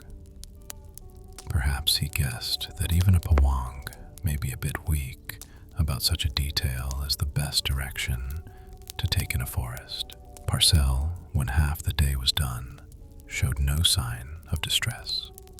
The ethnologist had no body worth mentioning, but his cheerfulness hinted that spirit could well support a purpose as well as sinew. With that big helmet, his meagerness was absurdly overcapped. It was a mushroom on a short, thin stalk. He was in a mood of light confidence when they paused for food in the early afternoon. I have decided, Mr. Collet, that we shall camp here for the day. This is an excellent place. I want some time to arrange my notes. The men had better make a shelter. Not here, Mr. Parcell. It can't be done. It's a rotten hole for a camp. We shall go on till 5 o'clock. But, my dear sir, I must have leisure for my work. It is in arrears. Not the place for a camp, sir. You wouldn't do any work here. The sandflies wouldn't let you. On we must go. Collet lumbered up, fixed his gear, slung his gun. Matt already was getting underway. "We mustn't waste time, Mr. Parcell. Some way to go yet." The ethnologist showed astonishment. His mind evidently had been settled, but he saw the men assembling their burdens and that the guide had gone. "I don't understand this, Mr. Collet. I thought the men... But I do. It's not a bit of good. We can't risk the lives of these men for our fun, you know. Got to push on. I think we should get this bit behind us. It's a bad patch. Feeling tired?" "Not in the least. I rarely feel tired. Something has occurred to me, and I wish to get to work. You don't think we can pitch here?" "Sure of it. The men know it too." Mr. Parcell gave the still and monstrous foliage about them a cursory glance. It began to exist for him. No wonder he had not noticed it. It was so quiet. The last of the men was waiting for the ethnologist to take his place in the line. Collet hurried to the front. After all, the silence of the forest was a forcible persuader. Once you noticed it, you could leave it to the look of the jungle at a pinch. Not even Mr. Parcell would elect for loneliness there. That was another hopeful sign. The camp was not awake when Collet left it to go down to the river.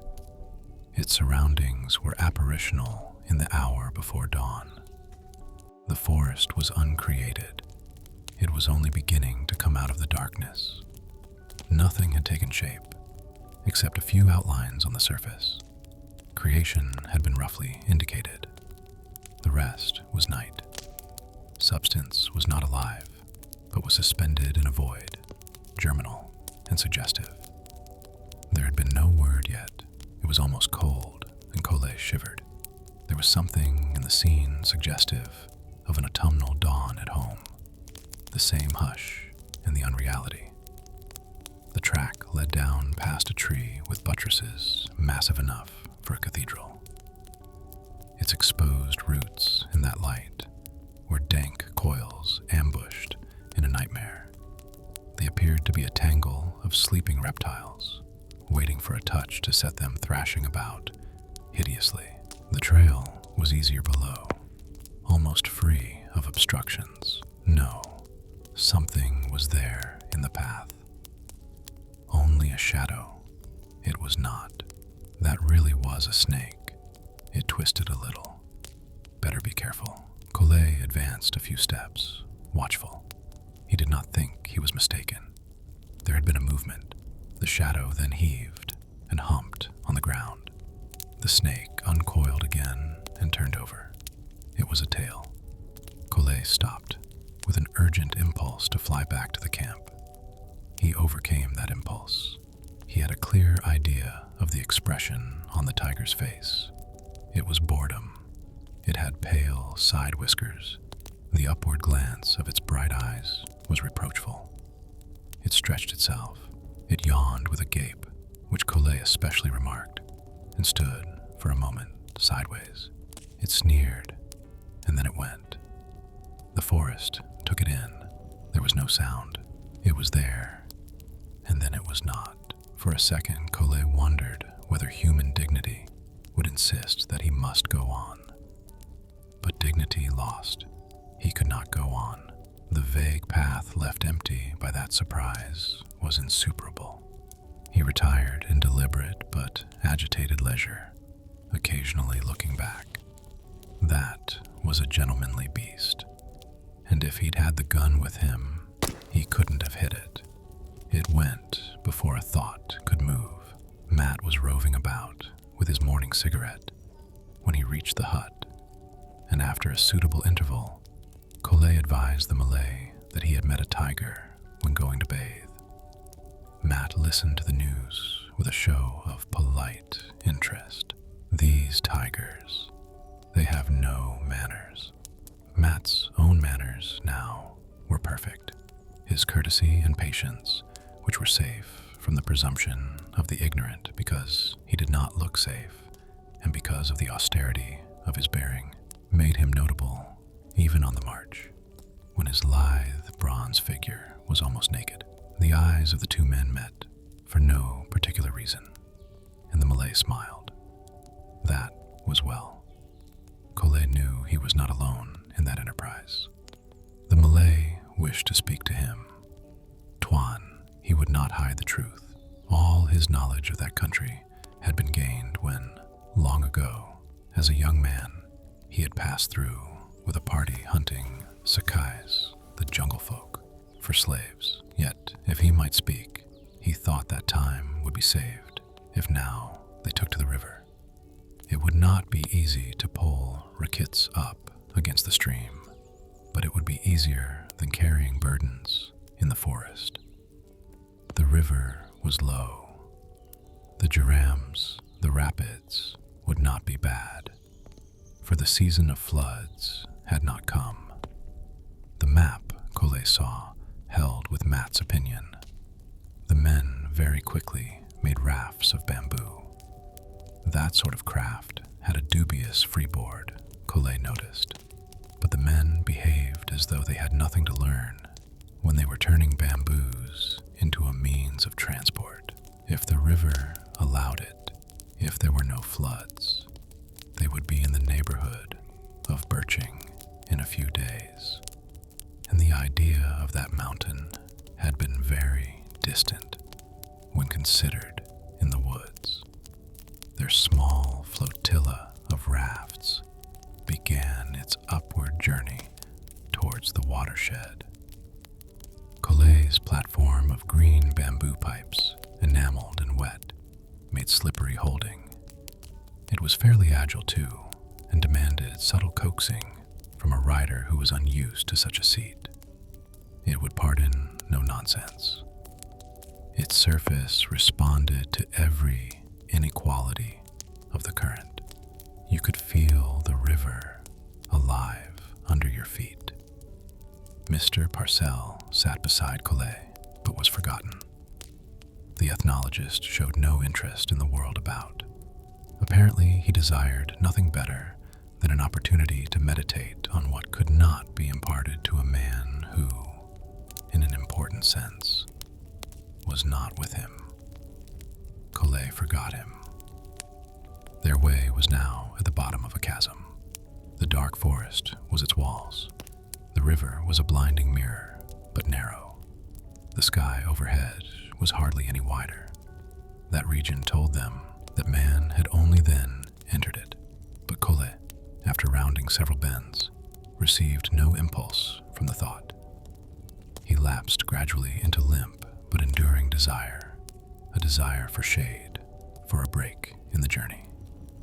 The sun concentrated its heat into that stagnant cleft in the forest, down the bottom of which waters drained from the heights.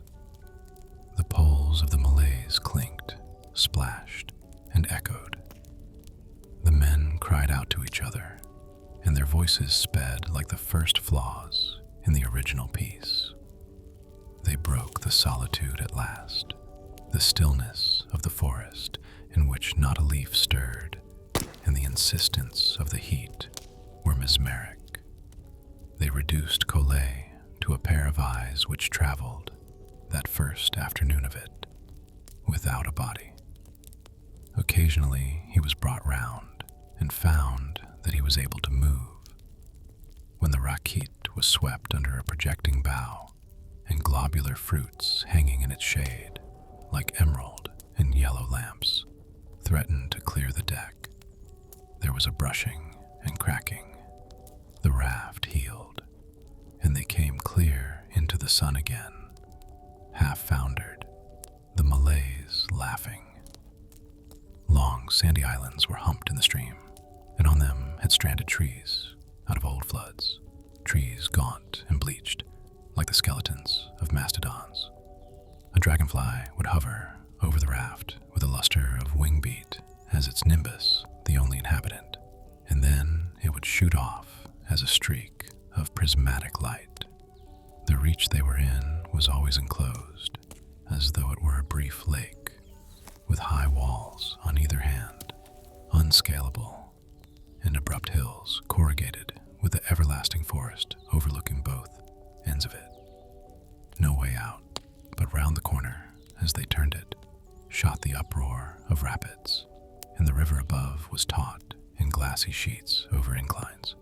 All had to jump overboard and persuade the mutinous rafts to go up and over against their weighty and tricky insistence that down was the right way to go. That was a lively and cooling interlude. It was play for the men, they chanted. They raised their shrill war cry when they got a racket free from the snags and fairly on the run. The late afternoon gloomed with the threat of the daily storm. Collet watched those pitchy masses in the sky with a concern for the coming of rain, which was instinctive, but puzzled him. Here he hated rain, and that seemed unreasonable. Yet these were more than storms. They were threats to existence. The earth cowered under that savage frown and waited in surrender. The sky lowered to the forest in ponderous keels of bitumen solid and ominous, illuminated, so it seemed, by livid glowings from hell. The trees that had been cataleptic began to tremble. Leaves and birds whirled in upper gusts. The outer branches shook in helpless desperation, and then the sky collapsed, roaring. Nothing could be seen but a screen of falling water, which glittered with incessant convulsions of lightning. The raft was battered. The storm ceased with a shocking detonation, as though on the signal of a gunburst. In the silence which followed, when there was only drainage drumming through the leaves, they heard the crash of a forest giant. The Malays were glum now, chilled and depressed. It was nightfall when they sighted some lights ahead and moored by a cluster of huts. Matt overlooked the disembarkation. He knew what to do.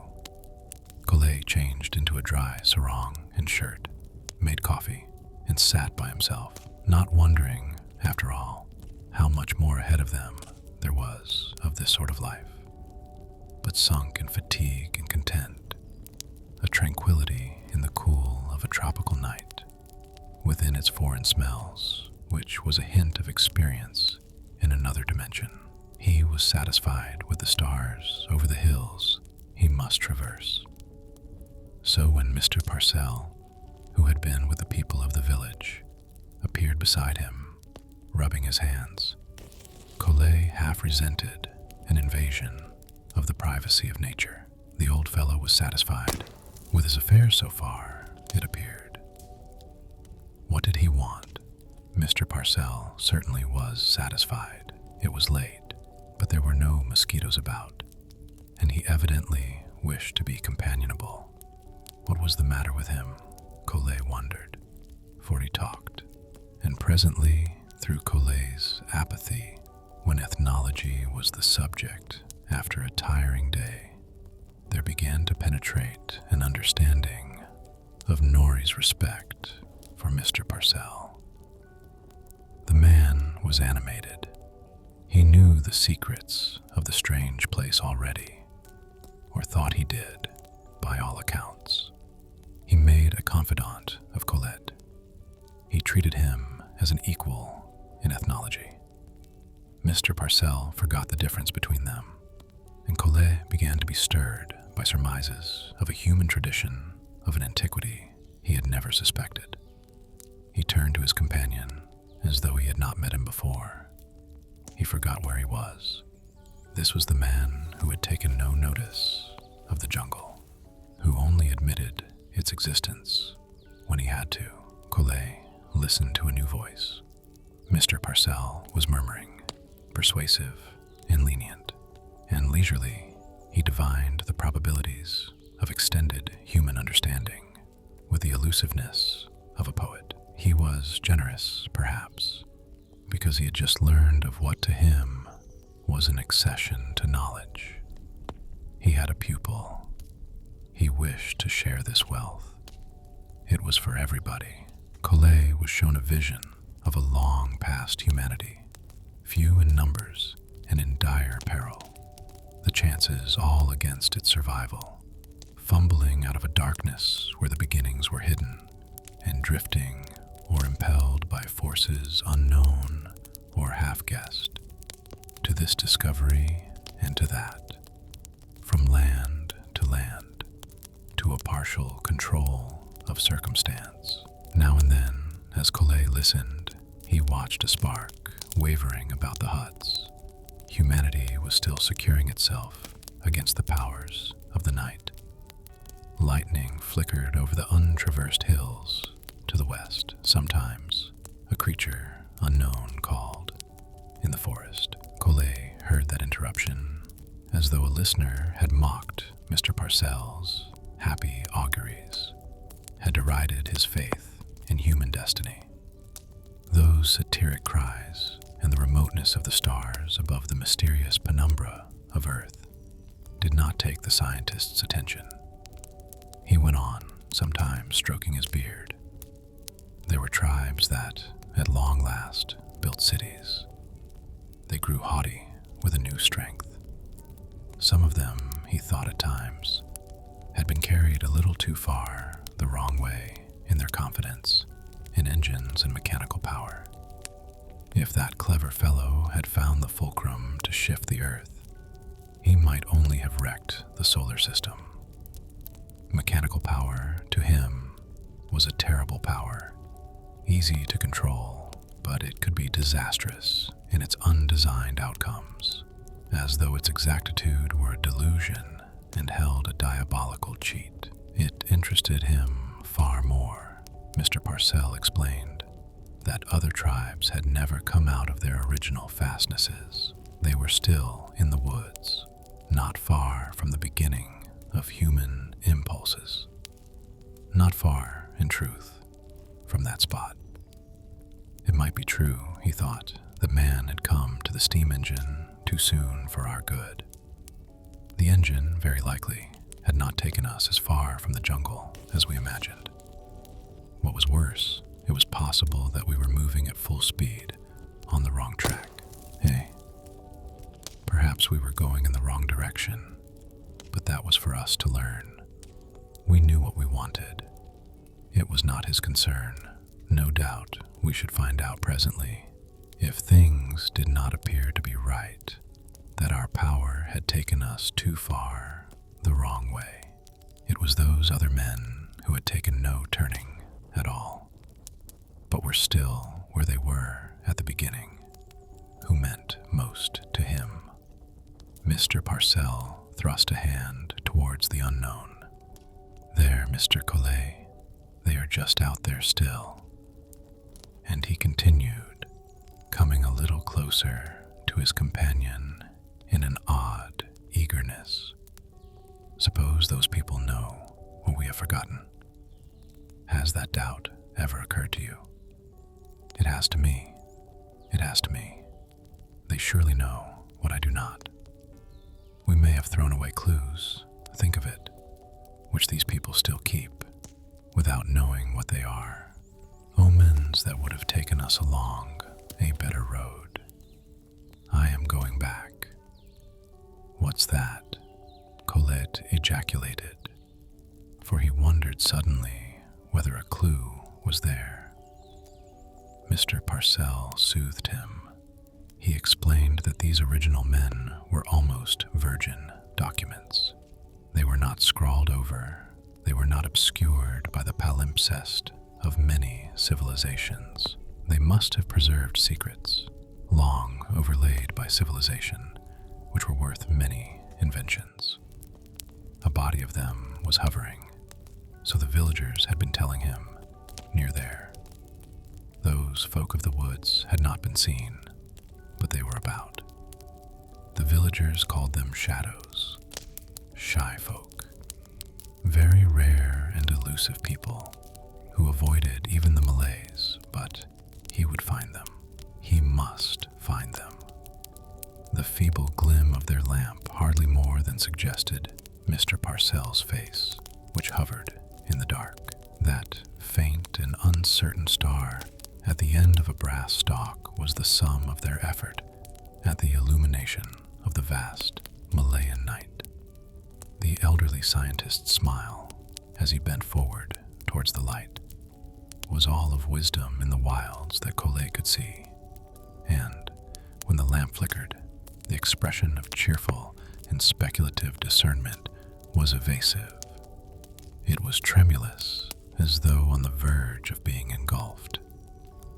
In that sharp confusion of forested mountains, with ridges in the clouds, and all based in an inferno of precipice, chasm, and torrent, to the depths of which the sun never reached, it was hard to say where you were within a few miles. It was no wonder the Malays disliked the heights and said they were the abode of spirits, and quietly declined to accompany Mr. Parcell on extravagant asides in that menacing solitude. They were anxious to work through. Mr. Parcell was not. It was hard enough to keep to what trails there were, without adventuring on excursions from which there might be no return. So Collet stood by Matt, whose woodcraft was as astonishing in its intuitions as though the man were aided by another sense. Matt told Collet frankly that his home was by a river in the plains beyond, or else would a man be so foolish as to do this thing? A man, Tuan, will find his home, even across such as this forbidden ground. All the time they were working through the range, that expression of elation on the face of Mr. Parcell, all of him that could be seen one night by the glow of a lamp, would intrude on Collet's preoccupation with the difficulties of the day. It would return to him suddenly, a fading but troubling wraith, when toiling through the savage undergrowth of a gully. And he would see it when, hurriedly, Matt and he were scanning the ground above, anticipating, after a storm, the eruption of a flood into a natural trap. Collet had a doubt whether any man should have a light so bright and happy on a face so worn. Yet Parcell had come through it well. He could have been counted the best man of the party. He was as ardent as a little flame burning from an inexhaustible source. He was showing the marks of the experience.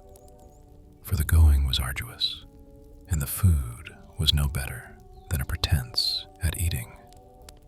But maybe he drew nourishment from the circumambient. Nothing else would account for his quiet cheerfulness. Matt, too, had observed Mr. Parcell's unconcern with what from them required cunning and fortitude. Matt, who had led them to a spur of the range from which they overlooked an ocean of jungle, to which even the sun could set no limit, paused beside Collet and shook the sweat from his face. He saw Mr. Parcell standing and contemplating, as though it were a land of promise, that immense estrangement from man below. Matt murmured his wonder to Collet. He asked from what it was that Tuan Parcell found his strength. Collet turned to see and felt jocular. They had done some good work that day. They were getting on.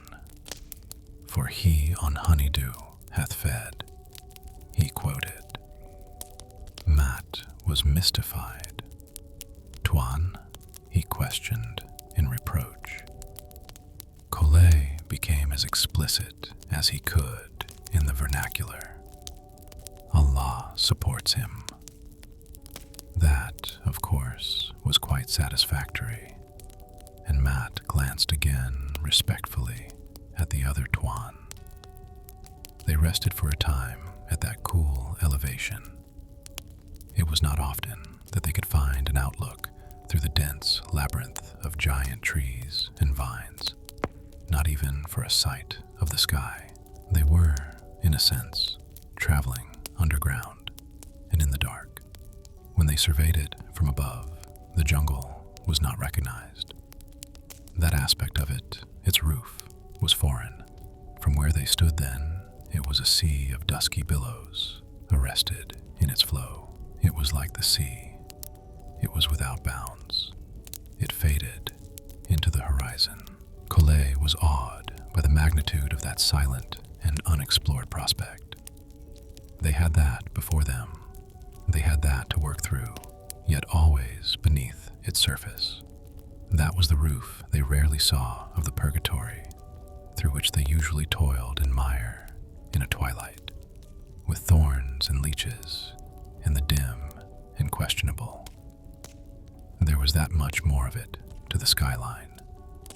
The crests of mountains floated in the heavens on invisible vapors, regions detached from the earth. A translated peak would diminish, would vanish, and then another would appear where nothing had been seen before. Collet wondered whether his little party was not only off the map, but whether a map could contain a revelation of what was not only infinite, but protean. He felt it was like his cheek and smiled to himself, viewing his rags and dirt to chance heartbeats against that universe. And what a space in which to search for Sakai's, or for anybody. Where were those blessed people of the woods? He would have supposed they were but a legend, a theme for campfires. But that yesterday in the forest, they had stumbled on 3 huts, the most remote and forlorn human habitations which he had ever seen. They stood in a narrow rift of the jungle, which frowned down on the transient and pathetic evidence of man. They were abandoned. He thought their builders must have fled in a horror they were no longer able to withstand. And who could wonder at it? The floor was cumbered with wet leaves and forest rubbish. The day descended that shaft in the forest as far as it could, but it rested on a wall, obliquely, little more than halfway down. Mr. Parcell was absorbed by the unexpected discovery and was in no hurry to move on. Yet nothing was there but the memorials, the sodden leaves, and the coarse webs of spiders across the uprights. Matt dolefully shook his head about those Sakai's. He himself, he said to Colette, did not know why it should be good to find them, but perhaps Tuan understood. Were they not savages? They were dirty, and they knew nothing. They were infidels, and they knew no shame. They were as the beasts.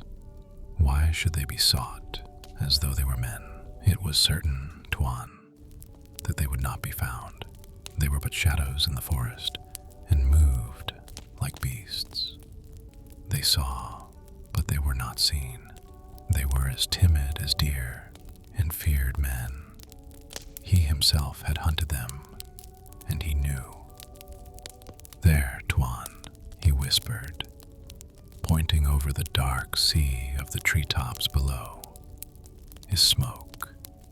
It is a Sakai's camp. Collet could just discern a faint blue smear some miles away. Matt, though, was discreet, even without hope. Tuan, we should never find them. Can smoke be caught in the hand? Collet felt that another outlooker was peering by his elbow. He turned and saw Mr. Parcell beside him, intent on the same sign. Matt at once led on down a precipitous shoulder of the hill, and Collet, but for a sense he had that any mishap now would mean the loss of the party, would have admitted that the land was beautiful. Streams hung in veils from upper shelves of rock, were lost and reappeared under wet ferns and gigantic leaves, to brim and shimmer in basins of granite. He paused by one clear spout of crystal, folded the waxen green of an arum leaf into a cup on which the drops of water were globules of cold silver, and thought it was the best drink he had ever had. Near there, they camped, and again that night, Mr. Parcell sat beside him and spoke of a light that had been and might be again for men. Theirs, indeed, was a journey of discovery. This was the true sort of exploration. Collet had little more than coffee and a pipe, and that tenuous confidence of his companion to support him. The cicadas had shrilled to the last of the sun when Mr. Parcell began his lesson, but all was silent, and the Malays were asleep, and the fire down when Mr. Parcell rose and spread his sleeping mat.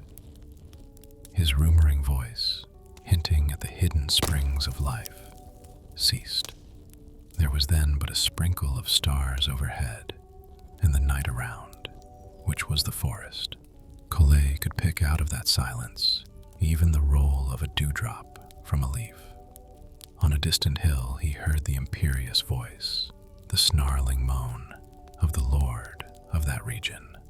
Why was Matt standing there, looking at him? Collet sat up. The sun was bright on a high buttress across the valley. This was late, time they were on the move. Matt ought to have called him, but Matt never would. That funny Malay would never waken him, of course. A very dangerous thing to do. The wandering soul might not have time to get back and re-enter the body. His soul, then, would be lost. He smiled and cheered the morning to the guide. Matt looked grave. Something wrong with him? What news today? An evil thing has happened, Tuan. We cannot see Tuan Parcell. Where is he? Where is he? Oh, spirited away, of course. Collet glanced over at the professor's corner. Why, Parcell never left the camp unless accompanied. He never had, but his place was empty. Nobody, Collet was told, had heard him go. They supposed that he had gone down to bathe, but no, he had not been to the pool. He had gone downhill, though, that they knew, for they had found the signs. If they might say so, the Tuan had walked lightly, but as though he knew where he was going, and yet would not disturb those who slept. It was hard to follow his track below, for truly, Matt explained, he thought the Tuan had been gone many hours. There had been rain. What thing was this? Collet was up and at his gear in the first jolt of the misgiving. That old child, out alone in such a country. He paused. Here, cool off. Getting scared would not help. Parcell could not have gone far. Had he taken anything with him? What had he taken? What? His pack had gone. So it had. Food and his compass, too, and his staff. Parcell was moonstruck.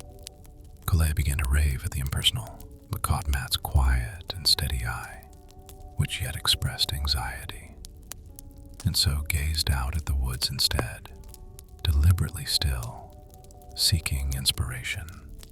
He was up against it. They would find him. After all, the old fellow could not travel far. Not alone. Not in that place. But how far need he travel to get lost? You just turned your head in the woods, lost it entirely, and there you were till doomsday, and the camp about 5 minutes away. He was buckled and taut. Come, he called to Matt. If Tuan will allow me, said Matt, it is not good to begin a journey without food. It is also better to sit a while when the liver is sick. It is hard for a man to consider what he should do while he runs. You bet it is. Very well then. But that old buffer would have to be found if they stayed there till the coconuts were ripe. But Matt was right. It was no good rushing at the forest. The mountains did not care. They had all the time they wanted. All the same, if old Parcell was not in camp before sundown, better not think about it. I believe he thinks he can find those Sakais. Truly, Tuan, that is what I fear also. No other sign of him. Time was getting on. 2 o'clock now. Where was Matt? Collet retraced his steps through the forest a little distance. Hallooed. No answer. Only something like a jackass in the woods. Naturally, it would be a jackass. Collet hurried down and back a little more. Damn the rattans. Damn the rattans. They were everywhere. Put there to stop him, probably. Quite right, too. The Thorns knew better than he did. Fancy trying to run to someone in that tangle. He stood, collected himself, and hallooed again. This time, not even a jackass. He waited and watched the sweat trickle down the back of one hand. Not a sound. Well, they had found Purcell's helmet at the bottom of that gully, and he was going to get to the head of it. But was this the same valley? Of course it was. He had not been paying much attention, knowing that Matt knew the business better. But it must be the same cleft in the hills. He would have to push on, guide or no guide. Matt could look after himself. He must find Purcell. No point in being there unless he did. He shouted, "Purcell!" Matt. Oh, don't be a damn fool. They're not on the telephone. Better get on with it. Some hours yet to sunset. He turned and ascended the slope. This was his own particular job, anyhow. He had asked for it. He would have to do it alone. This was the same gully, of course. Why doubt it? Purcell could hardly have gone another way without wings. The leeches had made a mess of that leg, by the look of it. Might have been stuck by a bayonet. No time now to see to it, though. When Purcell was found, they'd put everything in order and get out of that country at the double, even if they had to truss up the old boy. He ought to have been trussed up at first. He must have wandered up that valley. To what did it lead? Those rocks and tree trunks were inhuman, as if, in that glassy stillness, they were shapes at the bottom of the sea. No day was there. It was too far below the surface for much to show. Was it getting dark already? More likely the sides of the narrow valley were closing in. They would, of course, towards the head of it. But if you looked up, nothing could be seen. Nothing was there but ropes and wreckage dangling from a ceiling out of sight. He stopped again and listened. Great lichened hummocks of rock, like gray couched animals, watched him. Sable pillars receded, the endless aisles of an unholy tabernacle. Shouldn't like to meet its priests. Nobody there, though. Roots were coiled and contorted in an everlasting agony, and not a sound. If Purcell was left there, he would die that night. He would go properly mad. No wonder the Malays called it forbidden. He must get the old man out of it. That fallen tree, he supposed he would have to climb over it. No way around it. But only night was beyond it. What was the good, anyway? Purcell's helmet was at the bottom of that valley. Where else could he have gone? But could he have ascended so far through that stuff? It wanted some doing. Now, over that tree, and get on with it. He might as well stay there himself as go back without the old un. Collet climbed the prone column, thrusting creepers and a tough raffle from his face, grunted, and was on the top of it. What was beyond? Only more of the eternal rocks and wreckage on the dim slope, in a light which told him of the end of time. The day after the last day would be the same as this. The light dying and the world a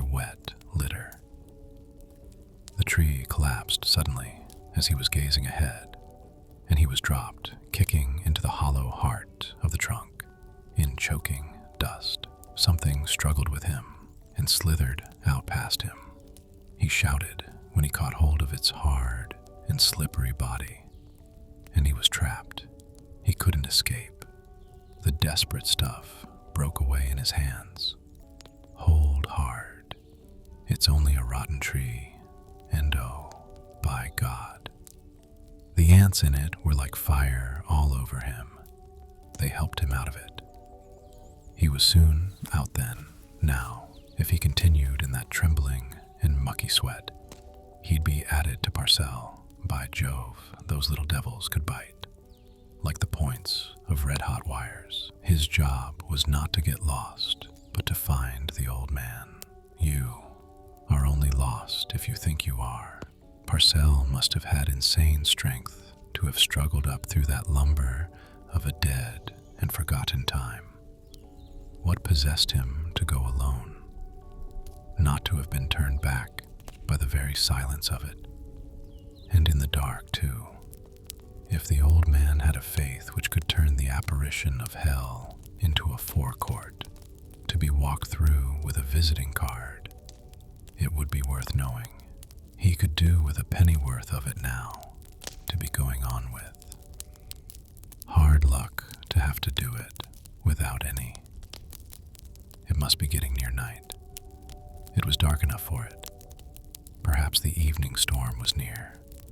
That was what it was, for heaven never peeped into that valley. He was in for it, if a storm burst over such a pit. The trees were unusually still, waiting for something. Surely he was not purblind. His eyes were all right. The trees were filmy in the dusk. They were shades standing about. This was the head of the valley, perhaps. That was a sheer wall of rock, so he could go no further. That could not be climbed. Useless to look for a little old man when you could hardly see a precipice, and the day was only a trifle paler than the black trees. What were all those shapes waiting for, standing about, for him to go? No good. He wasn't going. There was nowhere to go but back, and he could not go back, not without Parcel. No point in it. To hell with the darkness and the shapes. Perhaps the old man had been translated, gone up in a fiery chariot while they were not watching. Anything might happen there, and what had happened to Matt? That was queer. Matt had been behind him, had shown him which was the way to take a second or two before. Turned round, and nothing was there but the leaves watching him. There was more in what the Malays said about this mountain than he knew. Matt hadn't liked the job. He had been reluctant about it. He said the mountain was guarded. Well, enchantment or not, there he was, and there was no way out of it now. It sounded as if the place was talking to itself. Now it had got him all round. Was it safe to wait under the precipice? There was a noise up above, like the sea breaking. The storm was coming. What about repeating the paternoster? Collet considered it, couldn't remember it. The aisles filled with quivering blue fire. The trees danced. He had laughed at the men chanting the mantras for a safe journey, but he didn't know any mantras. Too late now to learn prayers and exemptions. Here it came. Poor old Parcel. A rolling of drums, the steady booming of the coming of calamity, the hooting of bony things following the drums. Men? No men there. The Hantus. They had a night out. The mountain was hollow and booming. They were marching out of it, up their valley, an army of them. It was their place. He was caught, back against a wall. He strained his eyes on the cellar blackness towards the shouts. They were muttering near him now. If he could only see. His prison opened suddenly, and skeletons of fire were capering round him. arms about the trees, taking the trees with them. The trees had no weight. They leaped. They had no roots. They were on quick feet. The roots were flinging out of the earth. They were lashing near him, serpents of fire. No, that was the rain. The floods were pouring down, torrents of romping fire. The valley was going. The mountain was collapsing and running down. He was going with it. If you asked him, then he'd been out all night. Was this today or yesterday? There was no saying whether this was early morning or afternoon. The place had been deep underwater. The earth and the trees were still talking about it. His watch had stopped. He would like to know what had happened. His clothes looked as though he'd slept in the bed of a river. He must have been wakened only just in time. He had better go slow. His knees were loose. This was very like a corner he had seen before. That rock, a kneeling elephant, might be the one where Matt had vanished. When was that? Somehow, there seemed to have been an awful loss of time, or else everything was washed out of his mind. Collet emerged through a thicket to a track and looked up to the gloom of the woods. Parcelle. Yes. The old man had melted into that. Parcelle had become part of the dark. There was Matt, hoisting his pack, abandoning camp. Matt stared at him, dropped the pack, and was, Collet called out. The man was going to run away. What was the matter with him? Hello, Matt. What news? Matt turned, and his bronze took a queer tinge. Collet shook the Malay's hand and jollied him. The man was frightened. I'm not a Hantu, Matt. They turned me out of the forbidden land. They found they couldn't make a good Hantu out of me. Here we are. No end yet to the eternal trees in the heat. They were in the plains now, though. Areca palms and houses might be seen in the distance any time. Land ho. A little rest wouldn't do them any harm. Matt was a good man. That Malay was as good as the best.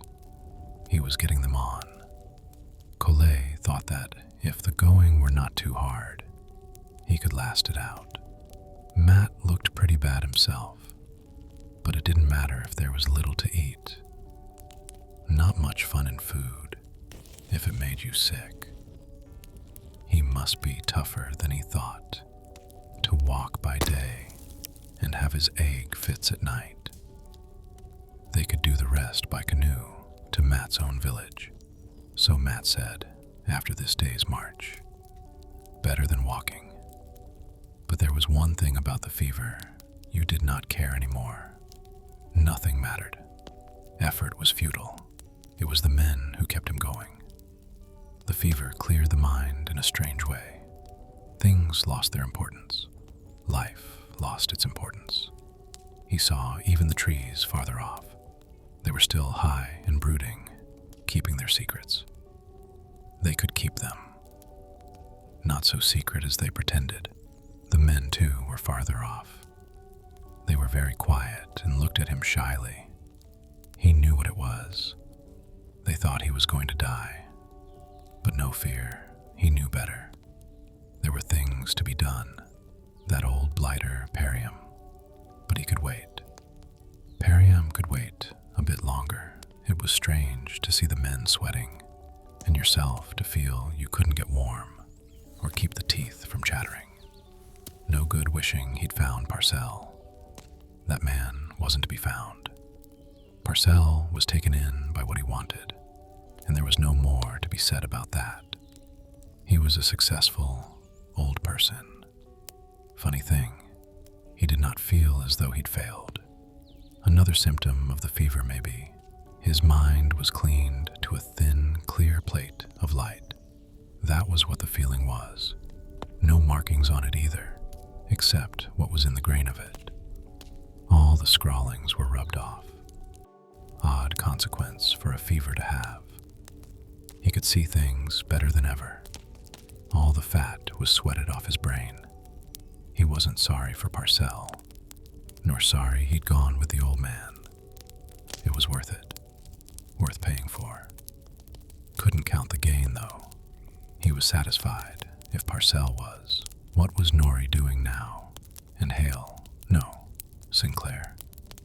But they were on the other side of time. He had come across the pass, and it was all right. If you didn't expect to get anything out of it. Anything but dreams. Bound to get dreams when you fell asleep. But you could do without them, though. They were just gliding out of it now. It was better in the canoe. The world had become extraordinarily quiet, sinking down to the sea. The trees were still moving by, all on a level, a long, dark line. But the country was very distant, and nothing to do with him. They'd get to the end of it all presently, when they had sunk down far enough. Everything went past as you sank down, and there was nothing to do anymore. You need not even watch it go by. When Collet, some weeks later, walked into the lounge of the Penang Hotel, the palms in the garden were awake in a cooling draft. The wind could just be felt. It was as though you knew of the stir of the invisible principle of life. The world was alive. He was in touch with it again. This was a return from another world. Over in that corner was where Nori had talked to him the night before they left to go round the coast. Collet would have gone to that corner, but 3 young ladies had the table. They were certainly a noteworthy phenomenon after Gunung Birching and the leeches, as good to look upon as the order and color of the garden, and a complete assurance that he had come back. Nothing like that for a long time. What a number of women, too, and all as cool and vivacious as the wind in the palms. Perhaps not a shadow of the other world in the mind of one of them. He heard a girl laugh, and it was certain then the old world was on its proper axis. He could sit down and watch this all the morning. A hand, a hearty hand, squeezed his shoulder. Not the hand of a lady. He looked behind him. Eh? Sinclair, by all the miracles of fate. He stood up but couldn't speak. Sinclair laughed as though this was a great joke, meeting again. You old rascal, Colette. What have you been doing with yourself? Steering an open boat ever since on a half ration of hope. You look as if you had. What are you doing here? Waiting for my ship to turn round. Off to London tomorrow. London, well, they talked it all over. It was good to talk, even when you had nothing more to say. Then the sailor declared that they must have another before he went back to the quay. Coming to Gallions Reach, Collet. Sinclair laughed again at that, as he took the glasses from the Chinaman's tray. Yes. Sinclair forgot to put the glasses on the table. He held one in each hand. What? You don't mean it. I do. But it's haunted, isn't it? You don't tell me you've seen so much out here that you've forgotten old Perium. Not me. That's it, Sinclair. I'm going back to lay his miserable ghost. Here, steady the helm. I'd see his ghost to hell first. Well, it's not his ghost, really. It's mine, my son. Sinclair did not answer. He was watching Collet trying to find something to say. It's all right, Sinclair. You needn't look. You won't find any tile loose. You brought me out. Now, if you please, you'll take me back. We'll come full circle. We can't have ghosts hanging about, can we? They must be attended to. They run our show for us, Sinclair. The sailor's eye roved over the colors and animation of that inspiriting morning garden of ladies. Well, I'm damned, he said. Yes, the unseen world we know governs us. Not always what you're looking at now, Sinclair, so you needn't draw my attention to it. I see it. It would move a heart of stone, but there's no fun for us in life unless we obey the order we know.